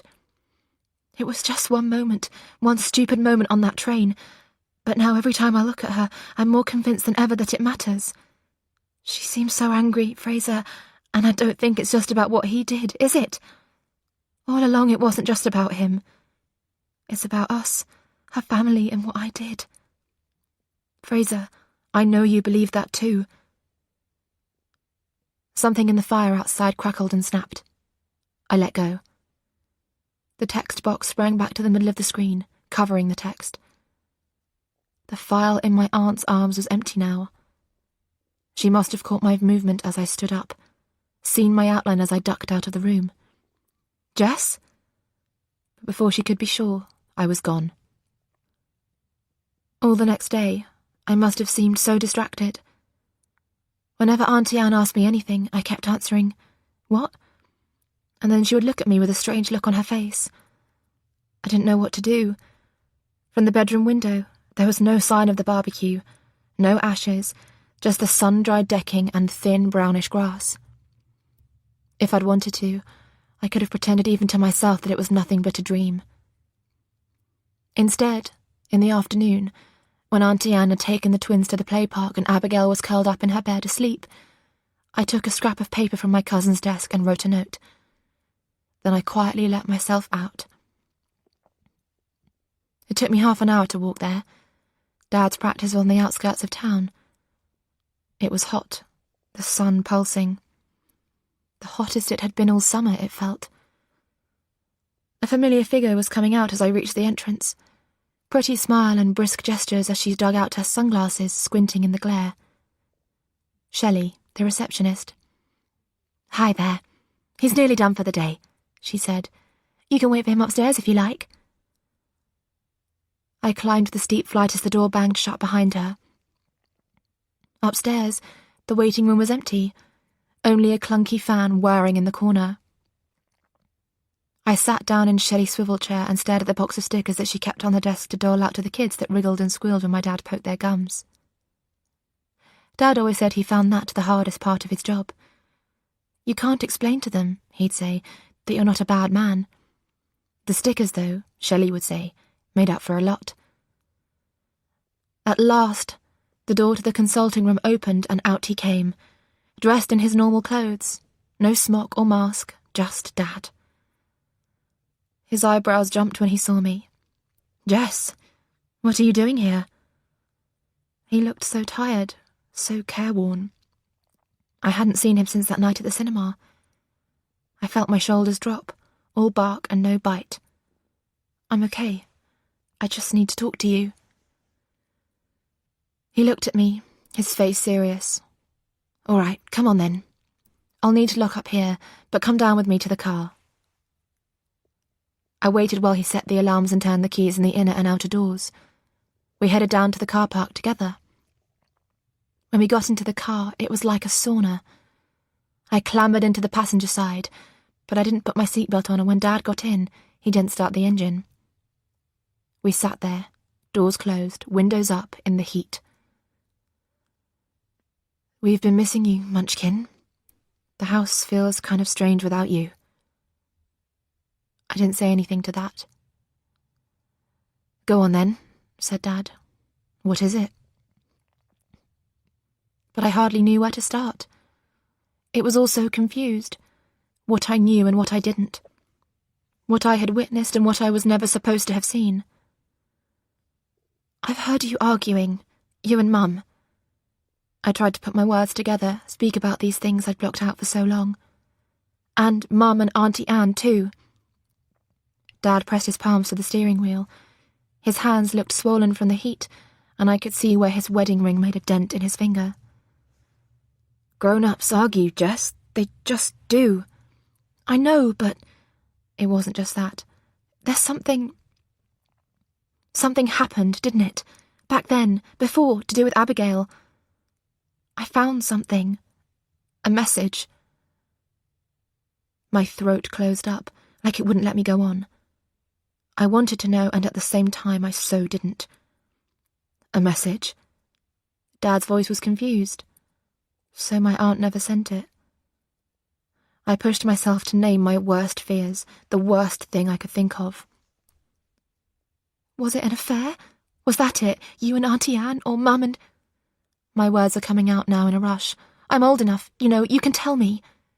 Surely it had to be better to know. "An affair?" Dad gave a laugh that sounded like a bark. He leaned forward and turned the key in the ignition. The windscreen wipers made a sudden leap across the dry glass. "No, Jess, it was never anything like that." "What then?" My voice was high. "What is it? I know there's something nobody's telling me." Dad stilled the wipers and gripped the steering wheel, hard and tight. I noticed suddenly the smudged circles under his eyes, the deeper lines across his forehead. He didn't answer, and at that my chest went very, very tight. "Why can't you talk to me?" I said, my voice a small whisper. It had never been like this with Dad. He was the one always prepared to tell me everything, always so keen to tell me everything. Dad's voice was muffled. "Because I agreed. Because I promised. Jess, please would you let it alone?" I stared at him. I felt so hollow, so helpless. Before he could say anything else, I reached out and pushed open the passenger door. "Jess." Dad's hand pressed my arm. I stopped, one foot already touching the hot ground. "You're right. You really are. We should be able to talk about this. But not yet. Will you give me some time? I'm sorry about the arguments. Sorry we've upset you. But I'll speak to her. I will. I'll sort this out." I turned back. "Speak to who? To Auntie Anne?" A strange expression crossed Dad's face. "No," he replied slowly. "To your mum. It's only ever been her..." He broke off, passed a hand across his eyes. "Look, I will. About... everything. I'll sort it."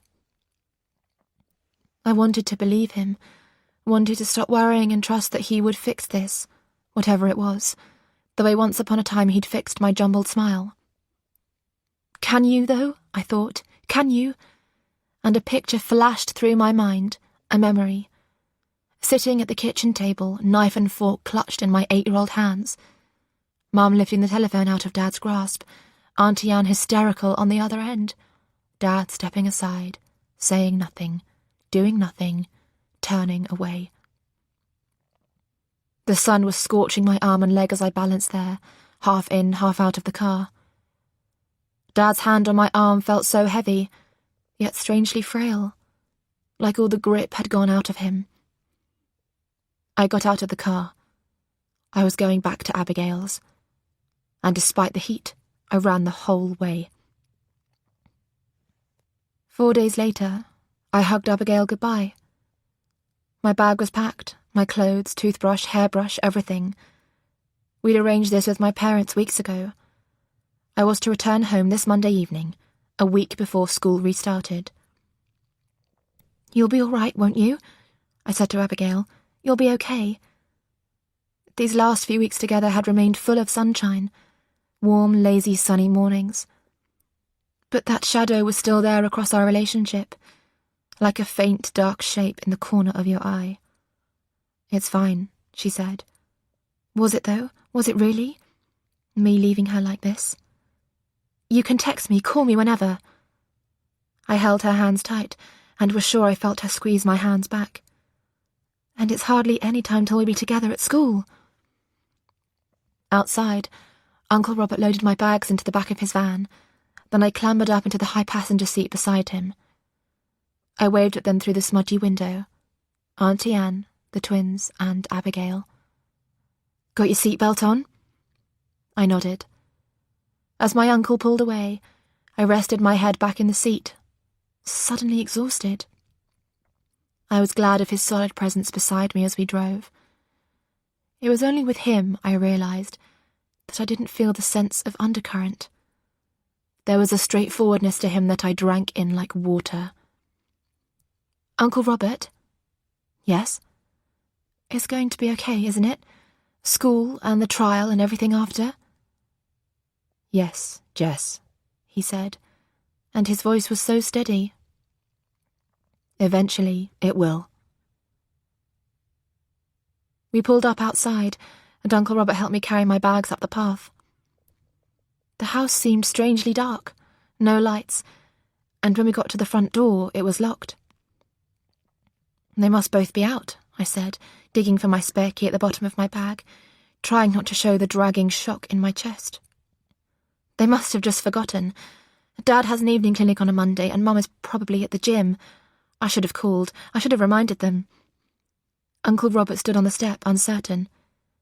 "Do you want me to come in? Keep me company till they're home?" I shook my head. "No, it's fine. I'll text them now. I'm sure they definitely won't be long."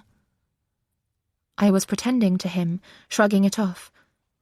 But standing there, in front of the dark, empty house, I couldn't help thinking, what if it had been me? What if I'd been the one to go missing?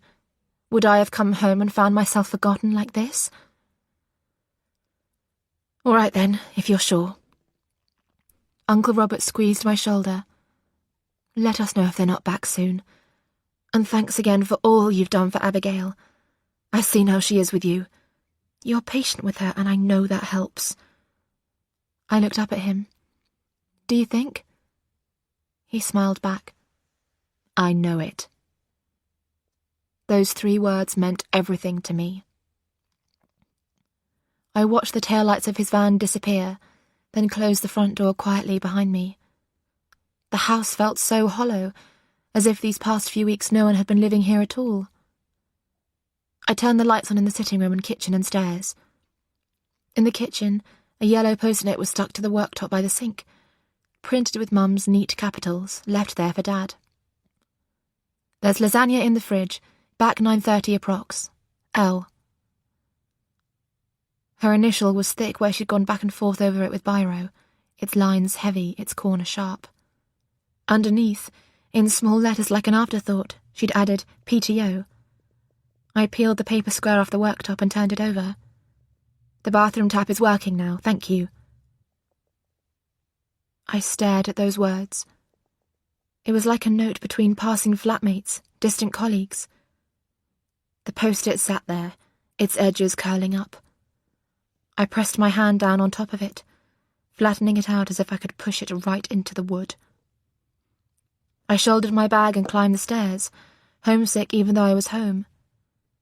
From the landing, my parents' door stood ajar and I could see into their bedroom, just enough to make out in the gloom the ruck of covers at the end of the bed. Opposite, our spare room door was a little way open too. On some strange instinct, I pushed the door wide.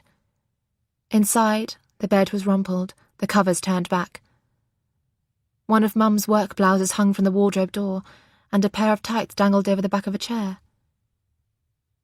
She was sleeping in there. It was clear as day.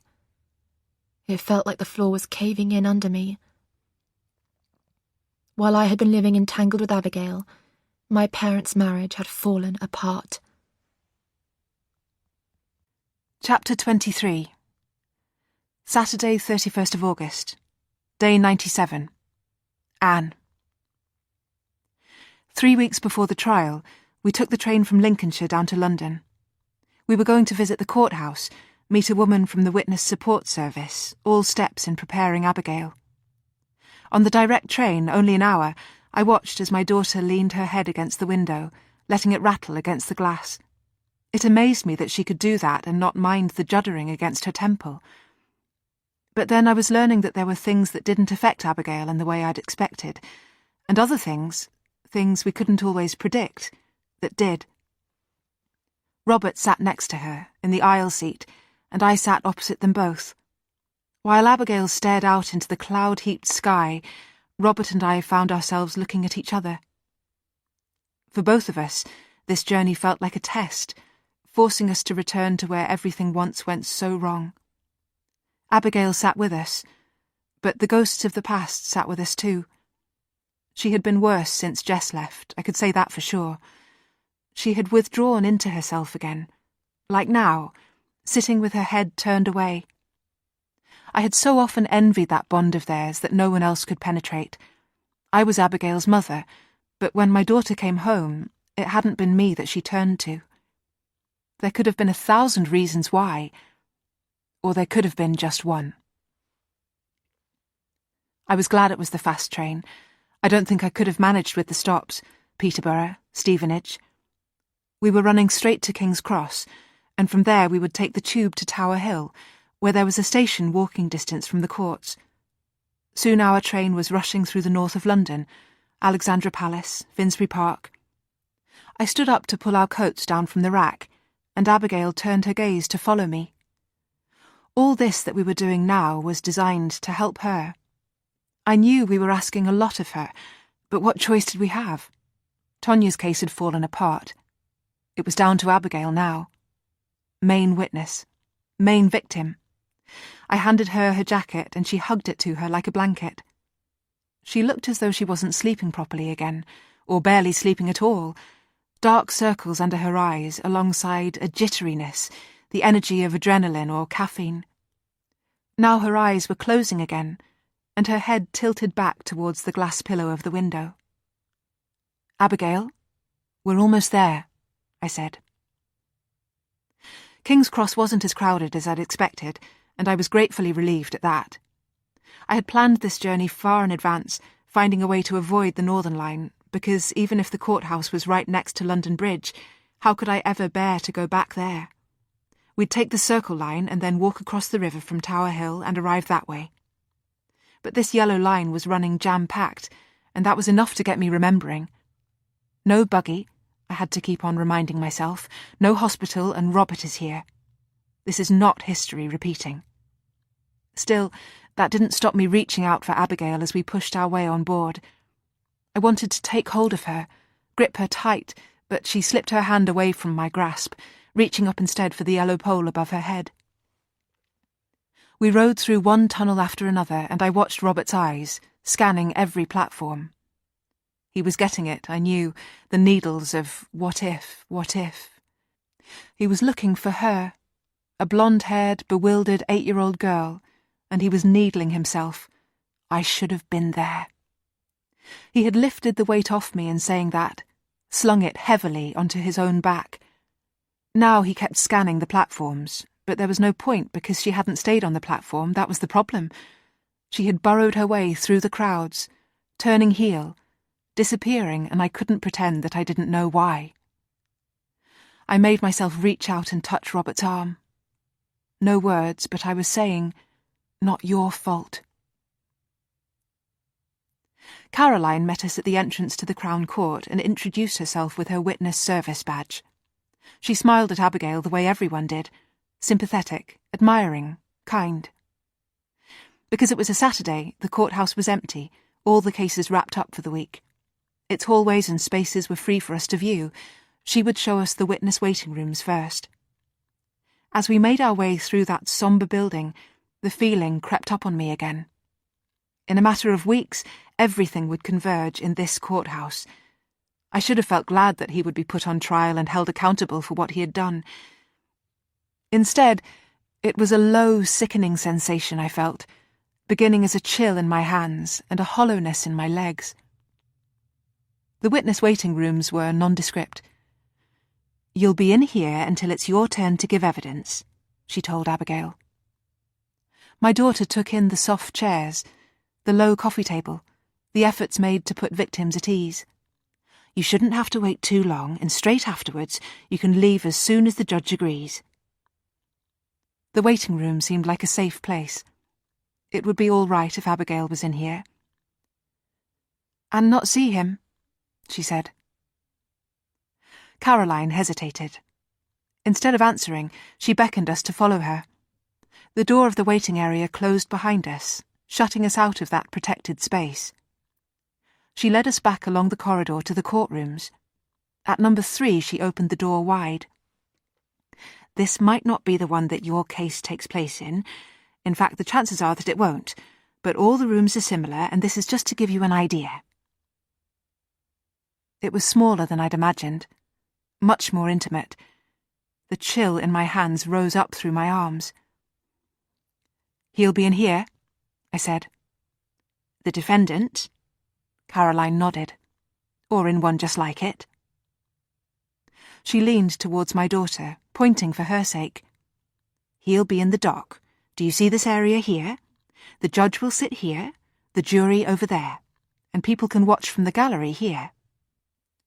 I saw again the tension in Abigail's face. "Who will be watching?" she asked. "We will," I said quickly. "Me and Robert. We'll be here for everything." "And Auntie Lillian and Uncle Fraser?" "If you want them. We can ask them to come." She answered almost before the end of my phrase, her words clipping the heels of mine. "Yes." "There will be reporters too," said Caroline, "and members of the public." "And Jess." It was a statement, not a question. I looked around the courtroom again. Dock, judge, jury, gallery. "And when Abigail testifies, where will she sit?" Caroline was taking a leaflet from her bag. "That's what I wanted to confirm with you now." She held out the shiny fold of paper. The leaflet explained the special measures, the screen, the TV link, the recorded testimony, all of which were available to Abigail. As Caroline pointed out each one, guiding Abigail along the words with a neat finger, the chill in my arms and legs eased. It wasn't going to be how I'd imagined, her and him pressed together under one roof. We could keep her well away from him. Abigail had that scraping restlessness again in her fingers, cravings still, at times, for nicotine. "Yes, thank you," I said, speaking over Caroline, indicating the leaflet she held. "Of course she must have something like that in place." Caroline nodded. "Although, ultimately, it remains up to Abigail," she said, as though it wasn't obvious from every element of my daughter's stance what she needed. Abigail took hold of the wooden bench back in front of her. She was breathing so hard all of a sudden that I was afraid she might faint. "Abigail?" "I don't want to do any of it." Caroline's face became a well of empathy. She would know. It must happen all the time, a witness overwhelmed. It was what she was here for. Robert stepped forwards to lay an arm around Abigail's shoulders. He let Caroline murmur gently to her, telling her how important her testimony would be, how he might get away with everything he had done without the evidence she could provide. "And listen, the judge has already agreed to these measures given these circumstances and your age and everything. Don't worry, you're going to have all the support you need." Before Abigail could say no again, and I swear that's what it looked like she was about to say, Robert pulled her close and hugged her. Just like that, straightforward. He could do that for Abigail, ignoring all the complications, all the mess of things in between. He had always been able to overlook all of that. Such a straightforward person, my husband. It was one of the greatest reasons I loved him. Abigail let him hold her to him, as she always did, as she so rarely did with me, but this time I could see her fingers, held down against the side of her thighs, plucking a loose thread on the hem of her jeans as though trying to trigger her own escape. When we got home, Abigail said that she didn't want tea. Just a sandwich would be fine. But I knew she needed to eat, and the twins were starving. Staying at Lillian's, they probably hadn't been allowed any snacks. We were going to sit down, as a family, and eat a proper meal. The boys needed it, and whatever she said, so did Abigail. In the beginning, anyone might have said she'd had weight to lose. But not now. Now she was looking far too thin. I gave them each a packet of crisps to keep them going while I prepared a tray of sausages. We were back to using the oven again, now that the worst of the summer heat was fading. Robert scrubbed potatoes while I prepared broccoli, the one vegetable Sam and Laurie would eat without fuss. "Do you think she'll manage it?" he said to me at one point, quietly so that our children wouldn't hear. I lined the sausages up so that they fitted neatly, perfectly filling the tray. "She has to." I washed the oil from my hands. Sam and Laurie with their crisps were excited. At the Bradys, Jess had taught them a card trick and now they wanted to show Abigail. I watched as Laurie dealt out the cards. So often Abigail would push the twins away, as though their playfulness and exuberance was too much for her, as though it antagonized her seeing them that way. When the cards were laid out in their piles and rows, Abigail looked down at the spread and gave a sharp laugh. "I already know this one," she said. "I taught this trick to Jess years ago." It was cruel of her. She could have pretended, thought of their feelings. As I leaned down to open the oven, I saw Laurie's face fall. "Never mind," I said over the clatter of the tray. "Why don't you play a game instead? Racing Demon, isn't that your favourite?" Abigail knew that card game too. She'd learned it when she was little, and now she was older than they were, faster. She played with a grim determination, winning hand after hand, until I could see the frustration building in Sam's eyes and the flush building on Laurie's cheeks. Her hardness, this ruthlessness, I knew where it led. I knew how it hurt. When Laurie missed yet another card, I saw Sam raise a fist, as though to punch his brother. "Sam!" I dropped the serving tongs with a clang. He froze, then lowered his arm. Laurie shoved his brother away. Abigail scraped her chair back from the table. For a moment, I thought she was going to bolt from the room. I stepped forwards, palms raised like a gesture for peace, and found the courage to lay my hands on Abigail's shoulders. I felt her still under my touch. "That's enough, you three," I said. "Dinner's ready for you all." Robert and I sat up in bed again that night. Abigail wasn't the only one losing sleep. Robert could hug her and ignore the rest. His straightforwardness meant he could pass right over things, cut straight through to what really mattered. But I was so worried about my daughter and so frightened of what was wrong. Robert ran a hand over the shaved dome of his head. "You can't expect her not to find things difficult, not to be upset or stressed. This is the worst phase. Let's see how she is once the trial is over." That felt like decades away. She's supposed to be starting school next week. We'd been so caught up in preparations for the trial, we'd hardly even talked about that. "I know." I pressed the heels of my hands to my eyes, the headboard hard against my back. "Have you looked at her, Robert? These last few weeks, have you really looked at her?" I wished I could tell him everything I was afraid of. The fact that my phone was ringing again and wouldn't stop. The way I kept dreaming of D.S. McCarthy's eyes. Instead, I lay down flat in the bed in the dark, picturing all those lines I had drawn, all those lines Lillian and I had defended. As Robert beside me whispered good night, I tried not to think what would be unleashed if they broke. So that night again, I dealt with her on my own. Robert had fallen deeply asleep, anchored down in unconsciousness. He didn't wake up at the sound that woke me. I sat up in the darkness. Robert had engineered it well, and the sliding ladder could be unfolded with barely a sound. I heard it, though, and I recognised the swish of metal on metal. I pulled on my dressing gown and made my way out to the landing. The trapdoor above me was open. Cool air was seeping down, filling the house. She had pulled down the ladder and climbed up into the loft above. She hadn't found the light switch, but she had taken a torch from downstairs. I could see the bouncing light glancing off the walls and beams. I wanted to get back into my bed, climb in beside the reassuring bulk of Robert and pull the warm covers over my head. I didn't want to confront my daughter. I was so endlessly afraid of what might be said. The rustling sounds above me stopped, as though some sly creature up there had gone still. I kept picturing her, hunkered up there. Then, stop it. It's your daughter, I told myself. Go and see what is wrong. Abigail, I whispered. I'm coming up. The hem of my dressing gown caught on the ladder, and I had to stop halfway up to unhook it. The metal rungs were rough against my bare feet. I never went up here. It was Robert who had clambered up and down this ladder, bringing her belongings down, taking them back up. She almost blinded me with the torchlight when I reached the top. I don't think she meant to. She was just trying to see. It's only me, I said. Can you point the light away?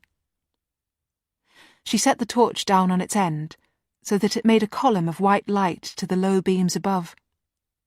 I pulled my feet up the last few steps of the ladder and knelt on all fours. I could feel plywood splinters and flecks of fiberglass under my knees. What are you doing up here? My clothes. Aren't they up here? The way the torch was shining, I couldn't see her face properly, only a white circle with black holes where her features were supposed to be. She was wearing a dark t-shirt, a dark pair of shorts, and her white limbs stuck out from them at odd angles. I couldn't tell how she was sitting. Your old clothes? I asked. But why do you want those? I need to see, to check. Are they up here or not? I couldn't understand what she was after, only sense her agitation, and I didn't know what to say. I had no idea what she needed to hear. All right, I said. Hang on, let me show you. I didn't know how else to calm her. I edged my way to the 3 black bin bags we had stored up here. Angle the torch, I said as I untied the first. I could have switched on the lights, bathed us both in an orange glow, but for this strange task she was set upon, I sensed she needed us to be in the dark. The whole thing felt dreamlike, as though I'd been swept up in some sleepwalking mission of hers. She was awake, though, I was sure. I lifted out a bundle of clothes, grey and white in the dim light, their colours lost to the darkness. Little jumpers, dresses, skirts, no doubt she would recognise them. These were the 8-year-old clothes I had stupidly filled her bedroom with when she first came home. She yanked at the bag with her free hand, spilling out more items in a slippery avalanche. No, not these ones. These are all too big. She tugged at the second bag, picking at the knot with her blunt fingers. Here, let me. In this sack were her winter clothes, woolen socks, hooded coats, thickened vests. As soon as she saw them, she pushed them away, grabbing for the third bag, the beam of the torch swinging erratically. I drew a breath in through my nose, my lungs itching from the dust we had disturbed. In the third bag, all of her had fitted into just 3 bags, were her party dresses, crisp, shining things. She pawed through them, then let them slide messily to the floor. Where are the rest of them? I thought I could hear her teeth chittering, whether from chilliness or agitation I couldn't tell. The rest? This is all of them. No, my other clothes from when I was even smaller. These are all from when I was 8. I had to steady myself with my fists pressed to the splintered floor. What was this? Something else entirely. I was so out of my depth. Her trauma, her psyche. I could find no way to grasp what she needed. I had dungarees, didn't I? Red, can't you remember? I had other clothes, you know I did, when I was 4, 5. I'll ask her therapist, I told myself. I can call her first thing tomorrow. For now, I did my best to steady myself, and her with simple facts. Dungarees? Maybe, yes. You could have. You had lots of clothes, honestly, so many. But Abigail, once from that age, you would have outgrown them. So? So we would have thrown them away, passed them to neighbours, given them to charity. Abigail, stop a moment. What is this about? I saw her withdraw into herself then, curling away from the mess of clothes between us, letting the torch slide from her grip so that its light spread like a staining puddle across the floor. Of course you did, she said, an echo of my own words, and there was such a bitterness in her tone. But I saw it, didn't I? Jess said I imagined it, but I didn't. I couldn't make a shred of sense of what she meant, only hear the wrenching in her throat, as though all her walls had suddenly crumbled. Agonized, I reached for her, biting back my own tears. What on earth was I supposed to say? How on earth was I supposed to help her? Am I going mad? She said. I'm remembering and trying to remember, and sometimes I feel I'm just going mad. My fingertips finally found hers. I laced our fingers and drew her towards me, like hauling something up from the sea, right up from the deeps, hand over hand. She came slithering into my lap and allowed herself to curl against me. All I wanted to do was hold her. It was all that I could do to hold her, because there did seem something half crazed in her at that moment. I held her tight and rocked her, saying, "It's all right, Abigail. You're just exhausted. You haven't been eating. You need your sleep." I chanted the words like a shielding mantra. "It's all right, Abigail. You just need to sleep." Chapter 24. Tuesday, 3rd of September. Day 100. Jess. Summer was over. The holidays had wound up. I'd said nothing more about my aunt's email. Coming home to find my parents' lives like that, I couldn't do it. It felt like I'd already risked too much. See, I told myself, that's what happens when you start asking questions. That's what happens when you try to pull things apart. I had to forget about it. I had to trust Dad. Had to believe my parents still knew what they were doing. My alarm clock shrilled at 7:15. I hadn't woken up this early in weeks. After the summer, Abigail would say when I was staying with her. It was a phrase she used all the time then, like some kind of spell. There are things I'll need for after the summer. I'll be getting up earlier after the summer. I'll be out every day then, after the summer. She made it sound like that time marked a boundary, after which everything would be all right. Sometimes the phrase would modulate and blur in my ears, and it would sound like a place, some mystical and far-off country, a promised land. After the summer. I imagined her now, waking in her own bed, the clock on her nightstand shrilling out the same time as mine. As I stripped out of my pyjamas and climbed into the shower, I imagined Abigail standing under her own warm stream. I had seen the uniform that they had bought for her, hanging in slippery see-through plastic bags in her wardrobe. The kilt, the blazer, the crisp white shirt, all identical to mine. Mum had ironed my uniform for me last night, and the wool and cotton was comfortingly familiar as I pulled them on.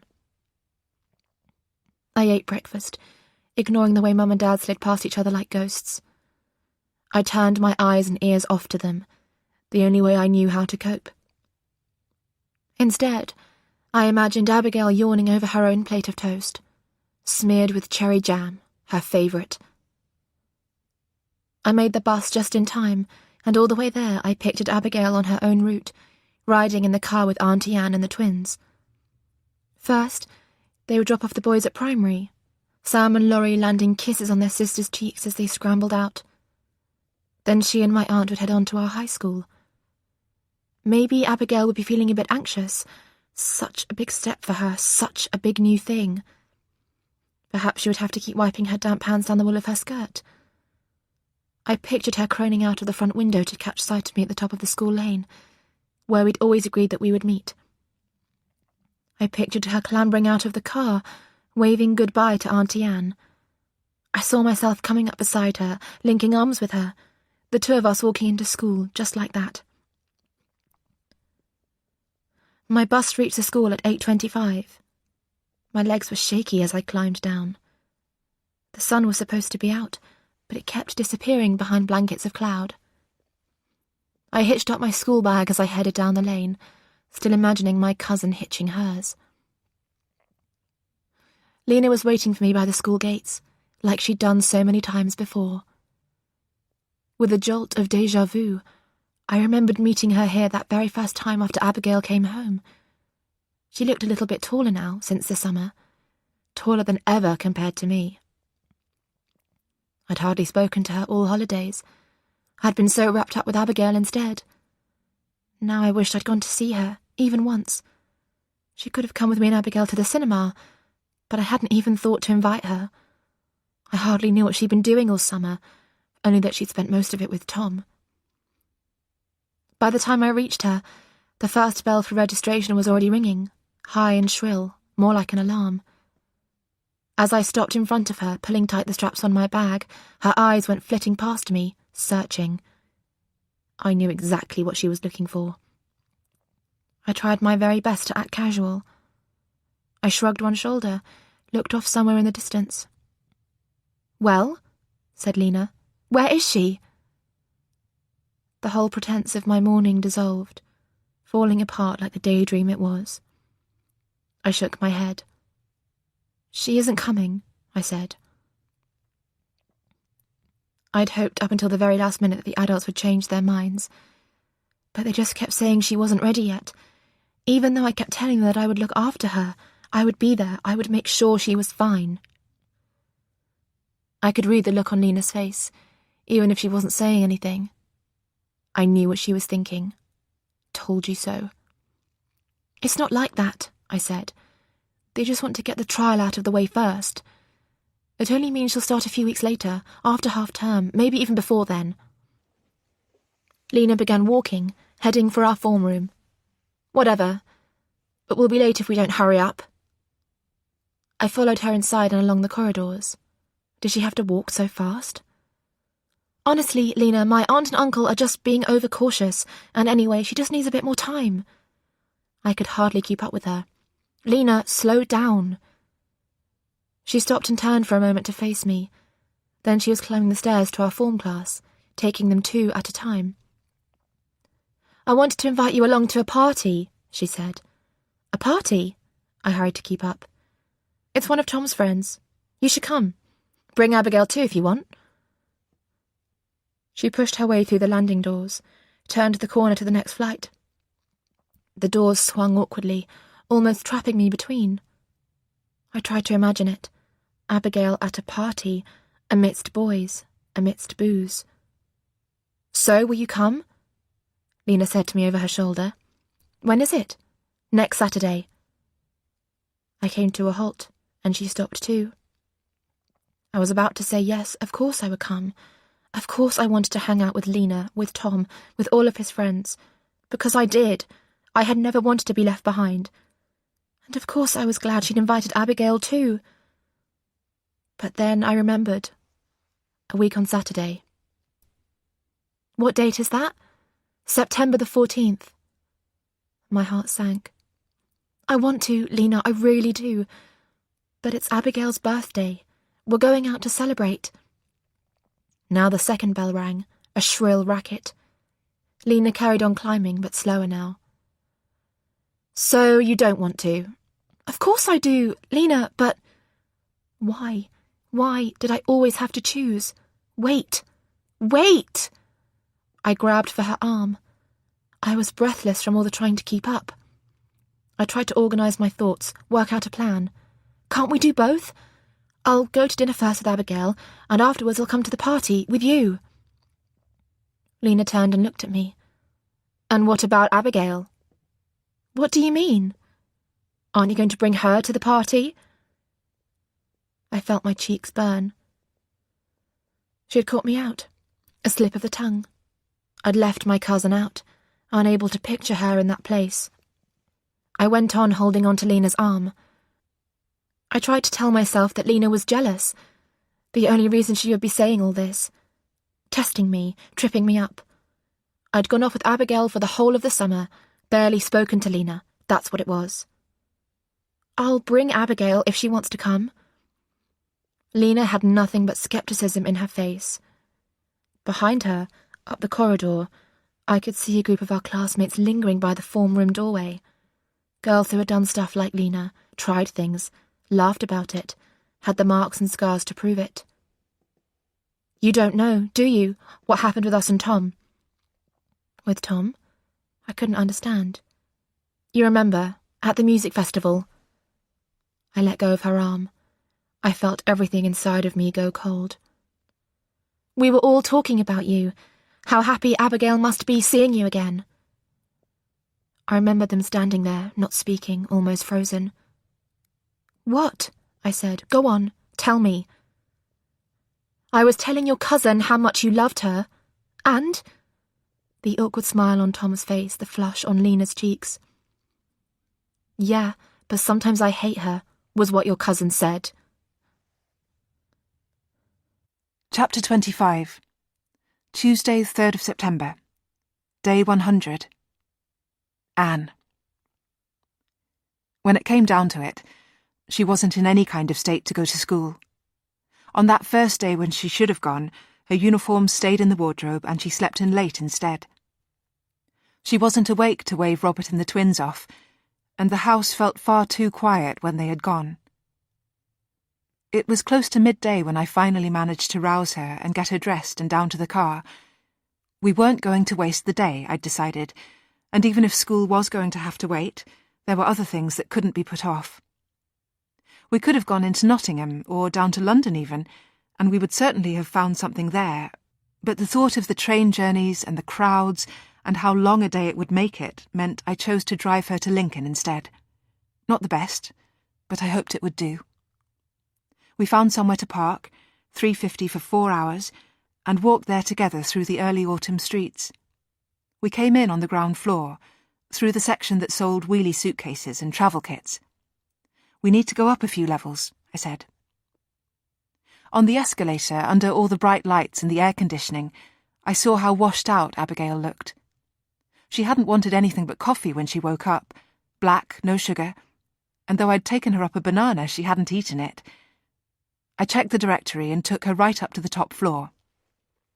Before we start, we're going to have lunch. We'd arrived well after the midday rush, so the cafe wasn't full. I handed Abigail a tray and pointed out the options, as though she couldn't read them for herself, as though she wasn't able to read just fine. You can have quiche, I suggested, or a baked potato. I was hovering and even annoying myself. Stop now, or you'll do that thing when you start going on and don't know how to stop. Abigail shrugged, her eyes on a salad. I ordered for the both of us, quickly, quiche with chips because she could really do with the calories, and a slice of crumble each for dessert. Piled up all together like that on the trays, it looked a lot. When we sat down, she pushed her food around her plate until I told her, come on. Then she gripped her fork like a shovel and started eating in quick, gulping bites. See, I told her, you were hungry after all. In the dozens of clothes I had bought her, nothing had seemed suitable. I had flicked my way right through her wardrobe, rejecting everything, all the skirts, the t-shirts, the expensive pretty tops. She needed something smarter, less frivolous. I didn't know what exactly, I just knew the impression I wanted her to make. Abigail's fork squealed against her plate. In the end, she had eaten everything, even the crumble. I looked down at my own food, hardly touched, and made myself take 3 solid bites. All done? The quiche sat heavily in my stomach. She pushed her plate away and nodded. I smiled at her. Come on then. There were 2 whole floors of women's wear, everything from beachwear to bridal. I was glad now that we hadn't gone anywhere bigger. It was only once we began walking round, passing display after display, that I realised. No teen section. Children's clothes, yes, but hardly anything for a 15-year-old girl. The dresses and suits we saw were boxy, frumpy things. Whatever I held up, she shook her head at, and she was right. They were all wrong for her. She clicked through the racks with a sullen look on her face, and with each click of a hanger I could feel my heart tighten another notch. Need some help? A sales assistant, her head cocked. Yes, please. We're looking for a formal outfit, something that might suit my daughter. Here, Abigail, come here. I presented her to the assistant like she was a doll we were going to dress. For anything special? My birthday party, said Abigail. A puff of air escaped me in a laugh. Well, yes, her birthday, but she also has... All right, what? What was I supposed to tell this kind assistant who hadn't, God knows how, recognised Abigail, and who would only become embarrassed and awkward if I said? I pushed my hair back behind my ears. My daughter has an interview, I said, and Abigail didn't correct me. The assistant's face brightened. Got you, she said. Follow me. She took us to an area that we'd missed, where the clothes were young and smart and just what we were looking for. Yes, I told her, this is much more like it. I could see from the look on Abigail's face that she was also happier now, hopeful of finding something. Great, said the assistant. I'll leave you 2 to it. Good luck for your interview. Better? I said to Abigail. Better. I thumbed my way through the racks, leaving Abigail to do the same. It wasn't hard to pull items out now. This one could work, and so could this. I lifted out a cream blouse with a button-up collar, a blazer and an outfit that looked like a suit. And for her birthday too, why shouldn't she pick out something special? It was her 16th, and it was her first birthday since she'd come home. And then I realised, counting the dates. The girls, always so close for that reason too, their birthdays only 2 weeks apart. Now Jess's would fall the week of Abigail's trial. I've got some. Abigail was at my elbow, a handful of items folded over one arm, the straps of one already slipping off the hanger. I looked down at the pile in my own arms and smiled at her. Me too. Want to try these on?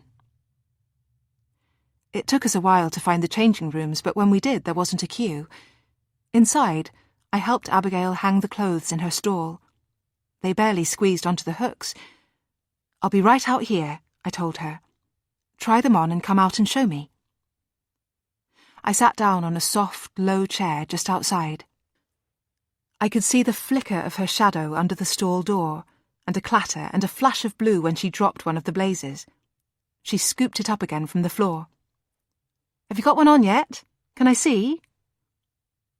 When she stepped out, in one of the shirts she'd picked out for herself, I shook my head straight away. It was far too big. It swamped her. What size did you get? I stood up to check. 12? You're not a 12. Could she not tell how much weight she'd lost? So much. Too much. I don't think it's right anyway. Too casual. Abigail turned to look at herself in the mirror. The sullen look was back on her face, and the door of her stall banged a little too sharply when she went back inside. That look. I knew it so well, one of the parts that came from Preston. Nothing changed the fact that she came from him. I remembered the one time he'd broken down and told me the reasons for all his anger, for his bad habits and all of his problems. The mess of his childhood, his mother's drinking, the stint in foster care at the age of 14, split from his brother, because for a few months his mum had lost it completely. All Preston's anger had such good reasons, and I'd had so much hope of making it right. The stall door clicked and Abigail came out again, this time in one of my choices, the cream-coloured blouse. It had looked good on the hanger, and it was smart and modest, all the right things to wear at a trial, and it fit her just fine, only the colour. Pale cotton with her pale skin. It was too much. She would look like a ghost. "Try the blazer on top of it," I said. She reached into the stall and tipped it off its hanger with a jerk. When she shrugged herself into it, it rucked up the sleeves of the blouse. "What do you think now?" The blazer gave some definition and was better against the pale of her hair. She stared at herself in the mirror. "It's fine." "Well, have you tried the other ones on? Is there something that's better?" "This'll do." "Are you sure? We can keep looking." I couldn't put my finger on it, but the proportions were off somehow, or the cut on her, I didn't know, but something. "This'll do." "I think it's because you're wearing it with jeans. We'll try it on at home with those grey trousers you've got. I think then it will be just fine." "All right." But I had annoyed her, and I didn't know what it was I had said, whether my words had sounded like criticisms, whether she'd wanted to be left alone to choose. The tightness in my heart spread to my stomach, and I could feel it between us, that old, old wrenching. "What about for your birthday, then? Did you pick out anything you liked for that?" "A dress?" Now her voice was sullen too. "Okay, then. Can I see?" She closed the door of the stall again, banging it deliberately this time. I glimpsed her bare toe, the back of her foot as she twisted in the small space. I heard her clatter the hangers and something else dropped to the floor. She didn't bother to pick it up this time. "Abigail?" No answer. My nose was running. I fished into my handbag for a handful of tissues. Now it had gone quiet in the stall. No flicker of her shadow, just that silence that to me was worse than anything, the silence in which she was cut off from me completely. I didn't know how she would be when she came back out. Which Abigail? The child of tantrums and inconsolable rage, or the child who smiled, who let herself be loved?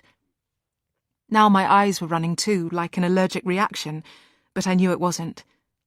She was my daughter, and the rest shouldn't matter, but I couldn't stop thinking of how it had once been, when she was her best self and I was her loving mother, and I so wanted that daughter.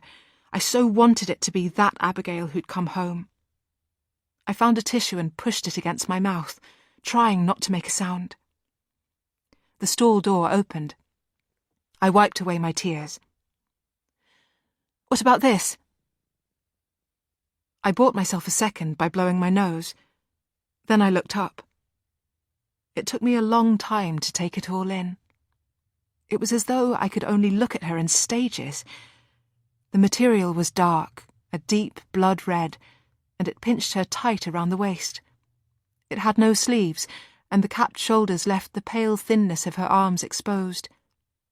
The skirt flared and didn't even reach her knees, but the collar was high, circling her neck and highlighting the sharp line of her chin.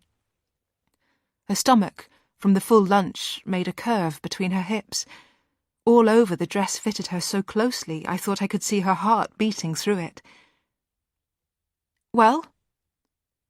She reached up and pulled the weight of her hair back from her face. I let out a long, shuddery breath, so glad of the figure who stood before me. "Abigail, it looks beautiful," I said. "Let's wait and make it a surprise," I told Abigail on the drive home. "Keep it hidden until your birthday due, then everyone will see how lovely you look." When we got in, Robert was preparing tea and the house swam with the aroma of roast chicken. I kissed him in the kitchen in front of the twins. "Everything smells delicious," I told him. We didn't show them what we'd bought, but Robert could tell the trip had been a success. He could see it in my face. With clothes like those, I thought she would do just fine. From here on in, we could manage anything. Later that evening, I heard the shower running, so I knew she hadn't yet gone to bed. She hadn't eaten nearly enough at tea time, and she must surely be hungry enough for the glass of milk and the biscuit I was taking up for her, a caffeine-free snack to settle her for bed. With the glass and the plate, I climbed the stairs. The shower was still running, and when I pushed open the bedroom door, inside there was only the smell of her, a cloying note from the deodorant spray she now used. I set the milk and biscuit down by her bed. The room with its pink-painted walls seemed strangely empty. Despite the posters pinned to the walls, it still felt as though no one lived here. I sat down in the chair at the desk and, not thinking, I pulled open the right-hand drawer.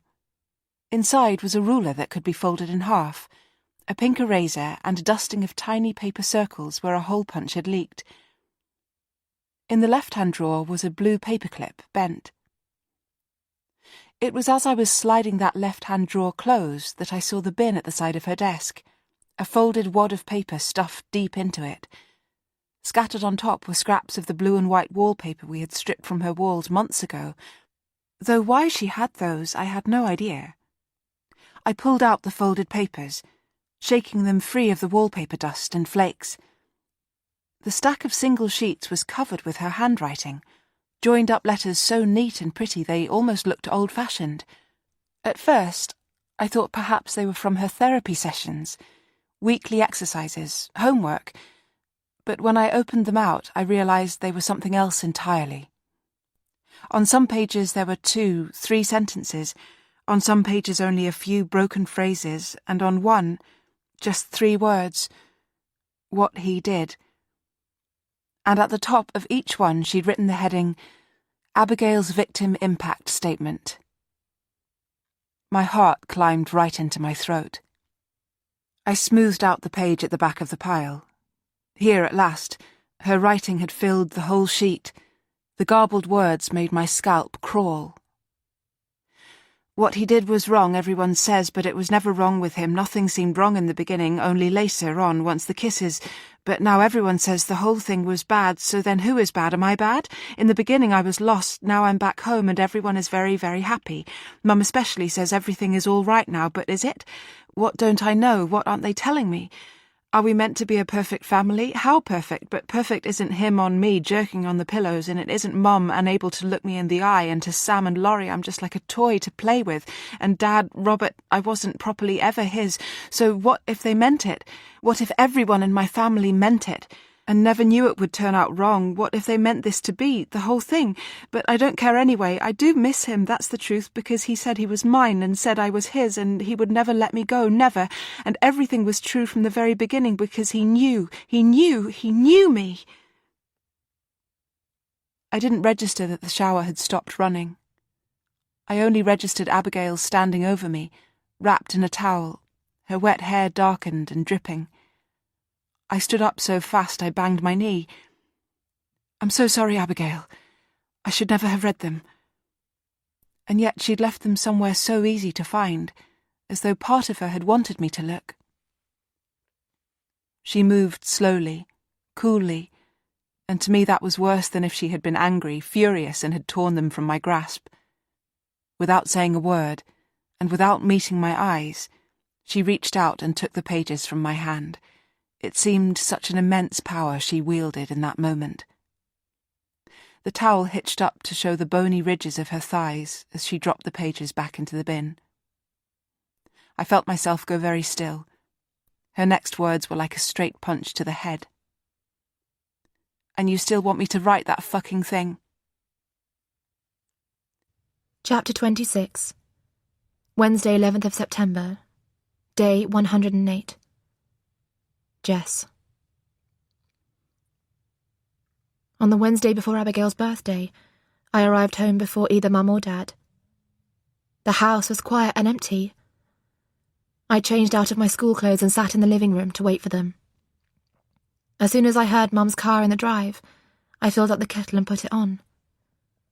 She came in looking exhausted. Her makeup had rubbed thin and there was a mascara smudge under one eye. "How was work?" I asked. She gave a smile that looked more like a grimace. "Honestly, Jess, you don't want to know." "How was school?" she asked instead. I made sure to smile. It was fine. I wasn't going to talk about anything. Do you want a cup of tea? She sat down heavily at the kitchen table and prized off her shoes. That would be great. When the kettle had boiled, I made it just the way she liked, strong with only a tiny dribble of milk, and I made sure to wipe out where the tea bag had dripped. Aren't you having one too? I shook my head. I'm okay. But listen, Mum, can I borrow your laptop? She took a sip of her hot tea, almost scolding herself. Why? What's wrong with your phone? Nothing. It's just that you have all the photographs on there. She was too tired, I think, to ask more questions. She waved a hand. It's through in the sitting room, charging. I know, I said. I just need the password. I left her in the kitchen, drinking her tea with her eyes almost closed. The laptop was fully charged by now, and the screen opened up when I typed in the character she had given me. I'd had this idea for weeks, and on my way home from school today I'd bought the album. In the shop, I picked out the best one, a broad, thick book of beautiful pages, just waiting to be filled. I refused to believe what Lena had told me. What she said happened at the music festival. She'd lied, or else she was mistaken. Probably she had simply misheard. Or if Abigail had said it, she just never meant it. Because my cousin could have never meant that. I loved Abigail. We loved each other. And nothing Lena said could ever change that. Now, I just needed to collect the right pictures. Along the bottom of Mum's laptop screen was a row of icons. Calendar, notepad, internet photos. Mum's photos. She had hundreds of them stored on here. Our official family archives. I remembered, years ago, her saving them all. After Abigail went missing, we rarely looked at them. Too sad. But everything was different now. Here was a copy of the picture I'd given her. Me and Abigail from that day by the stream. I think Dad must have taken it when we got home, wet and laughing, one sandal hopelessly soaked. And here were other photos of me and Abigail, of Abigail and her family, and Abigail with us. The last opened dates on them were so old. I scrolled through them. There were memories and moments even I'd forgotten. Me who thought I remembered everything. Distractedly, I heard the front door slam. Dad getting home from work too. I heard the low murmur of his voice with Mum's in the kitchen, the soft whir of the kettle boiling again. I told myself they were doing better these days. Whether they were ignoring their issues or sorting them out, I didn't care. Mum was back sleeping in the same room as Dad, and, bottom line, they weren't arguing anymore. Here were photos of Abigail and me at the play park. Here we were on my 5th birthday, my 6th. Here was an earlier picture of Abigail in her new bedroom, a year or so after Uncle Robert came on the scene. She looked so happy, giggling.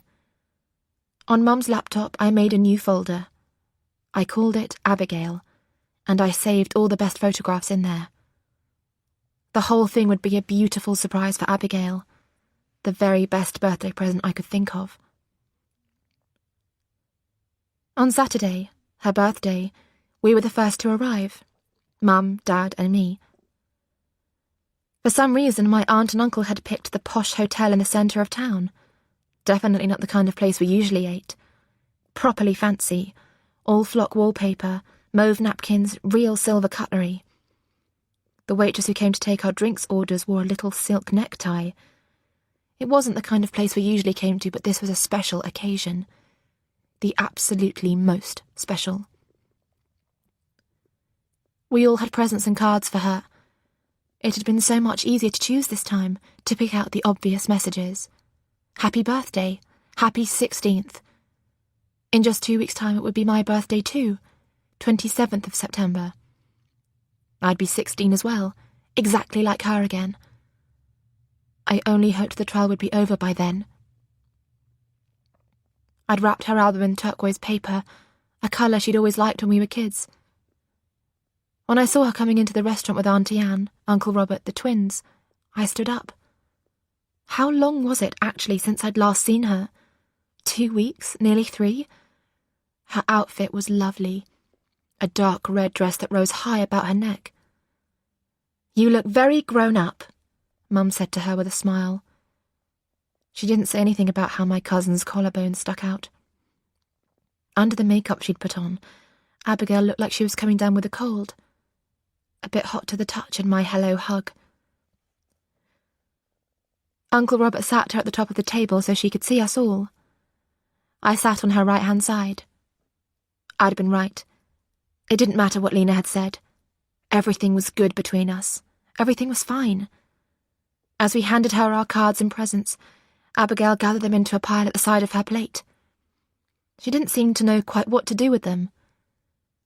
"You can open them," Auntie Anne said. "Afterwards," she said.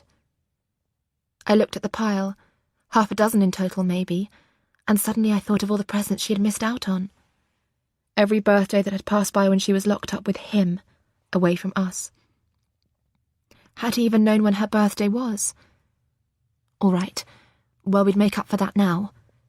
We'd make this the nicest birthday she'd ever had. I looked around us all at the table as the waitress lit the candles. Robert, the twins, and Auntie Anne. Mum and Dad. And me and Abigail. When the waitress arrived with our mains, everything smelled amazing.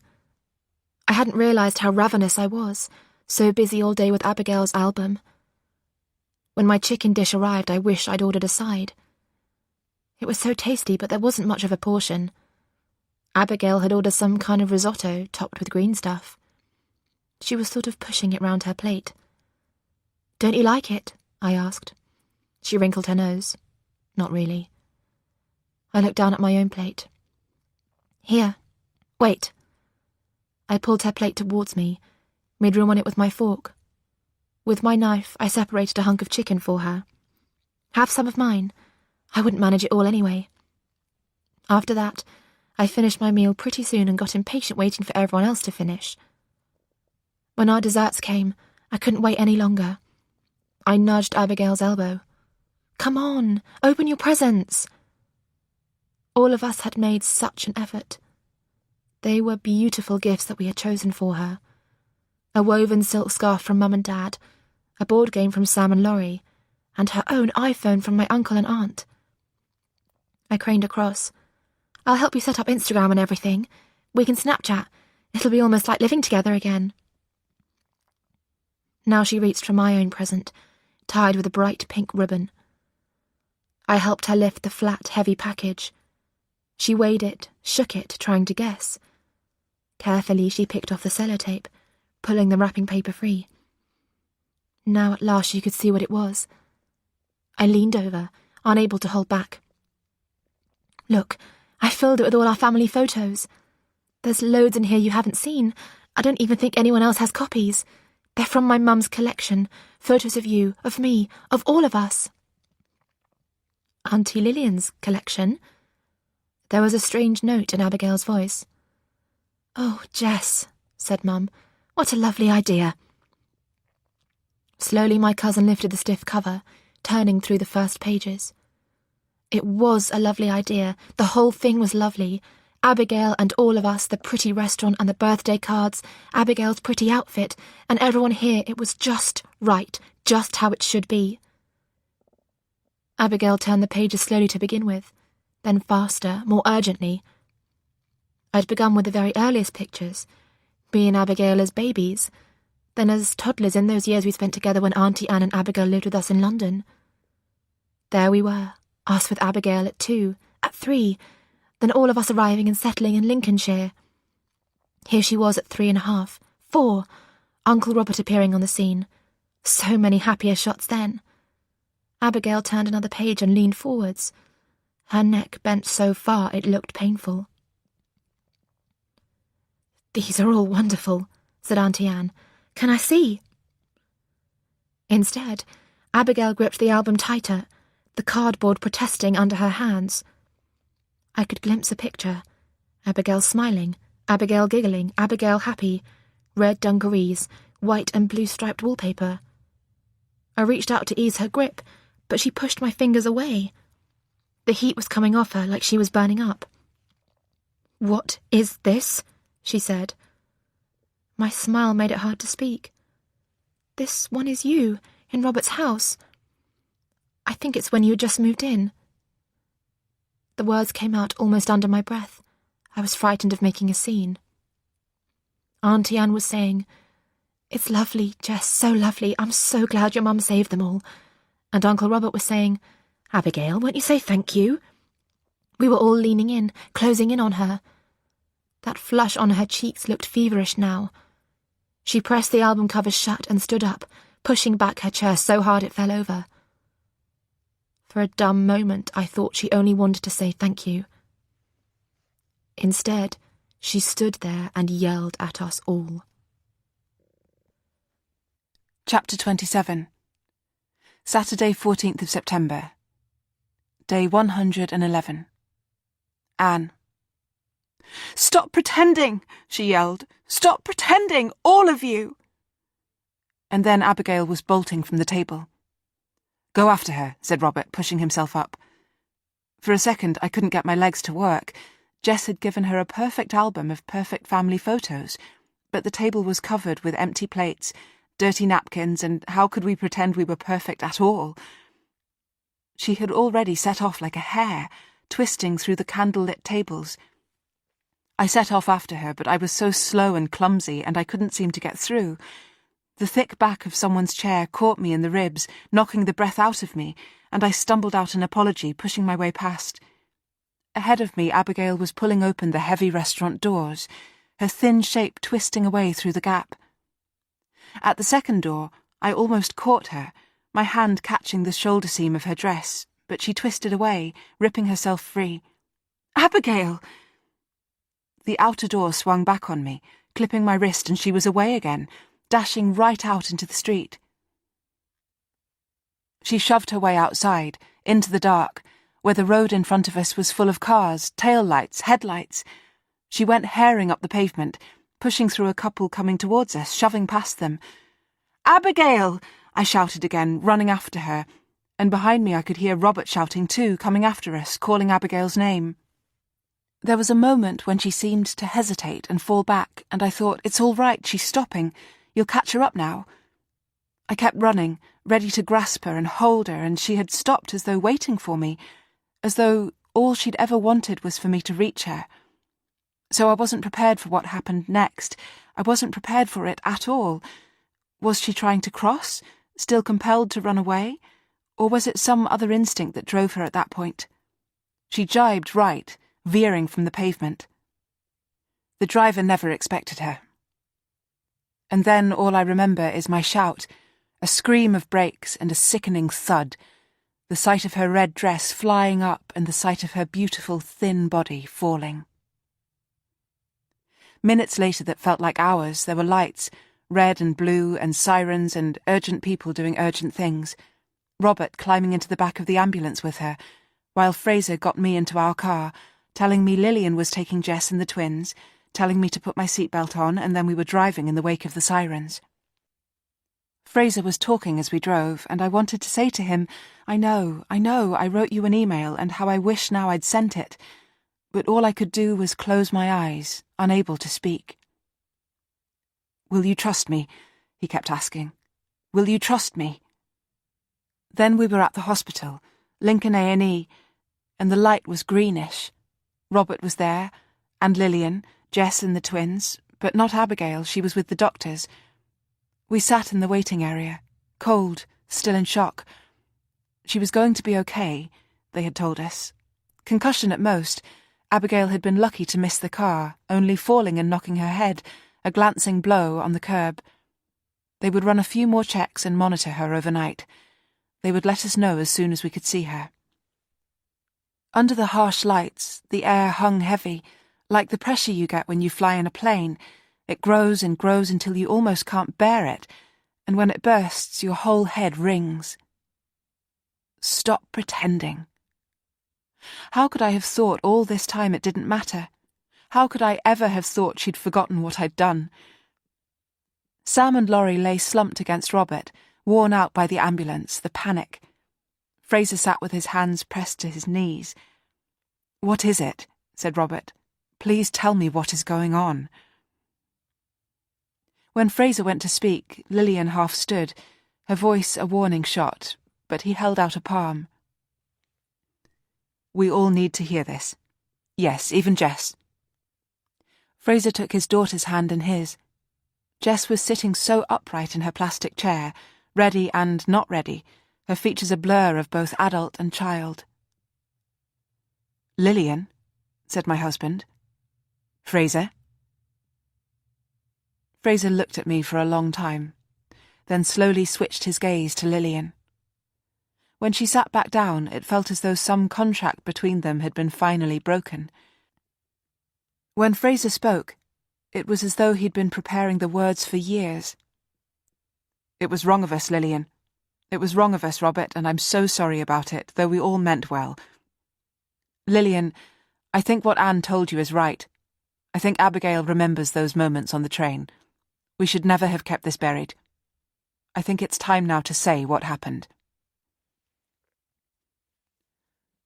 How many mistakes were you allowed? How many times was too many? What if they were only small mistakes, tiny, hidden stitches that could easily be unpicked? What if they were huge? What if you messed up the stitch that was supposed to hold everything together? Lillian and Fraser had kept my secret for the longest time. Too long. Lillian insisting it was for the best. They had been the first ones to answer my phone call, Fraser lifting the receiver to hear me half hysterical, gasping, I left her! And then Lillian was there, stepping in, correcting, putting everything right. One more stitch in the pattern of our whole lives. She was only doing what we always had done. It was only one more little white lie. Don't say that, Anne. You lost sight of her in that crush, in those crowds. That's all that happened, isn't it? That's all. We had left it like that ever since. It had caused such conflict between Fraser and Lillian, this decision to hide the truth, and I'd always lived in fear of what it might do to me and Robert if he found out, not only what I had done, but how I had lied afterwards. All these years I'd fought so hard to be the kind of person Robert wanted, good, kind, capable like him. All these years I'd known I was letting Robert down. Now I knew it meant risking tearing our marriage apart, but for Abigail's sake I had to tell him. And afterwards it would be for Robert to choose. In all the evidence they'd gathered, all the questions they'd asked, nobody had ever probed this one. Why was it that when the train doors closed, Abigail had turned and burrowed away, not screamed or cried or clawed at the glass? Why had she ridden that escalator so quietly? Now I confessed it all to him in the sickly green waiting room, with the twins asleep with their heads in our laps. I was glad that they were there, a precious bond that tied me to Robert, while slowly my words unravelled everything else between us. Lillian listened to me, stony-faced. Beside her sat Fraser with compassion in his eyes. He was a truth-teller, and always had been. That evening the underground was heaving. It was rush hour, thousands of rain-drenched commuters scrambling to get home. At the hospital, Robert and I had argued, and now I was heading back to the hotel through a downpour, the twins in the double buggy and Abigail big enough to walk by herself. Quite big enough. It was just that she didn't want to. All the tension at the hospital had upset her. I had been so angry. I just wanted to get back to the hotel where I could feed them, run a bath and put them to bed. Robert's mum had made me feel so bad about myself, and now I was trying to manage all this on my own, 3 small children in the chaos of London. All week I'd had messages on Facebook. Hope visit goes well, thinking of you, hugs. But Facebook messages didn't help to wheel a double buggy, and Facebook messages didn't help to keep an 8-year-old in check. Abigail was dragging her feet through the wet. With every step she was complaining, and the twins were grizzling, hungry. It wouldn't have taken much for one of them to start screaming. I kept nagging Abigail, telling her to pick her feet up, not thinking of how I was going on and on. Eventually we got through the ticket gates and down the escalators to board the Northern Line. I was lucky to find a space for the buggy, and Abigail could stand next to it in the vestibule area. There were dozens of people pushing on after us, ramming the carriage full. I hung onto the buggy. I couldn't let go of the twins, and Abigail, with her frowning face, was hanging onto the pole by the door. The bell rang and the doors closed, and we were packed in, waiting. But we didn't move. The train was hot, suffocating as we stood stationary. Eventually an announcement came. This train would go only 6 more stops. The train doors grated open again. Now some people wanted to get off. I shoved the buggy in as tight as I could and kept as far in as I was able. The passengers nearest the doors were doing their best to move aside, but Abigail was still just clinging to the pole. She needed to make room, but she was being so stubborn. I should have realised then what was happening between us, recognised the tightness, the way it would build, where it could take me. But it had been so long. For years things had been so much better, everything else a distant memory, and I'd been so sure we'd come past all of that now. All I was thinking was, everyone's getting so impatient, we are such an inconvenience to them. So I told Abigail sharply to do what the other passengers were doing, let go of the pole and step down onto the platform. She would still be right there within arm's reach, and she was only stepping down for a moment. Now the station was filling up all over again, a disgorge of passengers from yet another train. The doors were still open, and the people who'd stepped down were clambering back on, plus other people too, running up the platform. I had to keep hold of the twins in the buggy, but with my free hand I gestured to Abigail. "All right then, step back up." I was frustrated, and no doubt it showed, but Abigail just stood there on the platform. She just stood there. Everyone was so busy, only thinking of getting home, mad at the delays. They didn't stop to look at some kid belonging to God knows who, and I was just some woman with a buggy, taking up all the room. But I had been nagging at her for the last 20 minutes, going on and on at her, not minding my tone, not holding on to my frustration. And now Abigail stood there with the hard, furious look of her father on her face, the look that said, "I'm so angry with you." Something slipped inside me then. We had come so far, for months, years she had been so good, we had been so good. I couldn't bear to see her looking like that. The past was the past. She was supposed to be a happy child now, loving her was supposed to be easy, and we were supposed to be so much better than this. When the bells went a second time, I know what I should have done. I should have grabbed my daughter and hoisted her straight back onto the train, like you do with a toddler screaming in the supermarket. You just scoop them up and carry them off. But in that moment, that tiny sliver of a second, I didn't want to deal with it. I didn't want to deal with a child like that. So instead, I did the other thing you do.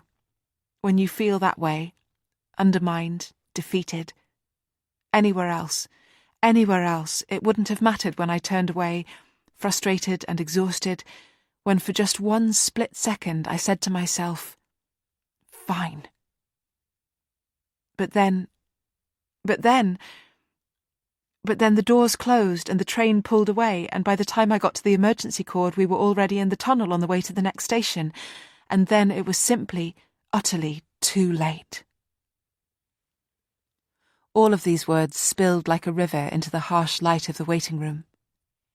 Robert sat with his hands gripping his knees, as though if he let go he might topple right over. "You knew?" His question was for Lillian, for Fraser. Fraser answered him, laying a hand over mine. "Lillian and I were only trying to do what was best. We made a decision and then it became so complicated to undo. We carried on. We shouldn't have." I saw the hurt on Jess's face too, twisting her mouth, tearing up her eyes. It was so hard for me to look at her. What I'd done to Abigail, I had done to all of them. I never meant to, but this one moment had brought on everything else, 1,000 more wounds that might never heal. A tiny second that turned into 7 whole years, and a scar that underlay everything she had suffered. Robert was about to speak again when a doctor appeared. We could come and sit with Abigail now. At that, Robert told the Bradys to go home. When they protested, he insisted. I watched them go, the jagged secret standing between Robert and me. Now it was just us. They had moved Abigail to the children's ward. On slippery chairs with the twins in our laps, we tried to sleep. Close to the end of the night shift, they came to say she was being discharged. They let her go with a bandage taped across her forehead. At home, let her sleep, they said, but keep a close eye on her. Any blurred vision, any headaches, bring her straight back. In the 5 a.m. darkness, Robert carried her out to the car. She was 16 now, but he was strong and she weighed almost nothing.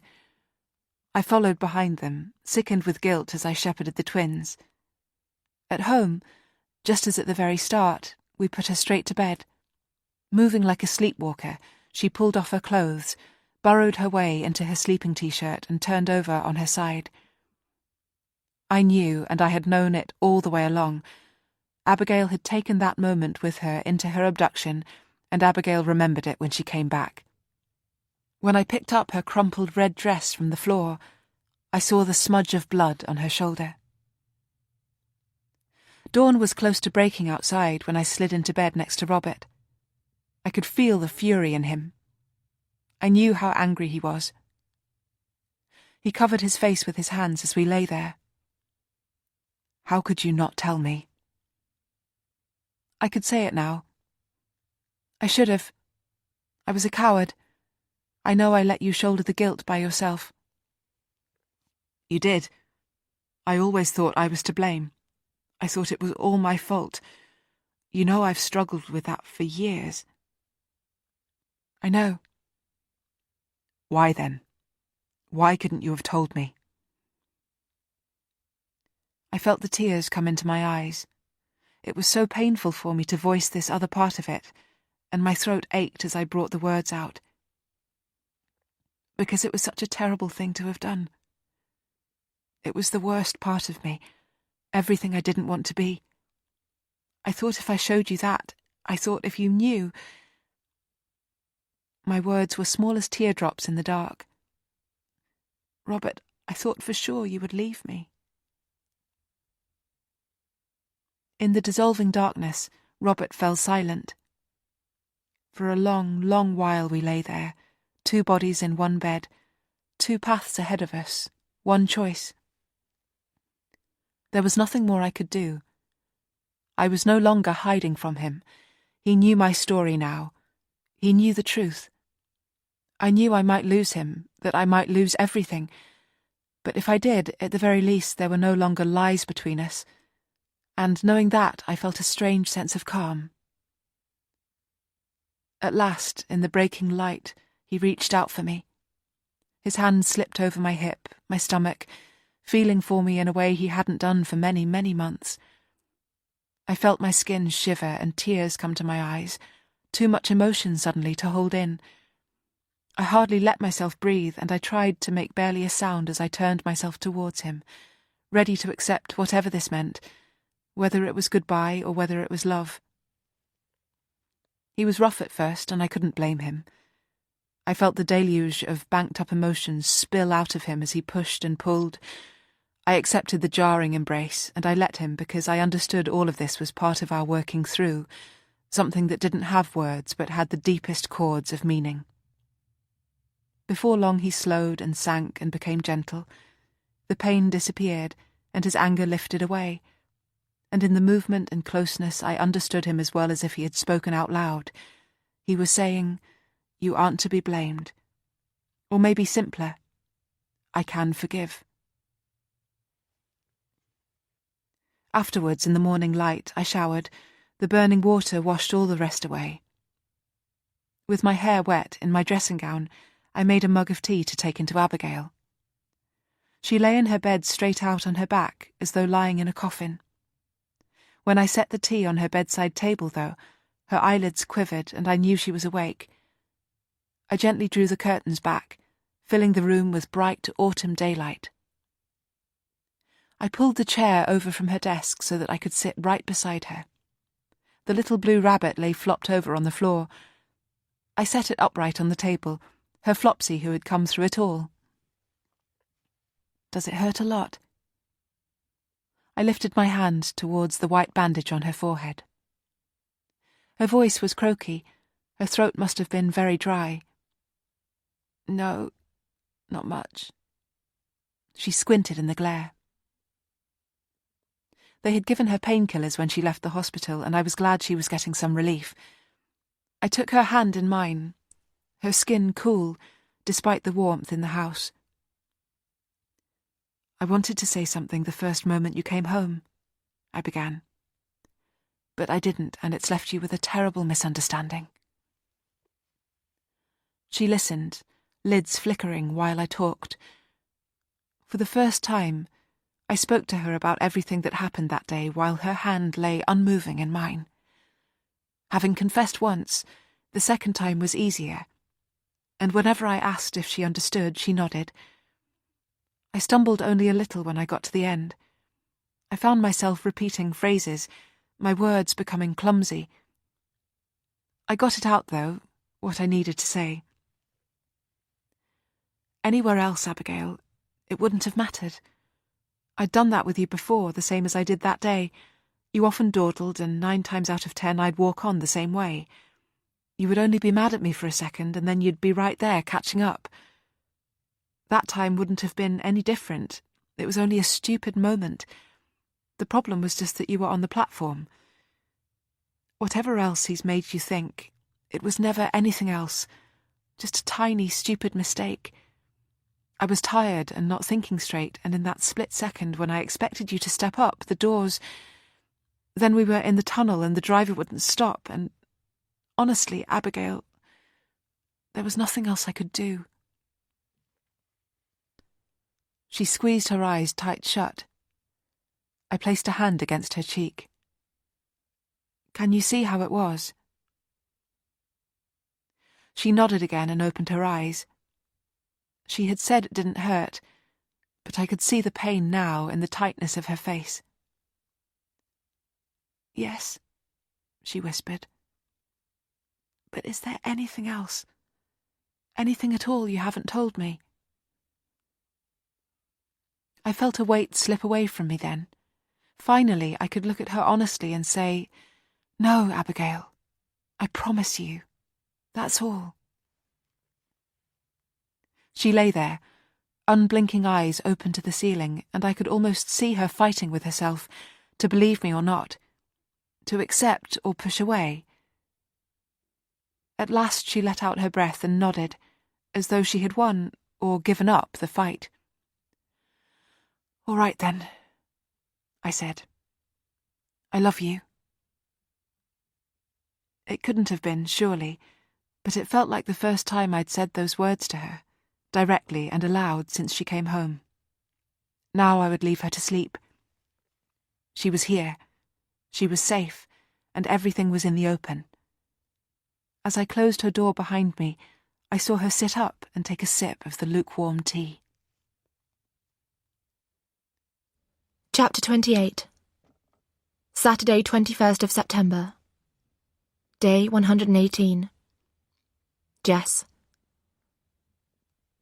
Abigail's voice on the phone was small, flat, but not just that. She sounded scared.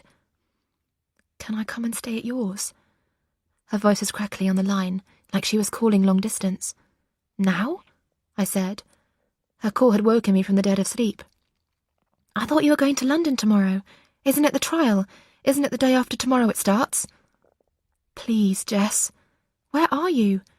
It was the middle of the night. "I'm here, right outside." I pulled back my bedroom curtain. A downpour was bashing off our window ledges, pinging off the flagstones of the front drive. Through the sheets of rain, I could make out her huddled figure at the end of the drive. "Shit, Abigail! Wait right there." Downstairs, I fumbled open the heavy front door. When I got to her, her face was so thin, her eyes huge hollows under the white strips of plaster across her forehead. "What are you doing here?" She didn't answer, just said, "Is your mum in there?" "Of course, but she's sleeping." Abigail looked up at the dark windows above us. With no lights on, The house looked like a cave. Abigail was shivering. Water had soaked up the ankles of her jeans. "Jesus," I said, "did you walk the whole way?" Abigail half opened her mouth to answer. "Never mind," I said. "Just come on inside." We slipped into the house and I helped Abigail struggle out of her drenched coat.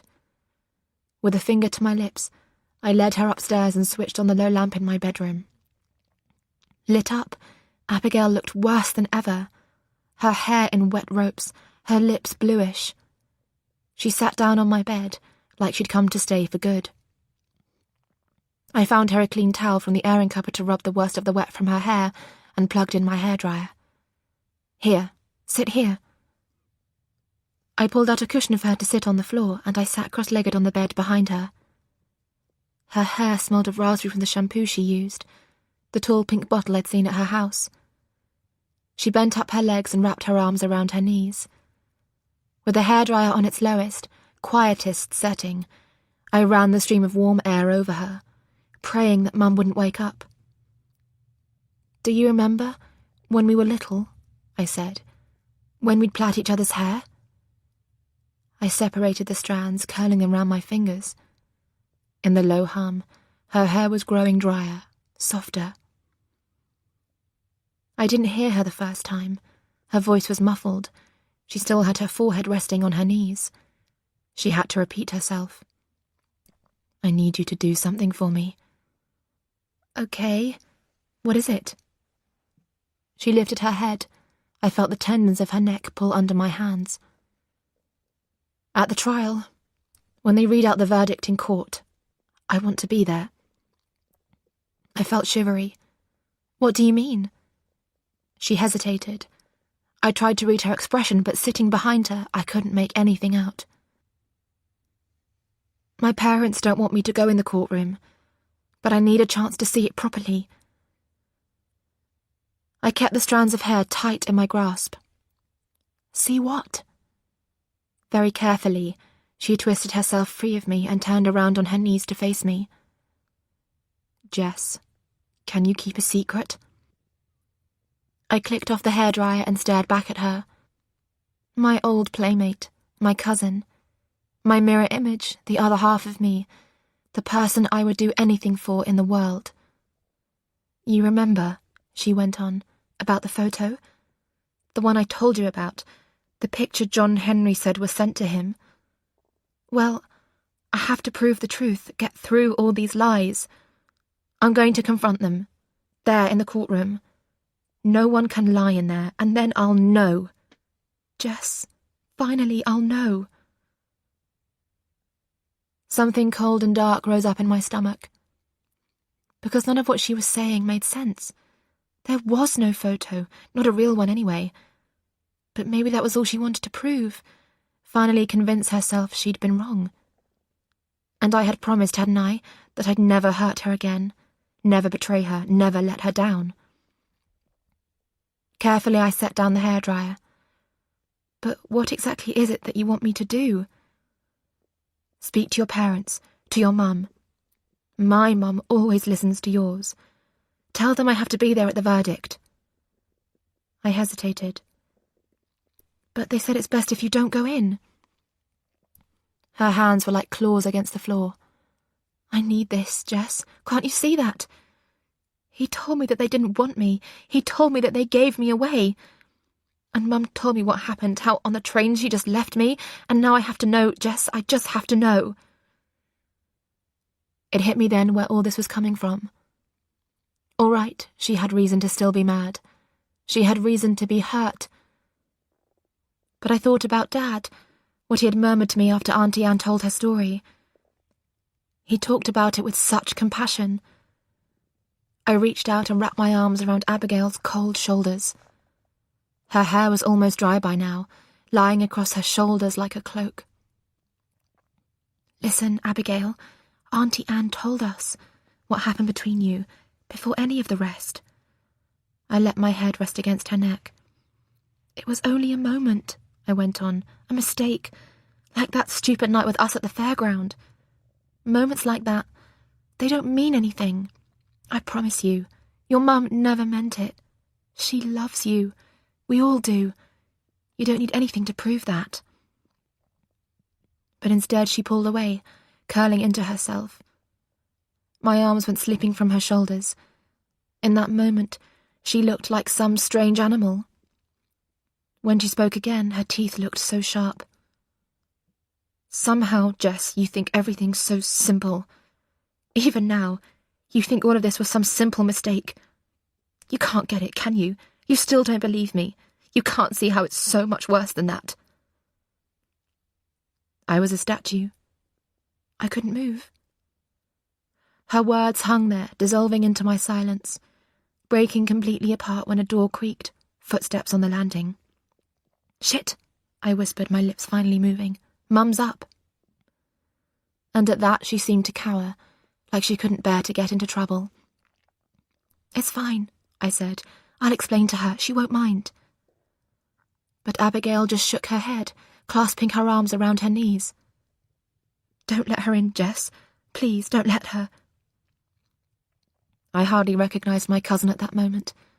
With the white bandage across her forehead, the bumps of her spine sticking up through her jumper, she looked so bizarre, so not normal. Now the footsteps were going past my door, crossing the landing and heading down the stairs. Surely Mum must have seen the light under my door, so why hadn't she knocked? Then I heard it, the growl of an engine out in the street, the click of the front door opening. "Stay here," I said to Abigail. I got up from the bed. Now I heard Dad's footsteps following Mum downstairs. Abigail hardly moved as I opened the door. Out on the landing, in the gloom, I took a moment to steady myself. I could hear their voices from downstairs. Mum, Dad, and I already knew who the other person was. I closed the bedroom door tight shut behind me and crept down. They were in the living room, my parents and my uncle, their voices clearer than ever as I came down. Below me, the hall floor was covered with wet footprints. I pictured Mum's face. Without saying anything, without letting the grown-ups know I was right there, I crept into the kitchen and found the rolls of kitchen towel under the sink. In the hallway, I quietly tore off a wad of paper and listened. There'd been an argument, I made out, a row of some sort. Abigail yelling. Because my aunt and uncle had heard her again in the night, sleep-talking. Silently, I got down on my knees and let the wet soak into the paper. If they found me here, I argued with myself, I would tell them I was cleaning, that I hadn't wanted Mum to find the floor in such a mess. "Her bed was empty," my uncle was saying. "We found her kneeling by the wall." On my own knees, my arms locked, I went still. For some reason, the image came to me so strongly. Abigail, the wall. It was like I'd had that image in my head for weeks. She was asleep. I heard the shiver in Mum's voice. "Yes, but talking." I pulled another wad from the roll, tearing down until only the cardboard tube was left. If they heard me, so what? They must know by now that Abigail was here. They must know the two of us were awake. "Could you make her anything she was saying this time?" said Dad. Uncle Robert said a word that I didn't catch. "Sorry? She was saying sorry," Mum exclaimed. "Sorry for what?" "I don't know," said Uncle Robert. "And in the morning, she said she didn't remember any of it." His words came out faster now, like a rush of ball bearings. "In the end, we called a therapist. We only wanted to know how to help." Above me, a floorboard creaked. Abigail on the move. I got up from the floor, scooped up the sodden paper and bent cardboard tube. My uncle was still talking, but I didn't want to hear any more. I stumbled up the stairs to Abigail. I dropped the sodden paper towels in my wastepaper bin and shoved the empty kitchen roll down on top of them. I sat down in the chair by my desk. I wanted her to explain. The story of her sleep-talking was creepy enough, yet all of that I could almost understand except, why do you keep shouting at them? But now, suddenly there were footsteps on the stairs, a knock at the door, Dad in the bedroom doorway, his face set. "Abigail? Robert's here." Without another word, she unfurled herself from the bed and pushed past me and Dad. I followed her downstairs. Uncle Robert was waiting by the open front door, holding out her still wet coat. As Mum came out of the living room, I swear I saw Abigail flinch. But then, as I stepped forwards, my cousin held her arms out for me to hug her. As I pressed my cheek to the cold of her neck, she whispered, "Ask them, won't you?" In the confusion, I had almost forgotten. The verdict, to be there, with him. I pushed away the part of me that was frightened by what she had said, the secret that I still didn't understand. See, I told myself, no matter what else has happened, she trusts you. No matter what else, she wants you to help, and you can help. Better than her parents, better than anyone. I held her close, breath for breath. I didn't hesitate, just said, yes. And I did, as soon as they'd gone. I kept my word and spoke to my parents, exhausted in the small hours of morning. I created arguments, elaborated reasons I could safely believe in. I said she wanted the chance to confront him. I said she just needed to see him found guilty. When it came to it, I surprised even myself by how persuasive I sounded. "Well," said Mum when I had finished, pulling her dressing gown tight around her. "Well," she said, "you know her best." Chapter 29. Saturday, 21st of September. Day 118. Anne. My daughter had done that, walked alone to the Bradys in the middle of the night, and all because the day before I had called her therapist. The intention had been with me for weeks, ever since that night when I followed Abigail up into the loft. And the night of her birthday, I'd had to confront her with mistakes of the past, dragging all of the pain of that up, and now she was sleep-talking again. It was only days now until we had to face trial, and I was so worried that she wouldn't make it through. Her weekly therapy had been the cornerstone of our routine.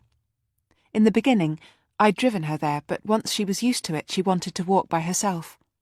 She walked there, she stayed for her hour, she came home. On Friday, when I rang, the therapist, Jenny Coulson, wasn't available. I did my best to explain myself and my message, who I was, why I was calling, why we were so in need of her advice. It was the next morning, the Saturday, when she called back. Robert was home and Abigail was upstairs. Robert closed the door of the living room. On speakerphone, we took the call together. From her first words, Miss Coulson sounded confused. I interrupted, trying again to explain myself.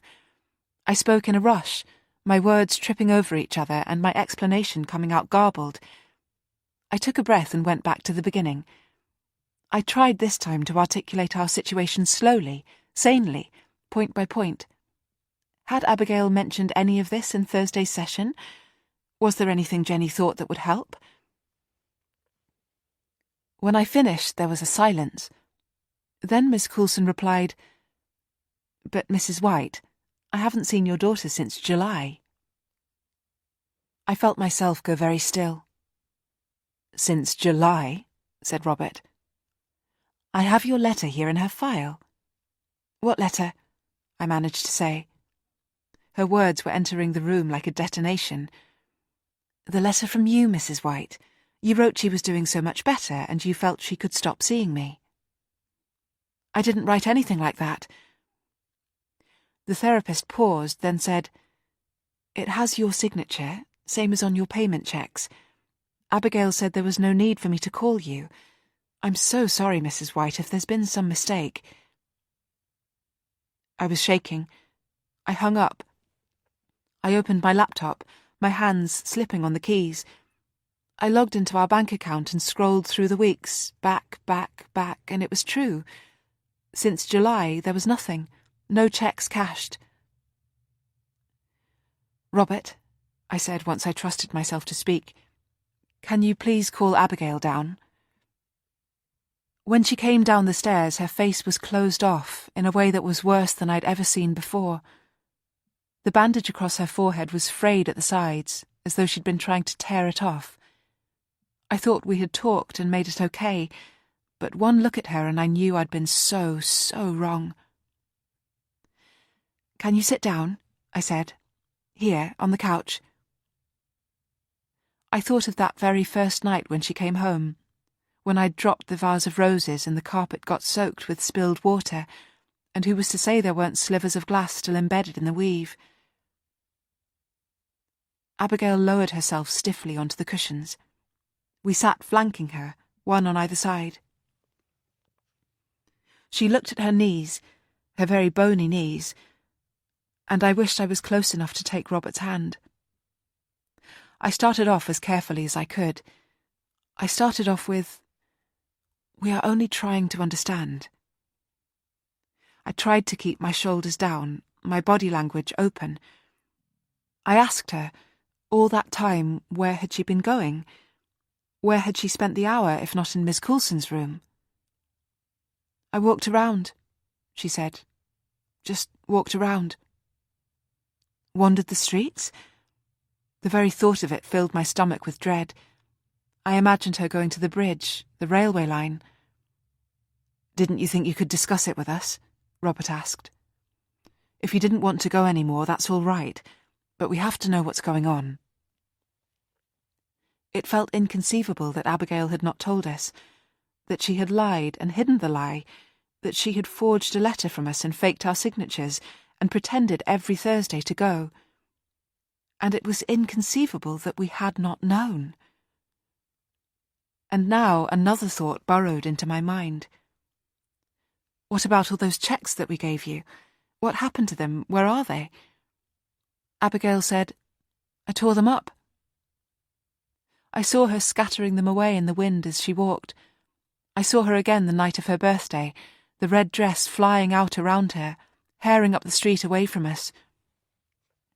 When had she veered onto this trajectory, falling so far from sense and normality? Abigail was pressing herself back into the couch, her neck rigid. My voice grew louder despite my best efforts. "But Abigail, why?" And Robert, "Please, Abigail, you have to communicate with us." I hardly knew what Robert or I said next, and Abigail just seemed to be mumbling to herself. When I caught the words, I could hardly breathe. Her lips shaped that awful phrase again. "Stop pretending." I could see Robert was on the edge. My husband, who was always so careful and controlled, now near to losing it in a panic of concern. I held up a hand. "Wait, stop a moment." But by now we had already gone too far. We had pushed her, we had scolded her, we hadn't been on her side. In a split second, Abigail's mumble became a shout, a confused hubbub, and it can only have been a few seconds, half a minute at most, but it felt like hours that Abigail sat there and screamed at us, with all kinds of accusations tangled up in there. Then she wrenched herself up from the couch, flew up the stairs and slammed her bedroom door 3, 4, 5 times, so hard that I felt our very house would come apart. Chapter 30. Sunday, 22nd of September. Day 119. Jess. But the day after, despite everything that I knew had happened, Abigail seemed so calm. That Sunday morning, I went round to see her, to help her pack for the trial and tell her what my parents had said. But she hardly seemed bothered by any of it anymore. Like, why was I even mentioning it? Sleep-talking and a crazy row, but now all of that had been like nothing, gone away somewhere or never even existed. Maybe, said Uncle Robert as he gave me a lift back home, she had just needed to get something out of her system. Maybe all that shouting had done her some good. The more I thought about it, the more right he seemed. Abigail had done all of that shouting, and now, the day before the trial, in her calmness she was almost serene. Chapter 31. Sunday, 22nd of September. Day 119. Anne. All that remained was to get through the trial. Abigail had had hours of preparation, with the lawyers, with Caroline from the witness service. We had her outfit, the one we had shopped for together. It was ironed, folded, and neatly packed. We had made arrangements for the twins to stay with their best friend's family. If the Bradys were going to join us at the trial, we couldn't leave the twins with them. I sent another text to Jack's mum, checking yet again that the plans were okay. A reply came back almost at once. Yes, of course, and good luck for the trial. Robert and the children were upstairs packing. I was downstairs, searching for our train tickets. I checked my watch. We needed to hurry. Our train was leaving in less than an hour, and we still needed to drop the twins off on the way. I shuffled through another pile of documents on the kitchen surface. The tickets weren't there either, though a bank statement was, a council letter about recycling, and a scribbled drawing by Laurie in black and red. "Have you found them?" Robert called down. "Not yet," I shouted back. A sheaf of papers tipped onto the floor, and I crouched down to scoop them up. Amongst the scattered pages I glimpsed a school report of Sam's, half read, but no tickets. Where were they? I remembered booking them clear as day, 3 tickets open return, because who knew how long it would last or when we would be able to come home. I remembered the confirmation email, and I remembered... Wait. I went to the foot of the stairs. "Robert, is the printer set up?" "In the living room. Just plug in the cable." I opened my laptop on the arm of the couch, by the little table where the printer now sat. Robert had moved it there from Abigail's room. I opened my email. Here they were. 3 tickets. I plugged in the cable and set the printer running. "Mummy!" A wail from upstairs. "Mummy!" "Have you got toothpaste?" I shouted up to Robert. "We always forget toothpaste." The tickets came out sharp and glossy, the new ink shining. For a moment I stared at them, my breath catching. We were ready now. We had everything we needed. Upstairs in our bedroom, Robert was zipping up our suitcase. "Everything okay?" I held out the tickets, 3 adult bookings. Since her birthday, she no longer qualified as a child. We went through the rest of our checklist together. Nothing forgotten, nothing missed. We had the toothpaste, we had our tickets, no way to put it off, and no way to back out now. Robert put his arms out and hugged me. "All right then," he said. "Time to go." In her room, Abigail was standing by her bed with her suitcase, like a soldier waiting to go on parade. "Ready?" I asked. She nodded. "Give that here, then," said Robert, beside me. "I'll take it down to the car." Any moment now we would leave. She had been so calm since the strangeness of last night, but then Jess had been round, and Jess always helped. Abigail had been so calm, in fact, that I'd easily agreed to what Lillian asked for. We would let Abigail come into the courtroom for the verdict. She would remain outside for the rest of the trial. I couldn't bear the idea of her being with him for days in the courtroom, the danger of the twisted bond between them. But I could understand how it might help to be there at the end, to see him found guilty, get closure. I didn't want to argue with Lillian now. No distractions, no conflict. Nothing mattered except getting through this process, the final test we had to face. I took a last look around her room as Robert lumbered downstairs with our suitcases. Her room was neat and tidy, the way she always kept it. Everything in its place, and the only thing that seemed to be missing was the little blue rabbit, her favourite, her Flopsy. What had she done with it? She had packed it, perhaps. In the mirror of her vanity, I could see her side-on reflection, nose, eyes, hairline. The angles made me notice something I seemed to have gone blind to. Gently, I tapped a finger to my forehead. "You don't need that on any more, do you? It's healed now, hasn't it? You can take it off."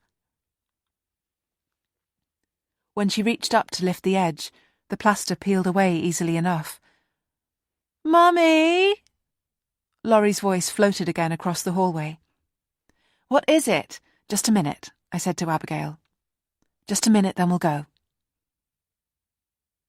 But in the boys' room, Laurie's suitcase lay open on his bunk and his clothes were all over the floor. "What are you doing? You need to get ready." "I'm packed," said Sam. "Sam says I can't go," cried Laurie. "What do you mean?" I began to put his clothes back into the case, half folding them, half shoving them in. It only made him cry harder. "With Abigail. He says I can't go." "Laurie, come on, we've talked about this. We've been over this for weeks. You and Sam are staying with Jack." The suitcase was a flimsy Harry Potter thing, and the zip buckled as I tried to fasten it. Abigail slipped into the room like a shadow, leaning her back against the wall by the door. "But I want to go with Abigail." "Shut up," Sam said. "I told you can't." Laurie's face was distorted with grief. "Why?" Sam yelled. "Because babies aren't allowed." The zip unsnagged, biting my finger. "Sam, Laurie, please, we have to leave."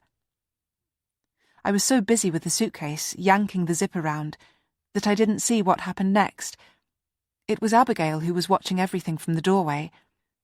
One moment Sam was shouting and Laurie was crying, and the next there was the flash of an arm swinging, a shrieking scream from Laurie, and when I looked up he was holding his hands to his neck and Sam was tumbling to the floor. "Oh my God, Laurie, what are you doing?" Sam knelt on the floor with his hands to his face. There were red scratches on Laurie's neck, and the collar of his pale blue t-shirt was torn.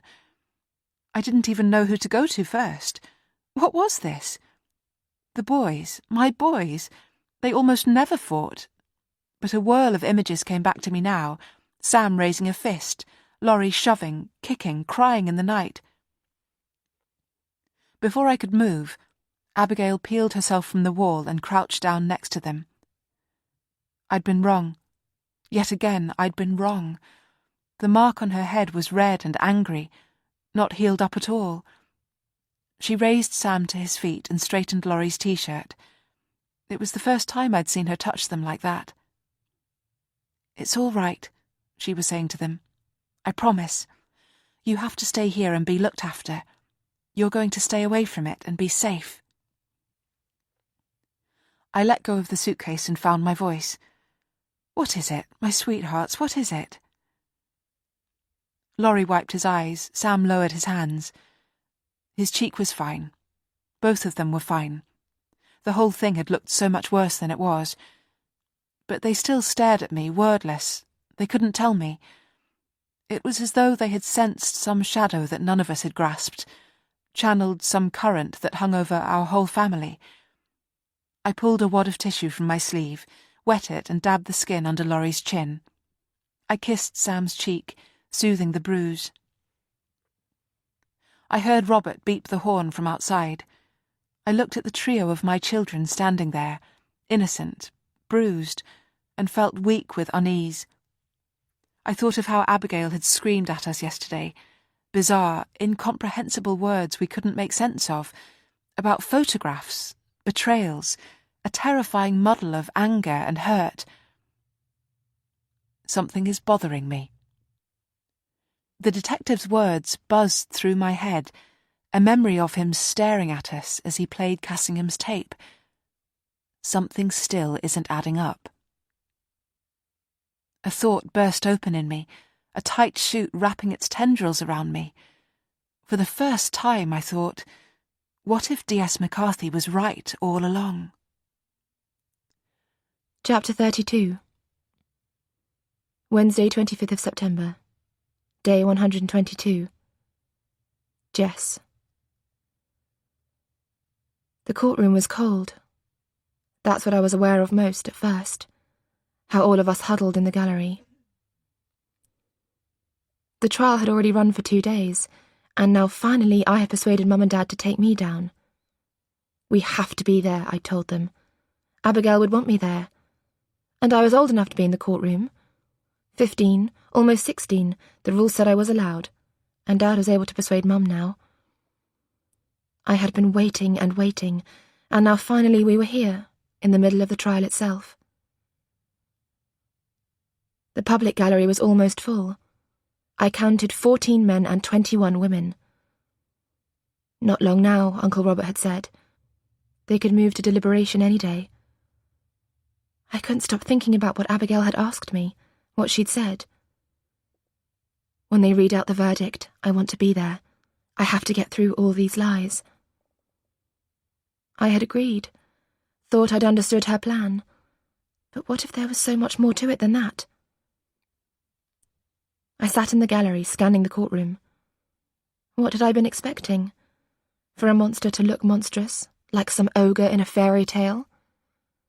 Each time my gaze passed over him, juddering away. I only made the connection with reality when I looked for the cues of the courtroom itself, the features I'd repeatedly Googled before coming. Those were the jurors, and the bench for the judge. There was the witness stand, and there was the dock, and this man was in it. This man. I'd seen his picture all over the news, and Uncle Robert had described him when he'd returned from that first hearing. His hair, his height, his shape.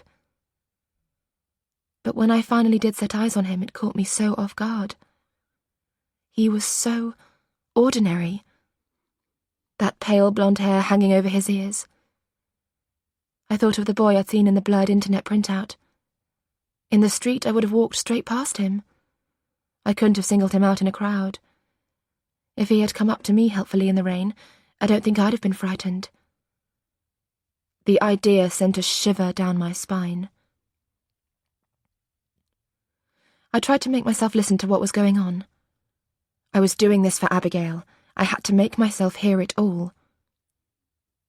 The prosecution called a last witness, and a man climbed, light-footed, up to the stand. He settled himself, ready for questions. Ready to tell the truth and nothing but. He was a police officer, there to talk about the evidence they'd found in the house. Abigail had lived there all right, he said. There were the clothes, the DNA on the bed sheets, packets of sanitary pads under the attic bed. They'd found plates, dishes, knives and forks, bags of sweets and their empty wrappers, an ashtray, storybooks and textbooks, paper and crayons. A lack of windows, a lack of light. A heavy lock on the attic trapdoor, and a ladder too weighty for a young girl to unfold. Unconsciously, I kept reaching across myself into the space at my side. Reaching for Abigail, but she wasn't there. She was with Uncle Robert, back at the hotel, safely kept away from it all. I felt her absence like a hollow pit, one I was in danger of tumbling right into. While the police officer spoke, the jury were blank-faced. I couldn't read anything in their expressions. Not the man with the frown lines between his eyes, nor the woman with glasses that caught the light, not the elderly man who scratched his stubble, nor the young woman who caught a cough in her fist. And then the defense barrister was standing up. His chin was wide and broad, like a hammer, and his eyes looked like they could see right through anyone. He was so tall, he towered, and his questions were like darts, so sharp you hardly even felt them go in. As I watched and listened, I kept losing my footing. My handholds kept slipping out from under me. Again and again he did it. Just when I had been so clear, so sure the very next step I was tumbling under his words. This defense barrister presented the very same facts, but he'd wrenched them inside out, turned them upside down. He made us look, then look again, questioning everything we'd just been told. "Are you sure?" every one of his questions said. "Are you really sure?" Locks for imprisonment, the attic a cage. Or could the locks be for safety, for a child's own good? The traces of blood in the kitchen? Take a nosebleed, for example, or perhaps a grazed knee. Who of us hasn't made for the kitchen sink to catch the drips? What child has never hurt themselves? Next to me, Dad laid a hand on my arm. "Saying these things," he murmured. "It's only his job." I knew that, but I still felt the muscles in my legs grow weak. We were supposed to come here and see the bad man punished. This was supposed to lay it all to rest, so that Abigail would never be frightened again. All this time I'd thought it so simple. Right and wrong, good and bad, plain as daylight. That's what I had always believed. Now I was learning, in the very place where it mattered most. Maybe it wasn't like that at all. At the hotel that evening, I went straight to Abigail's room. I knocked, carefully at first, then louder. I wanted to warn her. I needed her to know what I'd heard. It isn't black and white, I had to tell her. There's all these questions, all these doubts. Getting the truth, hearing him found guilty, it's what you need, I know that. But what if the very opposite happens? It was Auntie Anne who opened the door, dark shadows under her eyes and a finger pressed against her lips. Abigail had gone straight to bed, she said. No, she was fine. She just needed her rest. Best let her be, she said, as she let the heavy door fall closed. I crept back along the muffled hotel corridor to Mum and Dad's room. In the single cot the staff had set up for me, all night I drifted in and out of sleep, unable to get comfortable on the stiff mattress. It seemed my back was caught against a cold, hard rail, and something or someone was pressing me backwards, leaning on me, pushing at me until I was slipping, falling, a terrible fall with something horrifying beneath. I wrenched myself up from the nightmare, head ringing. Mum's alarm clock was shrilling for morning. Not a sliver of light showed through the heavy blackout curtains. Under me, the mattress was damp with sweat. Chapter 33. Thursday the 26th of September. Day 123. Anne. Near the end of the week, the defence called an expert witness, a psychiatrist who had examined Cassingham. He had conducted interviews, compiled a report, laid down all his conclusions in there, and yes, he'd concluded that the defendant had no mental illness. On the witness stand he kept referring to his typed report. It was all in there, he kept repeating, everything he wished to state. But the defence barrister kept pushing him. Beyond his remit, the lawyers later said, beyond the requirements for the court, but perhaps he was just like the rest of us in that courtroom, wondering, if he wasn't ill, a psychopath or a madman, then why? The psychiatrist had a neat, square face, his grey-dusted hair was clipped short and his voice was soft. To me, he seemed likeable, even though he spent his time amongst such unlikable people. The court was quiet while the psychiatrist spoke, and as he talked, Cassingham's eyes skittered. They made the same movement each time, like a tick, a slide, always in the same direction, towards our family, again and again, but never quite landing. Yet again I wished Robert could be here with me. I felt so strangely exposed without him. But we'd agreed we would do it this way. He would stay outside with Abigail. And I would be the one to listen to it all. The defendant was a complex man, the psychiatrist was saying. He struggled with relationships and with himself. Don't forget, this doctor said, the circumstances in which he grew up.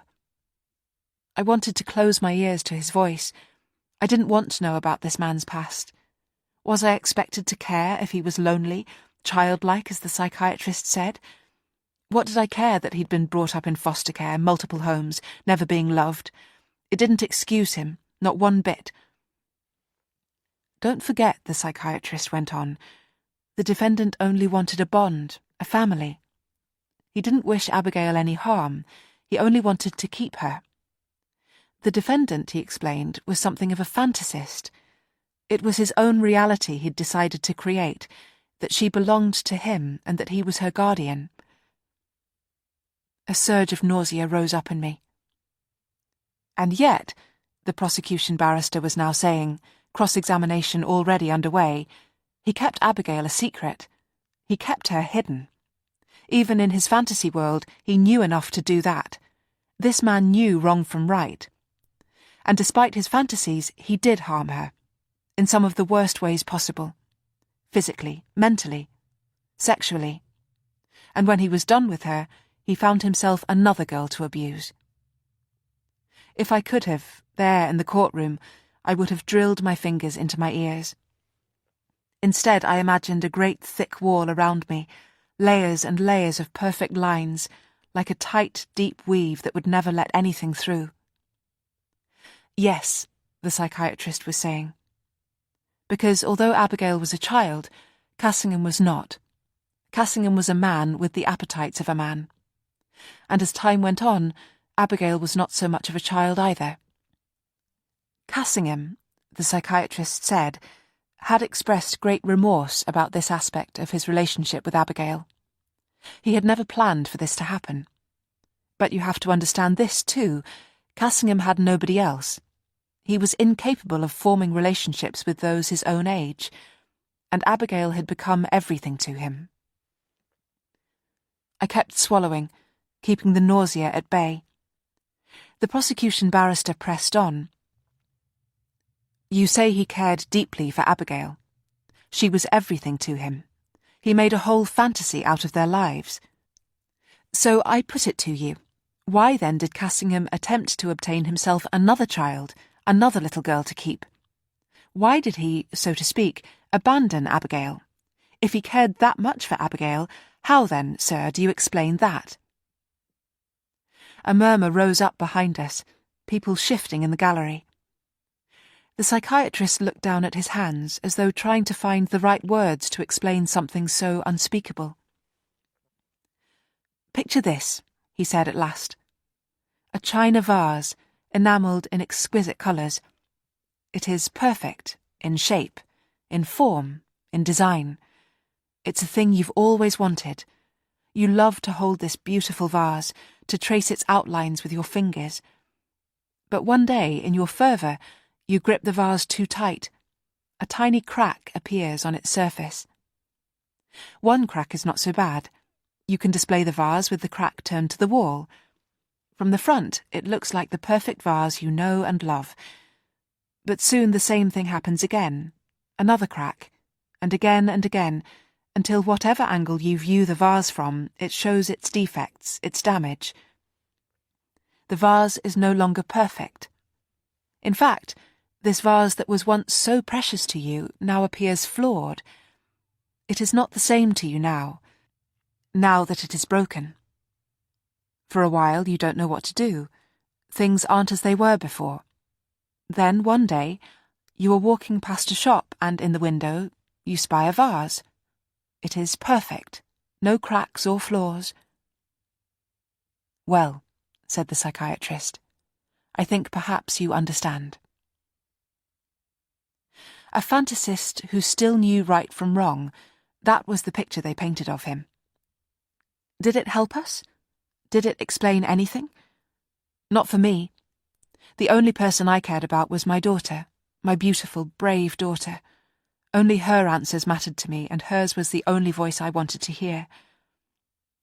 The video link was designed to let her speak freely, without fear, to prevent any possibility of him intimidating her. She swore to tell the truth, the whole truth, and nothing but the truth, and I wondered whether at last this would bring us to the heart of it. I wondered if we would finally hear a story that made sense of the child who had returned to us, or whether it would only be one more story that we couldn't understand. The special room she sat in, just for this purpose, was plain. I could only see the pale blue walls. I longed to be in there with her, to comfort her, to help her, but she had to do this part alone. Even Robert would have to wait outside. They asked her a whole catechism of questions, prosecution and defence. Each time there was a pause before she spoke, her voice on the link a fraction delayed, as though she hesitated before each answer. Yes, she had lived with the defendant for 7 years, from the age of 8 until the age of 15. Yes, to begin with, there were locks on the trapdoor. Later, he'd decorated the attic, made it her room. Yes, she'd had food and warmth and water, was permitted to wash and use the flush toilet. Yes, he'd guarded and watched her while she did. Later she'd had the freedom of the house. No, he'd made no attempt to return her home. His house was her home now, he'd said. Yes, it was true, there were times when he'd hit her. But only sometimes. only when he got tired or angry or sad. No, she had no lasting scars. As I watched her up on the screen, it was more and more like watching a somnambulist, someone in a dream who hardly knew what they were saying. Was it only the delay in the sound that made it seem like that? She was telling us the truth. The other evidence proved it. So why did I sense this strange falseness in her, as though somewhere there lived another truth entirely? Yes, he brought her books, she went on, and newspapers with, now she realised, certain pages torn out. Yes, she had been thoroughly taught. No, she was never taken to school, but sometimes he would take her outside, just to the end of the street and back. No, she had never been recognised. She wasn't very recognisable by then. Yes, after a while he'd begun to have sex with her. When she got older, from when she was 13. Yes, he always used protection. He was always careful to protect her that way. No, she'd never really tried to run away. And she told them about the one attempt she had made, when she was still so little, still only 8. One night when she was exhausted, confused and angry with him, she told him that she didn't like him and didn't want him to look after her anymore. She didn't want the sweets or the books or the cuddles. She only wanted to go home. So much of what she said I already knew, but here were so many details that I had never been aware of. All these parts of my daughter I'd never known. That night, he left the trapdoor unlocked deliberately, the ladder unfolded on purpose for her. She heard him do it. So she packed a bag, used her pillowcase, and put in the pyjamas he'd given her, one of the little vests and her shoes. She climbed down from the attic, crept downstairs. She found him by the front door, sitting collapsed on the floor with his head all askew, tongue hanging out, throttled by the tie he'd looped round the door handle. She was nearly sick. He opened his eyes. But I would have, he'd told her, and it would have been all your fault. But the truth was, even despite that, she wouldn't have gone through with it. The truth was, from the beginning she had believed him, the things he had said, when he'd told her that he had always loved her, when he'd said she was always meant to be with him, because he was right that her family never came, though every day she had waited for them in vain, because he'd done everything to make her feel special. And because, in the end, he'd had so much proof. He'd been so clever. At 8 she had been old enough to think for herself, and that was the worst part of what he'd done to her. Mind games, like Robert had once said. She had formed her own beliefs, reasoning straight from his faulty premises. She had built them up in her own mind from the sliver of doubt any child might have had, and I knew that Abigail's sliver had been wider than most. He'd presented her with layer upon layer of confusion and lies, dressed up as truth, and perhaps that was the cruelest abuse of them all. But from the moment Abigail took the stand and began to speak, I saw that he would be found guilty. Abigail's testimony showed us it all. Whatever he'd told himself and whatever justifications he had given her, none of that would hold up now. I felt it in the ripples through the courtroom as Abigail spoke. I saw it in the shifts on the jurors' faces and in the way the defence barrister lowered his head. They saw exactly what he had done. Now, as the prosecution and defence unfurled their closing speeches, I imagined myself holding Robert's hand and finally being able to hug my daughter. With Lillian and Fraser and Jess beside me, it felt as though nothing could break our family now. Maybe I should have noticed when they showed us the photos, those stark images of how she had lived, kept until the very end of her testimony, projected on a wide, tall screen for anyone who could still be in doubt. The tiny bed, hardly 5 foot long, crammed against the wall. The bare floorboards, the lock, the potty by the bed, the sloping attic walls with no windows, papered in a striped design, the single light in the ceiling with a crooked shade. The photographs were crisp and blown up large for display. But it was such a small detail, and there was so much else that was awful in them, that I simply didn't notice. Then, before I knew it, the judge was summing up and sending out the jury, and we were standing, and it was over. No more testimony. We were done. Now all that remained was to wait for the verdict. Outside the courtroom, we went upstairs to the balcony, trying to stay away from the hubbub of reporters who swarmed the street outside. Caroline brought Abigail and Robert to us, and Abigail let me hug her, though she was stiff as a mannequin. Caroline crouched down next to her, witness service badge shining, her voice a murmur, checking with my daughter once, twice, a dozen times. "Are you sure you really, really want to go in?" "I need to see," Abigail kept repeating, like a record stuck in a single groove. "I need to see it. I need to know." It was as though her mind was grappling with something that blocked out every single other thought. Eventually, Caroline stood up and stepped back, leaving her to us as though to say, "I've done my part, it's your call now." Robert shook her hand. "Thank you, Caroline. We appreciate all you've done." From the balcony, I could see people milling below, all these people here to see lives broken, changed, or put back together.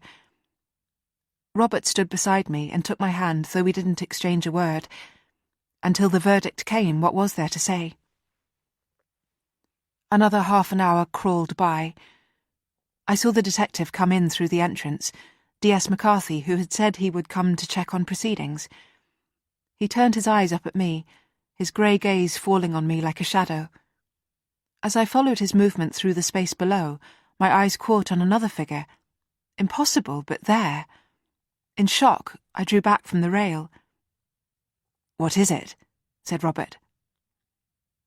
I couldn't move. I'd recognised unbelievably who this was. 10 years etched into his cheeks, his forehead, but the eyes were the same, and the nose, and the lopsided mouth. "It's Abigail's father," I said. "It's Preston."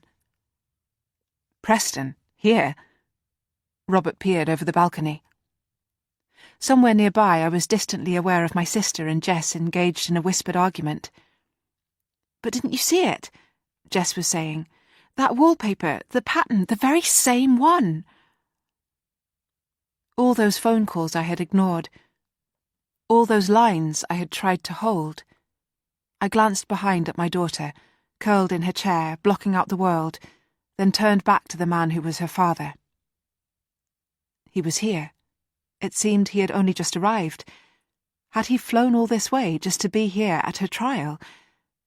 As though he had heard my thoughts, Preston looked up and saw me, and I hardly knew whether to laugh or cry. After everything I had done to keep him out of this, after everything he had been to me in the past. He began to climb the stairs up to us, and I pushed myself away from the balcony and hurried to meet him, to stop him. We came face to face, halfway up, halfway down, the father of my child, this man I hadn't seen in a decade. "Please," I found myself blurting out, "please, Preston, don't make a scene. I'm sorry I never answered your calls, but please don't do anything now. Not in the middle of this, please. She won't be able to handle it. She's already dealing with so much." He looked at me. Even standing on the step below, he still stood that little bit taller than me. I felt as though I was 19 again, my life all over the place, things spiralling. "Please, Annie. I only want a chance to see her. I promise I won't even speak to her. Everything else can wait until after." He took a step to one side and slowly continued climbing, and I hurried after him. As I did, I realised something had changed about him. It wasn't simply that he was older, those lines on his face anyone might have expected. It was that there was a colour to his skin and uprightness in the way he held himself. He had changed, and I realised in a rush what it was. Finally, Preston was sober. At the top of the stairs he came to a halt. My family were there, scattered on the balcony, Lillian and Jess still whispering together. And Abigail, curled in her seat, knees drawn up, hair half covering her face, thumbs jabbing at her phone, some game she was playing, drowning everything out. She was so thin, so pale, her hair that once had looked so sleek straggling across her shoulders. I stood there next to Preston, looking at her. It felt like how sometimes in the dead of night we would stand together looking down at our daughter in her cot, those rare times when none of us were fighting. In sleep she had been the perfect child, but now I felt almost ashamed. Preston, I'm sorry, it's been so difficult, so hard for us all. Annie, stop. She's beautiful, he said. That was the moment she looked up and saw him, dawning recognition on her face. Preston was smiling and raising a hand. Hello? But then Lillian was moving, crossing the space between her and Abigail, putting her whole body in between like a shield. And it was Abigail who got up and roughly pushed my sister aside. Before any of us could move a step further, a voice came from the stairs behind me. "They're ready for us now," said D.S. McCarthy like an order. "They're calling us back in." There wasn't time for anything else. No time for Abigail and Preston to reconcile. No time for me to say a word to Lillian. I stood there looking at my daughter, and I couldn't name it, couldn't say what it was, only the sense again that there was something terrible I had missed, something all of us had missed, and I felt the lines, all those lines I had so carefully drawn, start to splinter, only this time I had no idea how to stop it, and no idea what was about to be let in. The gallery was crammed full. A dozen journalists had arrived, and D.S. McCarthy slipped in too, and there now wasn't enough room for us all to sit together.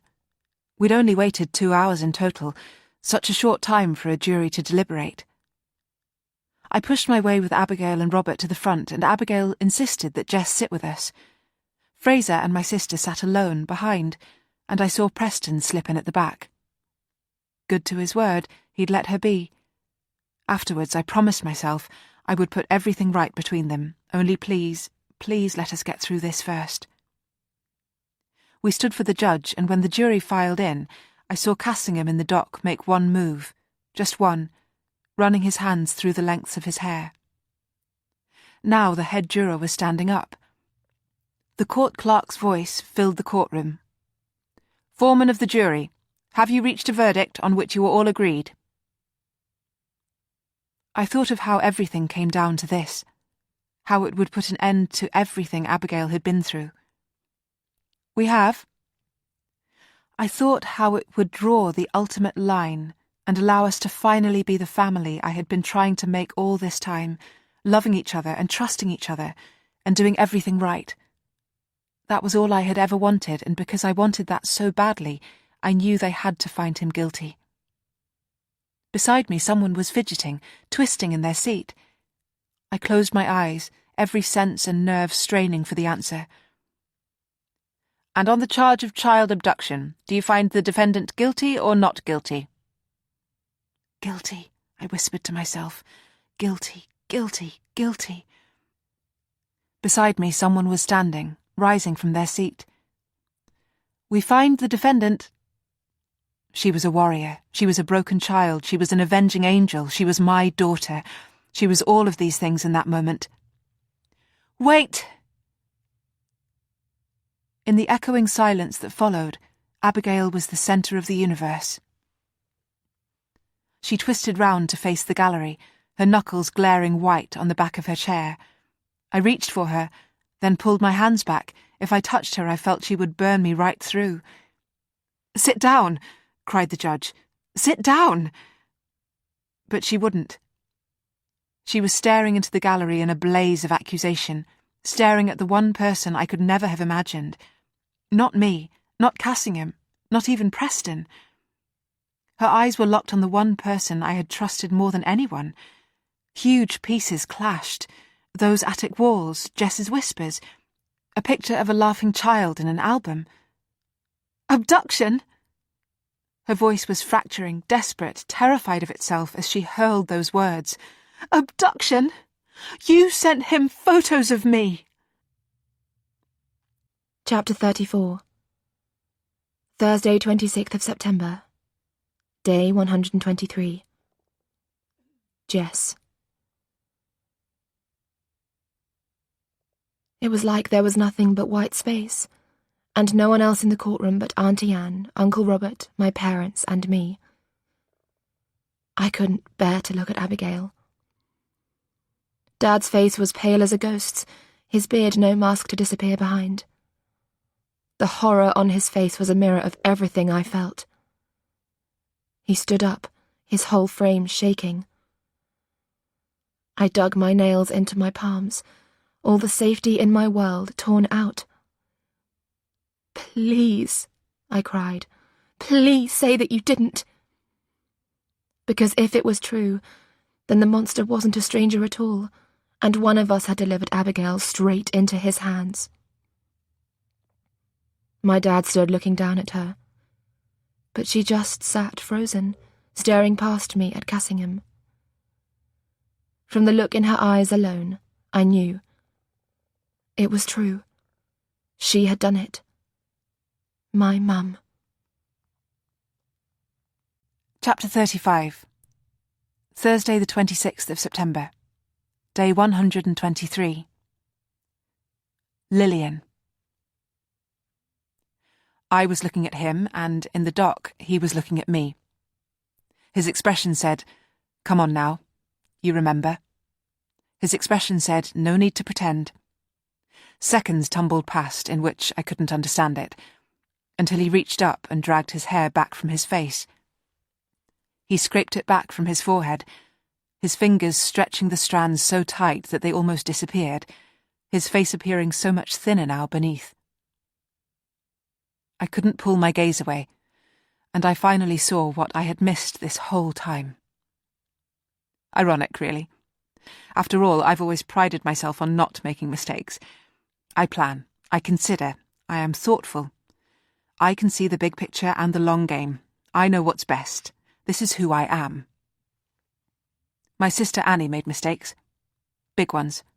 Ones I always end up trying to put right. Take the night of the fight, the biggest fight they'd ever had. It was me who'd had to extricate her from there. God knows when, if she'd ever have left otherwise.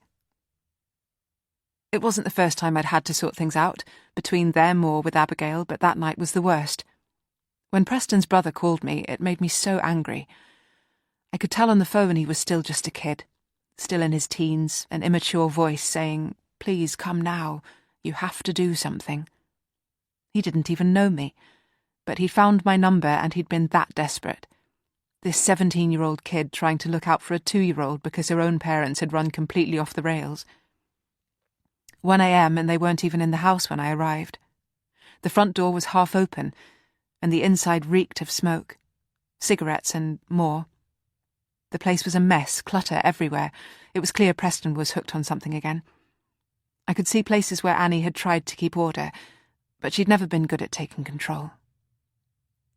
I found them out in the back garden.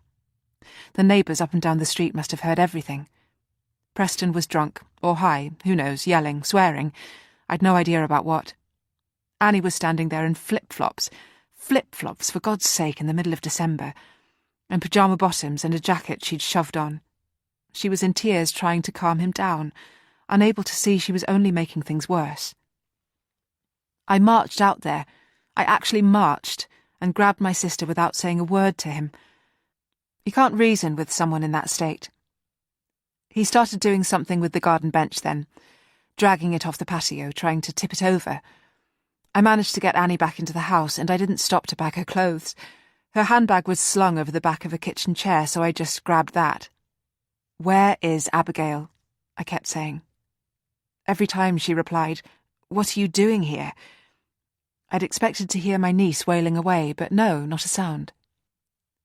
It wasn't till I got back out into the front hallway that I found her. Preston's teenage brother was bringing her down from upstairs. He was as young as I'd pictured, this skinny kid in a tracksuit, all shaved head and big eyes. She was clinging to him, completely silent. That disturbed me more than anything, far more than if she'd been bawling her head off. Back through in the kitchen, Annie was in a hopeless state, hardly able to pull her shoes on. I didn't say a word to the kid, barely looked at him, as I stepped up the stairs and grabbed Abigail, stuck a coat on her, and hauled her and my sister out of there. I got us a taxi straight to our flat in West London where Fraser was waiting up for us. Anne was exhausted. We made up the sofa for her. We didn't have a spare room back then, not with London prices. Abigail we put down in the cot with Jess. We found them both in the morning with their arms wrapped round each other, sleeping like angels. I told myself then, thank God she's too young to remember any of this. But my God, I thought now, perhaps she always did. It was 2 more years of arguments and mess before Annie finally cut contact with Preston. When she met Robert, when she at last had the chance to make a new life with him, I finally put my foot down. Preston contested, but the courts decided otherwise. He was an addict, after all. Afterwards, though, his young brother kept texting. So many texts, saying, why wasn't Abigail visiting anymore? I felt for him, I really did. I'd never forgotten the way Abigail clung to him that night, huddled in his thin arms. That was how I'd remembered him. But clear lines, clean breaks, they're so important, especially for someone like Annie. Leave a gap and she would tumble through it, leave a loophole and she would tangle herself in it. For the longest time I ignored those texts. I never mentioned them to Annie. I suppose I'd assumed he'd eventually lose interest, but he never did. Finally, I remembered what Annie had once told me. You think you're setting an example to people. Instead, you shame them into giving up. I mentioned courts and legal proceedings, but I sent the picture to make it clear. She had a good life now, with us. I sent him the picture to show him the evidence. Abigail, aged 5, in red dungarees, smiling, happy in her brand new house with a backdrop of white wallpaper with diagonal blue stripes. I never told Annie what I'd done. I sent him the photograph, and it worked. I didn't hear from him again after that, the young man I'd always believed was Preston's brother. Now I looked at the figure in the dock, 13 years on from when I'd last seen him, pulling back his hair so tight it appeared his head was bald, or shaved. Such an innocent, such a monster. I could have slapped myself for what a fool I had been. Chapter 36. Thursday, 26th of September. Day 123. Anne. The judge was shouting, "Take her out of the court," and they were pulling Abigail away from me. I tried to hold on to her, but my arms and fingers were weak as straw, as though in a dream when you can barely move. She was breathing hard, full of fire. She was frightened and she was furious. The judge was calling for a recess in the trial. From somewhere, out of nowhere, other officers were leading Lillian, Robert, Fraser and Jess away. My sister's face was hard as a statue's. If they tried to put her in handcuffs, I imagined she would hold out wrists of white marble. D.S. McCarthy rose up beside me, a hand on my arm, his voice low. "You need to come with me." He was pushing me out of the courtroom, and at the back, through the crowds, I caught sight of Preston, his face stiff with shock. As we passed, words came tumbling out of him. "Fuck, Annie, I've realised who he is." I tried to call out to him, but the detective was pushing me relentlessly ahead. He led me to an interview room, an empty space among the tumult of the courthouse. "In here," he said. "Don't speak to anyone until I come back." I fought to catch my breath. "Get Preston as well," I told him as he turned to leave. "Abigail's real father, he's out there." I thought, "Preston, we need you. I'm sorry I never answered you before. We need you because maybe you know what this is." The detective went out without a sign that he'd heard. I sat there and waited for 3 long hours. When he returned, he had no one else with him. "Where is my daughter?" I said. "My husband?" "In separate rooms. We had to interview you all separately." "And Lillian?" "We've taken her statement too." "What has she done? Please, David, tell me what she's done." But I needed to tread slowly, for the sake of my own sanity. I started where it felt easiest. "Preston knew him, didn't he?" "Yes." "Tell me how." "In foster care. They overlapped a few months. Preston didn't recognise him until now." In foster care? How could anyone have known? I pressed my hands to my jaw. Did you check? Is it true? He nodded. We've tallied the records. I lifted my head. He told Abigail he was her uncle. Now you see why. They both lived in the same foster home when Preston was 14 and Cassingham 7. Preston knew him as Little Johnny, a sad kid with bruises he tried to help. I imagine it was the closest thing to a family that Cassingham ever knew. He was known to us, a bizarre extension of our complicated family.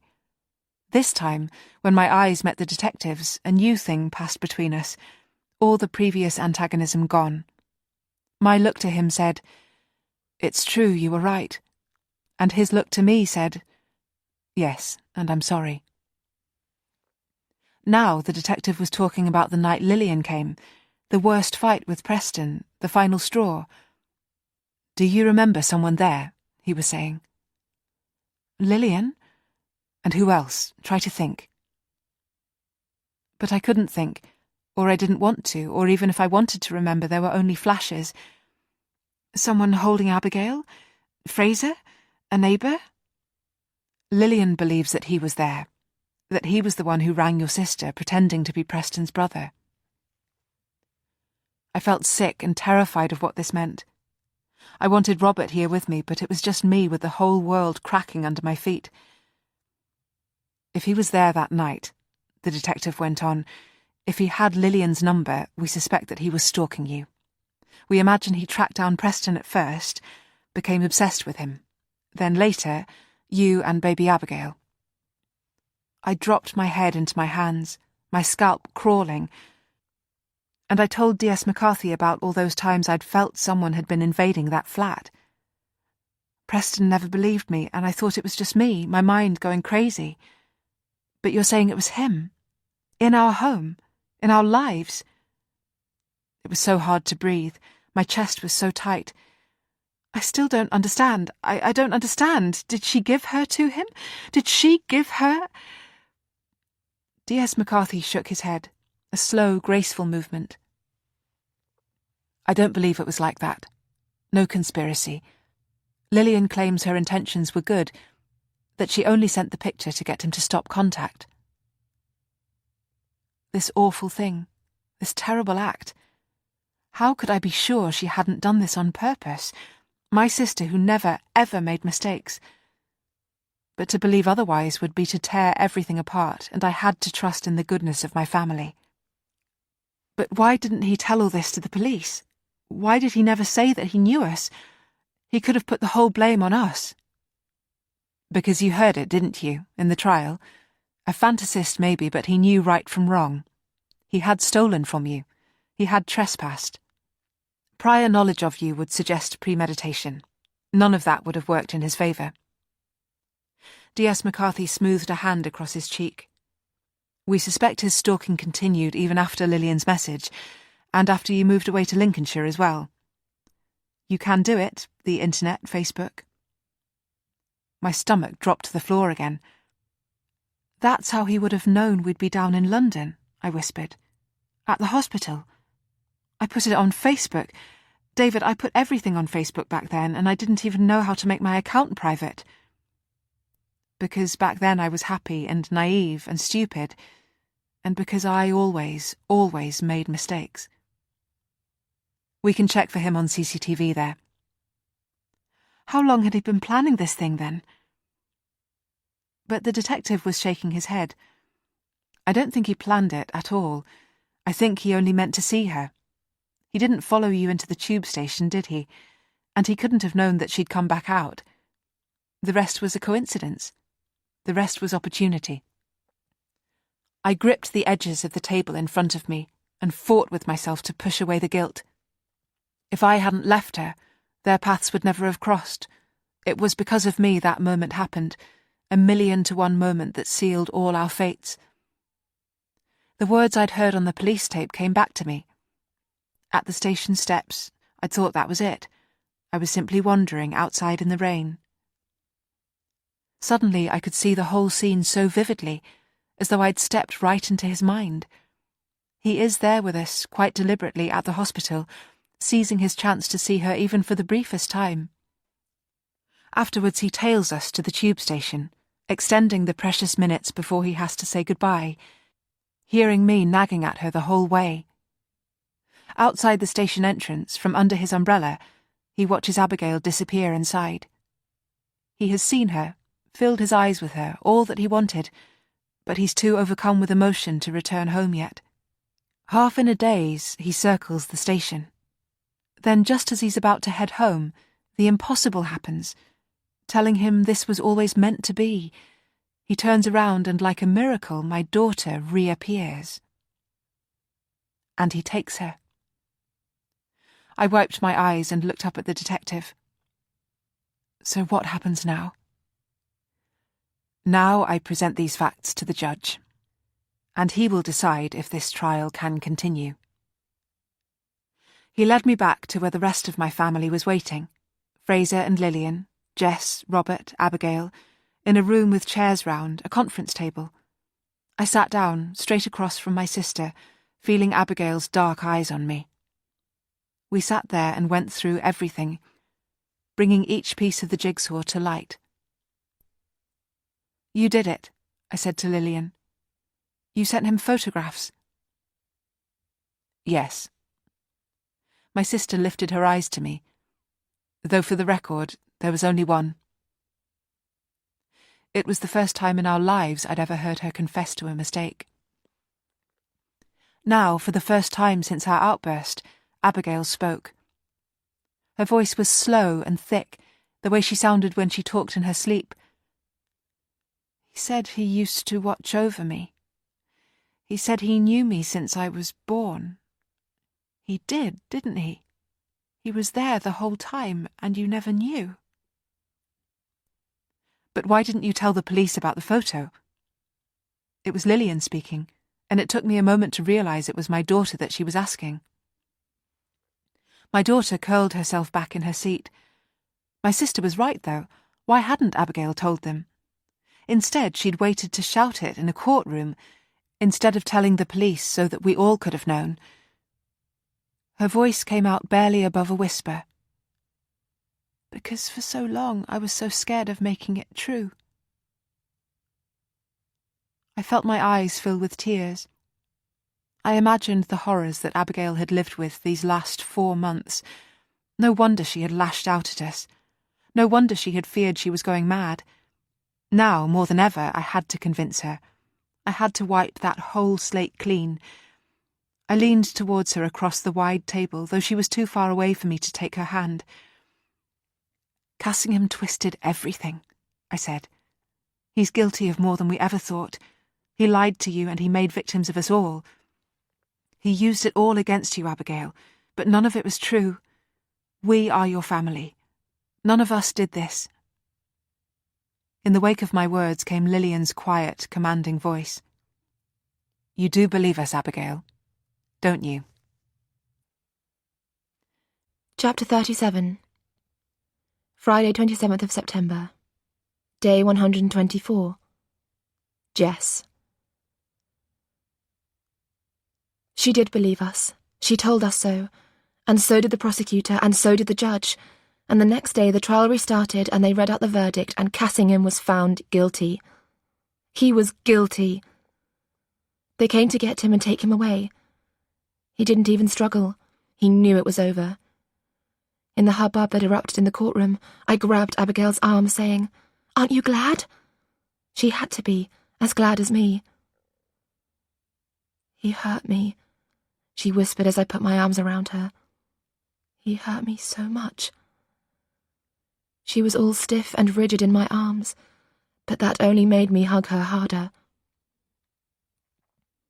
Now her lawyer came wrestling his way through the crowd, dabbing at his brow with the heel of his hand, leaving damp patches on the cuff of his shirt. His eyes were shining and his mouth wore a smile. "I rarely do this," he said. "The police usually speak. But come with me. The reporters will be waiting at the western exit. If you'd let me, I'd like to make a statement for you all." We followed him out along a tall, wide corridor, with windows high up on the walls and sunlight that sparkled on rain-spattered glass. Outside, there was a whole crowd to welcome us, joy at the verdict and everyone so happy. Puddles on the ground, but bright sun shining. The kind of weather that rainbows came from. I kept hold of my cousin, my arm around her, so close her bony elbow dug into my waist. I wanted to shout to the waiting crowd, "Look at us! Look at the two of us together!" I wanted everyone to see us like this, with nothing in the world to separate us now. Tomorrow the papers would be full of our story. The happy ending at last, at last. To the clatter and flash of cameras, sun catching the wet, the lawyer was making his statement, praising our family for our courage, our love.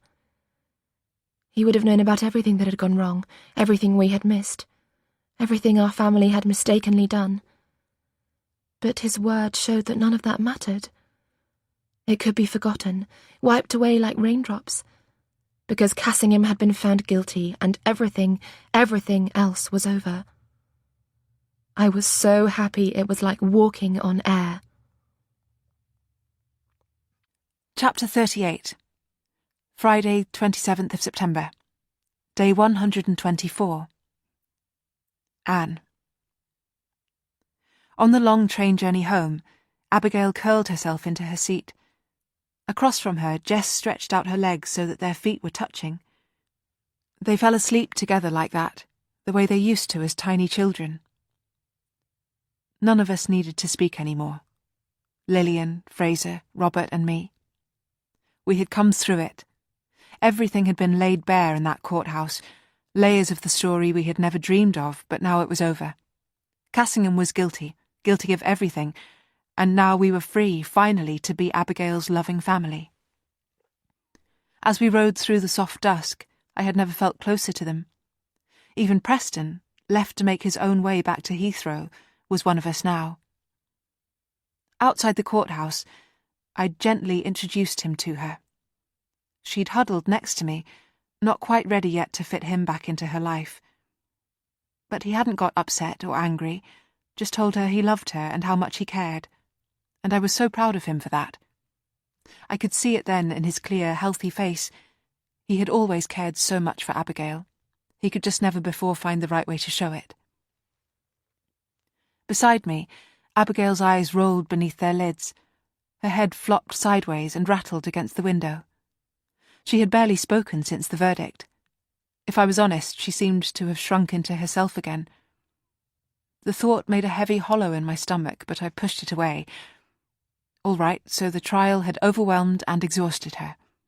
So many huge facts and questions to deal with, and no doubt that would be hard for her right now. But all that mattered was that Cassingham was guilty.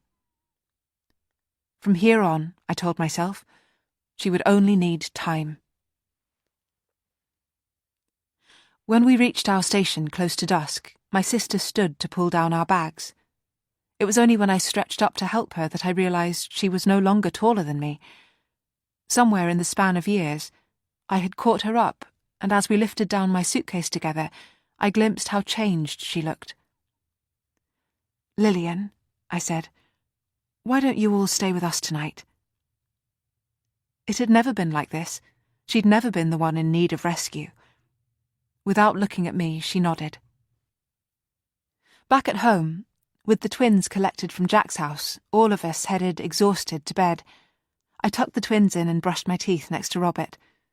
It was only once I was lying in our old familiar bed, the room lit by a bright, flat moon and Lillian sleeping at the end of the hallway, no longer all-knowing, no longer perfect, that the thought struck me. Who am I to turn to now? Chapter 39.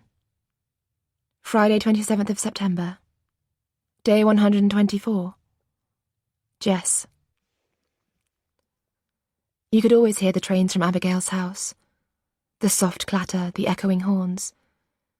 You can imagine the passengers going here and there, freight carriages running through the night. When she was little, Abigail used to say they kept her awake. Later, she got used to the sounds. When I woke, To the sound of a train or a voice, I couldn't really tell. The room was dark, the lamp was off, but the curtains were drawn back from the window. A bright white moon was shining outside, an almost full moon, and Abigail was awake, sitting cross-legged up in bed. Her hair was loose over her shoulders and growing long now, bright blonde. In the moonlit dark, it was like she was glowing. "Happy birthday, Jess," she whispered. In the middle of all the chaos, I'd forgotten. Today was my birthday. I was 16. Abigail and I were the same age again. I reached out to turn on the little Mickey Mouse lamp she still had in her room. "Will you come with me?" she said, blinking in the brightness. "I've something to show you." "You mean," I rubbed my eyes, "like a present?" "Sort of, yes," she said. She pushed herself off the bed. Only now did I notice she was fully dressed. I had a moment of strange dream logic, when behind the surprise everything easily makes sense. Abigail, there in front of me, was so clear. Without questioning her, I pulled on my jeans and jumper. Silently, she opened the bedroom door. The landing outside was dark. Behind their own doors, all the bedrooms were dark, but the moonlight shone through the landing window. It was like it was following us, lighting the stairs up in silvery grey. Softly, Abigail opened the door opposite, the door to the twins' room. I heard a snuffling murmur, Laurie or Sam turning over in his sleep. "Look." She pulled me forwards into the doorway beside her. The twins were tucked in humps in the gloom. They looked so young, so peaceful. "Do you see?" said Abigail. "See what?" It was Sam, it was Laurie, her brothers.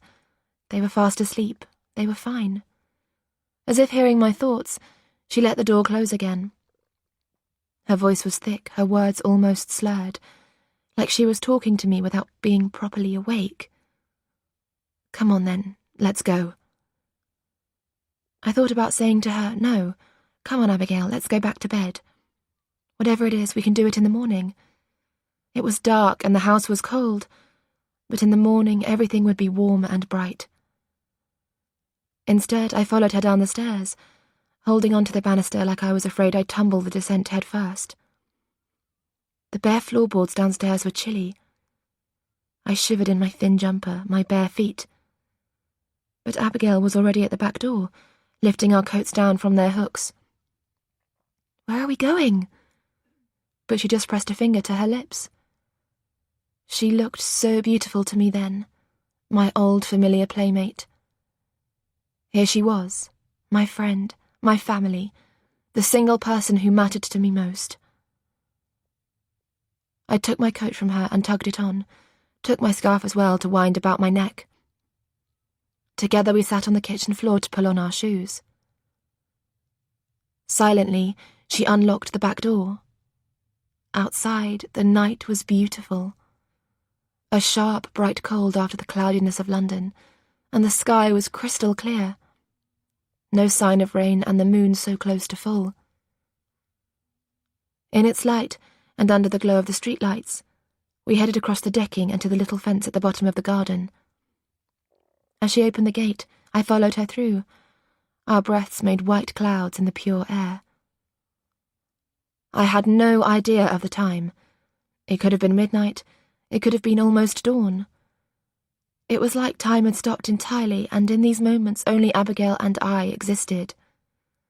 As if only the two of us had ever existed, and somehow everything had been leading to this. We made our way up the silent street, like shadows. No birds, no cars, no barking dogs. The whole world was still. We wove our way up the street to the lopsided railings at the end, to the path that led all the way to the embankment. Of course. Where else would we have gone?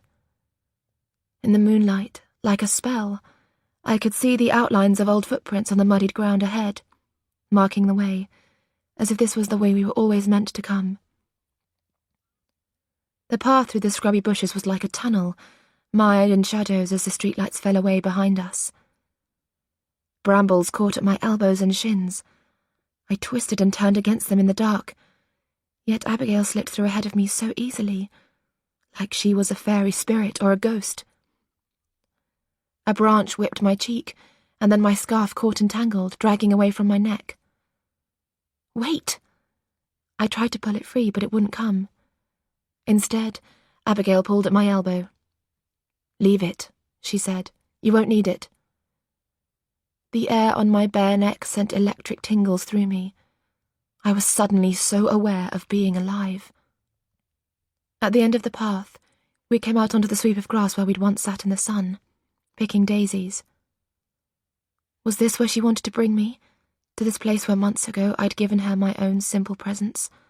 The bracelet of daisies, the childhood photo? What did she have for me here now?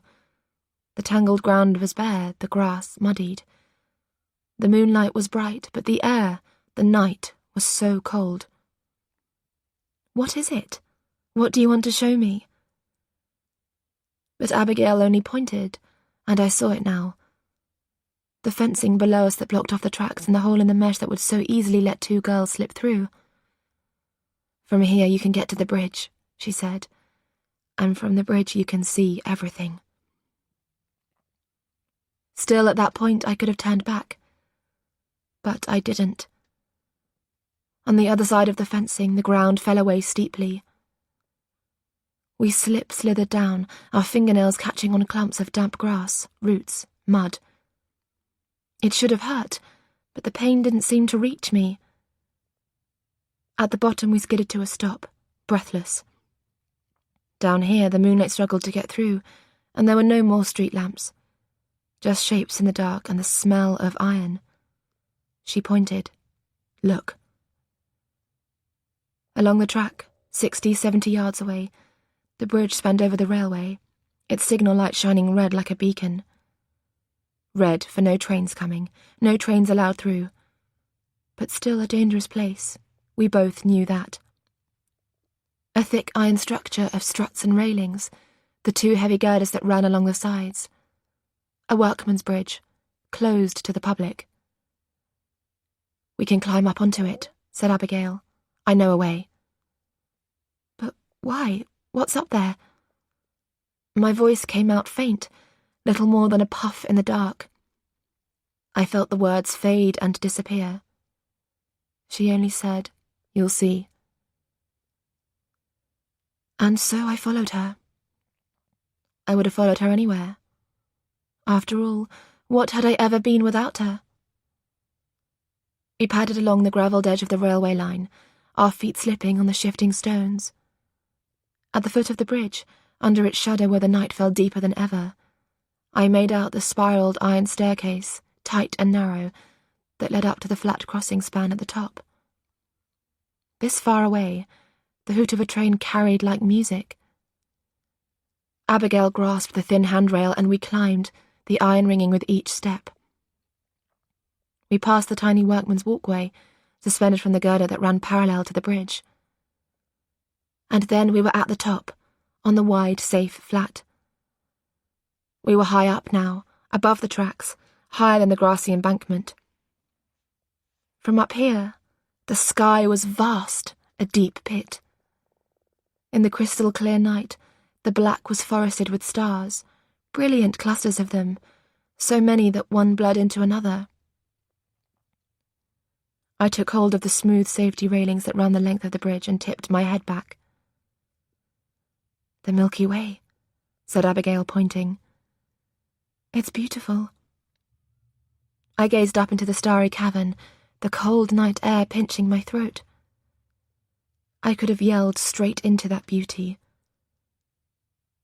Beside me, Abigail was leaning over the rounded railings. Her hair swung like a curtain as she looked down.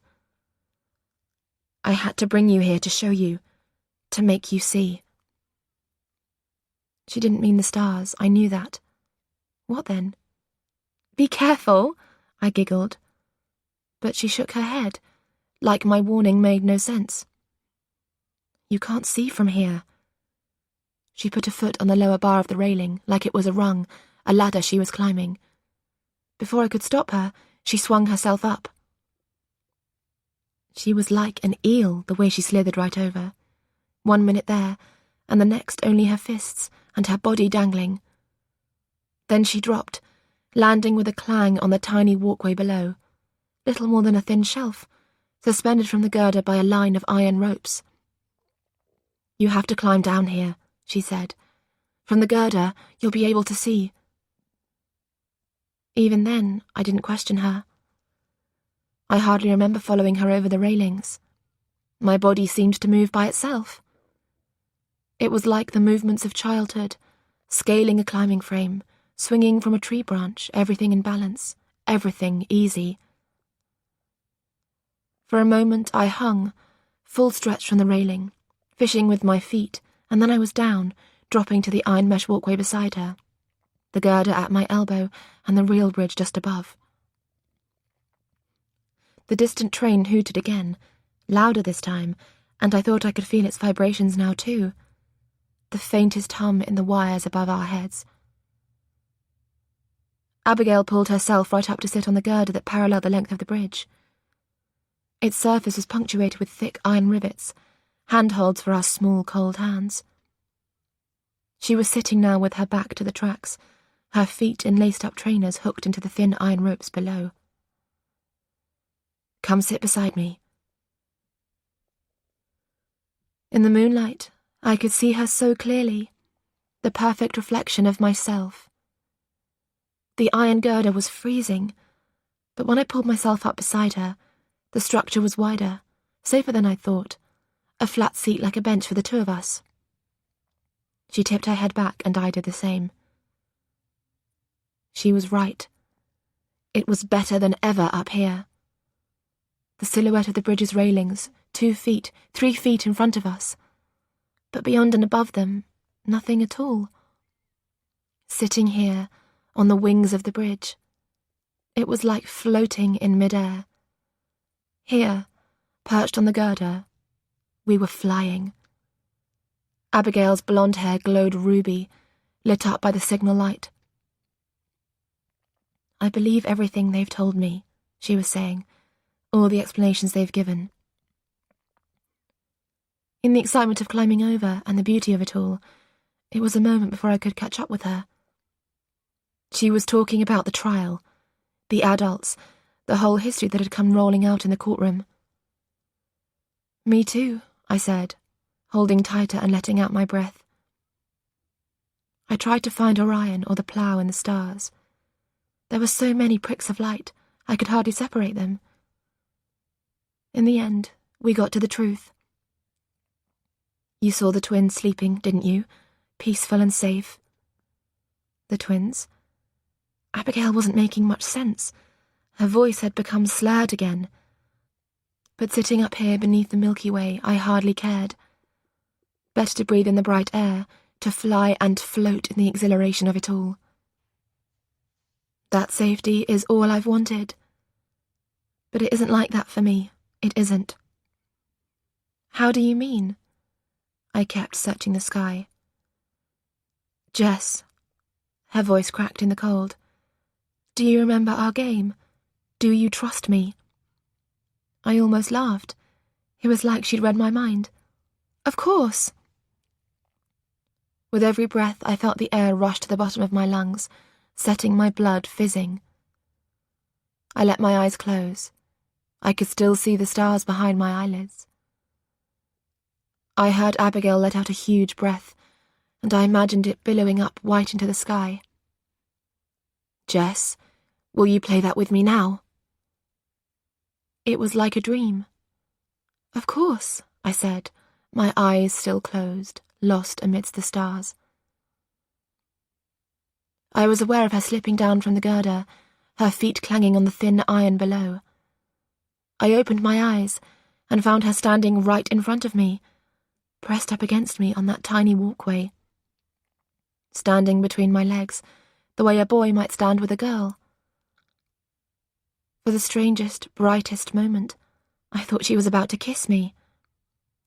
Instead, "I thought it would be better," she said, "when he was found guilty. I thought I'd feel safe then, Jess, but I don't. It became worse because it made me see everything that I'd been through. I feel more frightened than ever now. Do you get that? So I need you to play it with me. Do you trust me? She circled her hands about my wrists, and I glimpsed now a film of blankness in her eyes. She was like a dreamer, a sleepwalker, or maybe it was only the glare of light, the far-off headlight of the train as it rounded the corner in the distance behind me. Do you think you can understand, Jess, how that feels, when it's supposed to be someone you trust? She smiled at me, and I let myself lean backwards, the way it always was in our game. One of us leaning and one of us holding. I thought I understood what she was doing. She only wanted that feeling again, the sensation of perfect trust, perfect safety. After everything she had been through, I let myself sink backwards, laying myself down on the bed of black air. Do you trust me? She said, the magic mantra. Yes, I whispered. Yes, yes, yes. I was leaning back now further than ever, further than we'd ever played before. It filled me with a burning thrill. I closed my eyes, safe in her grasp, counting the seconds. 7, 8, until she would pull me up. The sound of the distant train came clearer. The hum of the engine seemed all around us. When you're terrified because you thought you could trust them. 13, 14. Still I hung there. Abigail? Her hands began to burn against my wrists. She was still tipping me, tilting me. Blood rushed to my head, spots of light dancing in my eyes. 18, 19. I clutched at her arms. It had never been like this. She had never held me so far, so long. Was this honestly still a game? I was tipping backwards, like in my nightmare. There was nothing to hold on to, and she wasn't pulling me back. She wouldn't lift me. I was sliding backward, my weight pulling her over the girder too. Abigail! This feeling, deep down ever since I came home. This is what it is. I was hanging nearly upside down. It wasn't red in her hair anymore, but green. I need you to feel it, Jess, she cried above the train's warning siren. I need just one person who can understand. Please, I need you to know how it feels. I clutched at her as the world upended, but I didn't know. I didn't understand. All that I knew was that I was slipping and a train was coming and she didn't realise, or she did realise it, and... Please, Abigail, stop! Stop! Stop! Chapter 40. Friday, 27th of September, day 124. Anne. I was trapped in a dream in which all I could see was the long, slow arc of a judge's gavel coming down, dropping onto me from above like a hammer or a guillotine blade, down, down, until it smashed on the crown of my head with a bang, and I sat up, slick with sweat, trussed in the covers. I had woken so many times before like this, heart scrambling, listening to some noise in the house, or outside some untoward feeling. Abigail's sleep-talking, the creak of the loft ladder, all those other moments of drama. As though moving along such familiar grooves, just like every other time, I pushed back the tangle of covers and slid my legs from the bed, leaving Robert to sleep his deep sleep. Like an automaton, well programmed, I unhooked my dressing gown from the back of the door and slipped it over my goose-bumped shoulders. I knew the drill by heart. Out onto the landing, stop and listen. No movement, no sound, nothing yet out of place. The sound that had woken me seemed to have come from below, but I trod quietly, not startling anyone. It might still be nothing but a dream. I listened at the twins' door, but there was no sound or movement from there. Now, softly, gently, I pushed open Abigail's. Her little Mickey Mouse lamp was on, casting a warm glow of light across the rose-pink walls. Everything in her room was in its place, except Abigail's bed was empty and Jess's sleeping bag sagged from the camp bed. Their mobiles both lay abandoned on the desk. I turned off the lamp and pulled the door to. I was still perfectly calm. No need, I kept telling myself, to panic yet. I went quietly downstairs. In the kitchen, the fridge hummed. I checked the downstairs bathroom. Maybe Abigail had taken ill and I would find her huddled, green-skinned, over the toilet with Jess crouched beside her, holding back her hair. But the moonlit bathroom was cold and silent. Out of habit, I twisted the tap that had a tendency to drip. In the living room, the red light glowed on the skybox, a program recording, some series link that Robert must have set. On the couch, the cushions were plumped and neat, and the moon peeped in at the window, reflecting in the mirror that hung above the hearth. The hearth where red rose petals had once scattered. I stopped. Through the French windows, I saw the garden gate, shut but not latched. The bang that had woken me, that was what it had been. They weren't in the house, I realised. They'd gone out. Without waking anyone, I got myself into my boots and coat, armed myself against the dark with a torch. I told myself they wouldn't have gone far, only into the street maybe to look at the stars. After the trial, after everything had come right, I couldn't believe that they weren't anything but fine. I would find them, lying somewhere on their backs on a patch of grass, 2 silly teenagers, immune to the cold. I would find them, bring them in, make them hot chocolate and put them safely back to bed. I pulled open the back door, unlocked more proof, and went outside. Standing in the empty back garden, I fought the fear that rose up in me, stomach, chest, throat. Stop it, I told myself. You need to work out where they are. Stop it, think and be sure. I remembered how many times I had warned her, how many times I'd caught her trying to slip off that way. Now, in my marrow, I sensed that she had gone to the one place she had always been drawn to, a place that had always held such a fascination for her. The railway line. I didn't wake anyone else. I didn't let them know. It was as though I knew I had to do this on my own. And yet, as I set off up the street to the path, I thought I saw in the house behind me a single upstairs light come on. Twigs and thorns caught at me as I pushed my way through the tangle of bushes. Something was caught, wrapped on a branch, and when I pulled it free and shone my torch upon it, I immediately recognised Jess's scarf. So they'd come this way after all. I pushed the scarf into my pocket and prayed that they had gone no further than the embankment. In the dark, the stretch of grass was muddy. I stood on the embankment panning my torch across the thick black. In its thin beam something appeared, disappeared. I steadied my hand, trained the light on the bridge and then the figures on it, wavering, dancing, but I could hardly make sense of the shapes they made. The placement of those figures was all wrong. Behind me, up the track, I could hear a distant rumble, and then I thought, oh my God, the signal light is green. I pushed my way back along the embankment to the hole in the fence that I knew the girls had slipped through, the only way up to the bridge. Somehow Abigail had discovered this place for herself and all its secret ways, its danger games and teenage dares, a place I'd tried so hard to keep her away from. I slithered after them down the bank, the air dense with the scent of torn grass and mud. I heard the distant train hooting as I reached the steps, and above a voice was shouting, "Stop! Stop! Stop!" And whether it was Abigail or Jess I couldn't tell, but either way I was coming for them. Whatever wild game they were playing, it would end. I hauled myself up the twisting staircase, my hands raw in the cold.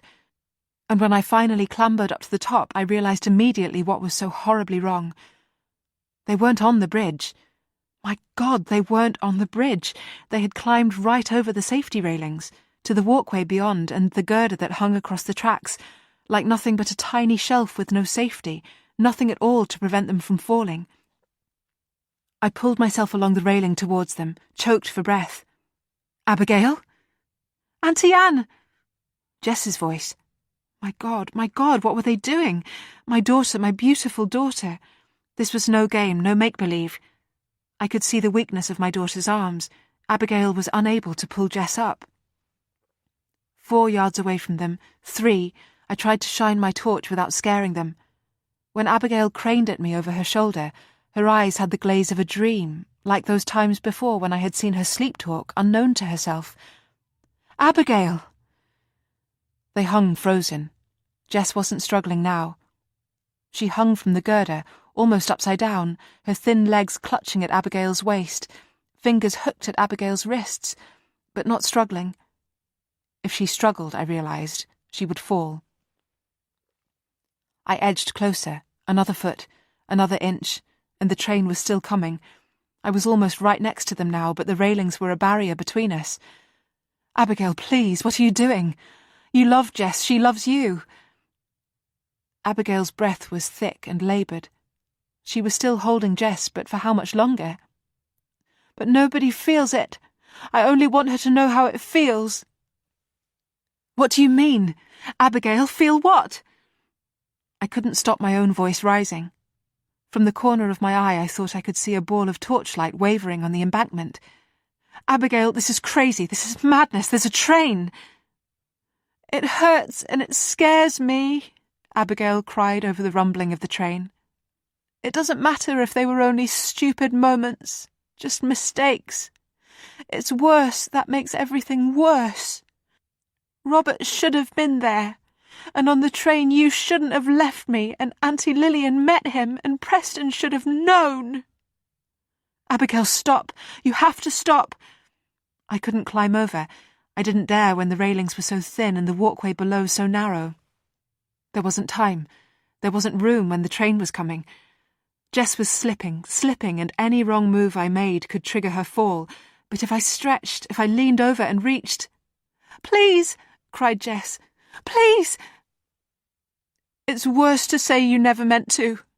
You are my parents. I should be able to trust you." I couldn't hold the torch. I needed both hands. I let go and it fell, whirling away somewhere, and now we were lit by the train's headlight only. I leaned over the railing, my jacket catching on some jagged, twisted metal prong, holding on with one hand, grasping for Abigail with the other. "You are my parents, the grown-ups, and I was your child." Every word of Abigail's was like a hammer blow. I was so close, but I still couldn't reach them, and each time I leaned further I felt the jagged spike bite my flesh. "Auntie Anne, please!" Jess screamed above the shriek of train brakes, her hands clutching at nothing, her body slipping, her weight dragging both of them down. "It makes it worse if you didn't mean any of it," Abigail shouted, her body slipping further still. "It makes it worse because the truth of it is that I was your child, and your one job was to protect me.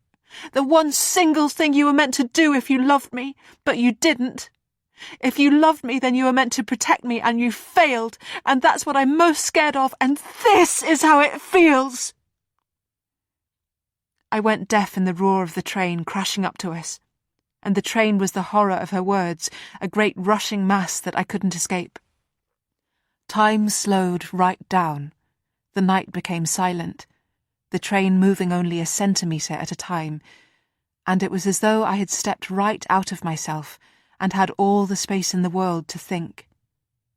In that slow arc of time, it was as though I saw myself from far above, a mother who had so horrendously failed, and I thought, how could I have pretended anything else all this time?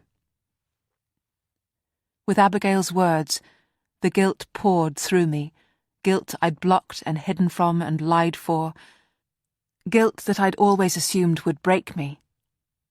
Instead, its scorching pain was like purification, releasing me, filling me with a strength I had never known before. I was no longer blind and no longer frozen, and for once in my life I was going to act as I should have from the very start, not holding back, and not caring if she pushed me away or was angry or stubborn or pretended not to care, trusting myself because this was the truth. She was my daughter, my child, my responsibility through the entire of space and time. And if I couldn't protect her now, how would I ever live with myself? And how could I ever be forgiven?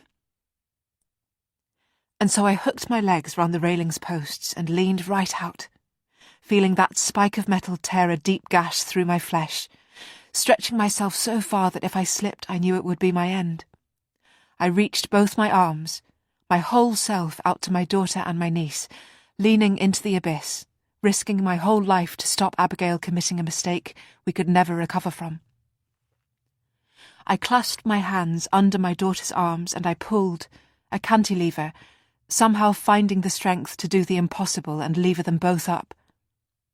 I felt the deep weight of my daughter in my arms.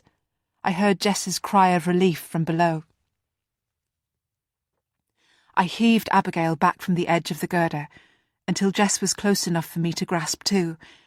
I pulled them back together, my daughter and niece, levering them to safety, a hand on each of them, ignoring the pain from the wound in my side.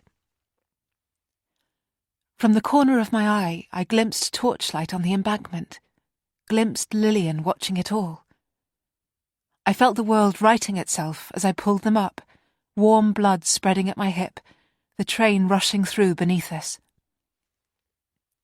My daughter flung an arm around me, crushing herself to me, unbalancing me with the sheer force of her embrace. I had her safe in my arms, cradled against me, and for the lightest moment Jess hung there with us.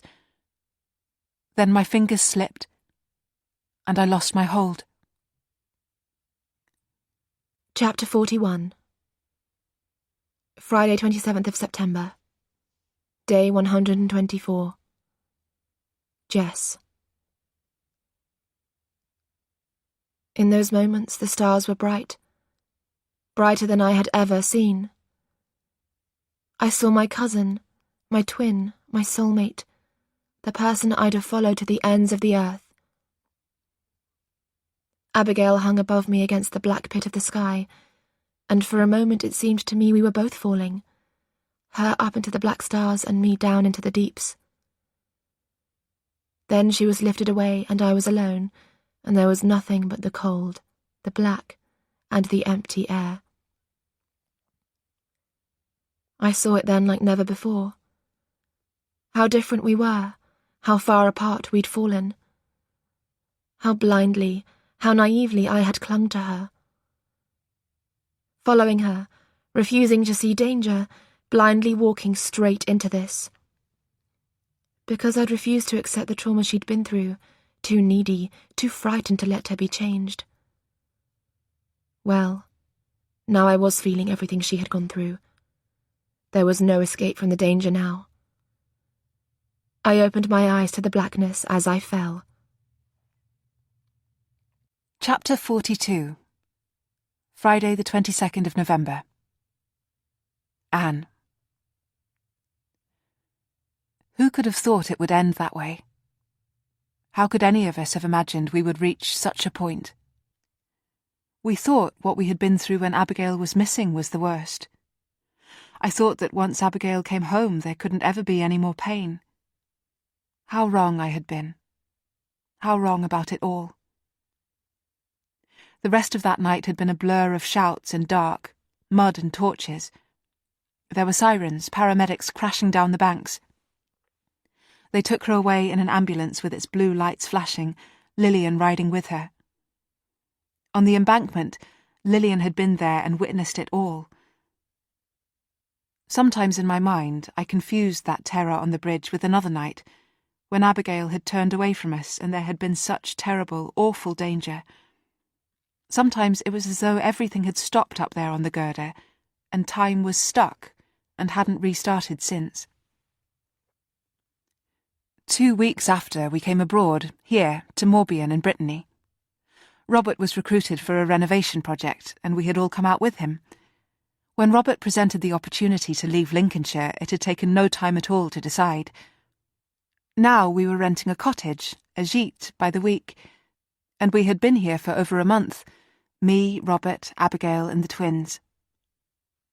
There was a stretch of water that flowed not far from the cottage, a slow-moving, graceful curve of the Nantes-Brest Canal. Since discovering it a few days after our arrival, I often came for walks along its peaceful towpaths.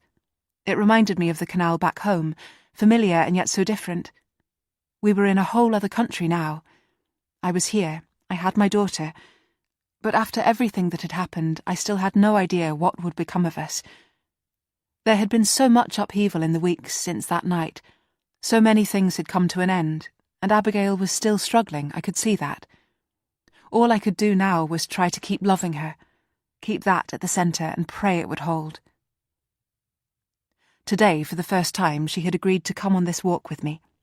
We had left Robert and the twins at the gîte, settled down in front of a gentle French cartoon. It was a late, mild autumn here, and even towards the end of November there was bright sun, blue sky. Abigail and I traced our way beneath the tall trees that lined the banks, our boots making a clumping sound on the tramped earth, hers like the second pulse of a heartbeat to mine. As I walked, I felt the skin across my hip pinch and twist. I had needed a multitude of stitches. When I looked in the mirror, the raw line that ran from my waist to inner thigh was like some strange Caesarean scar. Abigail had been reborn to me that night, but there on the bridge a whole edifice had collapsed. We were revealed as a family broken like that vase, a family that had failed in its singular duty, a family that had allowed their child to come to harm. All of us, and me especially. Not deliberately, never intentionally, but we had. Abigail had needed us to see that, and did she know now that I finally understood? As we walked, she tilted her face up to meet the sun and pushed a few strands of hair from her eyes.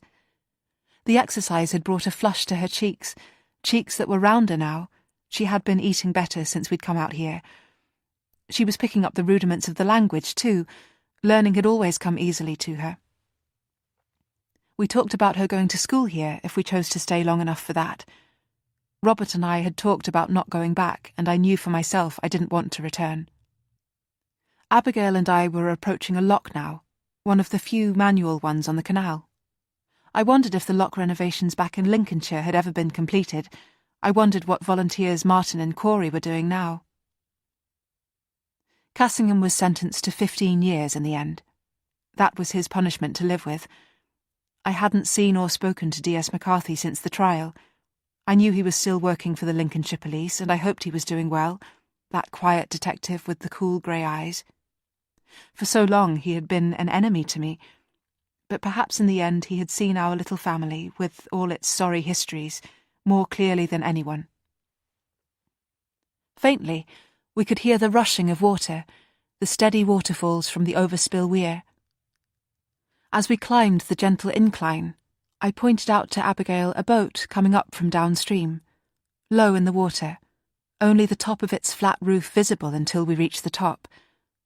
The lock was set for them. They would only need to close the downstream gates and crank open the panels above. We stopped to watch. As they came closer, I could make out 2 children, a boy and a girl, tucked in the prow. One 9, perhaps, the other 10. The little girl waved at us. Of the 2 of us, it was Abigail who waved back. This morning I'd received an email from Lillian, one of the infrequent communications we had now. I remembered a time when I'd called her every day. She wrote with snippets of news, and it wasn't hard for me to read between the lines. She and Fraser weren't doing well. I knew their marriage had been under strain a long time, with problems that went far beyond what happened with Abigail, or with Jess, and perhaps the realities of that were finally coming to the surface. With this new distance between us, perhaps we were both seeing things more clearly. I cupped my hands around my mouth. "Voulez-vous l'aide?" I called out in clumsy French. "Do you want any help?" My voice just about made it across the water. The little boy turned to call to someone inside, and a moment later, as the prow of their narrow boat nosed into the lock, a man, their father, came out, carrying the windlasses. "Ah oui, madame, s'il vous plaît," he called back, then switched to English. "Thank you." Everyone spoke good English here.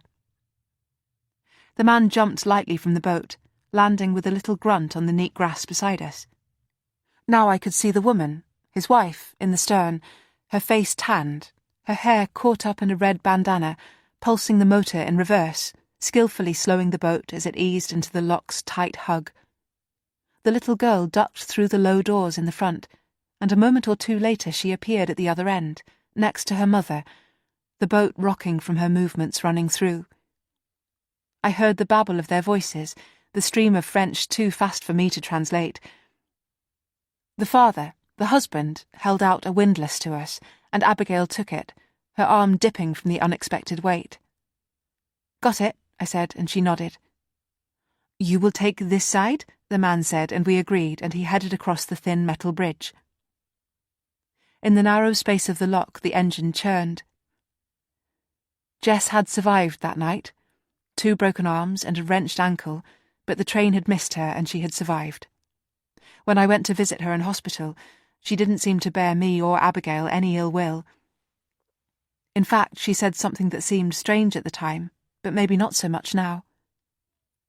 "Maybe it had to happen," she'd said. Lillian's email said Jess had changed a lot since that night. She went out all the time now, came home late, hung around with a whole new set of teens. The way Lillian wrote it, I could tell she was worried. In how I read it, Jess had simply grown up.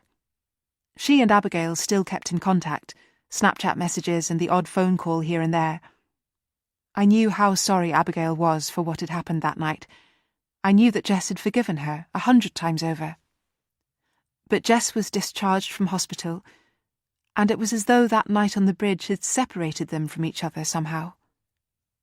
There was a space between them now, their lives reaching in different directions, these 2 cousins who had once been so entwined.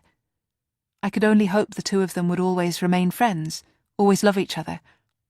But now I could see too that perhaps they had always needed this space. Perhaps only like this could they become their own selves, true to all the differences between them. As for me, sometimes I missed Lillian with a wrenching pain. Other times I couldn't imagine how I'd lived under her influence so long. Sometimes it felt as though after that terrible accident on the bridge, our family had been broken into pieces. And then I'd wonder if we hadn't had to break up to survive, find new ways of reconfiguring ourselves. "All right," I said to Abigail. "First, help me close the lower gates." I gave the man on the opposite bank a wave, and together we 3 tugged the heavy downstream gates closed. Now the boat was secured in the staircase of the lock. It sat centre and snug, ready to ascend. At the other end, I showed Abigail how to fit the windlass to the crank that would open the release panels upstream. Her first efforts were stiff, awkward, but I could see she was determined to do it. Opposite us, the smiling husband kept pace. Slowly, stately, the boat began to rise, the water climbing the dark, glistening walls. The little boy reached out a hand to touch the slick sides, and his mother called out sharply to warn him back. Water rushed in through the panels we'd opened above, and I signalled across to the father. "You can go back on board. We can do the rest from here." The boat was high enough now for him to step straight onto. "Here," I said to Abigail. "You stand ready to push on this one while I do the other." I crossed the ringing metal bridge and took up my position on the other side. I leaned my weight against the lever, testing it for give. Not yet. If you pushed too early, nothing would move, but once the waters balanced and equalised on either side, the upstream gates would open as easily as yawning. On the barge, the woman turned the engine up, fighting the currents.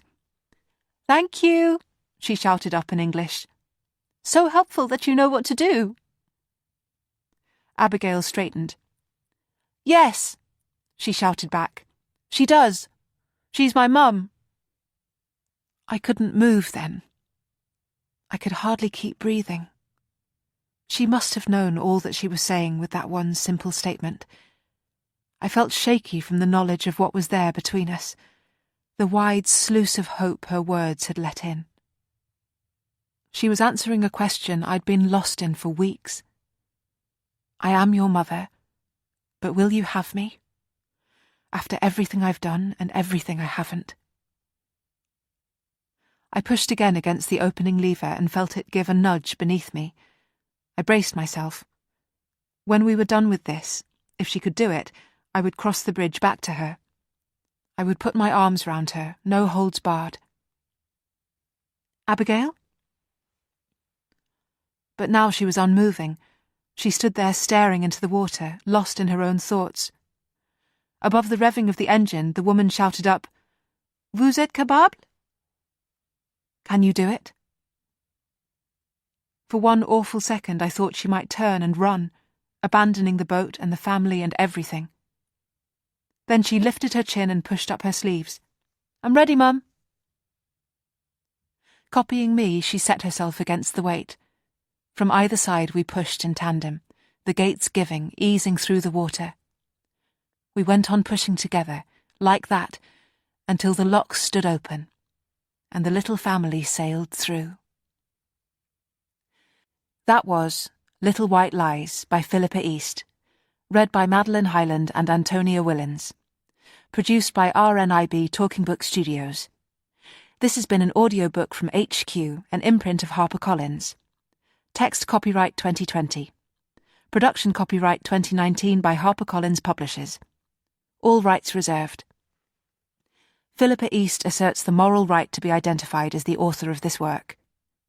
Thank you for listening.